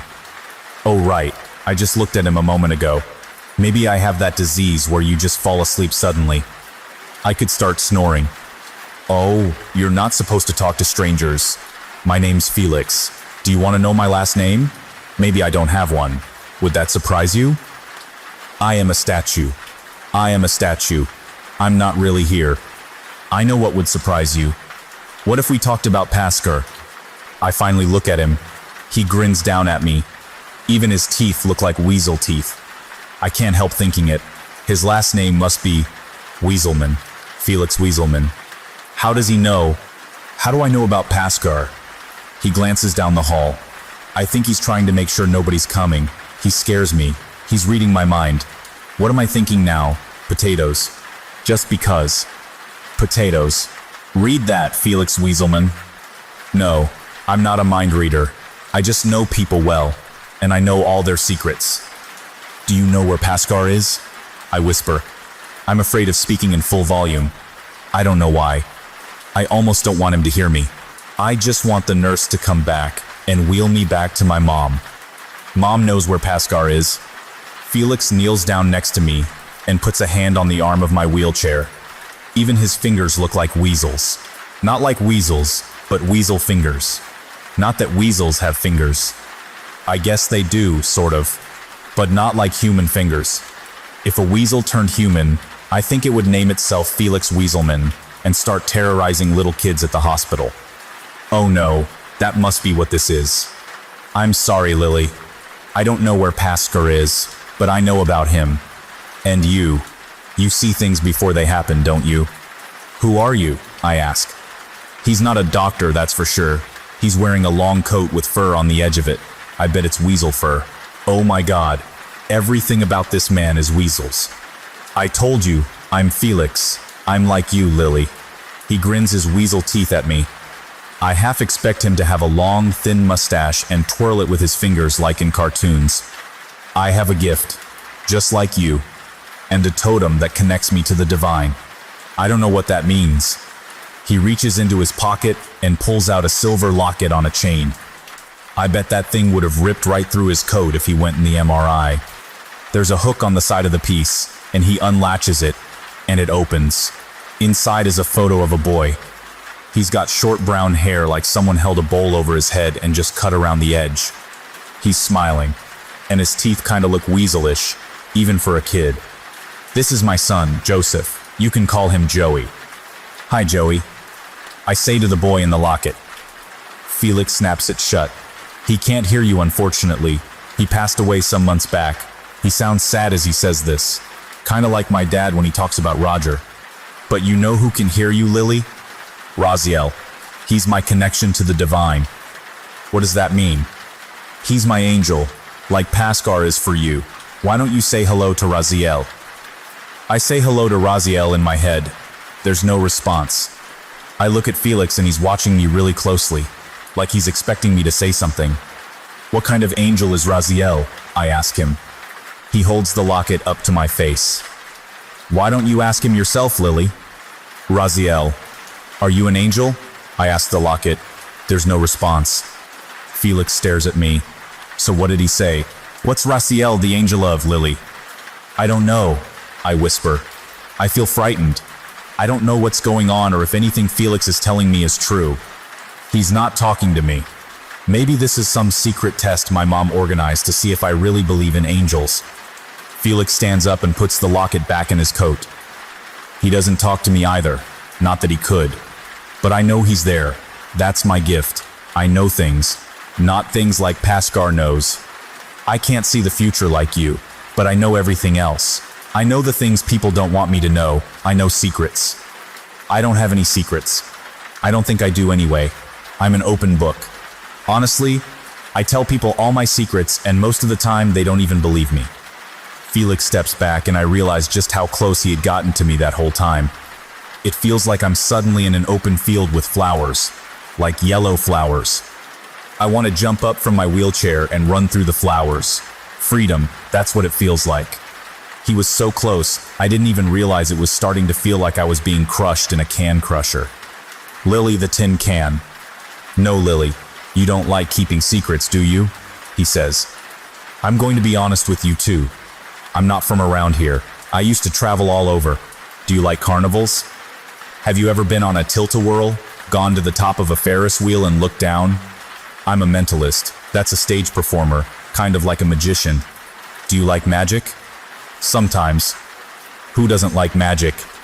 Boring people. And scientists. I would use my gift of knowing people's secrets and tell them things they had forgotten about themselves. Where they left their keys. That sort of thing. Or maybe they'd done something they didn't want others to know about. Those were fun to reveal. Any secret, I would know it. Like where your brother Roger hid something valuable from you. Oh my God, he knows where Roger hid my foil Charizard. Where? Oh, I don't actually know that, dear. I know that your brother hid something from you, but in order to know where, I'd need to meet Roger. And unfortunately, he's not here, is he? Rats. Where the hell did my nurse go? Anyway, Felix continues, Joey, my son, was an assistant in the show. He was the most wonderful boy. You'd have loved him, really. He would have believed you about Pascar. Like your friend Jamal, he believed me about Raziel. The heat in my head and arm are going away. I feel a lot more clear thinking, what happened to him? You know what happened to him. Suddenly Felix isn't smiling anymore. I don't know what he's talking about. Did he tell me and I missed it? Did I read it somewhere? No, someone told me something. He keeps staring at me. Oh. Is he doing that thing I did to my mother? He's trying to send his thoughts into my... Meredith. Meredith happened. Meredith, I say. Felix nods. He looks like he just took a bite of a really nasty sandwich. I think he's trying to suck his weasel teeth into his face or something. Down the hall, I see the nurse finally come around the corner with my mom. I wonder how she teleported from that dead-end room to wherever she just came from. They don't seem to notice this tall, thin, weasel-faced man hovering over me. Mom, hurry! I came here looking for information on her, Felix whispers. His voice doesn't sound so cheerful anymore. It's almost like he wants to snarl. His teeth are clenched together and he's saying everything through them. But instead, I found you. You don't have to be afraid, my dear. I'm going to find Meredith. I found her once, I'll find her again. Somebody needs to protect the rest of us from her. He pauses and looks over his shoulder. Do you see somebody? Then turns and smiles at me, but it doesn't seem like a happy smile. There's nobody there. The hallway is empty. I was seeing things before they happen again. He puts a hand on my shoulder. It's going to be okay. I'll see you soon. And then he walks off in the other direction down the hall and back into the maze where he came from. I'm shaking and I can't stop. Something about Felix Weaselman terrifies me. It wasn't his weasel face either. It was like I was finally meeting somebody who is crazy. Other kids call me Mad Lily sometimes, especially buttholes like Jeffrey Baker, but they haven't met anyone like Felix. He was so calm and seemed normal, except for the whole part about knowing my secrets. I wonder if that's even true. I wonder if there's really an angel in his locket, and if so, why didn't it speak to me? Mom and the nurse finally show up for real a few minutes later and take me back to my clothes so I can change. I do it as fast as I can so we can get out of there. Mom had put my quarters in her purse. She gives them to me. I tell her she's going to need to keep a couple. In the car, she asks me how I'm feeling, if my vision is fuzzy or anything. I tell her I'm fine. I don't tell her about Felix. I don't tell her about Raziel. And I definitely don't tell her about Meredith. I don't know what I can tell her anymore. I need to think about things on my own. What I really need is to talk to Pascar, and I know if I start bringing this stuff up with her, I might not get him back. I just hope that weasel-faced guy Felix doesn't go to my school today. At home, Dad is in his workroom. He was probably writing a dirge. He does that. Mom tells me to sit at the dining room table and wait. I wonder what we're having for dinner. Probably something that's going to make me want to vomit. I wonder if I can convince them to order pizza if I tell them that the medicine they injected me with made me feel funny. Mom comes back with Dad and, Pascar, where were you? Pascar tells me he's sorry for the things he knows I've had to deal with alone. He says that sometimes we face things alone because we have to in order to become stronger. He says that, I feel like I'm getting a lecture from my parents. Oh, I am. They're talking too. But I'm not even listening to that, because I'm too busy being giddy to see Pascar again. Do you understand? Dad asks me. I don't. Yes, I tell him. Dad hands me Pascar, and I hug him to my chest. We have a lot to talk about. I thought I was your best friend. That's Jamal. Okay, yeah, I guess he's top of my friends list. It's not exactly a big list either. I mean, there's Jamal, and then there's Meredith, and she scares me. 1 and 2. And Pascar. 3. Jamal, Pascar, then Meredith, because she scares me. No, wait, Pascar first. You are my best friend, Jamal. I meant my other best friend. Pascar knows the truth. Jamal smiles. We're heading to school like it's just another day. But it's not just another day, because there's a man named Felix who looks suspiciously like he's part weasel, and he told me at the hospital yesterday that he's going to protect me from Meredith. And I'm pretty sure he didn't mean he's going to buy her oven mitts. Actually, that wouldn't be a bad idea. I should get her oven mitts. I saw oven mitts once that looked like sheep. Greg pops up out of nowhere. Maybe he's going to saw her in half.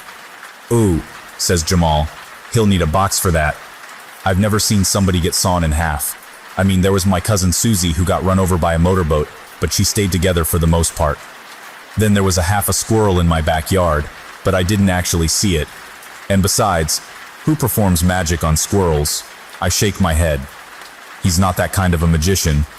Well, what kind is he? He finds people's keys and stuff. That sounds like a stupid magician. Greg frowns and ducks back down into his seat. You're missing the point. Oh my God, why did I even bother telling these two? Meredith is going to get murdered by that stupid magician. But didn't she kill his son? Jamal asks. That's called an eye for an eye. I don't know all the details. I look up at the front of the bus where Ed the bus driver is telling some other kids to stop jumping in their seats. Why does it always take longer to get to school when I'm in a hurry? Pascal encourages me to remain calm. One of the things he told me last night was that brash action can lead to tragedy. I looked up some of the words, and apparently that means that if I'm too confident, then a really sad play is going to be performed. I don't think that's entirely what he meant, but I got the point.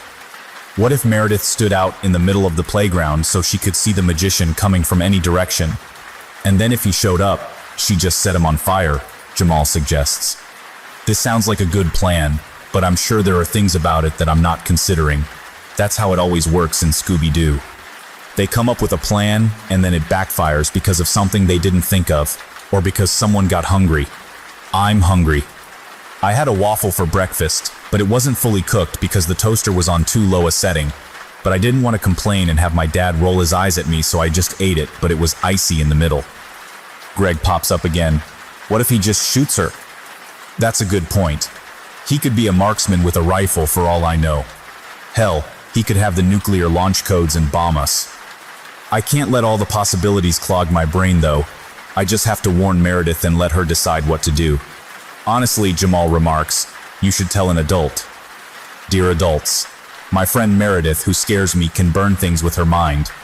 I know this because I can speak to angels like the one in my doll. A crazy magician who finds people's keys wants to kill Meredith because somehow, she burned up his son with her powers. No, I don't know when or how exactly. Yes, I'll hold. Oh, that's a lovely jacket. Yes, I'd like to try it on. The sleeves tie in the back? How nice. Where are we going? Jamal sees me staring off into space blankly.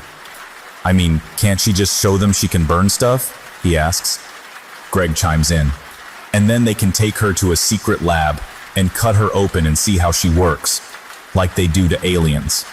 He looks at me. And you too. Yeah, no. I blink. There's the school ahead. I need to do this without them finding out about Meredith's ability. If she wanted people to know, she'd have shown an adult, I think. It's not my business to reveal it if she doesn't want people knowing. That's called, I don't want to be dissected. And I've thought about it a lot. We pull up to the school and I shove past everybody to get to the front and off the bus, making sure to say goodbye to Ed, of course. Not that anything's going to happen to him. He's going to go have a cup of coffee and read a magazine down at the gas station while filling up. It's just polite to say goodbye to the bus driver. Bye, Mr. Ed. Meredith is not standing by the swings. I run over and make sure. I even check twice. She's not there. I scan the rest of the playground. Everybody else is in their usual spot for the most part, except Jamal and Greg, who are walking over to me rather than the baseball diamond. They're looking around too, so I'm guessing they don't see Meredith either. Jamal drops his backpack and sits on the swing. Maybe he already got her. No, I should have come here yesterday, except the school was closed by then and she'd have been at home, so that would have been pointless. Don't say that. Maybe the weasel got her home address. Greg suggests. Stop it. Maybe that's her over there surrounded by Lisa Welch and the other girls. Jamal points with his chin. Oh yes, there she is. I couldn't see her in the sea of jerk girls. Why on earth is she hanging out with them? They're all standing around her and... Oh no. Oh, I wasn't here to keep them away from her. And Lisa Welch is back, and she probably saw Meredith alone. And I drop my backpack by Jamal's and run down the hill toward the group surrounding Meredith. I can see she's not looking happy. She's all tensed up and her arms are hanging down at her sides, and she's glaring at Lisa. I can't hear what anyone's saying, but Lisa's got Nathaniel, Meredith's angel, and a melted Barbie, and she's waving it at Meredith and saying something, and Meredith's got a big scowl on her face. Oh no, I can already feel it. Something bad is about to... Meredith, I call. At the same time, just as I get in range and everybody turns to look at me, Lisa Welch's red backpack with all the trinkets that jangle on it and let you know she's coming explodes into a fireball. Everybody shrieks except Lisa Welch, who has just enough thought power in her small brain to declare, "Oh my goodness," and then throw the flaming pack off her shoulders and do some sort of crazy half-dance, half-jump away like she just stepped in a pile of scorpions. Maybe I should tell her she's going to do that someday. I come to a stop as everyone else steps back except Meredith, and quickly grab her by the hand to try to calm her down. She turns and glares at me, and I swear I can even see fire behind her eyes, but maybe it's just the fire that was Lisa Welch's red backpack reflecting off them. "It's okay.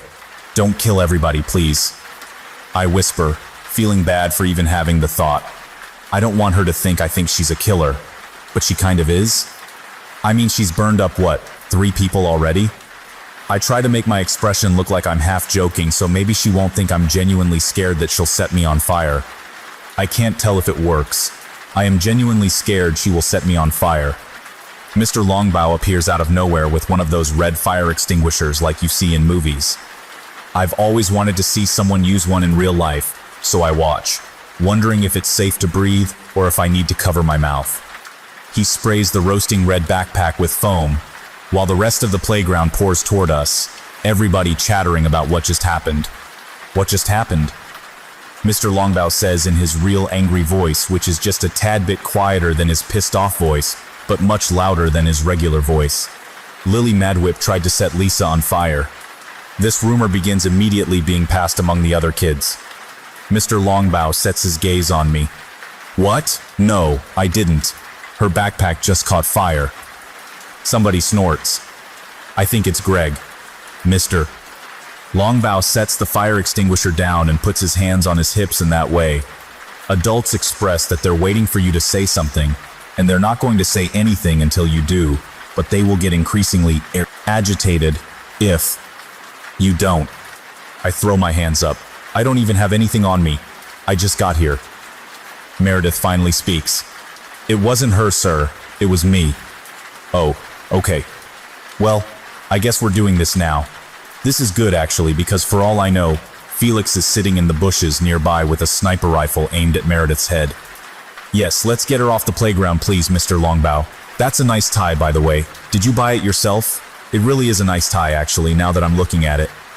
I'm not even an expert on ties. Mr. Longbow picks up the fire extinguisher.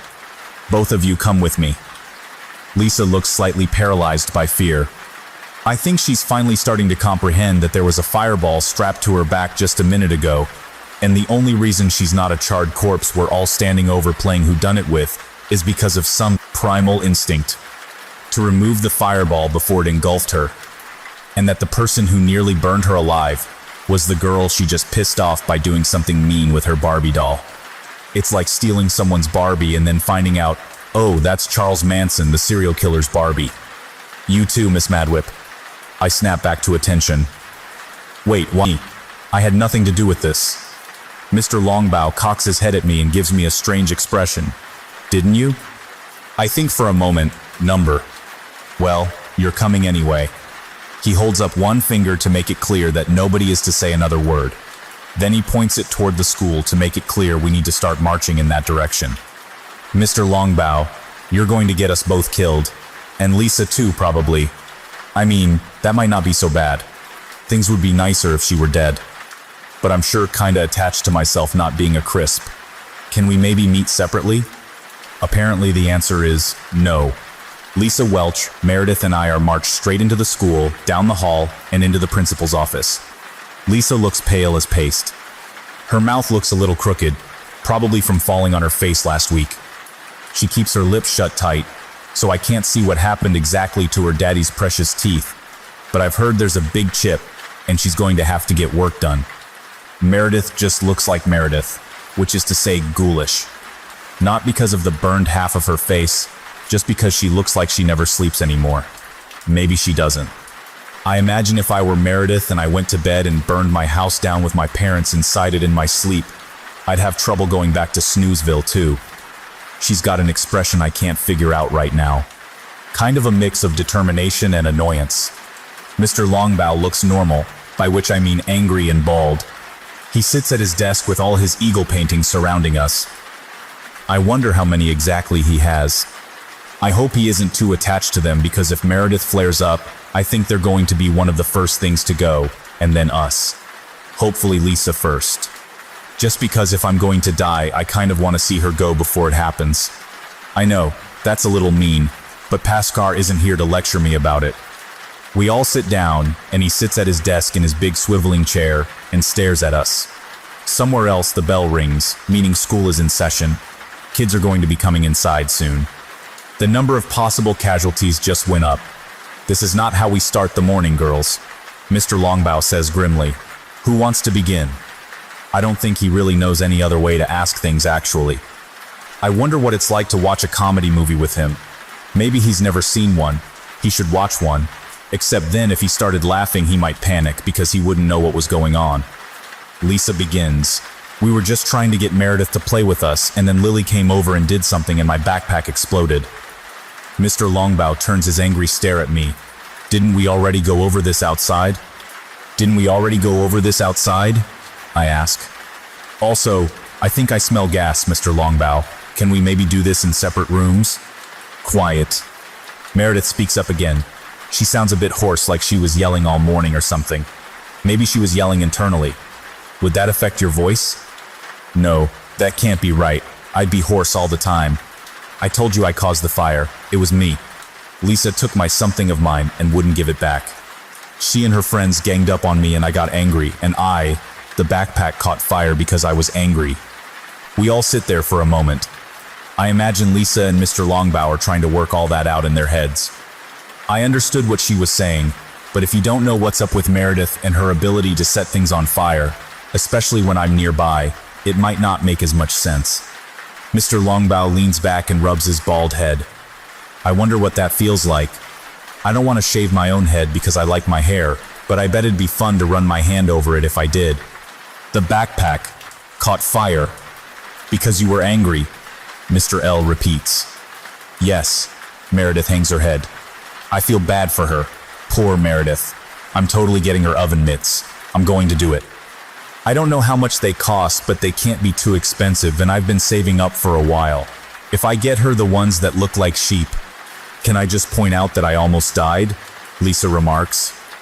Mr. L leans across his desk and wraps all his fingers in each other. He looks directly at me, and I think he's going to accuse me of causing all this. Again. Lily, I think you can be excused. Oh, finally. Thanks for playing with all our lives there, Mr. L. I sit for a moment thinking this. Mr. L nods at me and makes a little wave gesture with his hand. That's the universal sign for move your butt along. Go to your classroom. I look at Lisa and Meredith. Lisa has murder face. Meredith looks sad. I want to tell her it's going to be okay, because for one thing, with me out of the room, maybe we won't all go up in one big volcano. And for another, maybe she'll be safer at home. Oh, wait. I have to warn her about Felix. Go, Lily. Mr. Longbow says in his tone. That means he's about to get really annoyed that I'm still standing there instead of doing what I'm told. I nod at him, then turn to Meredith. Watch out for weasels, I tell her. She looks at me like I just choked on my own tongue instead. I go out into the hall. It feels so good to be out of that room. Oh my God, that man has so many eagle paintings. I wonder if he's married to one.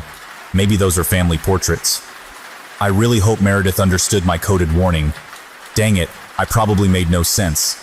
I want to turn around and go back in, but the walls start to vibrate with the sound of Mr. L yelling inside, and I can vaguely hear the rumble of his angry voice. So instead, I head straight to class. Everybody in class wants to know what happened. Lisa's crew of jerk girls look concerned, like they saw her carted off on a stretcher or something. Even Louis Brody, who sits in front of me, seems worried. "What happened?" he asks. "Meredith and Lisa are getting suspended." I know it. I see the office clerk come in and hand Mrs. Carter Dogbill the note, explaining it, and she's going to let the rest of us know. Of course, that happens about 30 minutes from now, so I can't tell Louis that. Oh no! I left my backpack with Pascar in it outside by the swings. I'm going to have to wait until after lunch to get them back. I hope nobody steals them. I just need to remind myself that Pascar always comes back to me. Pascar is out there doing his thing. He'll be there when I go back out. Sure enough, a half hour later, the office clerk shows up, and we're all told that Lisa and Meredith won't be back for 3 school days each. And there's going to be an assembly in the cafeteria planned on fire safety next week. Oh yes, that'll help us when Lisa finally sets Meredith off completely. Single file, children. Hope that the angry fire girl allows you safe passage. I just hope Felix doesn't show up for that. Or maybe that would be the perfect time for him to show. I stare out the window at the parking lot. I wonder if I'll see Meredith's foster family pick her up. It'd be good to know what they look like or what their car looks like. I'll bet when Lisa returns, she'll have a new red backpack as if nothing ever happened. Stupid Lisa. She's going to be her own flaming death. I'm not going to say that, though, especially around Meredith. Speaking of assemblies, Mrs. CD finishes writing something on the board I can't even read because it's in cursive. I know this is rather impromptu, but we're going to be having one today about general safety. We groan. I hate assemblies. You have to sit in assigned rows, and I'm always in front of some boy from 3rd grade who likes to kick the back of my chair and throw wads of paper in my hair. I don't even know his name, so I just call him the little twerp. I don't really know what a twerp is. It sounds like noise a rubber band makes. We file down the hall an hour later to fill the cafeteria in our stupid assigned seats. I wonder where they hide these fold-out chairs the rest of the time. There must be a room just full of folded-up chairs that they use. I'm still worried sick about Meredith and Pascar. He knows I'll be back out after lunch, but it must be lonely sitting in my backpack with nothing to do or nobody to talk to. Maybe he can use his articulated limbs and go running off on an adventure. I hope it doesn't rain. Oh right, Meredith is being hunted by a psycho. I should probably focus on that. In fact, I'm so focused on worrying about Meredith getting shot with a sniper rifle by a man with a weasel face that I'm not even listening to what the actual assembly is about. Mr. Longbow is standing up front, and he's got some guest speaker I can't quite see. Maybe if I were sitting in the front row, I'd be able to hear what they're saying, but I'm in the 3rd to last row in front of this little twerp who's kicking my chair. Everybody gets quiet, but Mr. L can't quite be heard still. His microphone must not be working because it sounds like he's just speaking as if the only people that need to hear him are up front. I barely catch him say, "Please say hello to Officer Flores." He gestures to the person behind him. Everybody claps, I think. My head feels like it's ringing, or swollen. Why do I feel dizzy? I look down at my feet. I can't really see them. "Lily, you okay?" It's Mrs. CD standing down the row looking at me. Her voice seems to cut through the moment. Someone must have nudged her or told her I looked sick. I don't feel sick. I just feel weird, lightheaded, and confused as to why I can't see my feet. It's like the floor is fading away. The guest speaker steps forward to the podium where Mr. Longbow was a moment ago with the mic that wasn't working. It hums, but now it works. It works for her. She clears her throat and says hello. "Lily?" "Mr. Carter." Dogbill sounds like she's talking to me through a door. I can't see my feet. My voice is caught in my throat. Her next question is muffled. I don't even know what it is. The ringing in my ears is becoming a shrill screech. It won't stop, and it feels like my head is about to burst. But then it stops. It all stops. Every sound stops. "Lily?" Mrs. CD puts her hand on my shoulder. Other kids are turning to look at me. "Do you see it?" I whisper. "See what?" I can't hear myself, but I know in my head I'm speaking. The fog. I look up at the podium where the lady in black stares back at me in her police uniform. Someone in the audience starts coughing. "This is the teacher's lounge, Lily." That's Nurse Whitmore. At least I think it is. It sounds like her. She's been the school nurse for 2 years. Before her, we had Nurse Faye, who never believed anyone was sick. She'd just take our temperature and then tell us we were fine and send us back to class. One girl, Janie, went to see her because she felt nauseated. Nurse Faye sent her back to class, and she ended up turning into a human fountain in the middle of social studies. It was gross. I sit up and look around. I've never been in the teacher's lounge before. Students aren't usually allowed in here. I heard that if a student goes into the teacher's lounge, they come back missing a finger. I've never known anybody who did it. Obviously, everybody I know has all their fingers. There's a big coffee pot with cups over by a sink and a bunch of tables with chairs. Nobody else is in the room with me and Mrs. Whitmore. What happened? I ask. Nurse Whitmore smiles at me in that way that says, I feel bad for you, but I'm happy thinking about it. You fainted in the middle of the school assembly, dear. That's right. The lady in black was apparently our guest speaker, and then the black fog was all over my feet and somebody started coughing. Oh no, the angel of death was the guest speaker. I feel like I can still see the smoke that surrounded her, leaking into the room from the other side of the door out into the hallway. How many are dead? I dread the answer, but I need to know. Nurse Whitmore seems taken aback by the question. I beg your pardon? She says, how many are dead? Nobody's dead, Lily. You just had a fainting spell. It can happen. There wasn't a gas leak or anything. But I heard coughing. I remember just before everything seemed to go black, like the smoke was covering my eyes completely, there was someone coughing in the crowd. Nurse Whitmore touches her cheek kind of in the same way my mom touches her chin, like they're pressing enter on some search engine in their brains. Coughing. That was probably Drew Sanders. He's got asthma, sweetie, that's all. He's in my office right now. That's why we had to bring you to the teacher's lounge. I don't know Drew Sanders. I hope he doesn't die because of all this. Is he going to be okay? Oh, he'll be fine. He just needed his nebulizer. That sounds like space-age technology.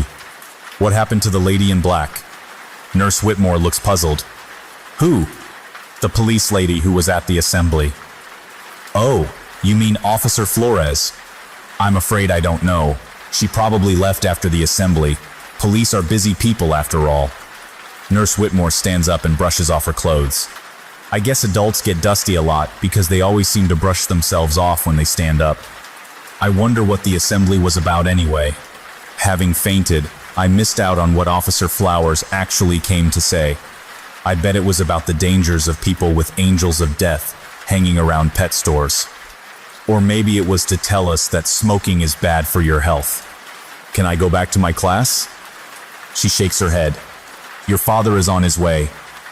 I don't need my dad right now. I need Pascar, and he's outside in my backpack. At least I hope he still is. I left him and the pack by the swings before Meredith set Lisa Welch's stupid red backpack on fire, and I didn't get a chance to bring them inside with me. What time is it anyway? Almost 11? In a half hour it's going to be lunch, and then after that, recess. I really just need to get my backpack and Pascar back. I need to go get my backpack.